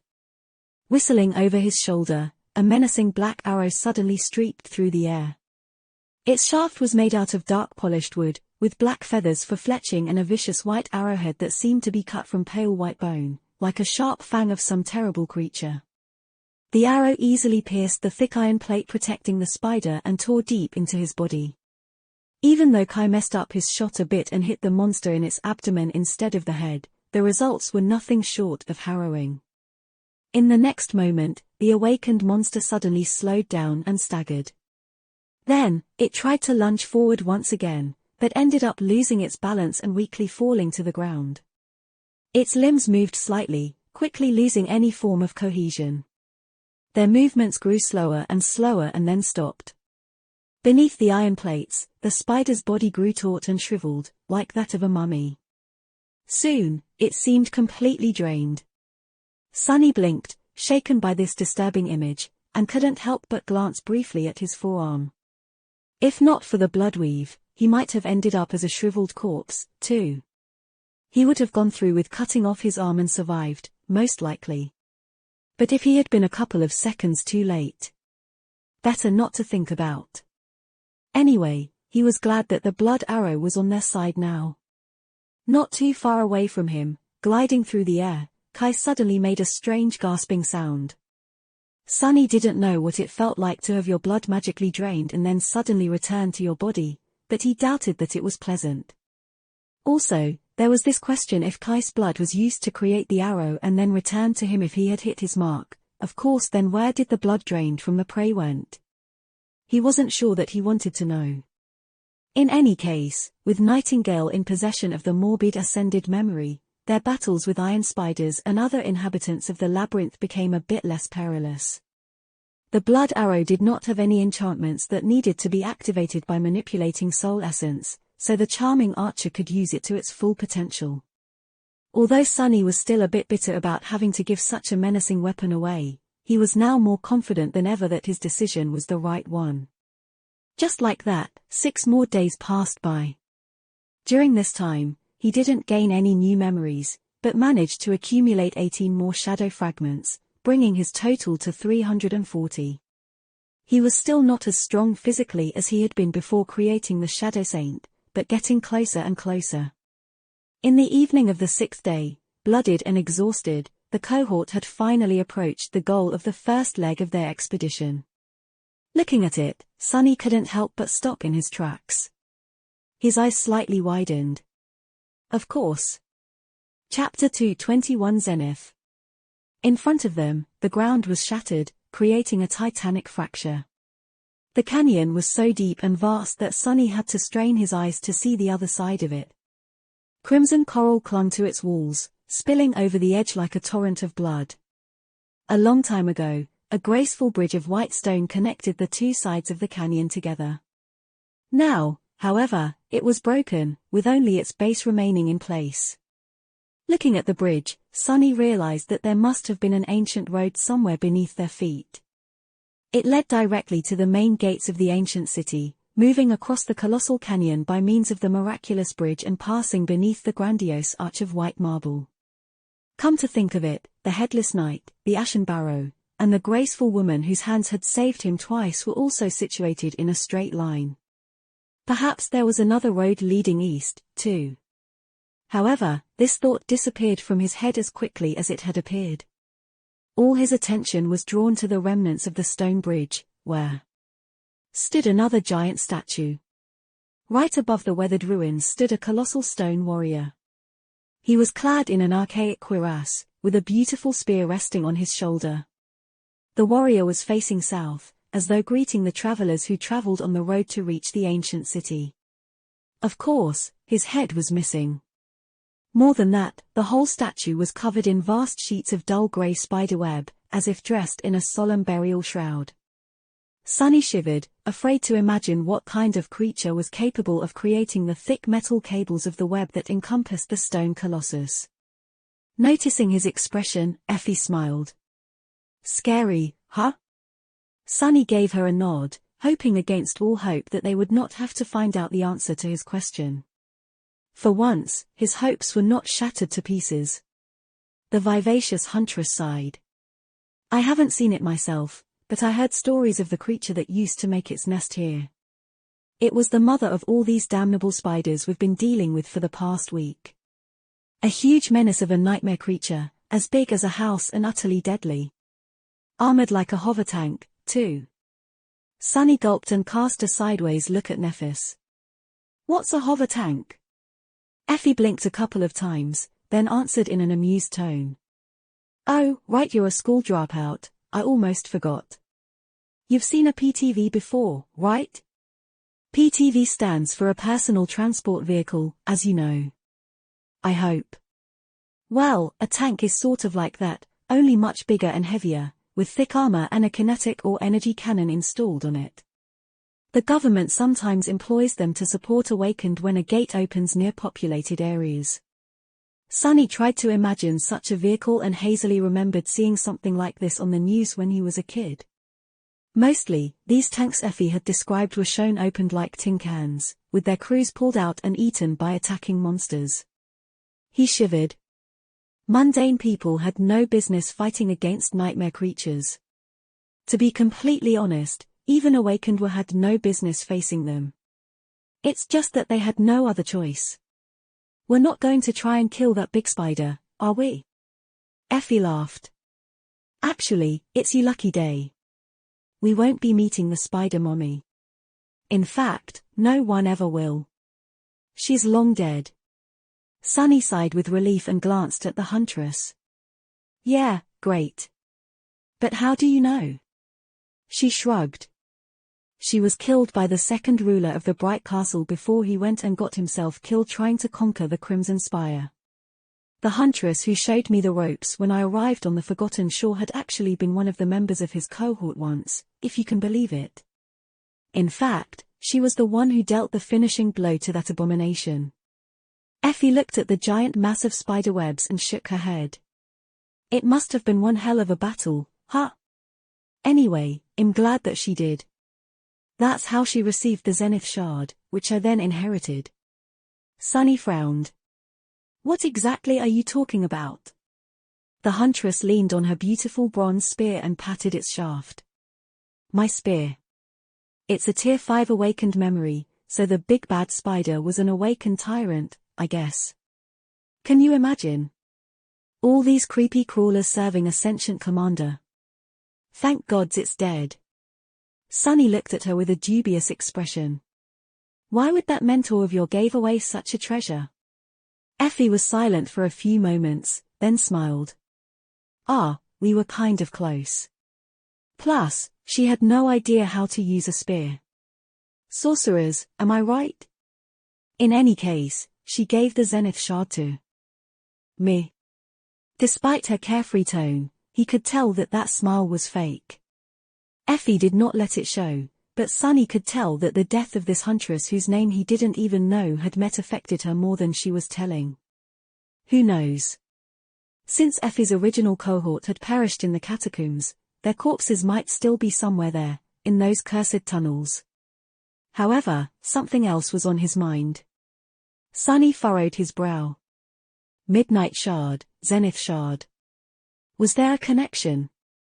He didn't know. There might have been. He had received the Midnight Shard from Nephis, who had gotten it after killing the Carapace demon. The demon, even though it had been enthralled by the Soul Devourer, appeared as the leader of the nightmare creature in that region of the labyrinth just like the brood mother of the iron spiders had been. Two headless statues, two powerful abominations, two memories with similar names. Wasn't it a little bit too much to be a coincidence? Glancing at Effie, he asked. Was your spear forged from a shard of a fallen star, by chance? Just as he said it, Cassie slightly turned her head, listening to their conversation. That small detail told Sunny everything he wanted to know. The huntress raised her eyebrows. It was, at least according to its description. Who told you? A corner of Sunny's lips slightly curled upward. No one. I just guessed. With that, he left Effie alone and walked forward. It seemed as though he was right. There was some hidden meaning behind the names of these two memories. Cassie seemed to know something about it, and that meant that Nephis did, too. And yet, they chose to keep it from Sunny and the rest of the cohort. He sighed. So this expedition is not as simple as it seems. Not that it ever seemed particularly simple, to begin with. He had guessed a long time ago that Changing Star had some hidden motive to want to leave the Dark City, but now, his suspicions were as good as confirmed. The smile disappeared from Sunny's face. He didn't like being kept in the dark at all. Kept in the dark, huh? Oh, the irony. At that moment, his shadow reached the base of the giant statue.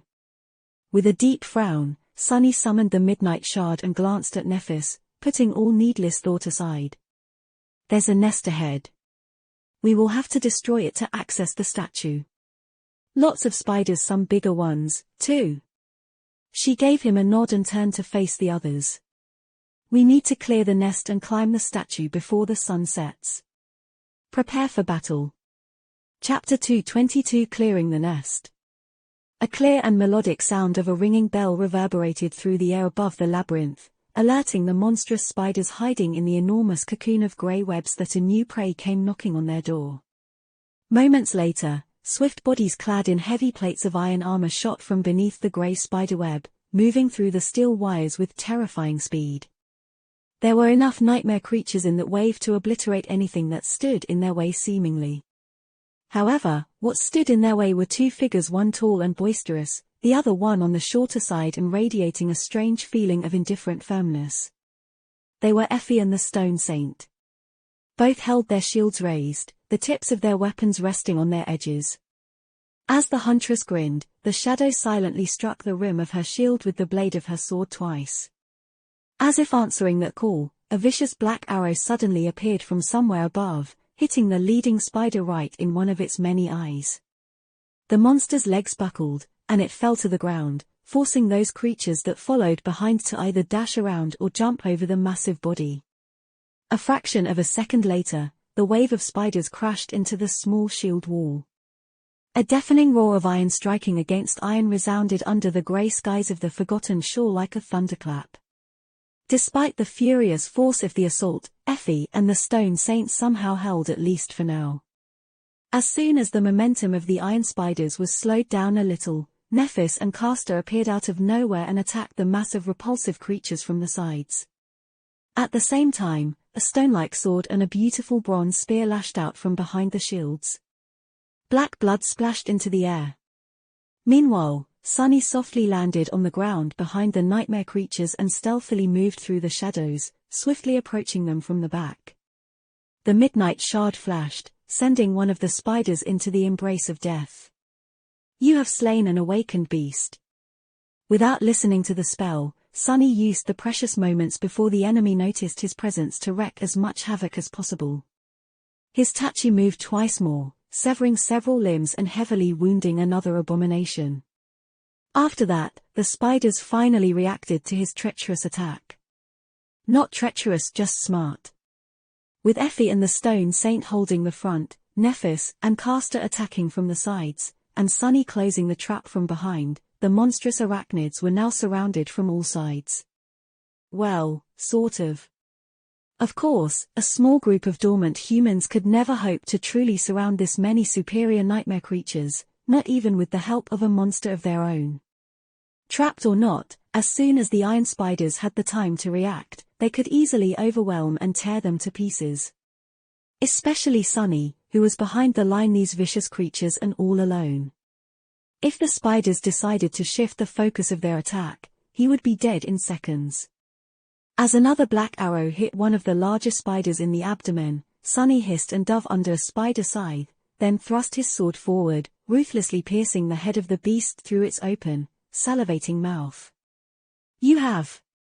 With no time to tear the midnight shard from the spider's core, Sunny let go of its hilt and jumped back, narrowly avoiding being crushed by another ironclad creature. The few seconds of the advantage they had were coming to an end. A moment or two later, the spiders were bound to come to their senses. Even though the cohort had managed to kill 10 or so in this short window of time, there were still enough of the deadly creatures to rip them to shreds. Sunny didn't even have to look at Nephis to feel the shift in her movements. The silent understanding the two of them developed during their journey through the labyrinth many months ago was still there, allowing them to cooperate perfectly without the need to use any words, as though they were two parts of the same whole. In fact, despite the rift in their relationship, this bond was stronger than ever. Perhaps because they understood each other so much better now, for better or for worse. It was so exhilarating to fight side by side with Changing Star once again. Just before the spiders were able to turn the tide of the battle in their favor, Effie and the Stone Saint, who was following Sunny's command, suddenly moved to the sides. Nephis, Castor, and Sunny braced themselves. Behind the improvised shield wall stood Cassie. She was holding a wooden staff in her hands, while an elegant rapier hovered in the air above her shoulder. The tip of the rapier pointed directly at the spiders. As though following the direction of the quiet dancer's blade, Cassie moved her staff and activated its enchantment. Immediately, a powerful gust of hurricane wind slammed into the mass of the nightmare creatures, sending several of them reeling and throwing clouds of dust into the air. Of course, it wasn't strong enough to truly throw these abominations off their balance or damage them in any way. However, that wasn't the plan. Spider-kin of these creatures back on Earth had a uniquely powerful sense of hearing. Which was rather strange, considering that they had no organs that resembled ears at all. The truth of the matter was that spiders were able to feel the vibrations of sound waves. They were also masterful architects, using the vibrations in the specially created threads weaved into their webs to sense the movements of their prey from afar. These nightmare creatures were much the same. As the powerful wind threw dust into the air and made every wire of every surrounding spiderweb vibrate all at once, they were momentarily disoriented. The members of the cohort were waiting for this exact moment. Instantly, they attacked with ferocious determination, spilling rivers of viscous black blood onto the ground. Sunny himself had already gotten his austere sword back, and now used its razor-sharp blade to gut the beast that had forced him to retreat a couple of seconds ago. You have slain. By the time the iron spiders came back to their senses, their numbers were significantly diminished. But there were still so many of them. After that, the battlefield became consumed with chaos. There was no time for plans or tactics anymore. Every member of the cohort had to face off against multiple opponents, fighting with desperate resolve against enemies that surpassed them both in terms of personal power and numbers. Only the Stone Saint was calm and indifferent, moving through the ranks of the iron spiders like a graceful incarnation of pure darkness. The battle fell apart into several small pockets of fearsome violence. Kai was trying to support his companions from above, but with how intense the fighting got, he was having trouble finding the opportunities to take shots without risking hitting them. He was too afraid to take a risk, knowing all too well how harrowing the effects of the blood arrow were. If even the nightmare creatures of higher rank were doomed to succumb to a torturous death after being wounded by the ghastly memory, humans like them had no chance of surviving. For now, people on the ground were on their own. Sunny was struggling against two ironclad abominations, gritting his teeth in exasperation. The damn bastards were too fast to reliably hit them in the gaps in armor and too damn powerful to face them directly. As the result, he was forced to constantly dance between the two of them, dodging the whirlwind of strikes that rained on him from all sides. Curses. Jumping back, he held the midnight shard with one hand and used another to throw the prowling thorn in the direction of one of the spiders. The creature easily dodged the kunai and continued its attack, threatening to slice Sunny's hand clean off.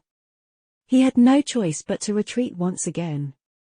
Behind the menacing beast, the throwing dagger continued to spin. A few moments later, it cut a smooth arch in the air and flew back, as if turning into a boomerang. Sadly, just like the spiders back on Earth, these repulsive creatures had an almost absolute field of vision. The second spider simply moved its head down at the last moment without even bothering to turn it, dodging the heavy kunai that approached it from behind. But Sunny was never trying to wound the nightmare creatures with the prowling thorn, to begin with. Instead, he wanted to let them taste their own medicine. A moment later, the invisible string of his kunai drew taut, wrapped around two massive bodies. Just like prey used to be caught in their webs, the iron spiders were now caught by the invisible string of the prowling thorn, tripping over it and crashing into each other. Sunny dashed forward and let the midnight shard sing. The graceful blade flashed twice, sending two ugly spider heads spinning into the air. You have slain an awakened beast, Iron Spider. Your shadow grows stronger. Kicking one of the heads away, Sunny swiftly glanced around, searching for a new enemy. But there were none. You have slain an awakened beast, Iron Spider. Your shadow grows stronger. You have received a memory. The gargantuan cocoon of steel spiderwebs was empty. Corpses of its previous inhabitants littered the ground, oozing with black blood. The cohort had cleared the entire nest full of awakened abominations. No matter how incredible, this was the undeniable truth. They had won. Chapter 223 Natural Selection. The danger was gone, so Sunny allowed himself to tiredly kneel on the ground, his breathing heavy and laborious. The strenuous battle against the host of spiders had not lasted long, but he was utterly exhausted. The intensity of these perilous minutes was enough to bring anyone down to their knees. Too weak. I am still too weak. With a heavy sigh, he summoned the runes and glanced at the number of shadow fragments. Shadow fragments 362-1000. Not bad. Clearing the nest had given him 22 fragments, 10 for the 5 iron spiders he had killed himself, and another 12 for those slain by the Shadow Saint. With the taciturn monster serving as his murderous pet, the speed with which Sunny was able to accumulate power was twice as fast, at least. If things continued like this, the Stone Saint was going to return his investment of 100 shadow fragments in no time. If I live long enough. With a grimace, Sunny dismissed the midnight shard and slowly got up. The sun was already rolling down toward the horizon, so they had to hurry with collecting soul shards from the corpses of the iron spiders. There were a lot of corpses. Cutting one of the beasts open with the prowling thorn, Sunny struggled with the idea that they had eviscerated this many nightmare creatures. Of course, he had expected this much. After all, Nephis and Sunny had been able to fight against 2 or 3 carapace scavengers back when it was only the 2 of them. Both of them were much weaker, less experienced, and barely equipped with memories back then, too. Now that they had spent 7 whole months in the dream realm, many times more than most sleepers ever had to, and tempered themselves against the perilous hellscape of the Forgotten Shore, both their skill and level of power had dramatically increased. Add the fact that there were 2 other powerhouses fighting alongside them, as well as Nightingale and the menacing Stone Saint, and the outcome of the battle ceased to be that surprising. And yet, observing the carnage that they had left in their wake still made Sunny doubt his eyes. These were awakened nightmare creatures, still. The real reason why the cohort had won did not lie in the individual prowess of its members, but in their ability to cooperate and control the battlefield. The iron spiders were powerful and deadly, but at the end of the day, they were still mindless beasts. That's why they had allowed themselves to be surrounded and trapped. Had they been commanded by a creature of a higher class, one that was as cunning and smart as the humans it faced, things would have turned out very differently. Sunny sighed. Come to think of it, the labyrinth was a curious place.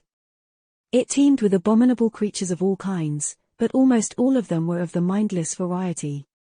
The only 2 exceptions he knew about were the carapace demon and the spider matriarch, who had been either a devil or a tyrant. Perhaps it was just the nature of this place. Nothing too big and strong could escape from the flood of black water that drowned the world every night. Only comparatively small monsters were able to run away or hide both from the dark sea itself and from the hungry terrors that inhabited it. These monsters were an almost insurmountable threat to those unfortunate young people who were sent to this forsaken hell by the spell, but by the standards of the Forgotten Shore itself, they were nothing but insects. A horde of parasites who fed on the crumbs left behind by the true masters of this place. What a depressing thought. This notion poured cold water on Sunny's pride over their achievement. Well, whatever. Soon, they were done with the gruesome job of fishing out the soul shards out of the dead spiders. While Nephis was dividing the spoils among the members of the cohort, Sunny used the chance to dive into his soul sea and inspect the memory he had received during the battle. It turned out to be a cloak weaved from spider silk. Judging from the description, the cloak could provide him with a small amount of protection against physical attacks, simple by virtue of being very hard to piece. Without thinking too much, Sunny fed the cloak to the Stone Saint. It was just a Tier 1 memory, so no amount of protection it could provide would be of any help in this damned place. He would also rather kill himself than go into a battle while wearing a cloak. There were easier and less painful ways to die. Plus, it was white. Didn't exactly go along with the dark grey fabric of the puppeteer's shard, not to mention being a hindrance to anything having to do with stealth. The stone saint absorbed another shadow fragment, at least. Receiving his share of the soul shards and entrusting them to Effie, who had more than enough space in her enchanted bag, Sunny glanced at Nephis.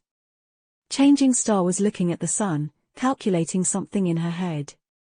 After a few moments, she sighed and said, "We still have some time. Let's explore the nest before ascending the statue." Sunny grinned.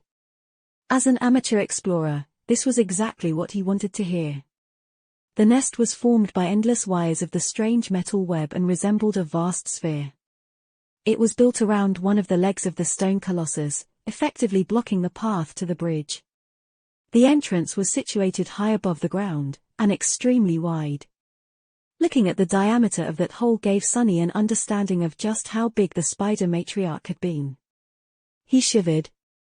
The second lord of the castle had been a very powerful individual.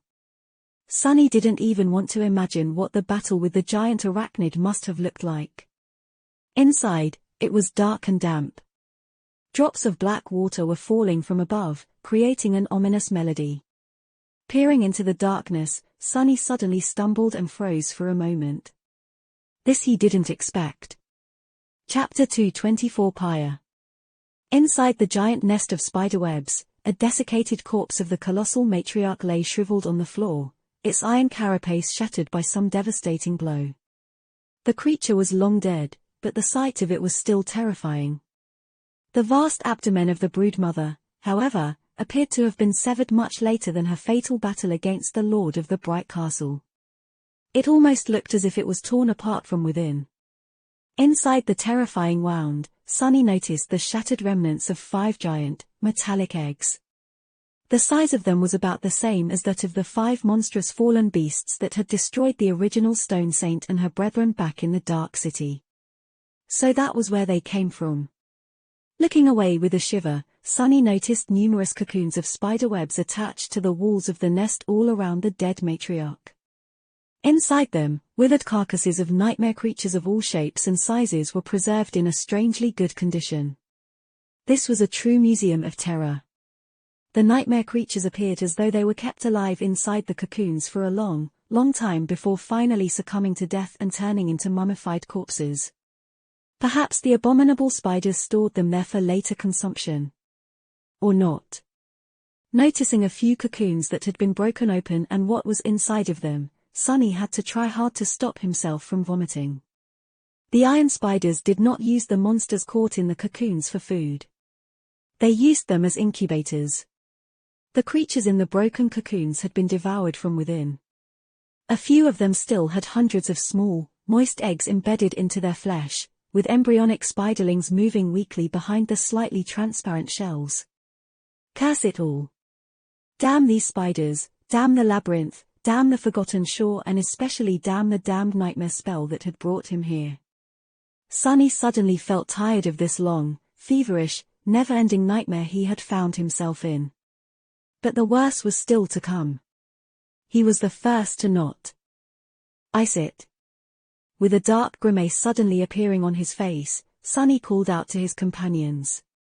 Then, he led them deeper into the nest, where, attached to the wall, hung a cocoon that was different from all the others.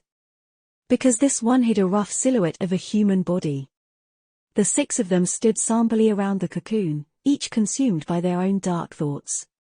Finally, Nephis turned her head to Castor and said, "Can you sword cut it open?" With a short nod, the proud legacy summoned the enchanted djinn and took a step forward. Approaching the cocoon, he stopped and hesitated for a few moments. "Be careful." Glancing back at Changing Star, Castor lingered for a second, and then faced the cocoon with grim determination written on his face. As ghostly green light emanated from the blade of his sword, he swung it with the graceful precision of an expert swordsman. The tip of the djinn cut through the metal wires of the cocoon, splitting it open. A shriveled human body fell to the floor, making the legacy jump back. Nephis, Castor, and Sunny stared at it, their faces pale and full of ghastly resentment. Then, Sunny bent over and emptied the contents of his stomach. This was just too much. The young man whose corpse they found in this harrowing place did not die an easy death. In fact, being eaten alive from the inside by 100 of tiny nightmare creatures was probably the worst fate imaginable. At least Sonny couldn't think of anything worse. But even worse still, he recognized the dead sleeper. His face was strangely intact, with an expression of horrifying agony frozen on it forever. Despite the overall condition of the corpse, Sonny knew who it was just from one look. It was the young man who had attended the academy with them, the one who had called him a shorty when Sonny first approached Castor to create the impression that he was a boastful lunatic. Looking at their condition, Effie frowned. "Did you guys know him?" After a few moments of silence, Castor slowly nodded. "Yes.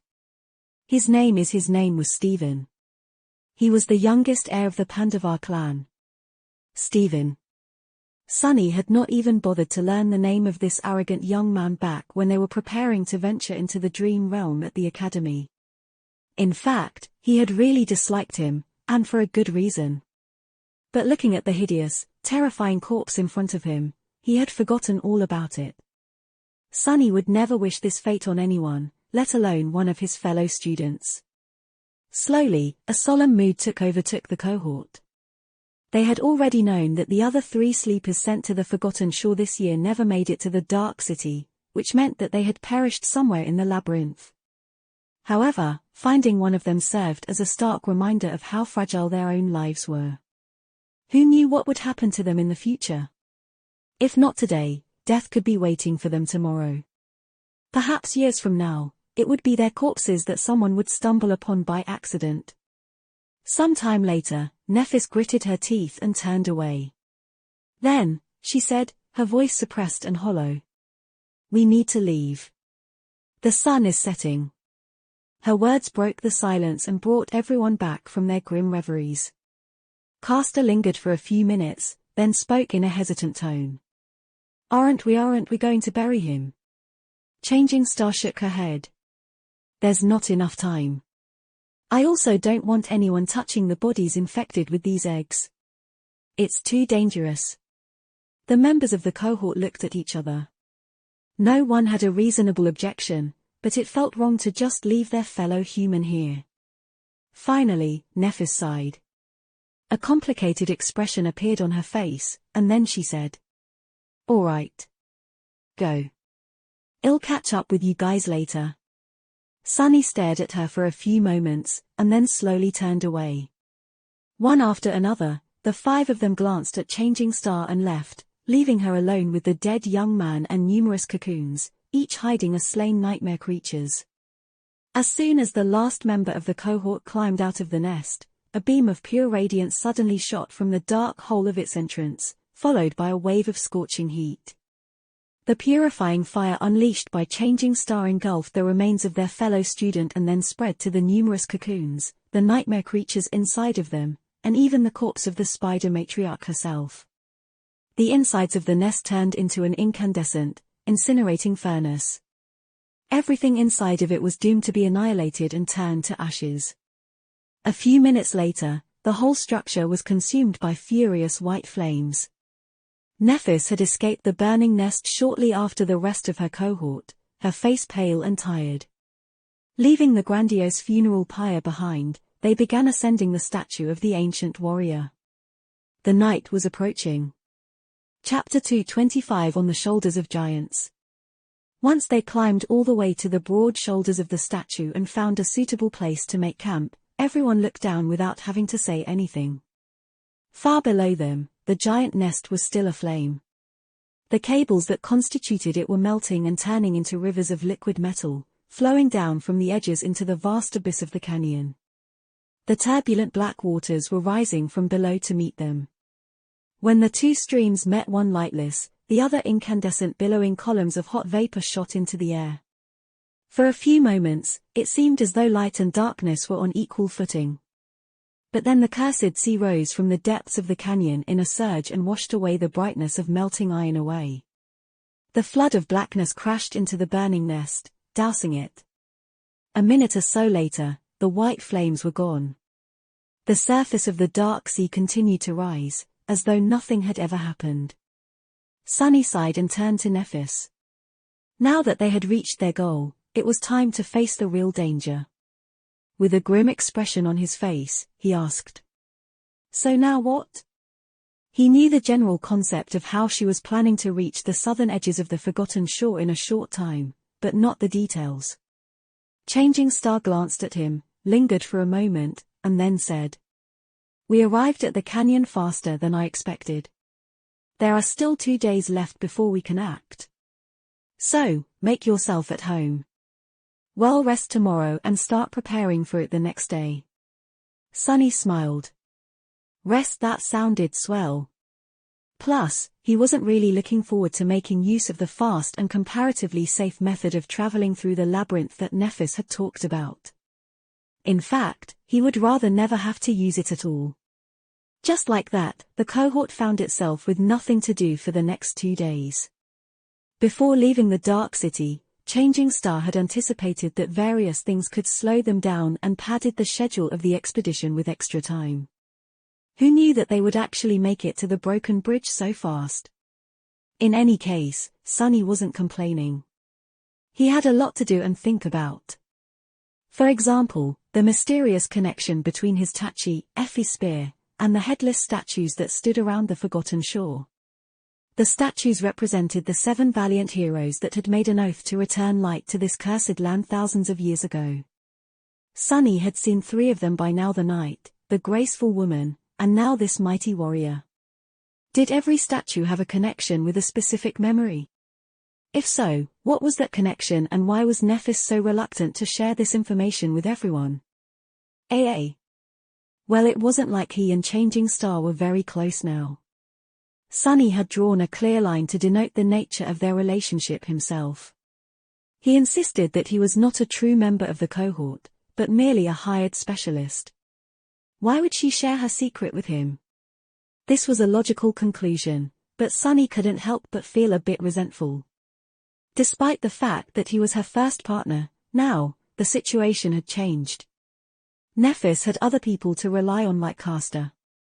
So why would she say that Sunny was the only person she trusted on the Forgotten Shore except for Cassie, and then hide her technique from Castor? Everything felt so complicated. In any case, there was an invisible line drawn between the core members of the hunting party and the outsiders Sunny and Kai. No one consciously avoided them, but it was clear that the line existed. When all was said and done, the 4 true members of the cohort preferred each other's company. That's why Sunny and Kai ended up spending a lot of time together, chatting about this and that and generally having a nice time.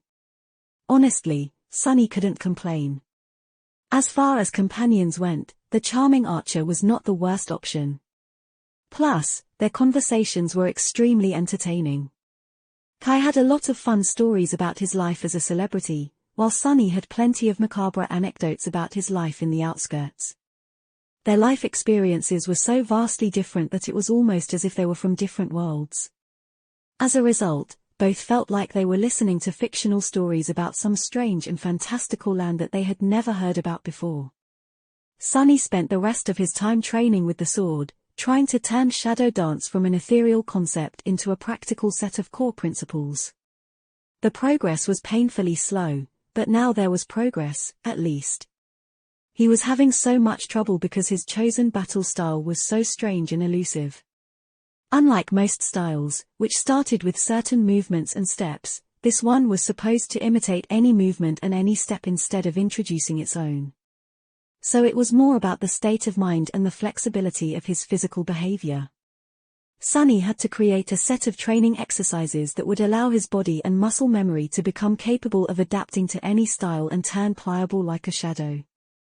On the first day of trying, his whole body ached. Despite his incredible physical shape and experience with tough training, Sunny ended up straining the muscles that he didn't even know he had, and forced those that he did know about to behave in a way that was utterly different from what they were used to. Actually, his previous training was even detrimental to the whole process. He had to make himself unlearn a lot of things to allow for this strange style to take root in his very bones. Thankfully, the foundation of his technique was Changing Star's flowing style, which itself was designed for maximum adaptability. If Sunny learned another style or was further into mastering any existing technique, this would have been 10 times harder, if not impossible. Needless to say, his exercises were in no way similar to the beautiful and graceful dance he had seen in his dream. In fact, from the side, Sunny must have looked as though he was having a seizure. He caught more than one amused stare while practicing. It didn't matter. The only thing that mattered was that he was slowly pushing himself toward mastering the basics of shadow dance and, hopefully, receiving his first relic. Chapter 226 The Fool. On the evening of the first of the 2 days that they had at their disposal, Sunny climbed all the way to the highest point of the statue and sat there alone, looking at the setting sun. He felt as though he had to find a sense of balance that he had lost at some point along the way. Not because he missed it, but because he was going to need that balance to remain firm and steady when the moment of truth came. If he was right about the future, then this was probably the last day of peace he would experience until this whole thing was over. Not only the expedition, but all of it. Looking back, his behavior in these past few months was highly erratic. Where were the cold rationality and ruthlessness that saved him so many times in the past? The caution and devious cunning that allowed him to survive the first nightmare? He had not been acting like himself for a long time. Yes, his mental state had suffered greatly because of everything that had happened. But was it the only reason? Come to think of it. The first blow dealt to him was the bitter revelation that there was no gateway in the bright castle. After everything that Sunny had endured to make it to the Dark City, the crushing intensity of their journey through the labyrinth, the diabolical trap of the Soul Devourer and their escape from it, the cold and harrowing night of traversing the Dark Sea, all of it turned out to have been for nothing. Not only were they not rewarded for their efforts, but all of their hopes were mercilessly destroyed and obliterated instead. This alone was enough to drive a person mad. Then came the feeling of alienation he felt while living with Nephis, Cassie, and all the newcomers in the outer settlement. Instead of finding support and solace in the company of his friends, Sunny fell into his old habit. Unconsciously, he turned himself into an outcast to prevent anyone from making him one. This was the most noticeable, but not the only instance of him regressing to his old self. After fighting so hard to change and grow, Sunny ended up abandoning most of the lessons he had learned after becoming infected by the nightmare spell. He was almost like an addict relapsing after a few days of sobriety and giving up completely because of this one small mistake. But who could blame him? Sunny was already shaking under the pressure of the situation. One little push, and he would fall under its weight. In the end, it was not one, but 3 blows that shattered him completely. As though the world wanted to make sure that he was truly broken. First was the terrible epiphany of what Cass's vision really meant. Almost instantly after that, while Sunny was still reeling, came the fatal mistake in the conversation with Harper and the brutal murder that followed. And if that was not enough, the person he relied on the most to keep his sanity in this cursed place, Nephis, made it impossible for him to trust her any longer. Anyone would have collapsed under that weight. And yet Sunny managed to keep his balance, even if just barely. The final straw that finally broke him was the excruciating, never-ending sea of torturous pain he suffered after being mortally wounded by the Black Knight. After that, Sunny had relinquished all pretense of having control. And now here he was. Playing the fool, acting like a fool, and fooling around with Kai and Effie. Wasn't it fun? Wasn't it easy? Yes, his mental state wasn't great. But it was also very convenient to blame everything on this condition. The truth of it was that Sunny did not try to rein himself in at all. In fact, he welcomed this madness. Being a bit crazy was comforting, simple, and safe. It protected him from having to look at the heartbreaking truth and remember it. Sunny needed the shield of madness to save himself from the bottomless despair that threatened to destroy him completely. So what if he was prone to act recklessly in this state? So what if he made mistakes here and there and took unnecessary risks? Anything was better than having to face that despair. Just like Nephis had said, one had to become a little insane to survive in the world that had gone mad. And yet, Sunny knew that what he was doing was nothing but hiding his head in the sand. And now that the end was approaching, he had to stop hiding from the truth. He had to admit and endure it. This was the only way for him to survive. As the sun disappeared behind the horizon and the absolute darkness drowned the forgotten shore, he sighed deeply and whispered, "All right. All right. It's time to wake up." The next day, 6 humans were standing at the edge of the vast canyon as the twilight of dusk drowned the world in shadows. Far below them, the black waters of the cursed sea were raging, rising from the depths in a terrifying, obliterating wave. In a few minutes, all light was going to be completely gone. And then, the flood of darkness would wash over the world, destroying anyone left standing in its path. And yet, the humans were not rushing to get away. Instead, they just stood there and waited. Looking down into the canyon, Sunny gritted his teeth and shivered. Then, he glanced at Nephis and licked his dry lips. "Are you sure about this?" Changing Star did not spare him a look and simply nodded. Despite the fact that the rising black water was quickly approaching them, her face was calm and composed. A moment later, the last vestiges of sunlight disappeared, leaving them in utter darkness. The silence that surrounded them was broken only by the sound of waves rushing against the walls of the canyon. Getting closer and closer. "Prepare yourselves." Sunny sighed. "Here we go." Suddenly, a blinding burst of white light pierced the darkness. Holding the incandescent sword in her hand, Nephis closed her shining eyes for a second. And then raised the sword high above her head, as if calling the monsters of the depths to come take her. Chapter 2:27 Comparatively safe. The embrace of impenetrable darkness was broken by the furious white light of Changing Star's incandescent sword. Illuminated by it, 6 people were standing on the shore of a raging river. Their faces were pale and grim. The canyon had disappeared, consumed by the rising surge of the black water. Now, the cursed sea was flowing over its edges, ready to swell and flood the narrow passages of the great labyrinth in an unstoppable wave. Sunny felt cold water wash over his feet and shivered. The rest of the cohort reacted exactly the same. Even Kai, who could escape into the lightless skies at any moment, seemed to be deeply unnerved by the closeness of the encroaching sea. Among the 6 of them, only 3 had truly experienced the perils of this dark abyss. They knew that the real dread came not from the sea itself, but from the terrors that hid in its cursed depths. Like the host of whispering voices that they had heard beneath the branches of the soul tree. Or the gargantuan creature that had almost cost Nephis her life. However, Sunny was not going to make a remark to educate the rest of the cohort. After all, what they were trying to do right now was to summon one of these terrors from below. One that was different from all the others. "Sunny?" Peering into the darkness, he lingered. "I don't see anything yet." The water was already to his shins and rising swiftly. Sunny grimaced and struggled with the desire to turn around and run away without looking back. If he was fast enough, if he was lucky enough, he could still make it to the giant statue before the torrent of darkness drowned him under its crushing weight. Instead, Sunny glanced at Nephis and Cassie. The blind girl had glimpsed this secret of the forgotten shore in her visions and shared it with Changing Star.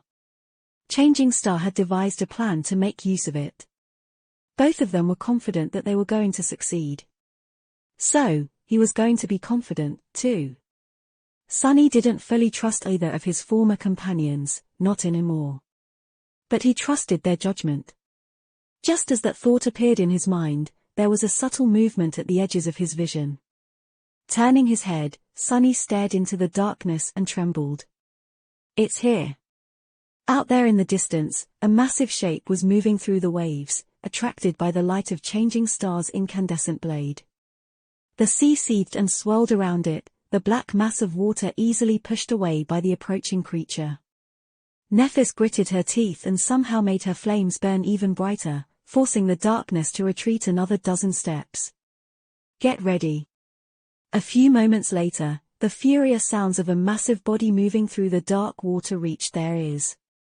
The creature was a true giant, easily towering above the waves even though it was walking on the bottom of the canyon. Well, no surprise. Full of terror and awe, Sunny watched as the thing they were waiting for came closer. Soon, he could discern the general shape of it. Two hills that rose above water were its shoulders. And right between them, where the head should have been, there was nothing but emptiness. There were 7 headless statues on the forgotten shore, but only 6 marks on the map created by Nephis. Not because she had failed to learn of the 7th one, but because the 7th statue never stayed in one place for too long. And now, that stone colossus was walking through the flooded canyon, his shoulder scraping against one of its walls. The wide chest of the headless giant pushed the water away, creating whirlpools in his wake.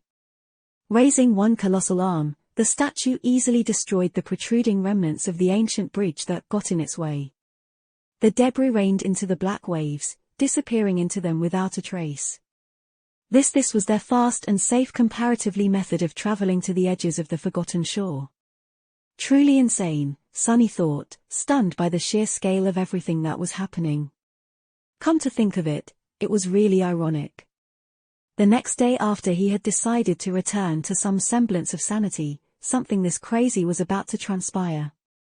It was as though the whole world was mocking him. Shaking his head, Sunny turned to the cohort and yelled, "He's coming." The black water was already to their knees. The members of the cohort tensed and prepared themselves for what was about to come. They only had one chance to do this. Failure meant death. A few moments later, the massive shape of the stone colossus entered the circle of light created by Nephis.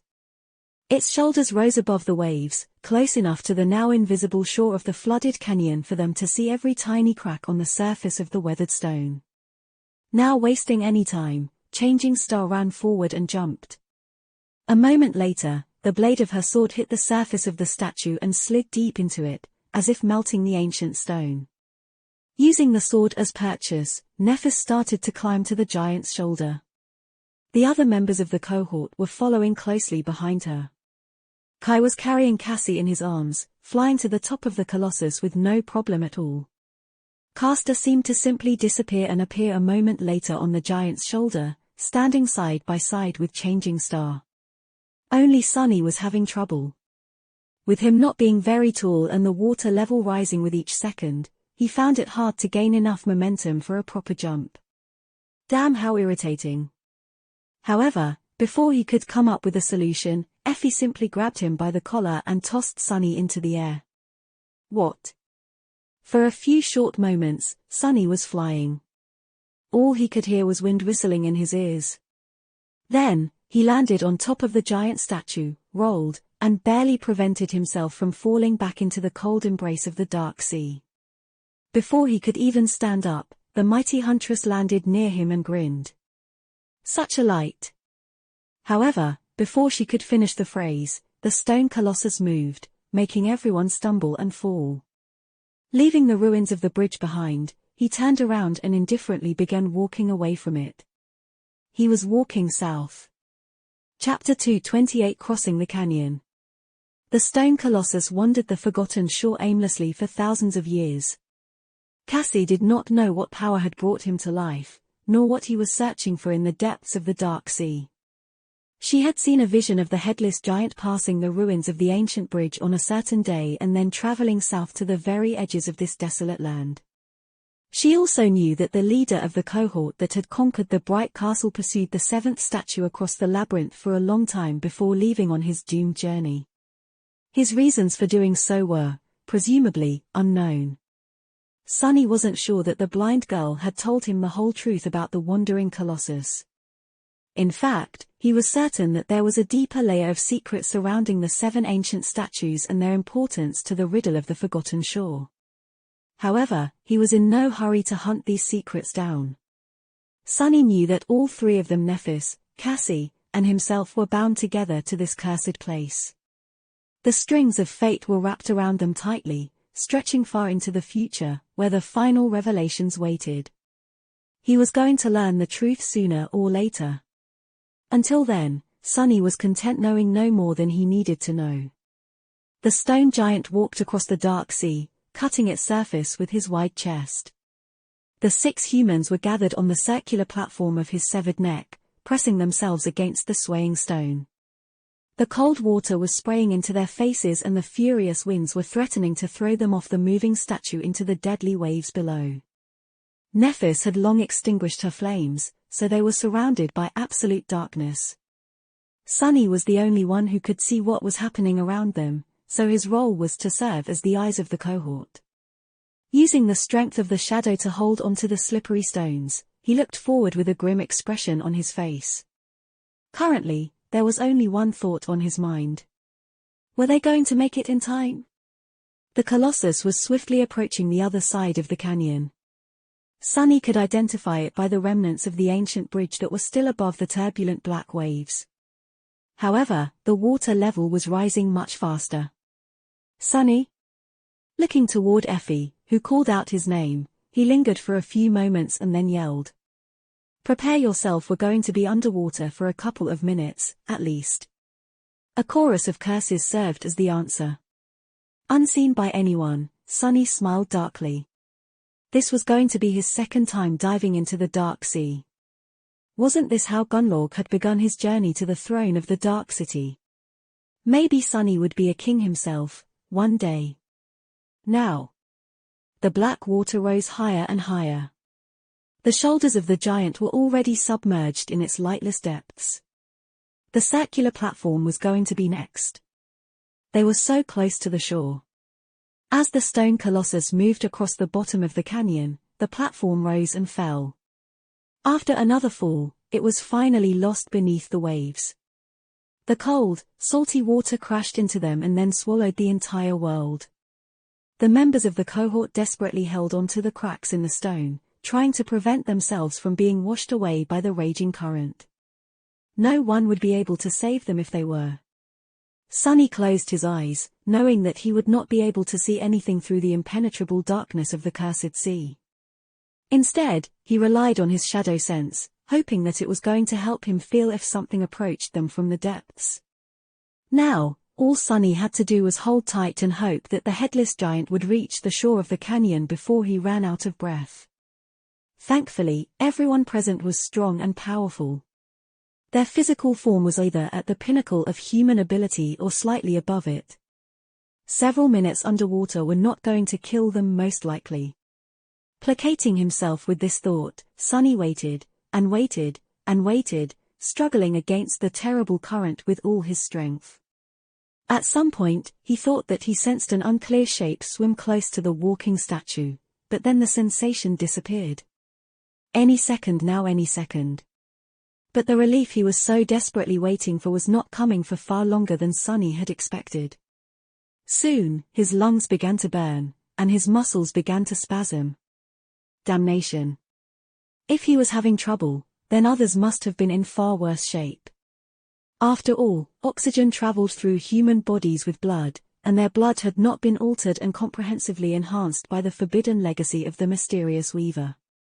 Just as he thought so, Sunny felt one of the 6 shadows slipping from the circular platform. It was Kai. Crap. Fortunately, before the Colossus plunged into the dark depths, the charming archer had been worried about Cassie and tied himself to her with the help of the golden rope. Surprisingly, the blind girl turned out to be more resilient than him in the end. Now, she was holding both of their weights, desperately grabbing onto a narrow crack in the ancient stone. Kai's unconscious body was floating a few meters behind her. He was safe, for now. But how long would Cassie herself be able to hold on? When Sunny felt his mind weakening, his body was suddenly slammed into the platform with tremendous force. The stone giant was climbing out of the canyon. His massive hands grabbed onto the edge of it, and with one devastating pull, the Colossus threw himself upward. Curse it! Sunny felt as though he was aboard the worst amusement ride in human history. His bones groaned, being pressed down upon by an invisible weight. A few moments of this torture, and they were above water once again. Desperately grasping for air, Sunny inhaled several times and then weakly looked at the unconscious form of Kai. Crawling toward the archer, he grabbed him and dragged the body back to the rest of the group. Entrusting him to Cassie, Sunny looked down at the dark water below and suddenly growled in a low voice. Turning her head, Nephis asked with a deep frown on her pale face. "Sunny? What is it?" Looking at the torso of the giant statue, he gritted his teeth and lingered for a few moments before answering. Then, in a voice that was dreadfully grim, Sunny said, "We have a passenger." Chapter 229 The Passenger. The Colossus rose from beneath the turbulent waves, rivers of black water streaming down his stone body. Now that the walking statue had climbed out of the canyon, the cursed sea was barely up to its abdomen for the moment. Once the dark waters reached higher, the giant would be submerged in them up to his shoulders once again. Sunny had to get rid of the unwelcomed passenger until then. Far below, flattened against the chest of the Colossus, a strange creature had attached itself to the ancient statue. It looked like a cross between a translucent jellyfish and an eel. However, Sunny could see a deformed skeleton of a giant humanoid being trapped within the transparent flesh of the repulsive abomination. He shivered. Compared to the stone giant, the eel looked rather small. However, this was just an illusion. Really, the creature was as large as a train. Its jaws were full of sharp fangs and wide enough to swallow a human whole. Curses. If there was one good thing about the situation, it was that the eel did not seem to be a corrupted nightmare creature, but merely a fallen one. Perhaps it survived in the cursed sea by attaching itself to the true terrors of the depths and feeding off the remains of their prey. As soon as Nephis spoke, Sunny noticed long feelers of the creature tremble and move, as though reacting to the sudden sound. The eel turned its head slightly in their direction. When he answered, the feelers rippled once again, and the monstrosity turned its head once more, this time staring directly at Sunny. Crap. A moment later, translucent tentacles appeared from beneath the abomination's body and shot up, finding cracks in the weathered stone and pulling it toward the neck of the Colossus. Where the cohort was. Changing Star must have felt something, because tiny white sparks suddenly ignited in the depths of her eyes. Sunny put a hand on her shoulder and shook his head. Don't. Stone giant or not, lighting a beacon in the middle of the cursed sea was not the best of ideas. Now that it had escaped the confines of the canyon, the real horrors were out and about.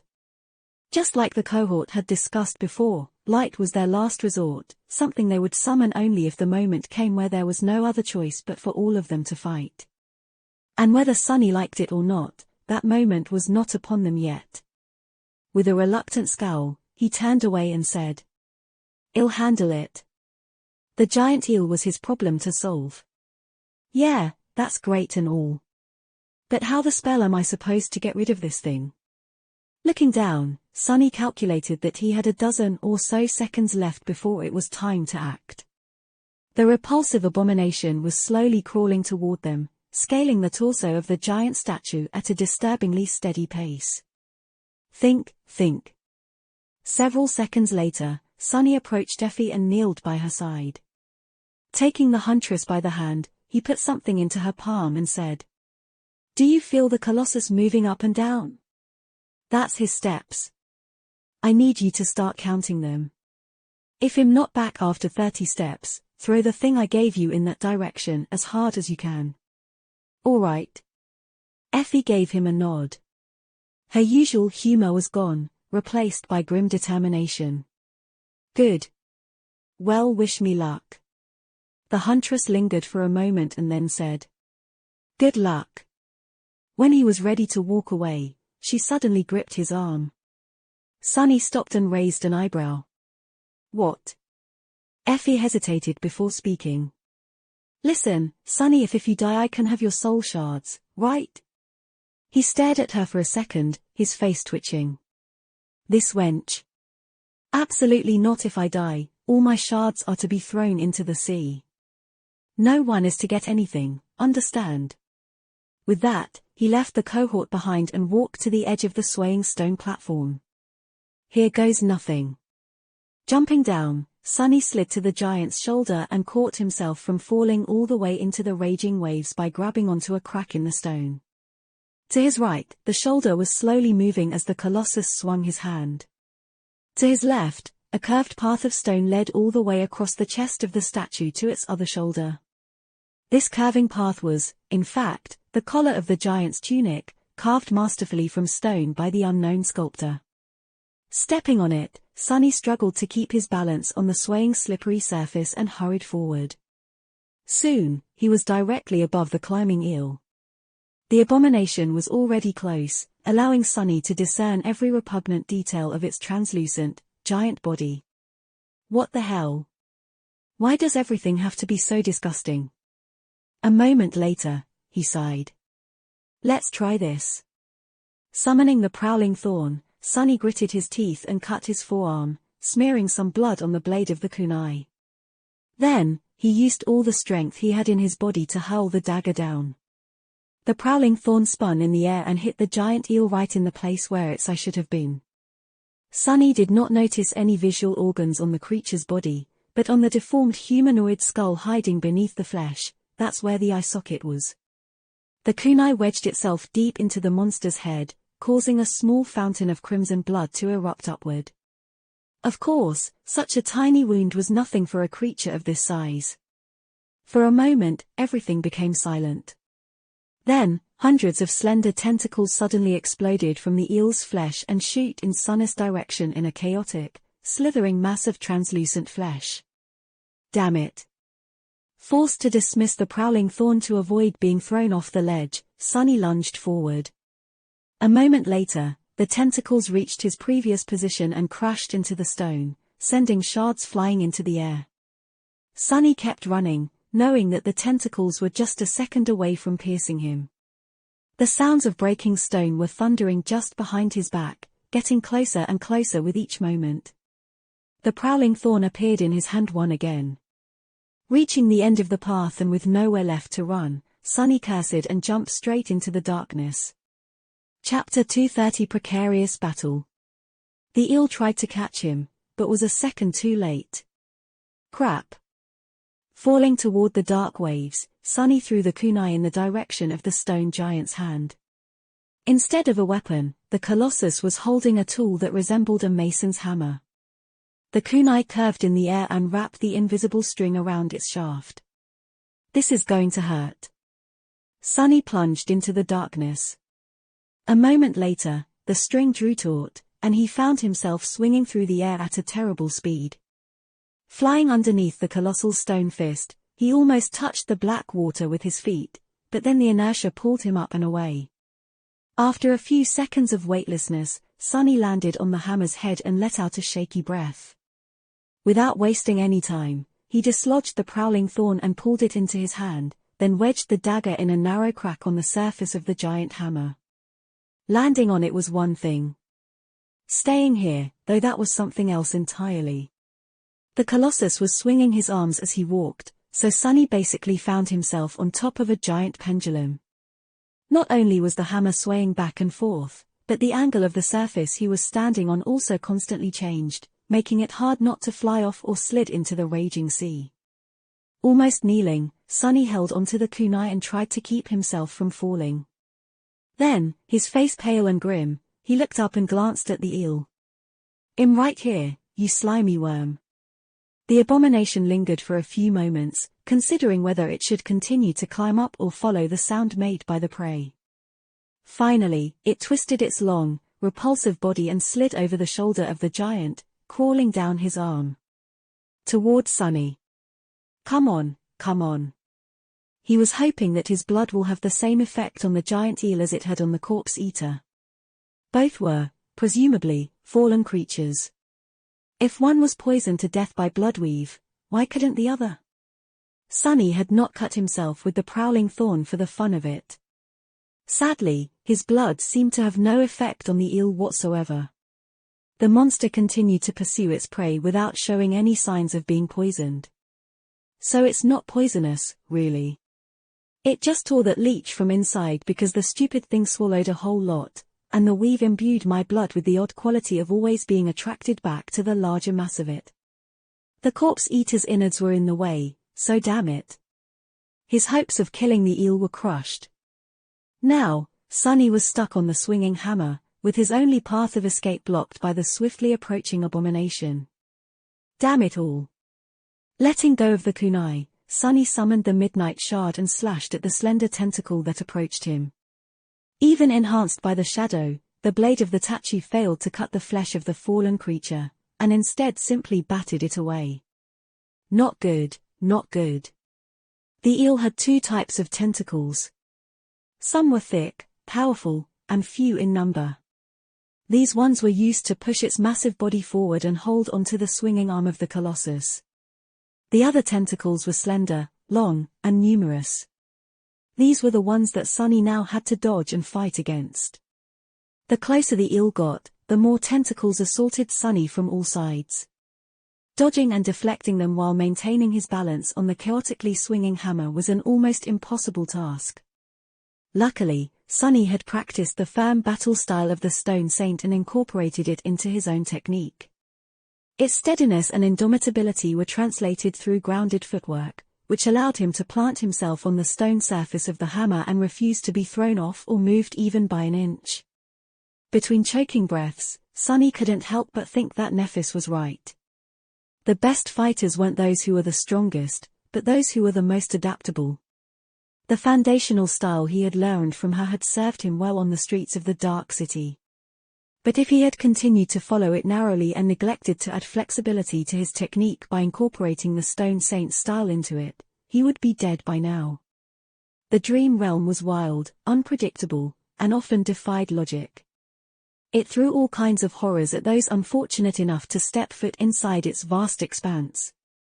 Take this situation, for example. What kind of a person would imagine that, one day, they would have to fight a translucent eel the size of a train atop a walking stone colossus? Sonny certainly never expected to find himself in such a situation. Only a complete lunatic would. That's why adaptability was the most important trait an awakened fighter could possess. But even though Sonny had taken all the right steps, the seconds he had left to live were numbered. The onslaught of the slender tentacles was already too much for him to handle. And they were only growing in number. 28. With an inaudible sigh, Sonny allowed the shadow to slide off his body and rush toward the approaching eel. Instantly weakened, he gritted his teeth and tried to resist the attacking tentacles as best as he could. One of them hit against the blade of the midnight shard with tremendous force, sending it flying from his hand into the darkness of the night. The other hit him across the chest, causing Sonny to yelp in pain and roll back, almost sliding off the surface of the hammer. Catching himself at the last moment, he pushed away and rolled, barely avoiding being pierced through the chest by the third. He had nowhere to retreat anymore. But it was fine. 29. Back at the circular platform, Effie strained her muscles and hurled the thing entrusted to her by Sonny into the air. It was the ordinary rock. Flying away, the memory suddenly screamed. 30 steps. Its loud scream caused the feelers on the eel's head to ripple. The giant creature suddenly turned its head in the direction of the noise, its terrifying maw opening in hunger. For a moment, it paid Sonny no attention. Its weight also shifted, leaning over the abyss of black water. Right then, a human shadow glided right in front of it, and two crimson eyes ignited in its depths. The Stone Saint stepped out of the shadow, which then instantly wrapped itself around the taciturn monster and filled her with immeasurable power. The shadow's sword flashed. Sonny wasn't trying to kill the eel.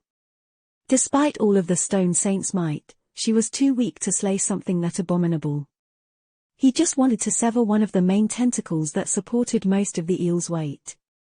Augmented with the power of shadows, the Stone Knight easily cut into the flesh of the eel and sliced one of the thickest tentacles apart. Losing its purchase, the repulsive creature shuddered and slid helplessly from the swinging arm of the colossus, falling into the turbulent black waves with a splash. Then, it was gone, pulled away by the strong current. Sonny fell to his knees and drew in a deep breath. Then, he said in a cold, raspy voice. "This ride ain't free, bastard. Next time, buy a ticket."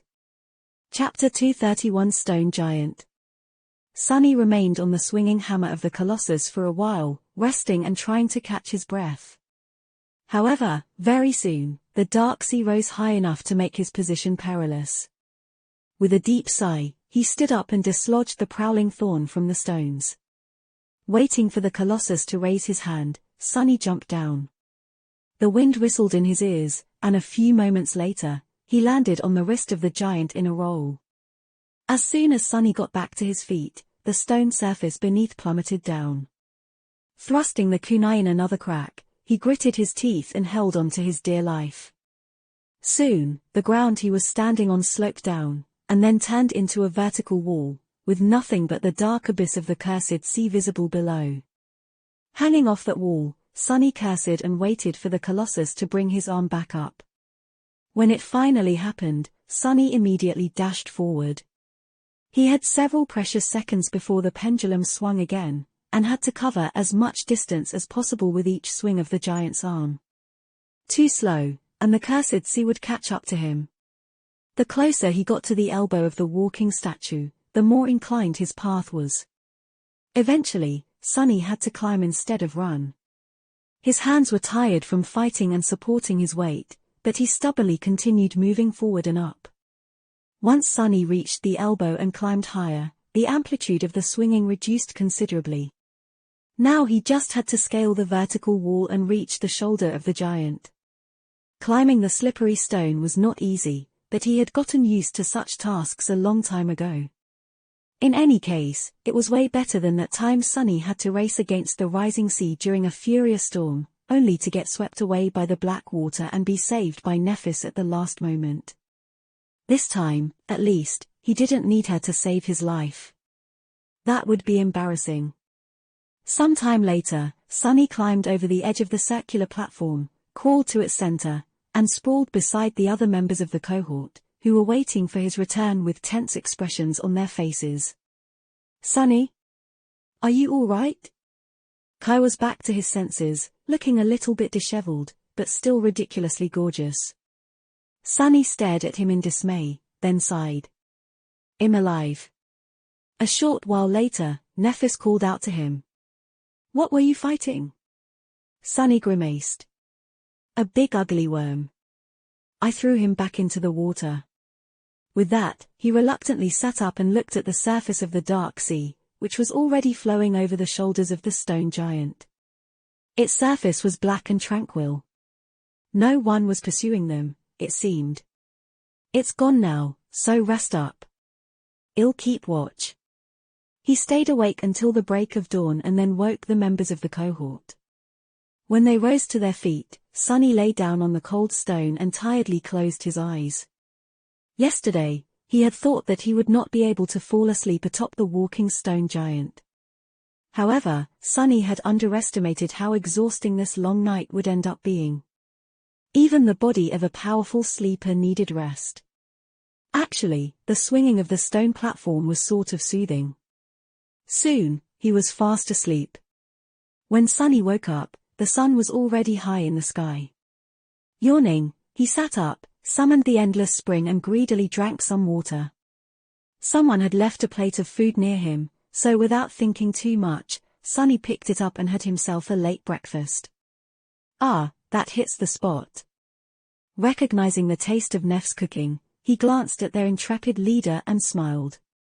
It was nice to laze around while others were working. While Sunny was sleeping, the stone platform had transformed. Plates of iron stripped of the abominable spiders and stored in Effie's bag were inserted around its perimeter, with the golden rope strung between them as an improvised railing. More of these plates were shaped into makeshift rods and placed in the center to serve as throwing spears in case the cohort was attacked from the air. Currently, Kai and Effie were building additional battlements on the left shoulder of the giant while Nephis observed their progress from above. They were taking no chances. A trip through the labyrinth, no matter how fantastical, was still full of danger. It was better to be safe than sorry. Sunny scoffed. "So much work. What's the Wurza? No. I'm not going to finish that thought. No thanks." On the stone beside him, the shadow applauded sarcastically. Shaking his head, Sunny finished his food in silence and moved to the edge of the platform to look down at the vista of the forgotten shore. Far below, the landscape of the labyrinth was slowly moving past them. The stone giant was marching south, indifferently crushing mountains of crimson coral under his feet with each step. The view was simultaneously hypnotic and depressing. In every direction, as far away as Sunny could see, there was nothing but red coral, with rare heights protruding from it into the grey skies here and there. The forgotten shore was truly vast. And every inch of it was full of unspeakable dangers. Not too far from him, Castor was also busy studying the landscape. However, his interest wasn't purely idle. Changing Star's map was on the stones beside him, and the proud legacy was drawing new marks on it from time to time. Sunny sighed.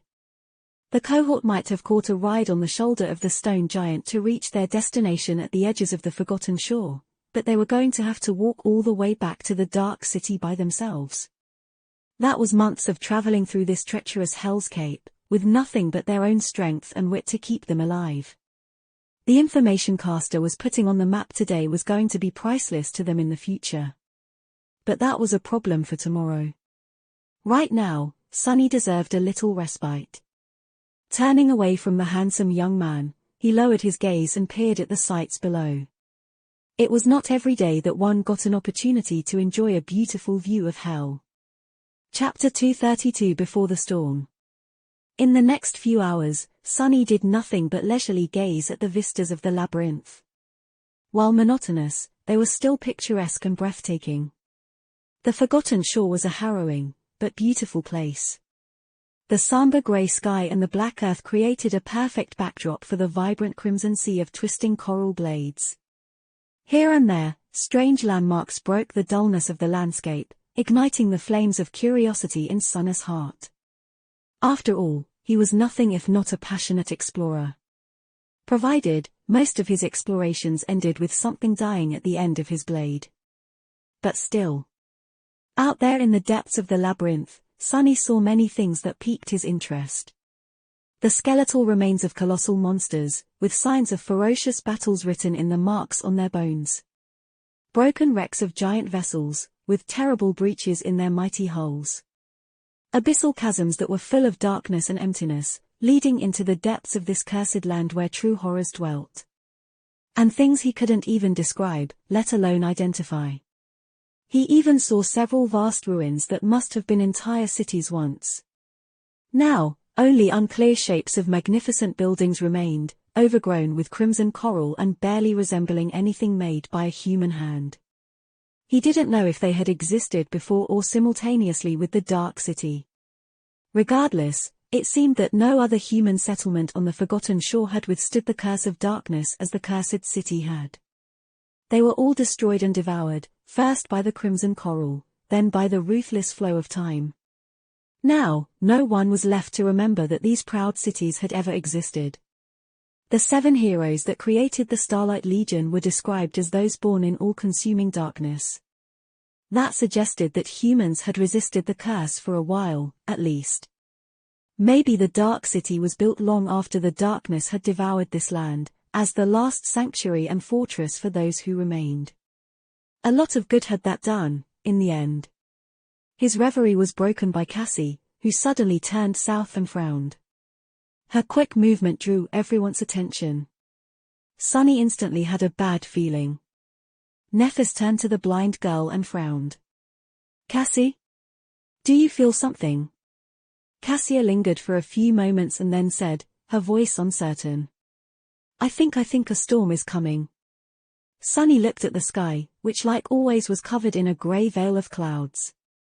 Nothing seemed to indicate that there was going to be a tempest turning it impenetrably dark and furious soon.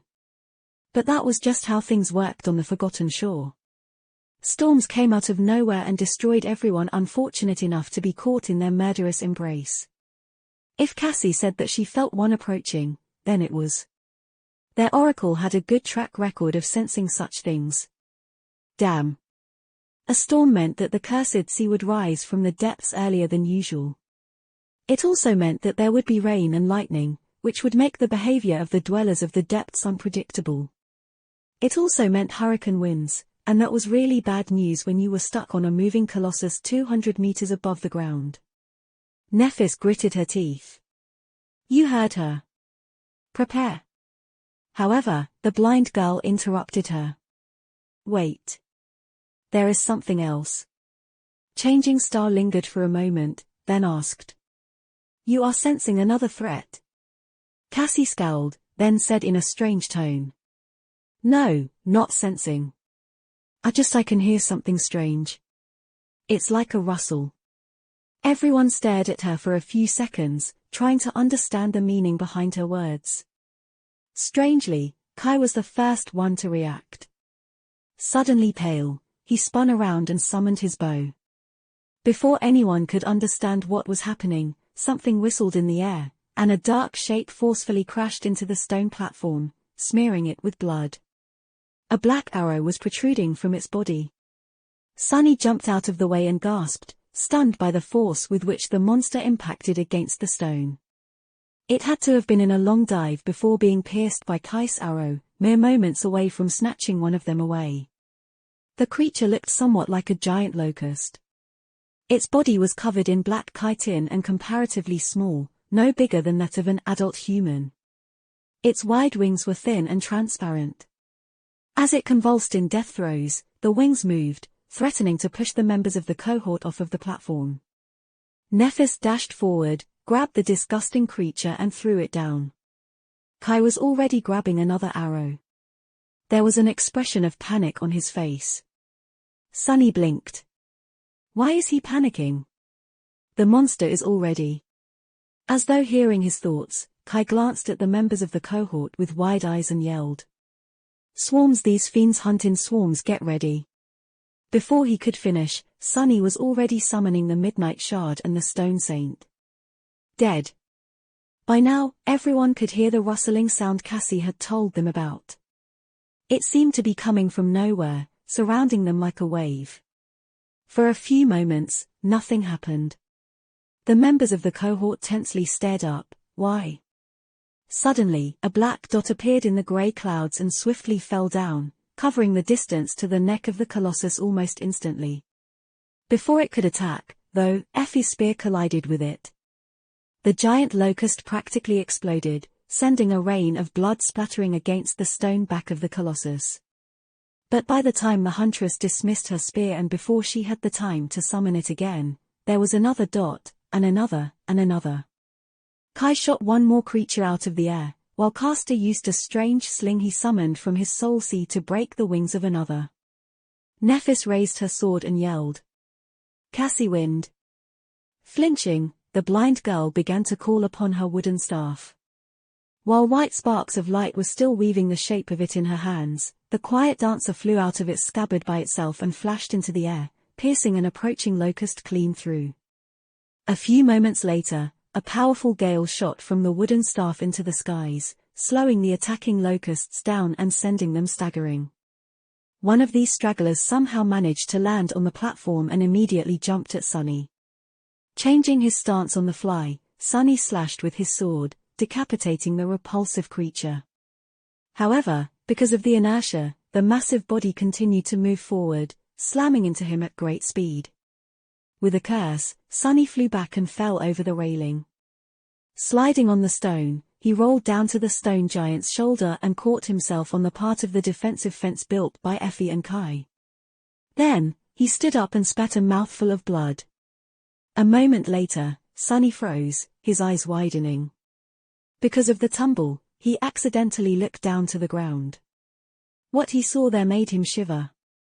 Numerous dark shapes were appearing from the labyrinth and jumping at the colossus, swiftly climbing up his giant stone body. Chapter 233 Swarm.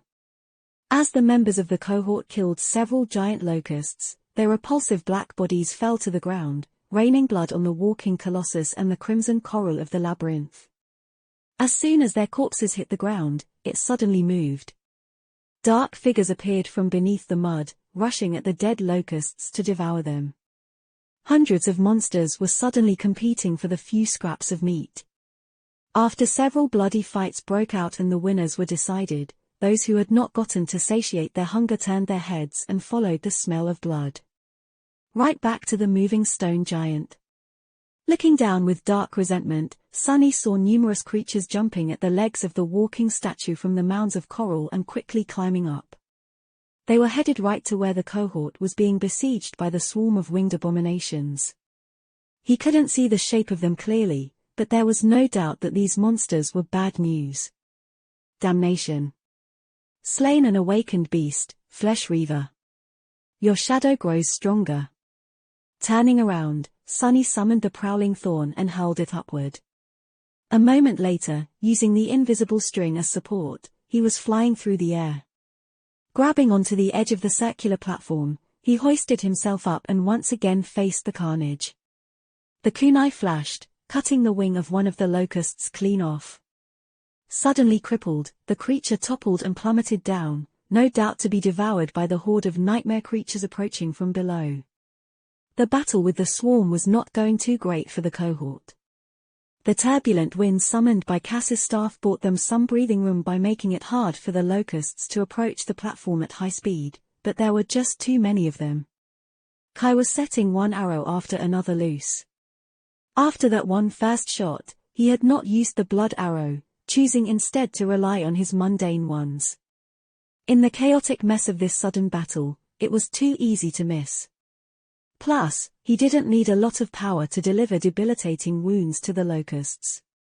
They were basically skewering themselves on the arrows themselves by diving from the skies with incredible speed. Still, the abominable reavers were awakened beasts. It wasn't easy for a sleeper to kill one with just a single shot. Just as Sunny grabbed the kunai and spun to avoid a glancing blow from one of the creatures, another one landed on the platform. 2 arrows were sticking from its cracked chitin, but the locust was still alive. Not for long, though. Just a moment after the repulsive bug landed, Nef's sword flashed through the air, slicing it in half. Sending the mangled body off the platform with a powerful kick, Changing Star turned to Kai and yelled. "Don't try to kill them, break their wings." With a sudden light of understanding in his eyes, the archer changed his approach. Indeed, that made sense. The members of the cohort didn't need to slay the locusts. They just needed to make it so the flying scourges weren't able to reach the stone platform. Effie, meanwhile, did not need this advice. Everything she hit simply exploded into a disgusting puddle of bloody goo. The problem the huntress faced was that there was no powerful range weapon she could use. Her beautiful spear was not really suited to be thrown that often. The memories were created from soul essence. Once a memory was dismissed, that essence returned to the core of the awakened that had summoned it. However, if it was too far away from them, the essence was simply wasted unless the memory had a special enchantment like that of the blood arrow. The essence wasn't lost forever, as it would slowly accumulate inside the soul core until the peak capacity was reached once again. But this process took time, so one could not endlessly throw their memories at the enemy during a battle. Especially not once they reached a rank where managing one's soul essence was of higher importance. Effie had not reached such a rank yet, but she was still limited by that principle. That's why she resorted to using makeshift darts fashioned out of plates of spider iron. There wasn't much of them left, however. Once the last dart was gone, she would have to either exhaust her pool of soul essence or risk fighting the attacking locusts in melee. Just like the Stone Saint was doing right now. As Sunny rushed toward Nephis, he noticed the shadow lowering her shoulder and raising her shield. In the next moment, one of the repulsive creatures crashed into it at full speed and simply crumbled, black blood exploding into the air through the cracks in the shattered chitin. "You have slain." The huntress, however, did not have the benefit of weighing a literal ton. Despite her graceful appearance, the saint was made out of stone, and stone was much heavier than flesh. It was also much harder to rip and slice apart. Once Effie was forced to fight the locusts with nothing but her spear and shield, her life would be in real danger. Curses, curses, curse it all. Swiftly approaching Changing Star, Sunny kicked a disgusting piece of a killed creature off the platform and yelled. "We have a problem." Nephis sharply looked at him and scowled. What? Sunny hesitated for a moment, and then gestured down. There's a couple of 100 labyrinth creatures crawling all over the Colossus. They'll be here pretty soon. Nephis gritted her teeth, then glanced at the members of the cohort. Cassie was holding the wooden staff, sending powerful bursts of wind into the sky to slow down the attacking swarm. The quiet dancer was flashing through the air, protecting her from the locusts to the best of its ability. Castor was spinning his strange sling, aiming at the wings of the repulsive creatures. His face was calm and grim. Everyone was barely holding on and one mistake away from death. With a dark look in her cold grey eyes, Nephis looked at Sunny. Then, she said. Come with me, then. Chapter 234 Horde. Briefly giving Castor a few instructions, Nephis walked over to the edge of the platform and looked down. When she saw the numerous creatures climbing the stone giant, a grim expression appeared on her face. Sunny weighed the prowling thorn in his hand and asked. So, what's the plan?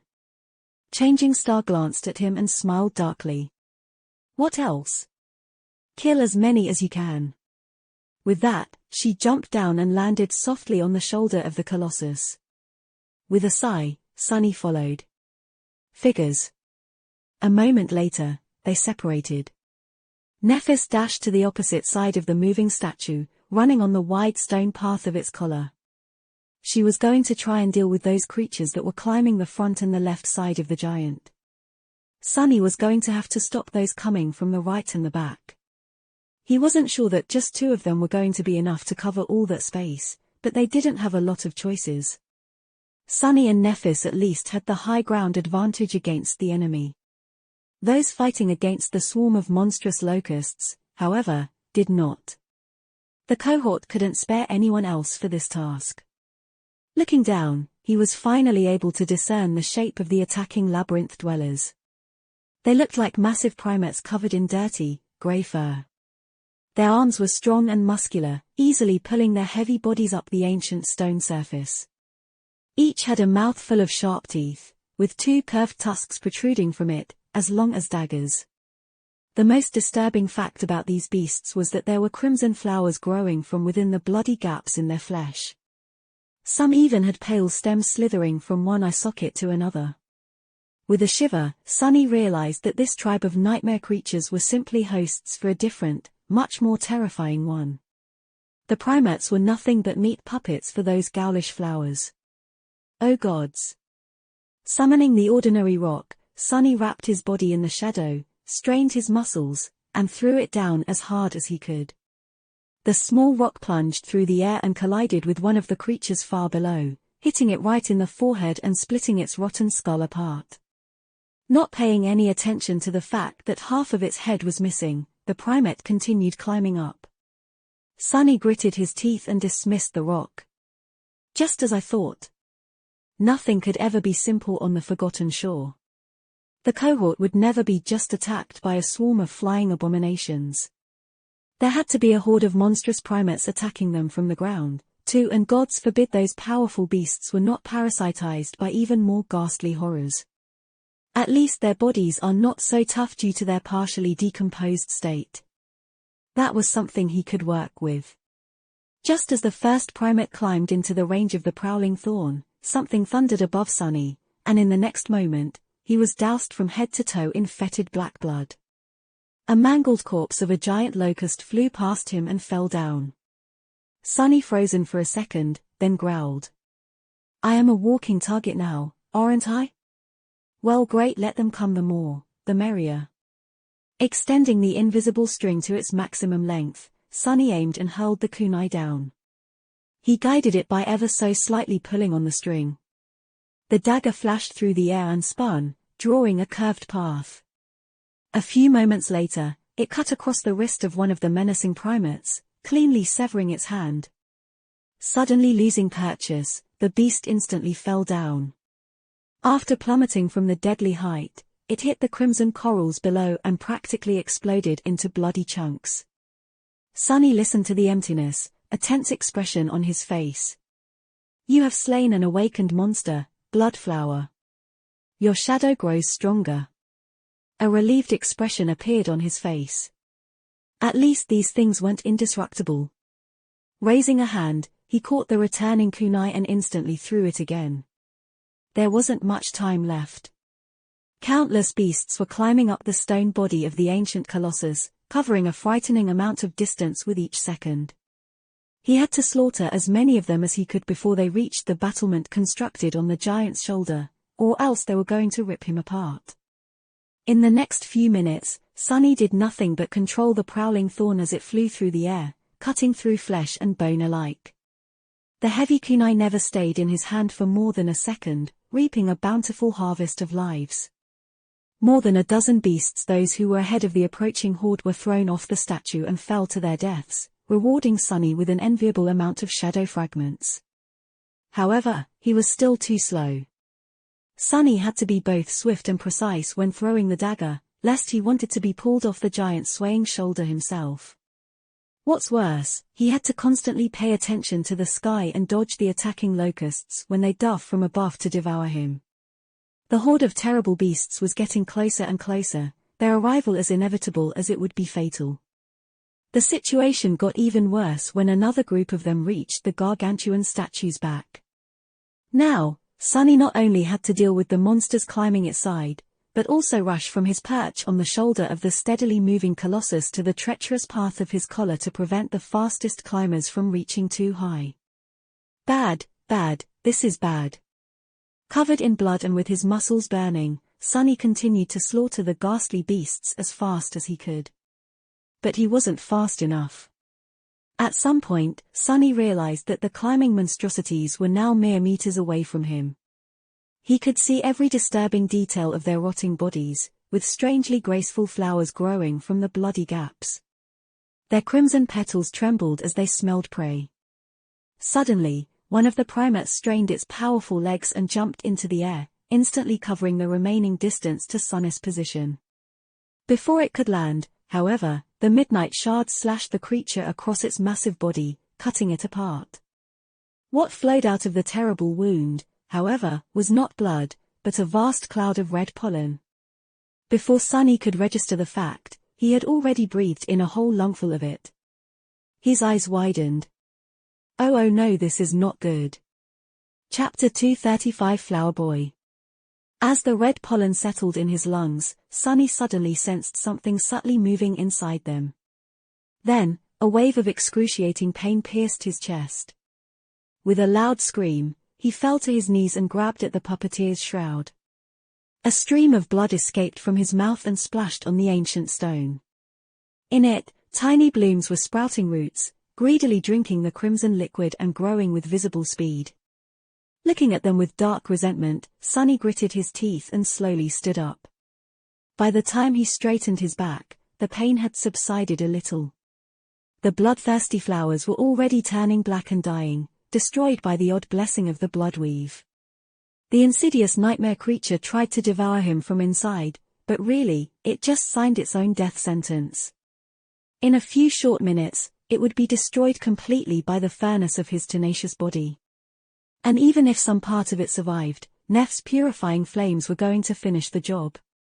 Until then, he would just have to endure this torture. Come closer, you bastards. As the midnight shard appeared in his hands, another monster was already climbing onto the shoulder of the walking colossus. Lunging forward, Sunny brandished his sword and decapitated the foul creature, then kicked it in the chest to send it flying down. A moment later, he jumped back, narrowly avoiding being grabbed by another primate. Before the beast could even react, the razor-sharp tachi flashed across its body, severing both of its arms. More red pollen burst into the air. Holding his breath, Sunny shifted his stance and attacked once again in one swift, fluid motion. The midnight shard pierced the knee of the massive primate, making it topple. The creature wasn't dead, but any kind of mobility it once had was pretty much gone. Good enough. But it didn't really matter. 3 other monsters were already there, ready to take the fallen creature's place. And a few seconds later, there was going to be even more of them, and then even more still until, eventually, Sunny was torn apart by the unstoppable flood of these harrowing fiends. He would have to think of something before that happened. If only I could breathe. Fighting through the excruciating pain that was tearing him from inside, Sunny grimaced and dashed forward to face the enemies. In the next minute or so, he forced himself to cut out all unnecessary thoughts, turning into a ruthless hurricane of steel. The midnight shard danced from one nightmare creature to another, piercing, slashing, and severing their rotting flesh. The air was soon obscured by a vast cloud of red pollen. At some point, Sunny gritted his teeth and disengaged from the fight, leaving a carpet of bleeding bodies in his wake. Launching himself back a few meters, he slid on the stone and left the cloud of red mist. Only then, finally, he allowed himself to draw in a deep breath.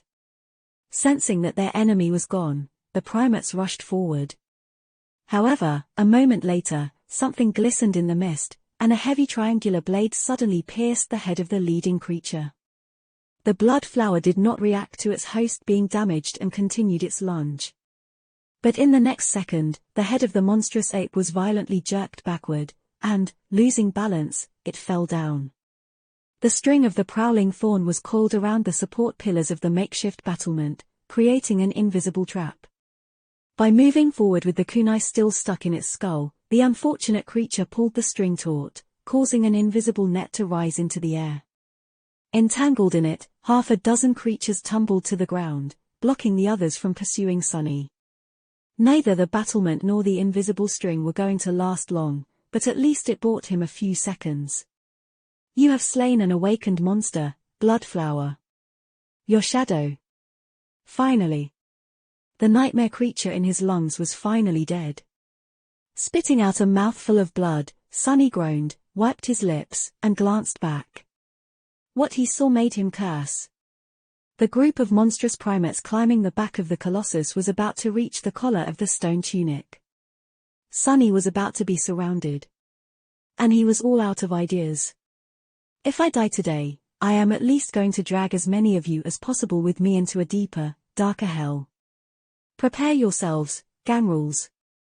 Lunging forward, he ran on the narrow stone path and got to the middle of the giant's back just in time to collide with the first of the advancing primates and send it flying all the way down to the distant surface of the labyrinth. Unlike the shoulder of the Colossus, Sunny had no room to maneuver on the narrow path. In fact, he was having trouble simply keeping his balance due to the constant swaying. But the primates, with their wide shoulders and mighty frames, were in an even worse situation than him. On that narrow stone path, one man would be able to stop an entire army. Provided that nothing attacked him from behind, of course. Which was bound to happen. Cursing, Sunny slashed and slashed, sending one monster tumbling down in a billowing cloud of red pollen after another.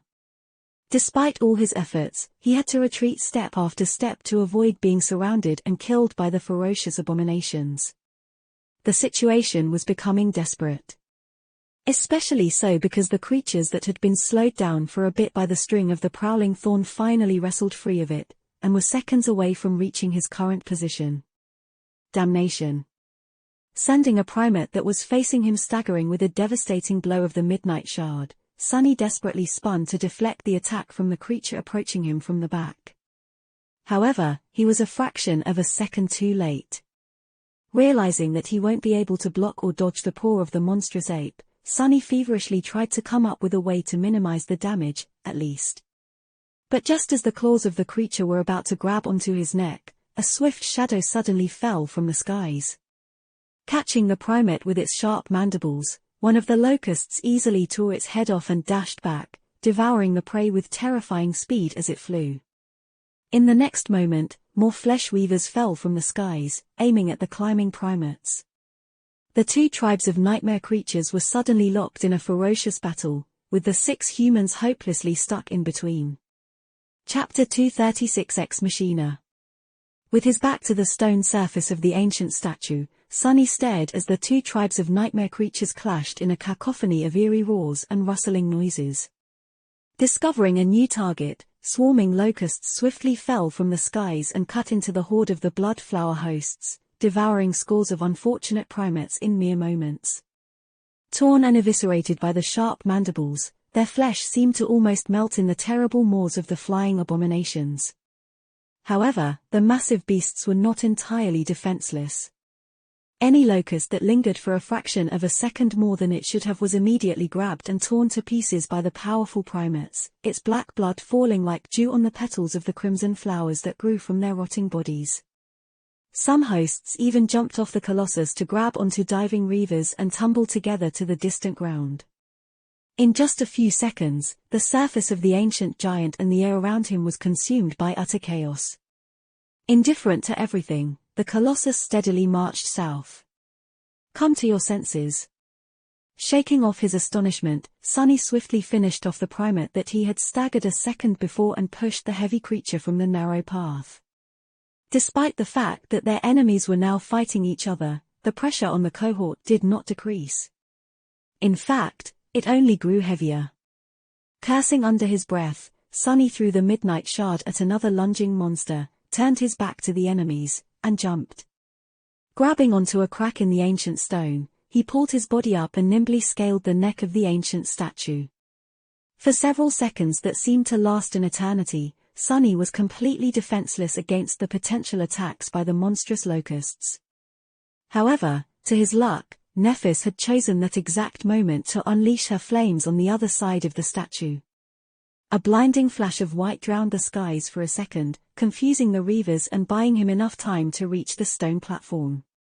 Climbing over its edge, Sunny rolled away and sprawled on the cold stone, trying to catch his breath.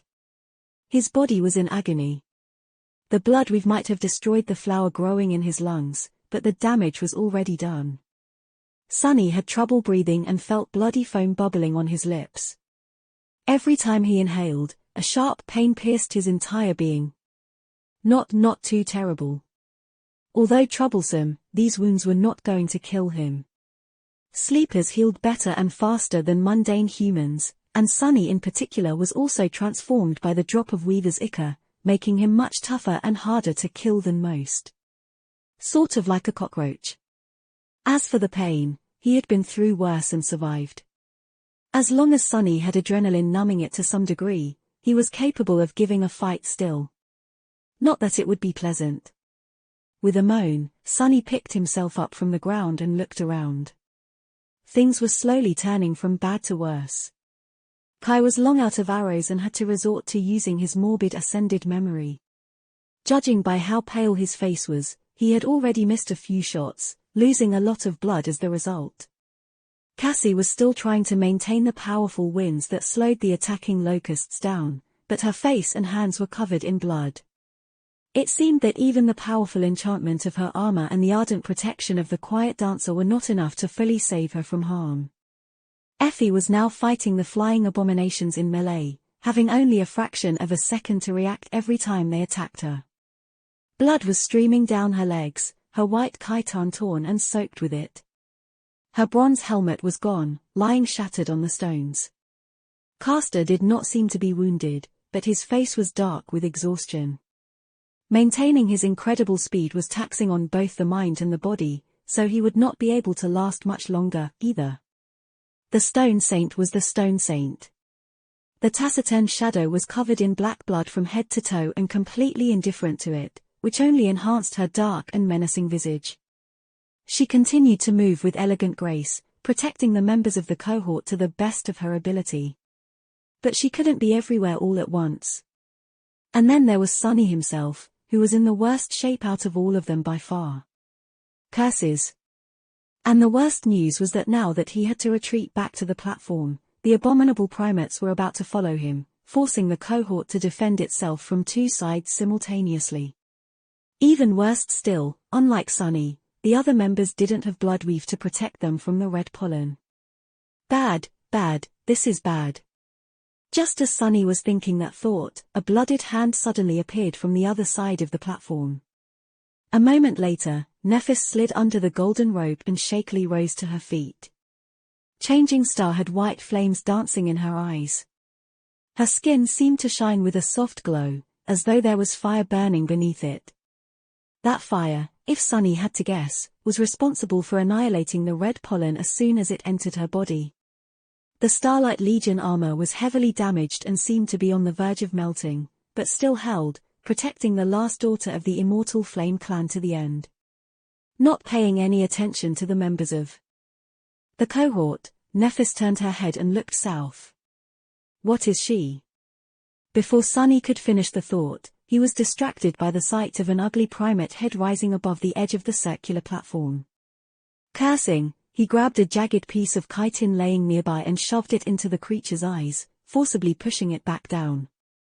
At the same moment, an especially large locust suddenly fell from the sky. Batting the quiet dancer away, it dove right for Cassie. Before anyone could react, its mandibles clicked.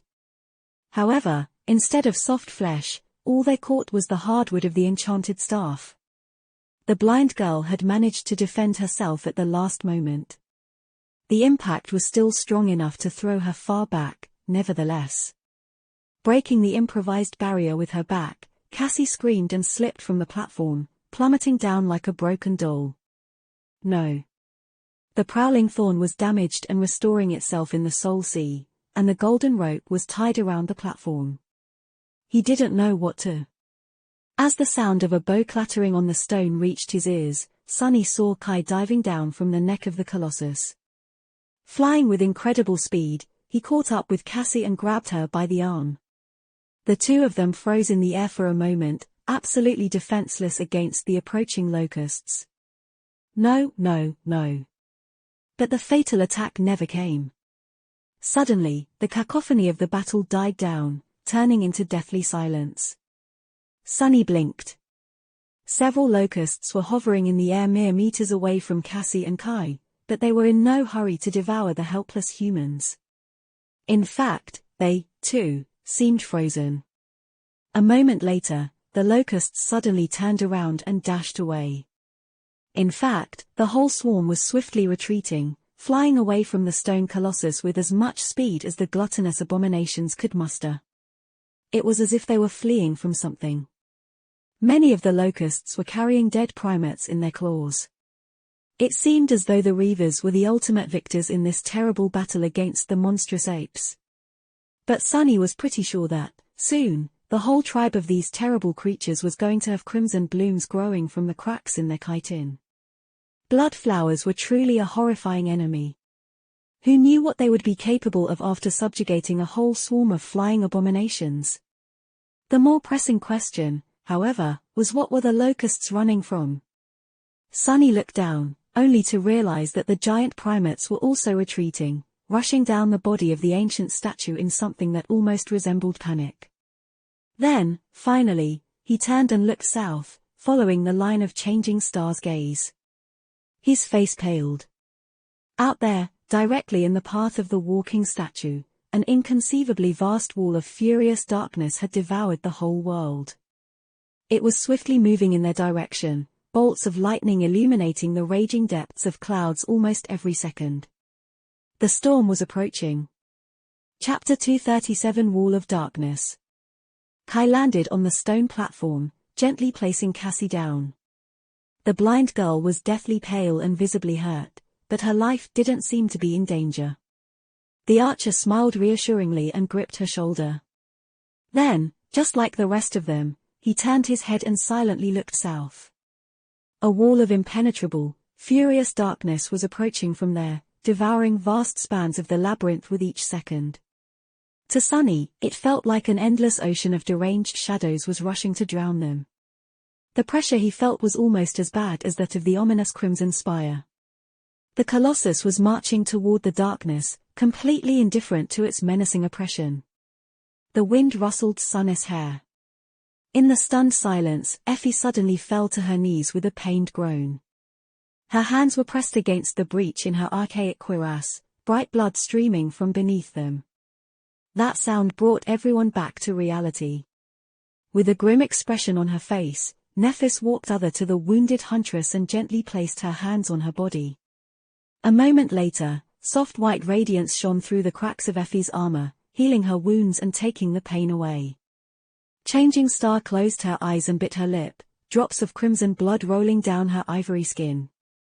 To take away her companion's suffering, she had to endure a much more harrowing torture. Sunny coughed, bloody foam flying from his lips, and weakly lowered himself to the ground. He didn't feel too well. The wall of darkness was growing closer with every moment. The wind was picking up, whistling in the cracks of the ancient statue. It brought the smell of the sea with it. Sunny grimaced and commanded the stone saint to walk over and stand above him. "What are we going to do now?" Kai shivered, glanced at the raging wall of clouds, and said, "Climb lower? The lightning is bound to be drawn to the neck of this giant." Sunny shook his head. "We can't. The sea is going to rise, so most of the statue will be submerged underwater. We will be lucky if the waves aren't high enough to reach this platform." The archer sighed and looked down. "So then we're dead?" Sunny smiled darkly. "Don't worry. Stone doesn't conduct electricity too well, so we will be safe from lightning. Most likely. What you should really be afraid of are the things that all that commotion might attract." After that, he bent over in another fit of painful coughing. That stings a little." By that time, Nephis was done healing Effie. Walking over, she kneeled and looked at Sunny. Unexpectedly, there was an expression of sincere worry on her face. Did you inhale that pollen?" Sunny tried to grin, but ended up coughing up more blood instead. "Yeah. A little. But don't fret, it's not there are no flowers growing in my lungs. Anymore." Neff's face twitched, and she outstretched her hands to place them on Sunny's chest. However, he caught them in the air with his own and stopped her. Her skin was soft and cool to the touch. "Don't bother. It'll be fine. Take a look at Cassie instead." Changing Star stared at him for a few moments. Then, she suddenly asked, "But doesn't it hurt?" He pushed her hands away and shook his head. "Not as bad as it going to hurt you." Nephis frowned. "I am used to it." Sunny looked at her for a long time, his expression hard to read. Then, he said evenly, "I know. But I don't want you to be used to it. You shouldn't be. Especially not on my account." The weight of the things he left unsaid hung between them for a few moments. Nephis titled her head slightly, then turned away. Finally, she sighed, lingered for a few seconds, and walked away without saying another word. Sunny lowered his head and remained motionless for a while. It's better this way. Being afraid of pain was the most human emotion there was. He couldn't help but feel that every time Nephis silently endured the terrifying torture of her floor, a part of her humanity was burned away by the merciless purity of the radiant white flames. He didn't want to see it happen. Not to mention that he was the last person in the world that Changing Star should have been helping. Because suddenly, a deafening thunderclap rolled over them, forcing the members of the cohort to flinch. The light of day dimmed, and the cold wind furiously crashed into them, bearing drops of salty black water with it. Done checking up on Cassie, Nephis glanced forward and scowled. They were almost out of time. "Get ready, hold." With that, she summoned her sword and held it with both hands. As the incandescent light ignited the silver blade, Changing Star thrust the sword deep into the stone, melting it. Kneeling down, she gripped the sword and prepared for the onslaught of the storm. But Effie sighed, and grabbed onto a crack in the stone with one hand. With the other, she drew Cassie close and hugged her. Castor followed their leader's example and used his enchanted gem to anchor himself to the platform. Sunny glanced at them and grimaced. Standing above him, the stone saint discarded her shield and lowered one shoulder, preparing to withstand the hurricane winds. Without anything better to hold onto, Sunny hugged the thigh of his shadow and closed his eyes, embarrassed by the indignity. Before he could really revel in it, though, something plopped on the ground near him. Opening one eye, Sunny was surprised to see Kai. "What? What are you doing here?" The archer smiled with embarrassment and coughed. Well, you see. I don't have a sword that can cut stone or Herculean strength. So, mind if I hold on to the other thigh of your beautiful stone companion? Sunny glared at him for a couple of seconds and then scoffed. Fine, whatever. Just don't grab onto me by mistake. As the endless wall of darkness approached, the headless colossus steadily walked forward and then dove straight into the furious embrace of the harrowing storm. Chapter 238 LNTO The Storm. A stray drop of rain fell on Sunny's cheek. The howling of the wind grew louder. A moment later, the whole world suddenly darkened, and he was assaulted by a furious gale. The water pelted him in the face, drowning the cursed Sunny was about to yell. Damn! The storm descended on them with terrifying violence. The corpses of repulsive locusts that were left on the platform suddenly moved. Then, picked up by the wind, they were thrown off the neck of the steadily walking colossus, disappearing into the darkness. Their black blood was washed away by the torrent of rain. A blinding flash of lightning pierced the veil of clouds, followed by a deafening thunderclap. As the stone became slippery and wet, Sunny felt his body being forcefully pushed away from its surface by the gale. Gripping the stone saint tighter, he gasped and grimaced. Pain pierced his damaged lungs. Worst amusement ride ever. Fortunately, the heavy shadow was not moved by the tremendous pressure of the hurricane. Firmly planting herself on the surface of the platform, she turned her torso and lowered a shoulder, cutting the wind with her solid stone body. To her side, Nephis, Castor, and Effie were desperately holding on against the assault of the hurricane. With some effort, they were also able to resist it. But the worst was still to come. Hidden from the sun, the dark sea was rising from the depths. Sunny could hear the deep rumbling of the black water rushing through the twisting passages of the labyrinth and washing over the mounds of crimson coral. Soon, the stone giant was walking through it, creating a furious whirlpool with each step of his gargantuan feet. Another lightning tore the skies apart, illuminating the world made of nothing but wind, water, and darkness. Hit by an especially violent gust of wind, the stone saint slid a few centimeters back and sent Sunny's heart into a momentary panic. The stone giant walked forward. After a while, the black water covered his knees, then his abdomen, then his chest. Following a long and torturous span of time spent holding onto the shadow and enduring the onslaught of the storm, Sunny saw the raging waves flowing over the broken battlements on the shoulder of the ancient statue. His face became grim. During the previous night, the dark sea had not risen high enough to reach the stone platform they were sheltering on. However, with how high the waves were, things were bound to change. As though answering his thoughts, a massive wave crashed into the neck of the colossus, washing over the platform. The members of the cohort were hit by a wall of blackness and instantly drenched from head to toe in salty seawater. Luckily, no one was washed away for now. The howling wind, the furious onslaught of rain, the constant flashes of lightning and the violent cacophony of thunderclaps were already enough to instill in them the feeling that the whole world was about to split apart and crumble. With the dark waves rising to strike at the stone platform over and over again, the situation became truly disastrous. And yet, they held on. Minute after minute, against all odds, the 6 humans clung to the ancient stone, refusing to be taken away by the raging tempest. Sunny didn't know how much time had passed or how far the stone giant had walked into the depths of the storm, but there was no sign of it growing weaker. In fact, it was only becoming more ferocious and terrible. However, this wasn't even what he was really afraid of. His true fear hid not in the skies that had gone mad, but in the lightless depths of the cursed sea. And soon, inevitably, his worst fears came true. With a harrowing sense of premonition, Sunny suddenly lowered his head and gazed down, as though trying to see through the mass of ancient stone. Deep beneath them, he felt a gargantuan shadow rising from the depths. One of the unspeakable terrors of the dark sea was crawling from whatever abyss that had spawned it to face the marching colossus. Curse it all. Looking up, Sunny saw Kai desperately clinging to the stone saint beside him. For once, the archer did not seem dazzling.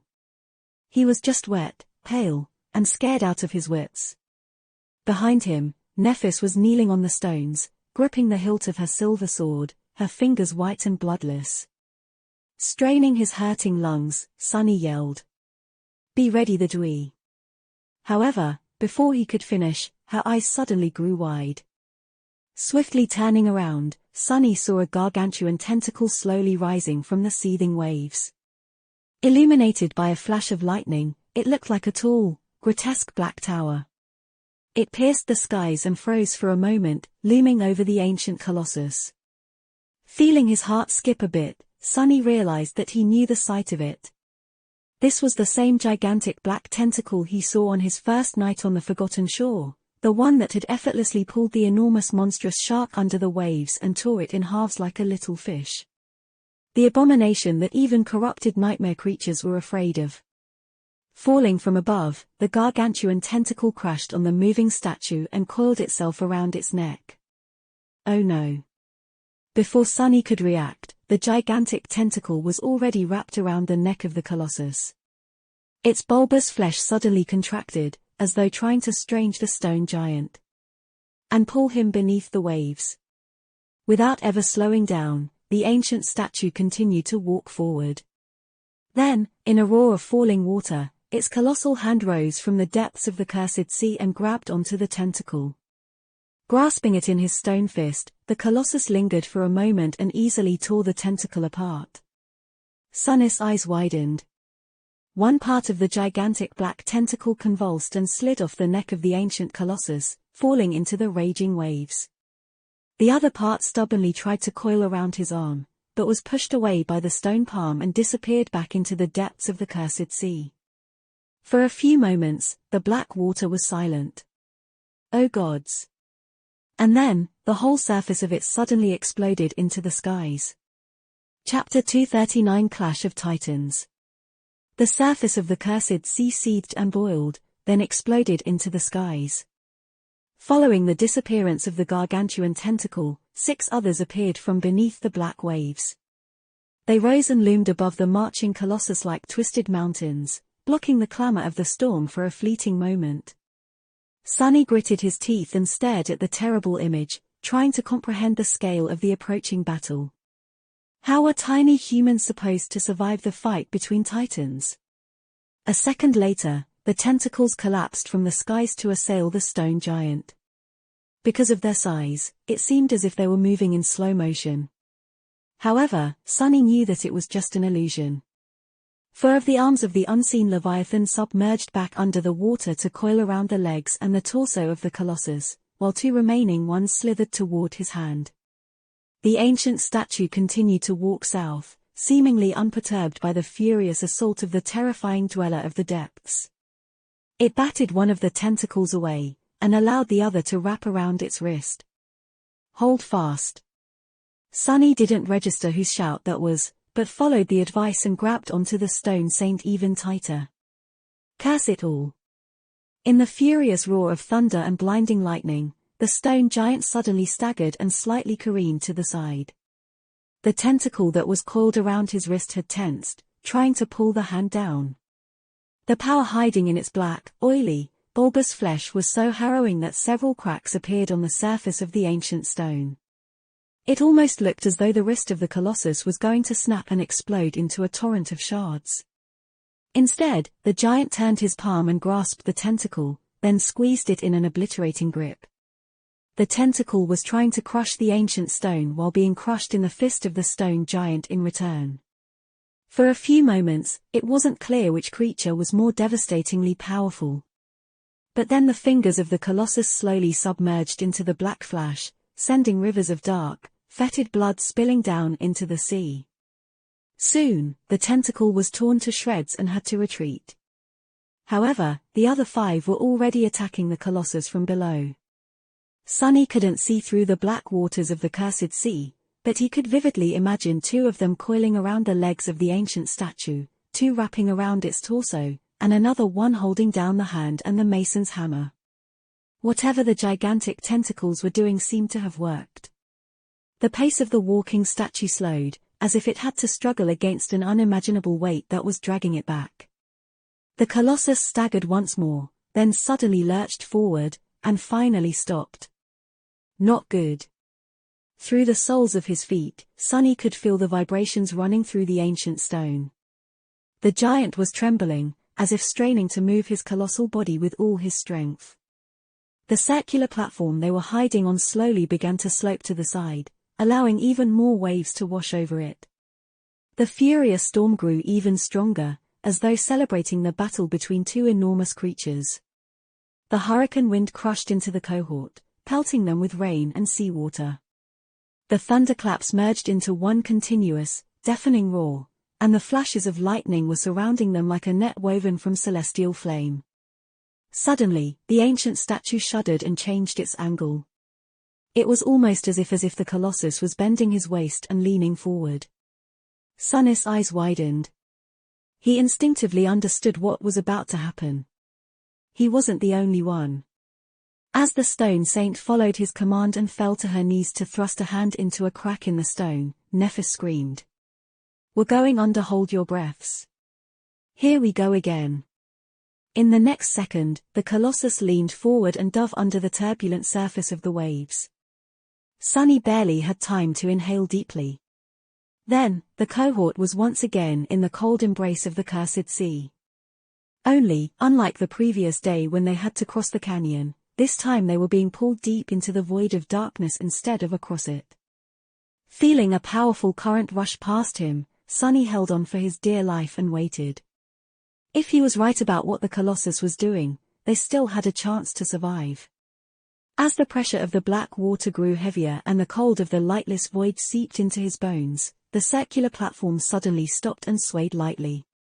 Despite being submerged deep underwater, Sonny could hear a loud, indescribable sound spreading through the vast expanse of the cursed sea. Gods, gods. Even though he knew that the gods were dead, he couldn't help but call out to them. But all that answered him was silence. Then, finally, the body of the colossus swayed once more, and suddenly began to move up. With the same speed that they were pulled into the PTHS, the cohort was now being lifted from the darkness of the cursed sea back into the furious embrace of the storm. Sonny was barely conscious by the time the shoulders of the colossus broke the surface of the water and the circular platform appeared above the waves. Glancing around, he counted the members of the cohort and made sure that no one was washed away during this harrowing dive. Then, he steeled himself and turned his head to peer forward. The ancient giant had not been pulled into the black water by the unseen horror of the depths. Instead, once the gigantic tentacles had proven to be a nuisance, he had simply leaned forward and scooped the abyssal creature from the bottom of the sea. And now the colossus was holding it in his hand, rising the leviathan into the raging skies. Even knowing that gazing upon the true appearance of the horror of the depths was not the safest of ideas, Sonny couldn't help but look. What he saw made him shiver. Chapter 240 Shadow Slave. Held in the ancient statue's hand was a gargantuan skull that looked almost like that of a human, but simultaneously vastly different. Apart from the size, the shape of it was all wrong. If Sonny had to describe what exactly was different about it, he would have trouble putting it into words, but everything about the skull screamed of wrongness, malignity, and evil. The vile aura it radiated was almost palpable to the touch. Sonny suddenly felt nauseous and weak, as if just looking at the gargantuan skull was seeping the life out of him. This sensation was somewhat similar to that he had experienced when trying to read the runes describing the unknown, only magnified by 1,000 times. The most prominent and obvious difference, though, was that the gargantuan skull had 3 eye sockets instead of 2, the third one situated above the other ones, right in the middle of its forehead. Its canines were also more prominent and heavy than that of a human. The lower jaw of the skull was missing, and it was from there that the 7 gigantic tentacles protruded. Surprisingly, looking at the tentacles themselves did not have the same sickening effect on Sonny. With a sense of dark astonishment, he realized that the horror of the depths was using the terrible skull as a shell, hiding inside of it like a weak and vulnerable sea creature would only, of course, nothing weak or vulnerable would have ever survived the corruption of these ancient bones. In fact, he could see the black oily flash bulging from the dark chasms of the skull's 3 cavernous eye sockets. In a flash of lightning, Sonny noticed that the tentacles were moving, coiling themselves around the arm of the stone colossus. 3 of them were heavily damaged, but the remaining 4 were still full of unimaginable power. Their combined strength was more than enough to shatter the ancient stone.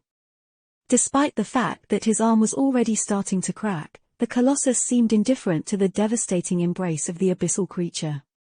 What is he doing? As if answering his question, the dark sea suddenly surged and split apart, releasing the stone giant's other arm from its cold depths. With rivers of black water streaming from it, the hand of the colossus slowly rose, reaching all the way into the raging skies. The hurricane winds broke against it, powerless to move the arm of the colossus even by a centimeter. The hammer gripped in his hand was suddenly enveloped in a ghostly blue glow. No, it wasn't really a glow. In were arcs of electricity running all over its surface. They were the harbingers of. Sunny's eyes widened. In the next moment, a bolt of lightning connected the hammer to the skies. And then another, and another. Dozens of lightnings landed on the stone hammer in short succession, the roar of thunder almost shattering the whole world. Enveloped in the raging shroud of electricity, the ancient stone heated and turned incandescently bright, emanating a furious orange glow. For a moment, everything was still. And then, with the same calm indifference, the colossus brought his burning hammer down and delivered a devastating blow to the abhorrent skull. The beak of the hammer easily shattered the ancient bone and sank deep into the flesh of the horror hiding within. Sunny stared, paralyzed by awe. But in the next moment, he was thrown back by a terrible, ear-piercing, cacophonous wail. That wail was like nothing that a living being should ever have been able to produce, and much louder than even the deafening thunder tearing the raging skies. It came from the dweller of the depth, whose body was deeply wounded by the stone colossus. Peering at it, Sunny saw a vast wave of dark blood gush from the terrible wound delivered to the abyssal creature. No, not blood. It was something different. What flowed from the body of the horror of the depths was nothing but pure darkness. And the wall of it was heading right for them. Suddenly, Sunny was overwhelmed by a sense of mortal danger. What? To the rest of the cohort, the darkness spilling from the terror's body must have looked no different from the tenebrous mass of storm clouds that surrounded them, the black surface of the sea, or even the fetid blood of the giant locusts that they had slain earlier. But Sunny, who could see through any shadow, knew instantly that it was not the same. Because his gaze could not penetrate the lightless, undulating surface of it at all. Somehow, he was certain that if that darkness touched their bodies, all of them would be done for, doomed to a fate 100 times worse than death. The kind of fate he couldn't even conceive of, let alone imagine. Twisting his body, Sunny opened his mouth and screamed as loud as he could. Nephlite. There was no more than a second left before the wave of darkness washed over them. If Changing Star was late even by a moment or wasted time thinking over his words and deciding whether she should listen to him. But she didn't. As soon as Nephis heard the unreserved panic in Sunny's voice, she instantly summoned her flames and channeled them into her sword. A blinding white radiance suddenly enveloped the cohort, pushing the blackness of the storm away. When the wave of true darkness that flowed from the abyssal creature's wand touched the pure light, it simply ceased to exist, disappearing like a vestige of nightmare in the brightness of the day. Sunny exhaled and fell to the stones, drained of all strength. Glancing forward, he saw the ancient colossus remove his hammer and indifferently drop the harrowing giant skull back into the surging waters of the cursed sea. The black tentacles weakly convulsed and unwrapped themselves from his arm, disappearing into the waves a few moments later. Without paying them any attention, the ancient statue lowered the hammer and continued its march south. It was as if nothing had happened. Sunny gritted his teeth and gathered whatever endurance he had left to grab onto the stone saint once again. The storm was still not over. However, somehow, it didn't seem as frightening and dangerous anymore. Indeed, nothing else happened to them. Hours later, the raging winds grew weaker, and the torrent of rain slowly turned into a light drizzle. The veil of tenebrous clouds was slowly torn apart, and the rays of sunshine shone through the tears. The storm was over. Lying on the cold stone surface, Sunny stared at the sky and grimaced. Comparatively safe, my ass. Chapter 241 Halfway. As it turned out, the cohort had endured the fury of the heavens for almost an entire day. Before the storm had appeared, the night had still been far away, and now, it was already a new morning. The Colossus was steadily marching south, completely unshaken by his terrifying battle with the abyssal Leviathan. Sunny was growing more and more certain that the ancient statue, while brought to a semblance of life by some unknown power, was not truly sentient. The headless giant was more like an echo than a living thing, but then even echoes seemed to possess some remnants of a personality. At least his poor scavenger had one. Quiet Dancer often behaved like a prudish and cantankerous young woman, too, no matter how strange it was to describe a flying rapier in that way. Not to mention shadows, who were much more alive than Sunny felt comfortable admitting. Compared to all of them, the Colossus seemed rather lifeless. Just what kind of a being was he? Sprawled on the ground, Sunny glanced sideways and observed the stone saint, who was standing indifferently at the edge of the platform. He wondered what this living statue thought of her strange colossal sibling. Was she in awe of him or didn't care one way or another? It was hard to tell. But then again, he was not in the mood to think too much right now. Sunny was truly exhausted and hurting all over. Everyone was, really. Despite the incredible achievement of surviving the onslaught of 2 entire tribes of nightmare creatures, the storm, and an encounter with an actual horror of the depths, or rather, because of it the members of the cohort looked truly pathetic. Each of them was either laying on the stone surface of the swaying platform or sitting with a lost look on their face. They were all wounded, tired, and wet. Even Kai had lost his usual luster, and that alone screamed of how rough this recent hardship had been on them. Even when compared to the usual ruthless reality of the Forgotten Shore. Well, no matter. They had survived. More than that, if Sunny wasn't wrong, the stone giant had already brought them more than 1,000 kilometers to the south. And by the evening, that number was going to double. A quick way to travel across the labyrinth, indeed.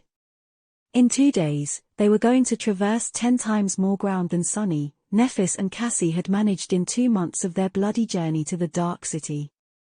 And they had only achieved that much thanks to the desperate decision to travel by boat.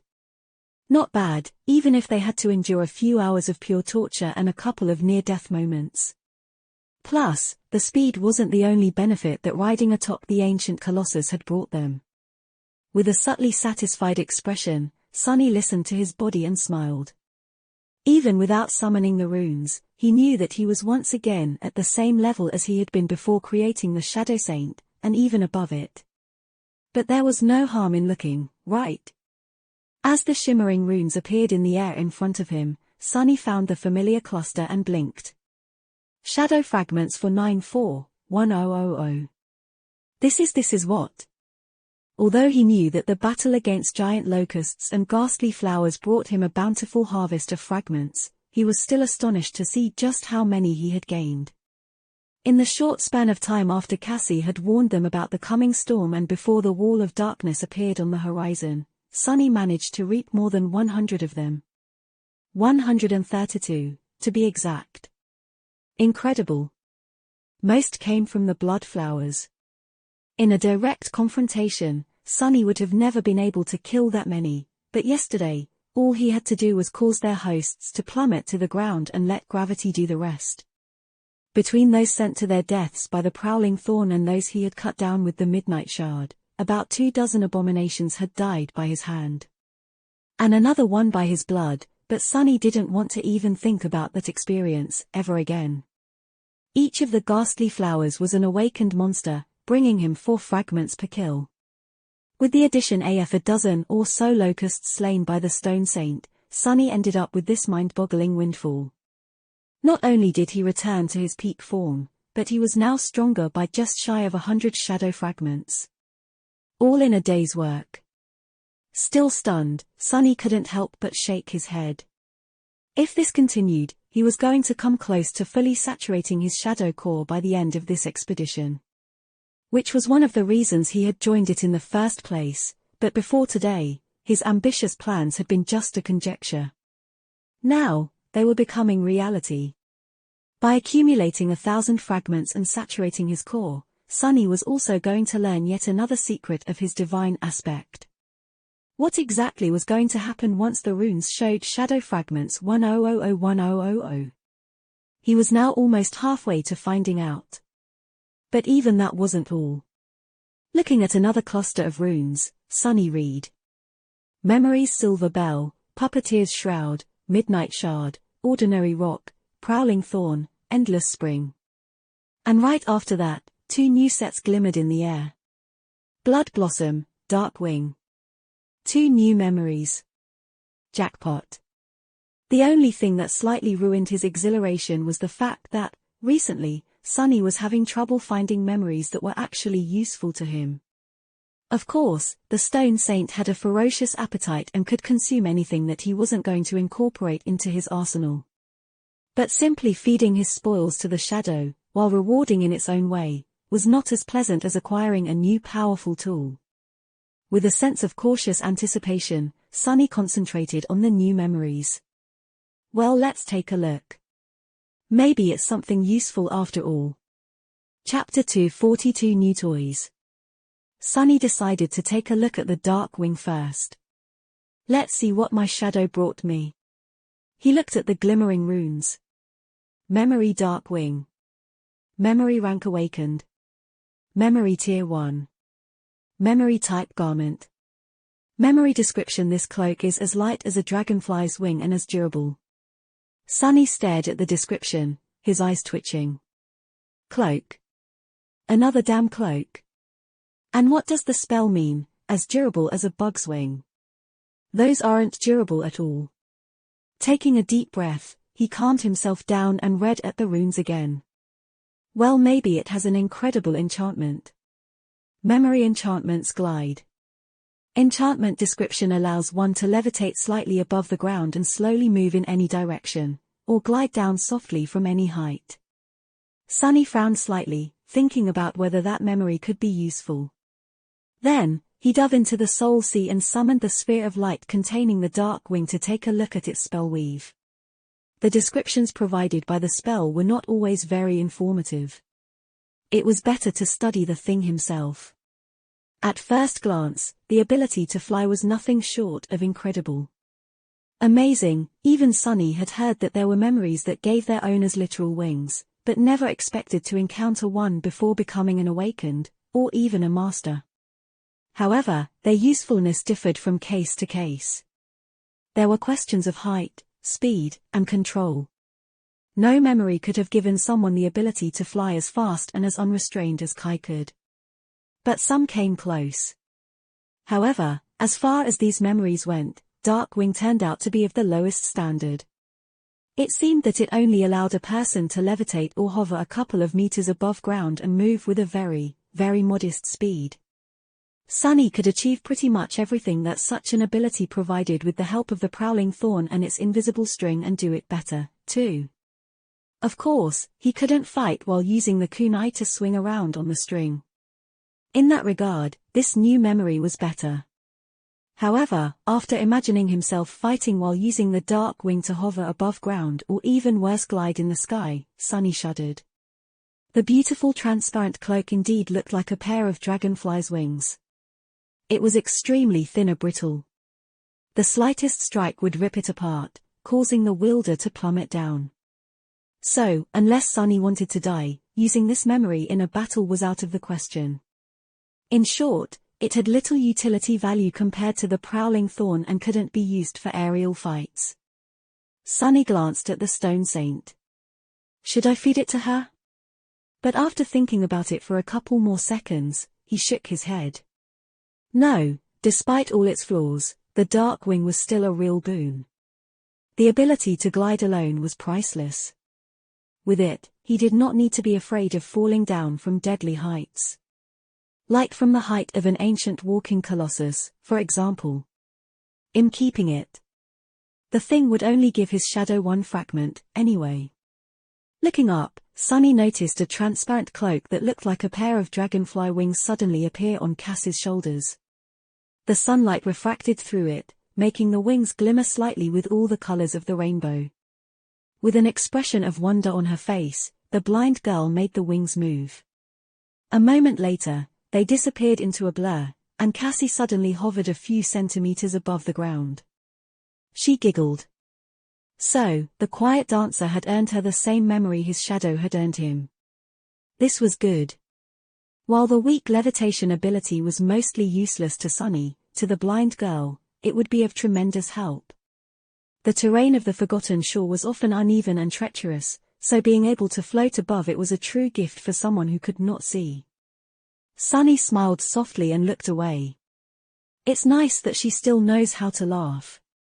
A moment later, his expression darkened. Closing his eyes, Sunny sighed heavily and turned his attention to the second memory he had gotten. Don't think about it. Memory Blood Blossom. Memory Rank Awakened. Memory Tier 2. Memory Type Charm. Sunny's heart skipped a bit. Charms were a rare type of memories that took the form of a small accessory, most often an amulet or a talisman. Unlike weapons, armor, and tools, they obviously had no practical value.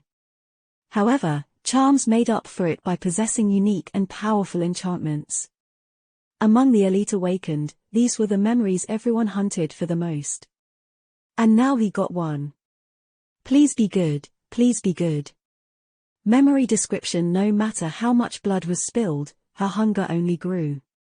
Sunny blinked. Creepy. Memory enchantments: Flower of Evil. Enchantment description: this beautiful charm imbues all memories and echoes of its wielder. As Sunny read the description, the runes suddenly changed right before his eyes. After a moment, a new one appeared between them. This beautiful charm imbues all memories, echoes, and shadows of its wielder with an unquenching thirst for blood. They receive an overall enhancement when used against a bleeding foe, and grow more powerful the more their prey bleeds. Not even paying attention to the way the spell changed the runes on the fly, Sunny froze. Aura: it's an aura enchantment. Aura enchantments were an extremely rare thing. Unlike the usual enchantments, they affected not only the wielder, but everything that fit their target criteria in a certain radius. No need to mention how precious such things were. And Sunny didn't just get an aura charm, but also one that provided a comprehensive augmentation to the power of all his memories, echoes, and shadows, as long as his enemy bled. And the more they bled, the stronger that augmentation would grow. Beautiful. Sunny was so stunned that he accidentally whispered that word out loud. A moment later, he suddenly shuddered and quickly glanced around to make sure that Effie wasn't anywhere near him when he had said it. To his relief, the huntress was on the opposite side of the platform, working on the map of the Forgotten Shore. Sunny exhaled and furtively wiped the sweat off his forehead. Phew. That was close. Then, a wide grin slowly appeared on his face. With a satisfied sigh, he rested his head on the stone and thought. Sorry, Saint. Today, you shall remain hungry. Chapter 243: Fangs of a Dragon. By the middle of their second day of traveling through the labyrinth atop the ancient colossus, an ominous dark line appeared on the horizon. With every minute, it slowly grew closer. Pretty soon, Sunny was able to tell that they were headed toward a vast mountain chain. The mountains seemed to serve as a border between the Forgotten Shore and the rest of the Dream Realm. They were tall and jagged, piercing the skies like the fangs of a giant dragon. Their distant peaks were covered in pristine white snow and wrapped in a veil of mist that streamed into the ravines and onto the ridges below. This was the place where the first lord of the castle had disappeared all those years ago, as well as the goal of their own perilous journey. As the stone giant came closer to the mountains, Sunny finally understood just how tall, magnificent, and imposing they were. Even the Colossus himself looked like a tiny ant in front of these towering peaks. It was hard not to feel small and insignificant in their oppressive shadow. Slowly, the terrain of the labyrinth began to rise. The mounds of coral grew smaller, the distance between them increased, until finally there were as much black soil and stone outcroppings visible beneath as there were islands of vivid crimson. Finally, the blades of coral became scarce. It was as though the labyrinth was reluctant to approach the foothills of the misty mountains or simply unable to. As the gargantuan statue approached the border of the crimson forest, its steps slowed. The colossus seemed to be struggling to move any further. His body was slightly bent, as if he was fighting against strong wind or some invisible force that was relentlessly pulling him back into the labyrinth. Even his prodigious might was not enough to defeat the pull of the ancient curse. Finally, the stone giant staggered and stopped. This was the moment they were waiting for. Castor, Effie and Nephis were already climbing down, while Sunny, Cassie and Kai stood at the edge of the circular platform. Looking down, Sunny sighed and glanced at the charming archer. "If this doesn't work, you're going to catch me, right?"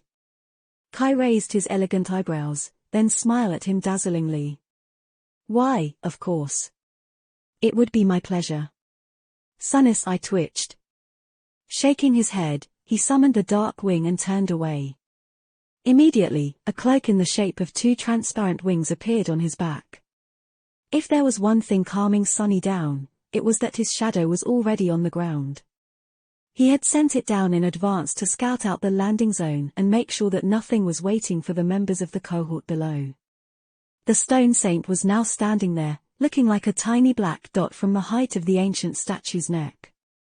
No sense in prolonging this. Gritting his teeth, Sunny commanded the dark wing to raise him above ground and stepped into emptiness. For a moment, he was consumed by primal fear. But then Sunny felt that instead of plummeting down to shatter on the rocks, his body was smoothly gliding through the air.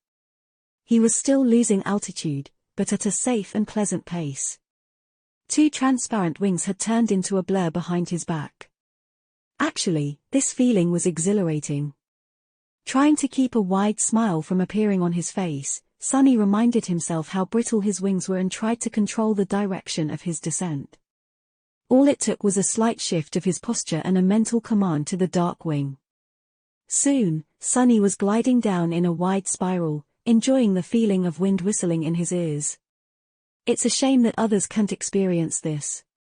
Initially, he was planning to take Effie on the ride of her life.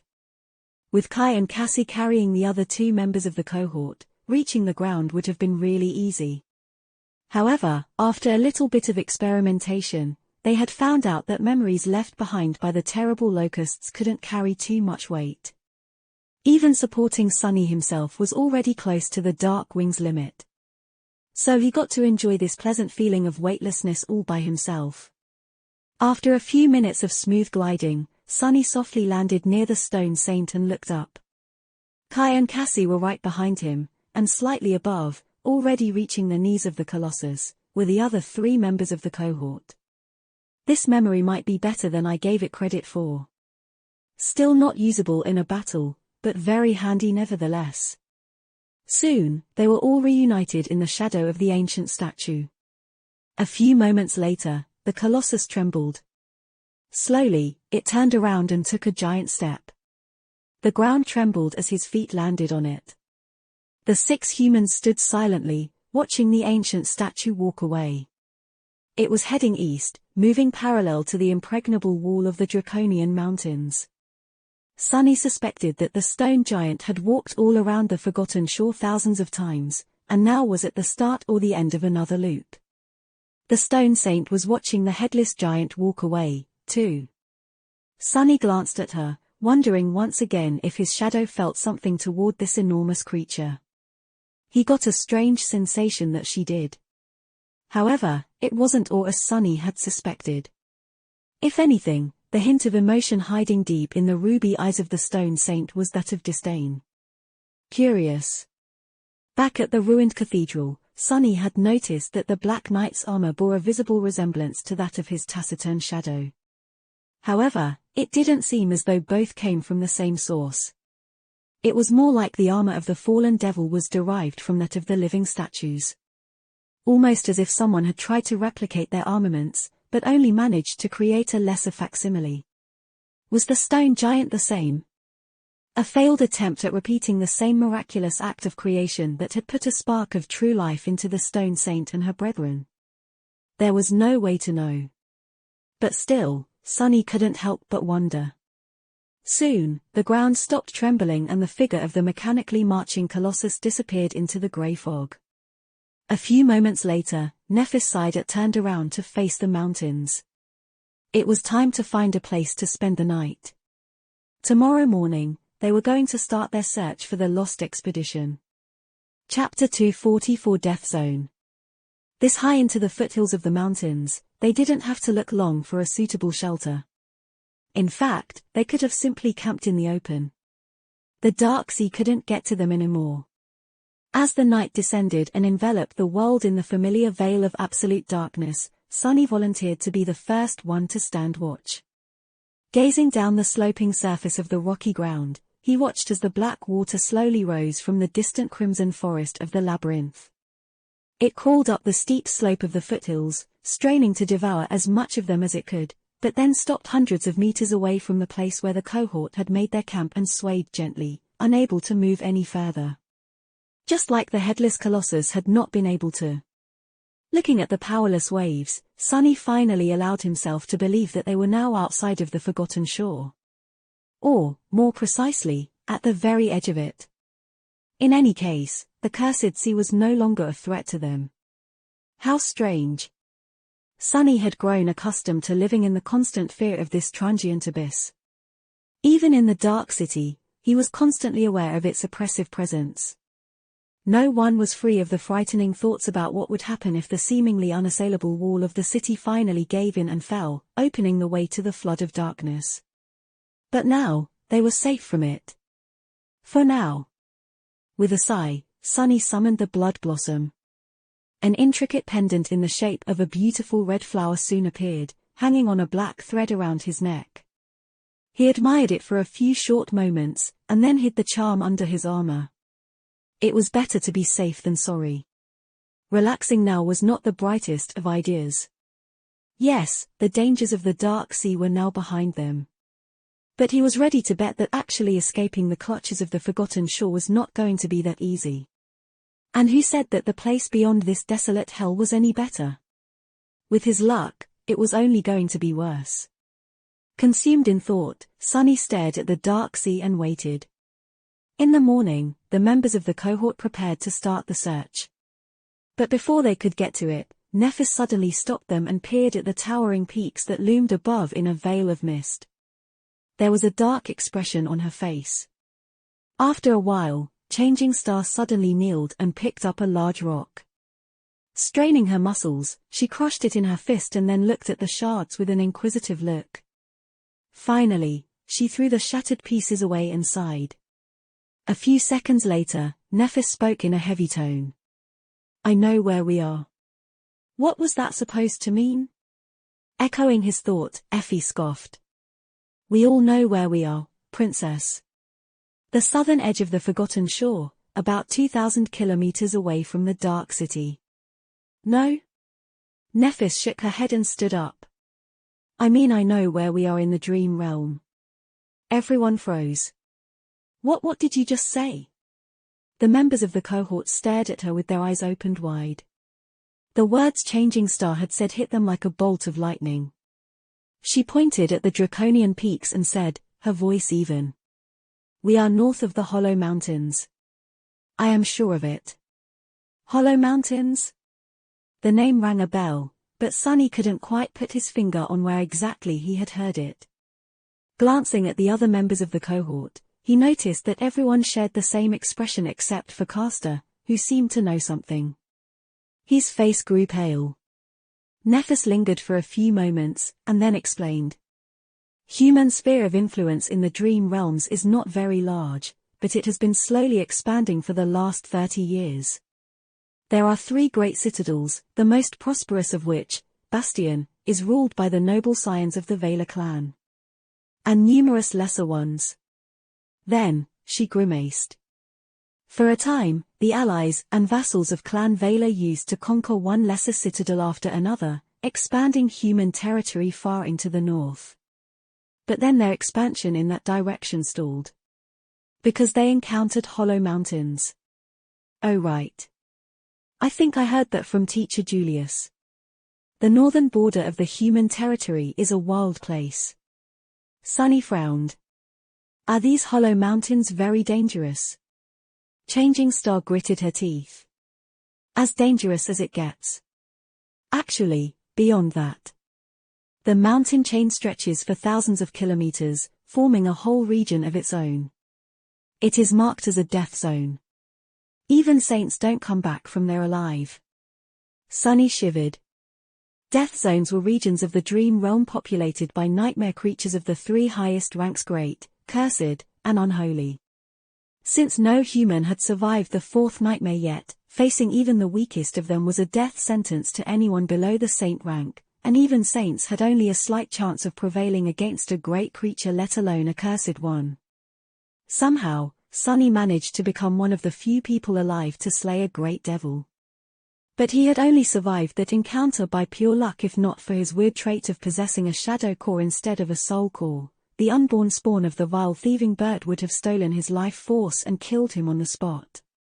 And if Nephis was right, the Hollow Mountains were populated by many creatures of that caliber and higher. Sunny sighed. So what you're telling us is that this place is even worse than the Forgotten Shore? Without having to say anything, Nephis simply nodded. He smiled. Figures. He had been right after all. Escaping the Forgotten Shore was simply impossible.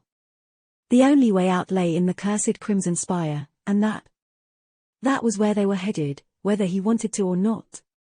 With a dark expression on his face, Sunny stared at the jagged peaks of the Hollow Mountains and said, "So we are going there?" Nephis lingered for a few moments, and then answered calmly. "Let's hope not. We only need to get as far as the First Lord had gotten. That should be close to where we are right now." Sunny looked at her and nodded. "In that case, let's not waste any time. The sooner we return into the labyrinth, the better. Gee. I never thought I would be impatient to return to that damned hellhole. You just never know what the future holds, huh?" Chapter 245 Theatre of Giants. Armed with the understanding of just how dangerous the beautiful mountains towering above them were, the cohort set out deeper into the foothills. Because they didn't know much about the area and what type of creatures populated it, they decided to stay together. While it would have been much easier to send Kai to take a look around from above, no one wanted to take this risk. As the result, the 6 humans moved in a tight group, much like they had on the narrow streets of the Dark City and in the labyrinth. However, the landscape around them was vastly different. There were no growths of crimson coral covering the ground, just grass and outcroppings of grey rock. It almost felt like they were back on Earth. Strangely, that made Sunny feel uncomfortable. Looking around, he could see far in every direction, with no walls of coral or ancient, ruined buildings obscuring his view. That made it harder for the nightmare creatures to ambush the cohort, but also impossible for the cohort to hide from anything that could have been watching. That is true, but where are all the monsters? Indeed, no matter how hard Sunny looked, he couldn't see any movement whatsoever. It was as if the entire area was completely dead. They were surrounded by complete silence, which was broken only when a member of the cohort made a sound. The picturesque scenery could have been peaceful, but felt eerie instead. Even Sunny's shadow seemed uncharacteristically listless. Full of unease, they continued to move forward. The plan was very simple. Because of Cass's vision, they knew that the First Lord and his companions had traveled to the mountains the same way that they did, or at least followed the same route. That meant that both cohorts entered the foothills at approximately the same spot. The other thing Cassie had told them was that they were searching for a vast pit in the stone. It was hard to miss something like that, so all they had to do was to move deeper into the foothills and look around.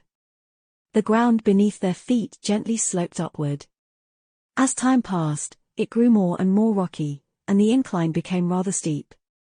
Soon, they were surrounded by tall boulders and had to walk on bare stone. At some point, Sunny looked back and was surprised to realize how high above the labyrinth they had climbed. By now, it was far away and below them, looking like a vast crimson sea. A strange sensation settled in his heart. With a bit of introspection, Sunny realized that it was something he had lost a long time ago. The feeling of being connected to the rest of humanity. Even though all of them understood that crossing the Hollow Mountains was an impossible task, simply knowing where they were in relation to the rest of the Awakened made all the difference. They might have been just as stranded as they had been before, but at least they weren't lost anymore. What a nice, but useless thought. With a sigh, he turned around and hurried to catch up with the rest of the cohort. The sun was still high in the sky when they found the pit Cassie had described. It was situated in a valley just at the point where the foothills turned into proper mountains, and turned out to be something different from what everyone had imagined. Disturbingly, throughout the whole day, they had not met a single living thing. In any other circumstances, Sunny would have been glad because of this strange lack of nightmare creatures, but now it was just making him nervous. Standing at the edge of it, he looked down with a feeling of awe. Cut into the flesh of the mountains, a vast quarry lay below them. Despite its incredible scale, it was clearly made by humans. A road clinging to the slope of the circular pit led to the bottom of it, wide enough for 10 carriages to ride side by side. At the far end of the quarry, the grey slope of the mountain was cut and hollowed, creating something that resembled either colossal steps or seats of an amphitheater built for giants. Here and there, massive blocks of stone stood, as though ready to be transported back to the ancient city. Sunny studied the monolithic blocks of grey stone, then the size of the deep quarry. Something connected in his mind. So this is where the materials for the mighty wall of the Dark City had come from. He was certain of it. To think that the ancient inhabitants of the Forgotten Shore had transported all that stone from this far away, the thought of it was nothing short of humbling. Effie, meanwhile, was staring at something with a tense look on her face. Suddenly, she pointed to the center of the deep quarry and said, "Over there, look." Following her gaze, Sunny strained his eyes. For a couple of moments, he couldn't understand what the huntress was talking about, but then his heart skipped a bit.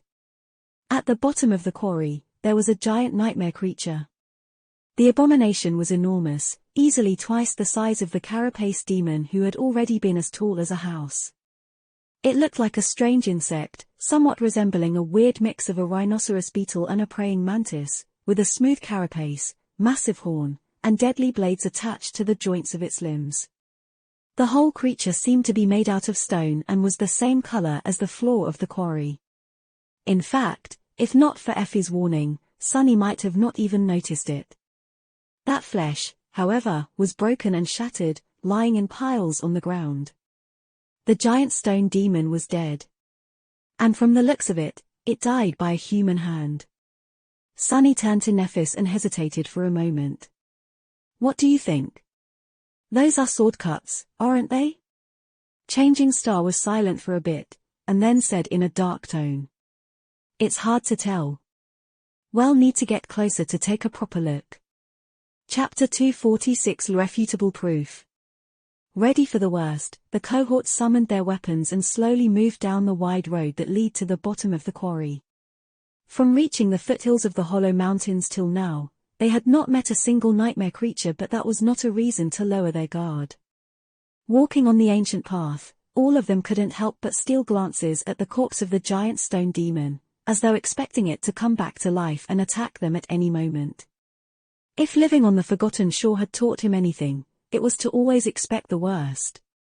Sometime later, Effie spoke. "See those deep fractures on the floor of the quarry? I think that this thing had burrowed from below. So watch your step." Remembering his encounter with the rolling stone, Sunny looked down with a sour expression. That clumsy creature was more funny than dangerous, but only because its teeth were vastly outclassed by the puppeteer's shroud. If something with more bite were to ambush them from below, who knew what was going to happen? With a simple thought, Sunny summoned the Stone Saint and ordered her to keep close. The taciturn monster stared at the tall peaks of the Hollow Mountains for a few moments, as though subtly affected by the sight of them. Then, she lowered her head and silently followed his command. After tense and exhausting half an hour of descending into the deep pit, the cohort finally got close to the remains of the giant stone insect. Cautiously stopping a few dozen meters away from it, they hesitated, not sure how to proceed. Finally, Nephis sighed and walked forward, approaching the shattered body of the dead demon. If that was what it had been or was. As their leader came close enough to the carcass to touch it with her hand, all of them held their breaths. A few seconds went by, then a few more. Nothing jumped at Changing Star from below the stones. The giant creature had not moved, nor had it shown any signs of coming back to life. The demon just lay there, its body shattered and broken. Terrifying even in death. And it indeed was truly, really dead. Glancing at the indifferent saint, Sunny let out a sigh of relief. Even though he was prepared for a tough battle, he hoped that this time, they would be able to avoid it. The members of the cohort had yet to fully recover from the harrowing journey atop the walking colossus, so they weren't in the best of shapes. Well, at least Sunny was not, partially because he had refused Neph's offer to vanquish his wounds with her purifying flame. They were healing fast thanks to the blood weave and the 500 shadow fragment almost that he had accumulated, but his body was yet to fully recover. Turning her head, Nephis looked at them and said, "Come closer." Encouraged by her words, the members of the cohort finally put their caution to rest and walked over to the dead creature. Of course, they were still prepared to instantly react in case something unexpected happened. The 6 of them spent a few minutes studying the remains to determine whether the terrible creature was killed by a human or something of its own kind. Sunny glanced at the tall mountains and spent a few seconds watching as the white mist rolled down from their peaks, flowing down the jagged slopes like a waterfall made of clouds. How beautiful! With a sigh, he turned away from the wall of mist that was still some distance away from the valley where the quarry was situated and concentrated on the corpse of the stone demon. Whatever had killed it was not something Sunny would wish to meet in a battle. The flesh of the creature was, indeed, made of stone. That had not stopped the fearsome attackers, however. The carapace of the giant granite abomination was shattered in many places, and melted in others. But mostly, it was cut and pierced. Apart from a few enormous wounds, there were numerous smaller ones, many of them looking as though they could have come from a sword, an axe, or a spear. And yet, he wasn't sure. Sunny was not really an expert in such things. However, he was an expert in all things having to do with greed and avarice. Instead of focusing on the nature of the damage done to the giant abomination, Sunny walked around and found its abdomen, which was damaged especially severely. With a reluctant sigh, he climbed atop the stone corpse and then inside of it. The other members of the cohort stared at him with expressions ranging from surprise to revulsion. A couple of minutes later, Sunny climbed out of the dead demon and shook off stone dust from his armor and hair. Then, he glanced at his companions and frowned. "What?" Kai stared at him with a complicated expression, and then asked. "Sunny? Do you want to tell us something?" Sunny gave him a nod and grinned. "I do, actually. This thing was indeed killed by a human." The charming archer raised an eyebrow and asked in a dubious tone. "Really? How do you know?" Sunny jumped down and shrugged. "The soul shards are missing." A few moments later, an expression of understanding appeared on Kai's face. Indeed, most nightmare creatures had no use for the soul shards. Just like humans, who directly absorbed soul essence after killing one of their own kind, they fed from the kill itself as opposed to the act of retrieving and crushing the remnants of broken soul cores. If they weren't bizarre terrors like the Soul Devourer, of course. But the chances of encountering another one of those here were rather low. It was reasonable to assume that the soul shards were removed by humans. His discovery was solid enough proof of the fact that it was indeed the First Lord's cohort that had battled and slain the terrifying creature. They had really found the signs of the lost expedition. But there was another proof for this conclusion, this one irrefutable. Nephis, who had wandered away from the remains of the demon at some point, suddenly called them over. The members of the cohort glanced at each other, then slowly approached her, trying to understand what was it that she had found. Changing Star was standing near one of the piles of rocks that were littering the ground around the body of the dead creature, looking at it with a solemn expression. Most of them came from its shattered carapace, while some were created because the floor of the quarry was broken apart and churned during the ferocious battle. Why was Nephis so interested in that one in particular? Looking closer, Sunny suddenly realized that this pile of rocks was different from all others. It was lower, roughly oval in shape, its contour too perfect to be the result of a pure coincidence. It seemed as though each rock was painstakingly placed here by a human hand, perhaps in hopes to make the pile as orderly and sturdy as possible. Suddenly, a cold shiver ran down Sunny's spine. He finally realized what he was looking at. This was not really a pile of rocks. It was a grave. Chapter 247 The Mist. Standing around the cairn, the members of the cohort looked at it with somber expressions except for Cassie, who turned away and faced the mountainside, as though trying to hide her emotions. Now that they knew what they were looking at, their mood suddenly became forlorn and solemn.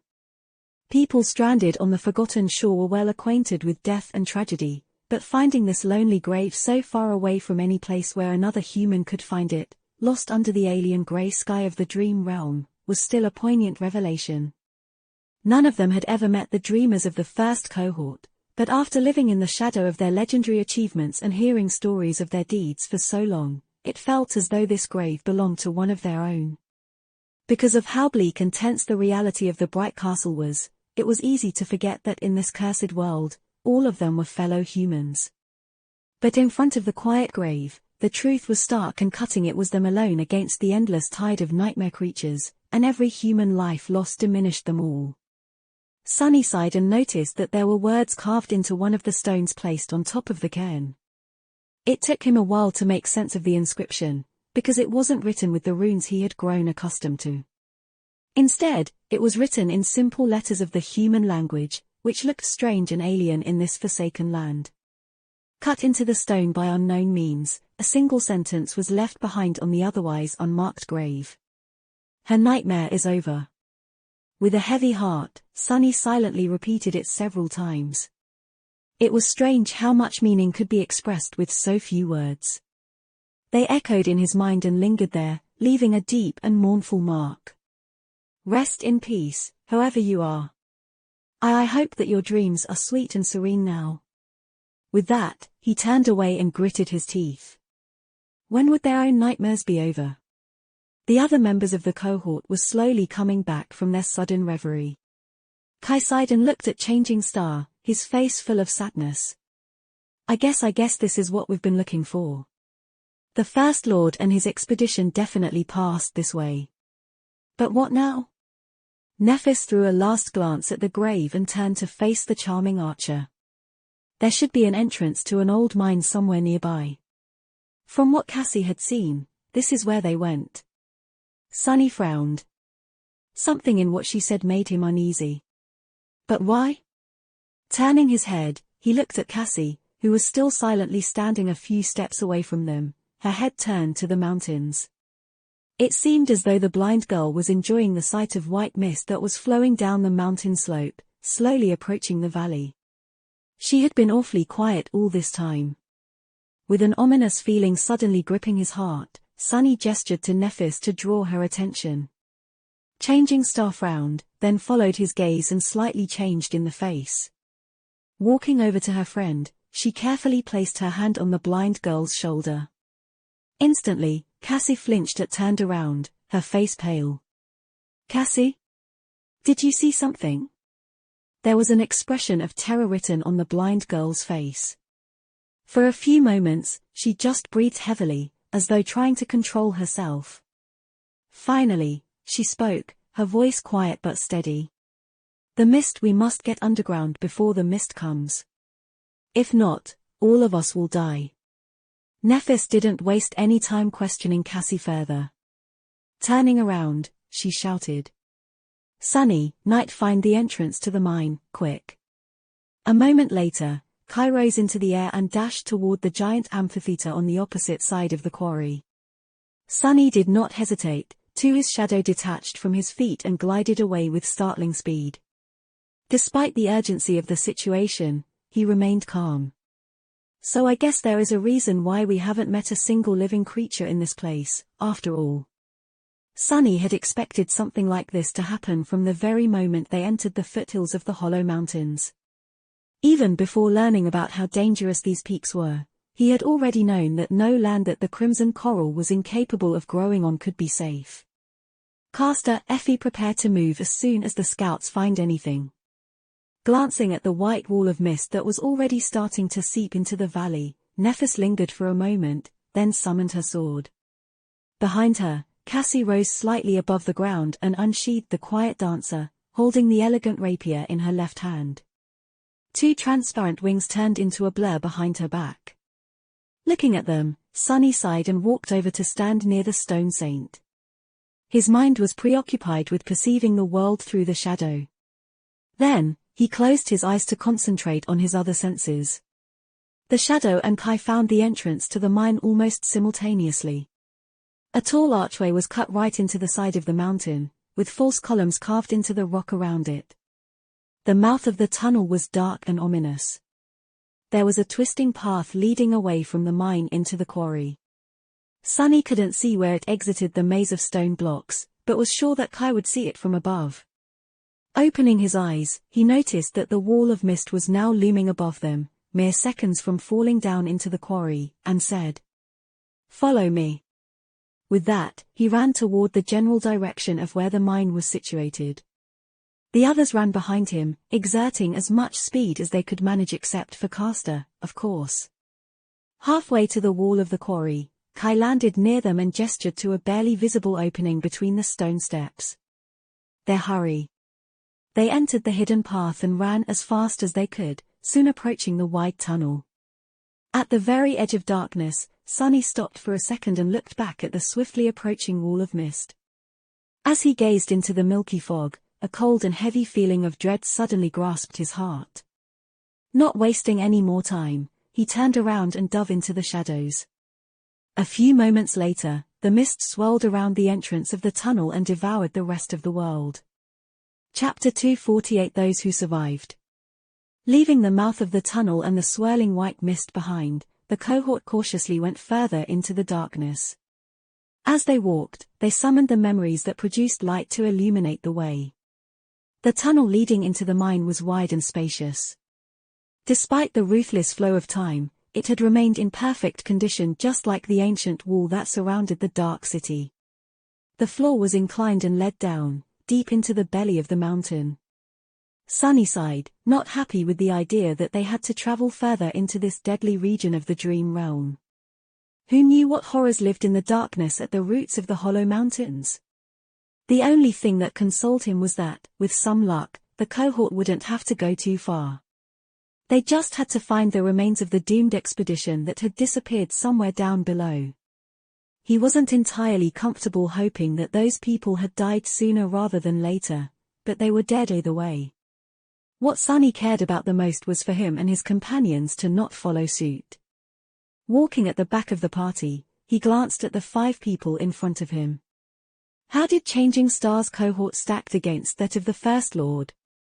Were they weaker, stronger, or just about the same? His brow furrowed. Regarding Nephis herself, he doubted that the young man who had led a group of sleepers to conquer the Bright Castle could have been more powerful or driven than her, at least not at the start. However, he had much more time to accumulate power and resources before venturing into the Hollow Mountains to find his death. 15 years ago, when he had entered the Dream Realm and got stranded on the Forgotten Shore, things were much different from now. The Immortal Flame Clan was yet to fall, for one. In fact, it was not long after Broken Sword, Neph's father, had become the first human to conquer the third nightmare and achieve the rank of saint. Would the world be different if the First Lord managed to find the way out and return to reality? Yes, most likely. If the era of the nightmare spell had shown anything to humanity, it was that history was often changed by individuals, as opposed to events and invisible currents.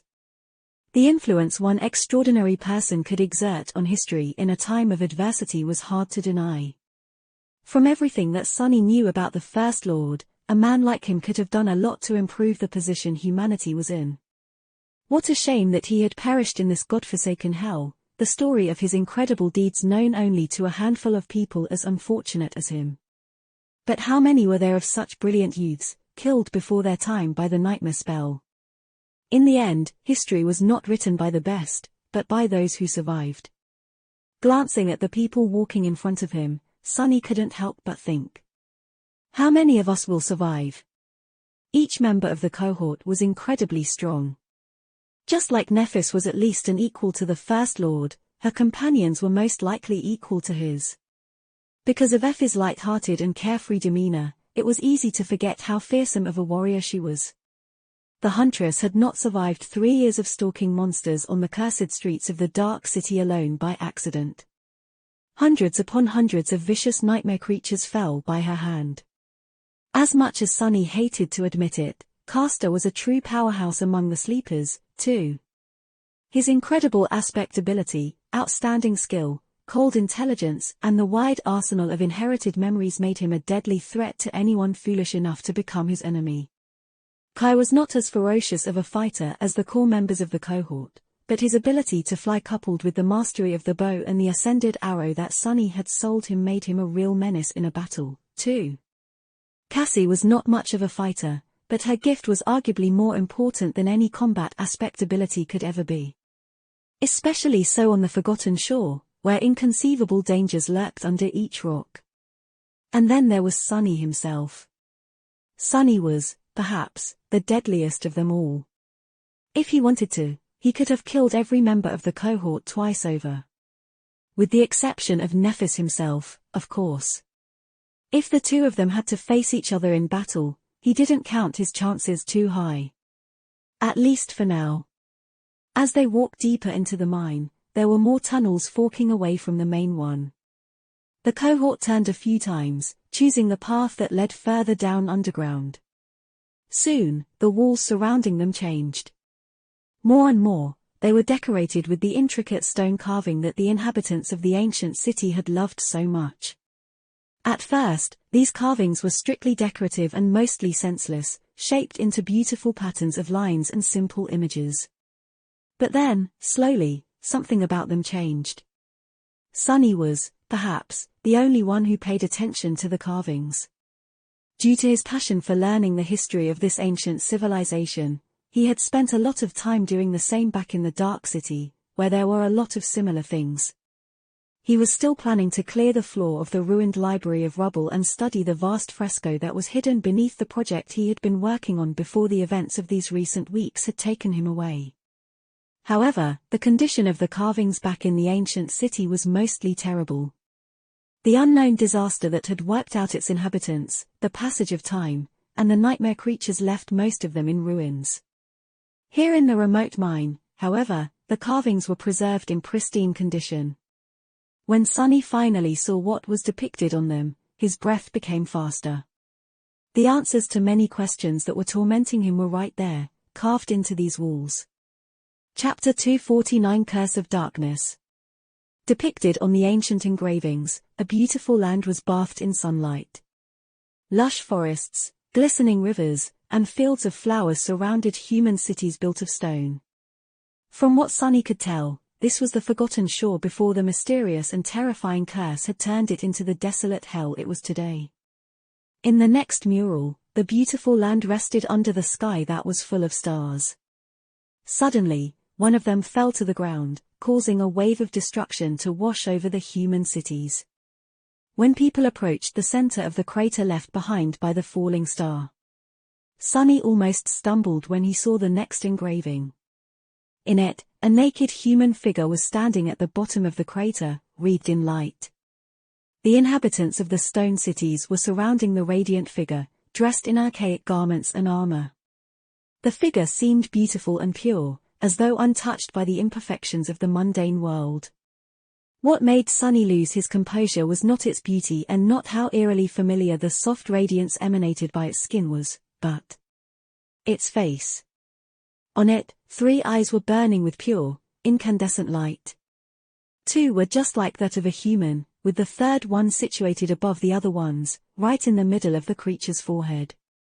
just like that of the terrible skull that the walking colossus had shattered with his stone hammer in the middle of a raging storm. What does it mean? What is this thing? To Sunny's dismay, the next engraving was heavily damaged. He couldn't discern anything of what was depicted on it. However, the one after that was in almost perfect condition. On it, the radiant figure was kneeling on the ground, its chest pierced by the spear of the tallest human among the inhabitants of the beautiful land. What flowed from the terrible wound, however, was not blood, but an endless flood of pure darkness. Why did they attack it? What happened? Left without an answer, Sunny walked forward and soon reached the next mural. He saw darkness devouring the humans gathered around the fatally wounded creature and spread. Soon, it devoured the crater left by the fallen star, too. And then, it devoured the entire world. The curse of all-consuming darkness, he whispered. Finally, Sunny got a glimpse at the origin of the terrible disaster that had destroyed this land and turned it into a hellish nightmare. Although the details of it were still unclear, one of the mysteries he had been trying to solve now had an answer. But the story told by the engravings was not yet over. Walking further into the ancient mine, Sunny learned of what had happened next. As the darkness spread across the world, it reached the skies. The stars were either devoured by it or fell down, turning the sky into a terrible, lightless abyss. The starless void. The sun never rose above the cursed land again, leaving humans trembling in the cold. Soon, horrifying creatures came from the darkness to devour them. The best and the brightest of the ANC. Ant civilization took arms to defend their cities, and for a while, they were able to resist the tide of monsters. But then, humans themselves started to turn into abominable horrors. At that point, Sunny felt a cold shiver running down his spine and couldn't help but tremble. Not because he was affected by the tragic disaster that had befallen these ancient people, but because it all seemed so terrifyingly familiar. The details might not have been the same, but the end result was eerily similar to what was happening in the real world right now. A curse that suddenly appeared and spread across the entire world. The horrible monsters that came from nowhere to attack settlements and devour humans. The champions who had taken charge of defending their kind from the abominable creatures. And the fact that some humans had begun turning into those creatures themselves.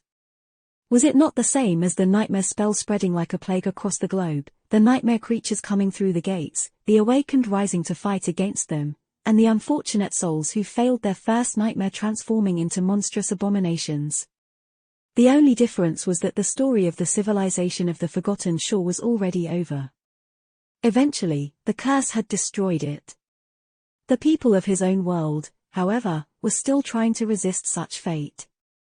But was it even possible to defeat fate? The inhabitants of the Forgotten Shore were proud and mighty. They were capable of building cities that stood for thousands of years and fighting against the most terrifying monsters on equal footing. And yet, in the end, they were utterly obliterated and wiped out. Their land had become a cursed desert. Would the real world turn into a desolate hell like the Forgotten Shore too, one day? With a dark expression on his face, Sunny turned away from the engraving he was staring at and walked away. There were a few more left ahead, still. On one of them, 7 heroes came together from different parts of the Dark Land. Under their protection and guidance, people living in the darkness migrated from their half-destroyed cities and came to the shore of the vast crater. There, they built a new home for themselves, one surrounded by a mighty wall that no monster could scale or breach. One of the heroes, a man depicted with a mason's hammer in his hand, was in charge of building the wall. Despite the fact that the part of the engraving depicting his face was damaged, it was unmistakably one of the 7 founders of the Starlight Legion, the man whose statue had carried them across the Forgotten Shore. In the second-to-last engraving, the mighty wall was finished, and the city was prospering amidst the darkness. The 7 heroes stood at some distance from it, surrounding. Sunny's eyes narrowed. The 7 heroes were surrounding an inconceivably tall tower. It loomed above them, connecting heaven and earth like the axis of the world. Despite its cyclopean height, the tower was still unfinished.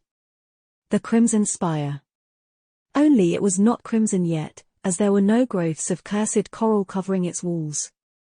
On the last engraving, the tower was complete, and on top of it, a new sun was burning bright, bathing the land and the celebrating people in the light once again. The darkness was gone. Chapter 250 Defiant Oath. Sunny stared at the last engraving for a few moments, and then continued walking. The revelations he had uncovered on the walls of the ancient mine gave him a lot to think about. The truth that he had been piecing together for a very long time was finally more complete than fragmented. So, something had indeed fallen from the sky and put a start to the eventual destruction of this land. Sunny had suspected that this was the case for a while now, especially after witnessing the colossal impact crater that was situated between the Dark City and the Ashen Barrow. At times, he had been almost ready to believe that it was really the result of the vile thieving bird dropping the Weaver's eye on the mortal realm below, as written in the description of the lineage memory he had consumed. The thieving bird had gone mad after looking at the reflection of the unknown which was apparently forever frozen in the depths of Weaver's pupil. The madness and corruption that reigned over the forgotten shore were similar enough for him to draw a parallel. However, now he knew that it had been an actual being that had fallen from the skies, wreathed in light and flame. A beautiful figure that emanated brilliant radiance and had 3 eyes on its terrible, perfect face. Sunny didn't know what led the ancient humans to attack it, but they had killed the creature, perhaps managing such a feat only because it was already weakened by its fall from the heavens and the events that had sent it plummeting down. But by doing so, they had unleashed the flood of darkness and caused the destruction of their land. Sunny was under the impression that the annihilation of the ancient civilization had been instantaneous, but as it turned out, humans had continued to fight against the curse for a long time. Generations, even that's why the founders of the Starlight Legion were described as being born in the all-consuming darkness. He didn't know whether the monsters that came to feast on the human flesh had been contained within the body of the fallen being along with the ocean of darkness, or whether they were all humans corrupted by the curse, with those present at the moment of the creature's death becoming the most terrifying ones.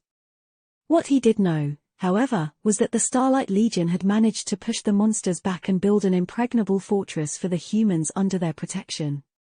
That fortress would later become the Dark City. And then, the founders of the Legion had achieved something even more inconceivable.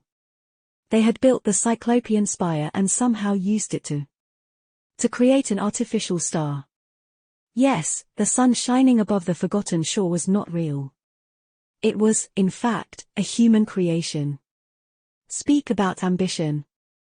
It was hard not to feel awe after learning that those 7 madmen had actually managed to create a sun. They had made a defiant oath to return light to the cursed land and gone about it with terrifying resolve and sincerity. The story depicted in the ancient engravings ended with a celebration. The forces of good had vanquished the curse of darkness and brought a new era of light and prosperity to the inhabitants of the ancient city. However, that was not where history ended. Something happened between then and now that had caused the obliteration of the ancient civilization, the corruption of the spire, and the appearance of the Crimson Labyrinth. But what? That was a mystery for another day. Perhaps he would be able to find the answer to it back at the Dark City. What Sunny did note, however, was the difference between the dark reality shown in the engravings and the state the Forgotten Shore was now. Yes, the ancient murals showed a world completely devoid of light, but it was different from the hell that Sunny and the other members of the cohort knew. The engravings did not show the curse of darkness as a literal sea. With no sun and no sea, there was no cycle of tides that turned the Forgotten Shore into an ocean of black water every night. The Dark Sea had appeared at the same time as the labyrinth, then. Or at least as the result of the same event. Sunny was sure that the two were connected. But he didn't know what significance that information hid. The other thing he had noted was that, while other members of the party were initially indifferent to the ancient engravings, at some that changed. When they had been walking past the mural depicting the radiant being with 3 incandescent eyes, Nephis had stopped and looked at it for several long moments. Then, she turned her head away, lingered for a second, and continued walking. Sunny had not missed that detail. However, he couldn't even begin to guess what it meant. Some time later, they entered a wide circular hall. In the center of it, a dark chasm opened into the depths of the mountains, leading so far down that Sunny couldn't even see its bottom. It looked like the gates of the underworld. 1,000 years ago, there were wooden ladders and platforms leading down the main shaft of the mine, as well as a system of ropes and pulleys to lower the miners and lift containers full of precious ores up. Of course, all of it had rotten and collapsed a long time ago. With a sigh, Sunny glanced at Nephis and asked, "We are climbing down, aren't we?" Instead of answering, she simply summoned the golden rope and shrugged. He shook his head. "Wait. At least give me some time to scout ahead and see if anything is waiting for us at the bottom of this thing." With that, he sent his shadow down the wall of the endless shaft.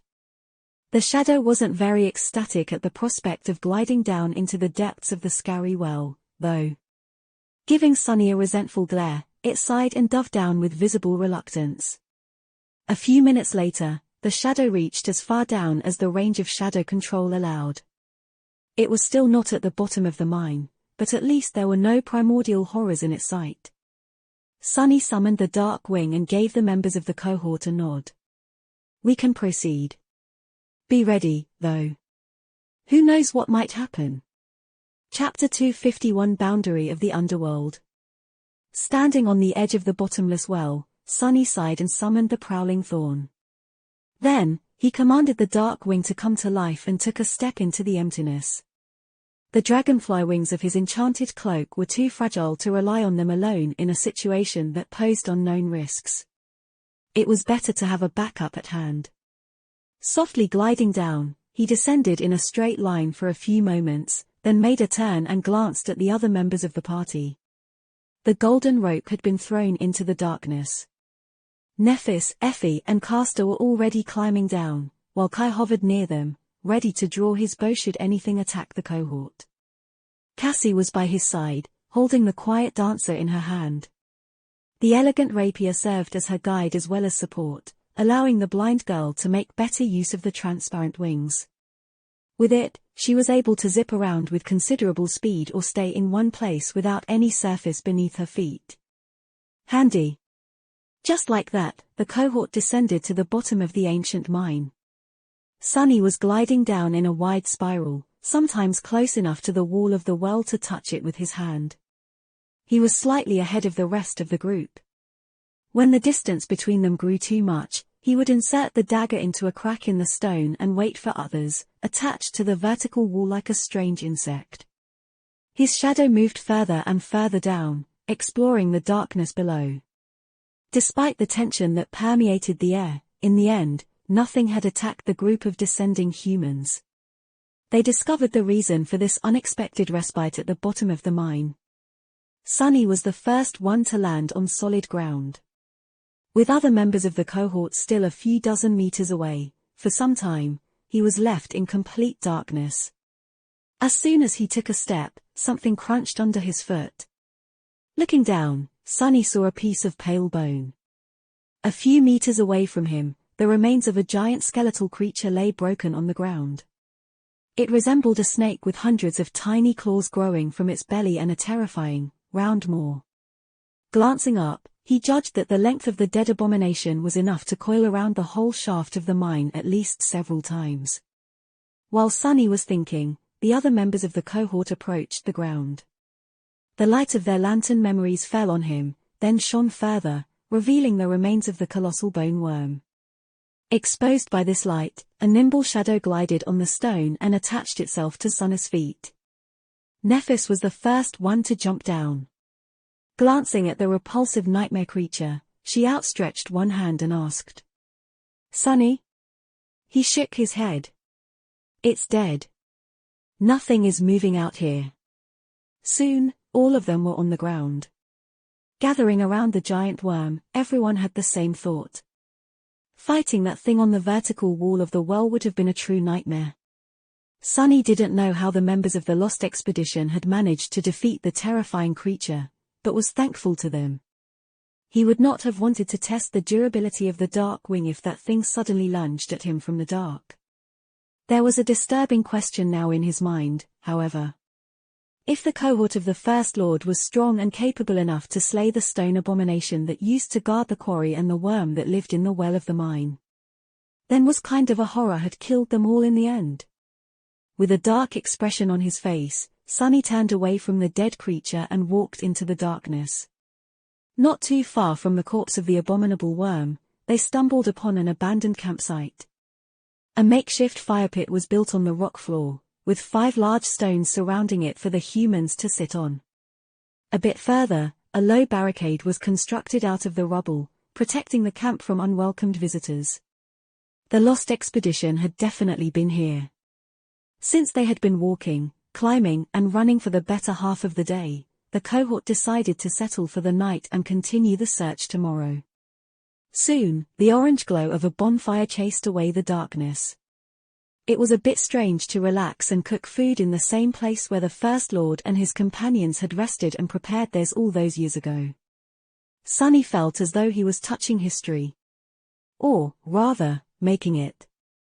However, he didn't have too much time for empty thoughts. If what Nephis had told him at the start of this expedition was true, tomorrow was going to be his time to shine. The next day, the cohort ventured further into the tunnels of the ancient mine. No one could tell how deep underground they were exactly, but the feeling of countless tons of stone looming over their heads, ready to come crashing down and bury them under their terrible weight, was not a pleasant one. They were in the belly of the mountains now. After several hours of walking through narrow tunnels, Sonny suddenly felt a soft breeze touch his cheeks. A few minutes later, a distant rustle reached his ears. The deeper they went into the darkness, the louder that rustle became, until finally turning into an easily discernible murmur of running water. Soon, they reached the dark shore of a wide underground river. The running water was black as ink, but not in the way that the waves of the cursed sea had been. There was no smell of salt in the air, too. Wisps of mist were rising above the surface of the subterranean river, swirling in the silent darkness. It looked like a boundary of the underworld. There was a stone pillar built on the shore, and tied to it, a beautiful boat made of pale wood swayed gently on the cold black surface of the dark river. Looking at the graceful boat, Sonny sighed. It was time to earn his keep. Chapter 252 Unseen. This was the last secret about the fate of the lost expedition that Cassie had gleaned from her visions. But even then, the knowledge she had received was fragmented and incomplete. All she could tell the members of the cohort was that, once they crossed the dark river and until reaching the next boundary, they had to keep their eyes closed at all cost, no matter what happened. No living thing could see what lay beyond these cold waters and remain whole. At least that was what she told them. Cassie didn't really know herself what would happen if someone failed to follow that rule, but said that she had never felt more terror than in the short moment before the vision showing her the fate of the lost expedition had shattered and everything had grown dark. This was telling a lot, considering what kinds of horrors the blind girl saw in her vision routinely. In any case, this was where Sonny came in. While looking through the eyes of the shadow was still too dangerous, he could lead the cohort to their destination with the help of his ability to sense space through the shapes of shadows populating it. At least in theory. Standing on the shore of the dark river, 6 humans tied the golden rope around their waists. When everyone was ready, Nephis took out 6 strips of cloth and a block of wax. Lighting a small white flame on her palm, she sighed and turned to Effie. "You're first." The huntress made a complicated face, but then obediently approached their leader. What followed next looked simultaneously intimate and disturbing.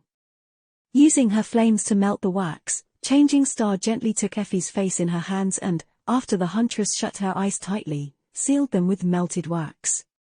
Then, she tied the strip of cloth around Effie's head to hold it in place. One after another, every member of the cohort went through the same procedure. When Sonny's turn came, he shifted slightly when Neff's cool hands touched his cheeks. A few moments later, he was blind. Is this how Cassie lives? Commanding his shadow to not see anything, Sunny was left in utter darkness. However, he still had it better than the blind girl. His shadow sense was still working, at least. With its help, Sunny could more or less tell what was where. This form of perception was vastly different from sight, but could serve the same purpose in a pinch, be it very poorly. If conditions were right. Luckily, he had practiced navigating the world with the help of nothing else but shadow sense in the past. This was how he had defeated the strange basilisk creature in the Dark City, among other things. Leading the group of staggering humans to the graceful boat, he helped them to board it and untied the rope holding it in place.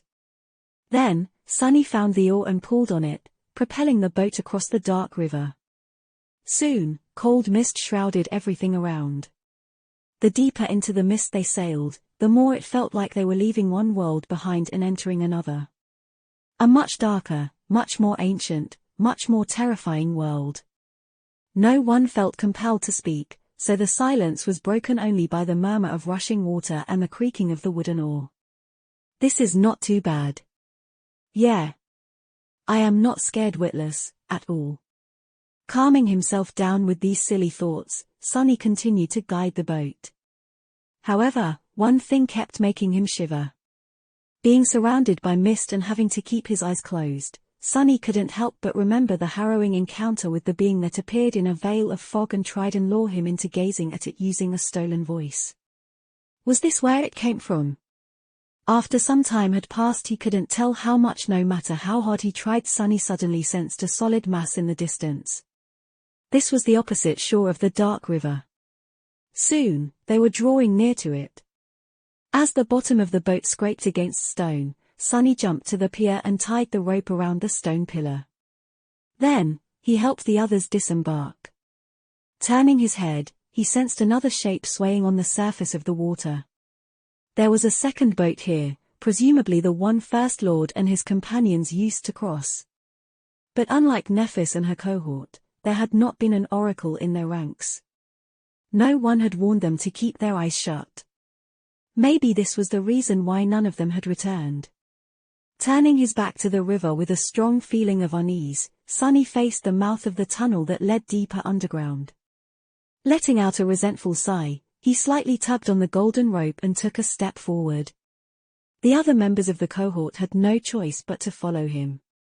A few seconds later, they disappeared into the tunnel, leaving the shore of the silent river Bahi. ND. As soon as Sunny stepped into the tunnel, he felt cold shivers running down his spine. Although he couldn't see anything about it, he could tell that it was different from the ones they had traversed earlier. This one still felt like it had been cut through the flesh of the mountains by someone or something as opposed to being formed by a natural process. However, its creators were unmistakably different from the humans that had created the mine and the quarry outside. Everything about it was more pronounced, more skillful. The shadows populating the tunnel were different, too. They were much deeper, much darker. And much, much more ancient. Soon, the tunnel turned into a maze of wide passages, all filled with nothing but mist and silence. Another maze. Of course it's a maze. Everything in this damn place just has to be a maze. Before Sunny could finish the thought, though, he suddenly froze, paralyzed by fear. Because right in front of them, he felt the presence of a shadow that was different from all the others. A human shadow. Chapter 253 Without a Master. The human shadow stood lonesomely in the mist, strangely aloof and motionless. As Sunny pulled on the golden rope to command his companions to stop, it shifted slightly and turned away, then became still once again. Sunny sensed a cold, dreadful feeling settle in his heart. The possibility of encountering another human in this dark and terrifying place was already unsettling enough. He did not consider even for a second that one of the members of the Lost Expedition could have survived down here, in the darkness, for all these years. Not unless they were no longer human. But even that was not the cause for the coldness and dread he felt. The real reason had nothing to do with logic and everything to do with his unique aspect. Because of it, Sunny sensed that there was something terribly, utterly wrong with the shadow. The feeling he got from it was one of eerie and utter wrongness. However, it didn't seem to be dangerous or hostile. Instead, it felt lost, empty, and mournful. The shadow was full of sorrow and anguish that he could not describe with words. Sunny was not that empathetic when it came to humans, but strangely, he couldn't help but share in the suffering of this lonely shadow. Maybe because, in a sense, they were kin. As he was observing the shadow, unsure what to do, it made a few steps in a random direction and then stopped hesitantly, lingering there without moving. Then, it walked back and froze once again. It was as though the shadow was lost. A few moments later, Sunny finally understood the nature of the deep feeling of wrongness he felt in the lonesome shadow. When he did, a cold shiver ran through his entire body. The reason why this shadow was so strange and eerie was because it wasn't connected to anyone. There was no human casting it. Not anymore, at least. The human that the shadow had once belonged to was gone, cut from existence by some unknown power. Sunny couldn't sense any bones anywhere, either. It was as if the human had not been killed, but simply erased. While the shadow remained to wander aimlessly in the mist for all eternity. What a terrible fate. But the question remained, what was he supposed to do now? The shadow was in his way. Sunny had to either walk past it or return back and try to find another way through the maze. But what threat could this pitiful thing pose? It was just a shadow, after all. His own couldn't harm a fly no matter how hard it tried. This one had to be the same. With a deep sigh, Sunny slowly walked forward. With each step he took, he could sense the lonesome shadow better. At some point, it sensed him, too. Turning to face Sunny, the shadow hesitated for a few moments, then tentatively glided closer. He could feel an outburst of muted emotions radiating from its surprise, hope, and then, sudden despair. Realizing that he wasn't its long-lost master, the shadow froze. Its shoulders dropped. Sensing the deep well of loneliness, anguish, and sorrow in front of him, Sunny tilted his head to the side. Then, following an impulse, he outstretched his hand to the shadow.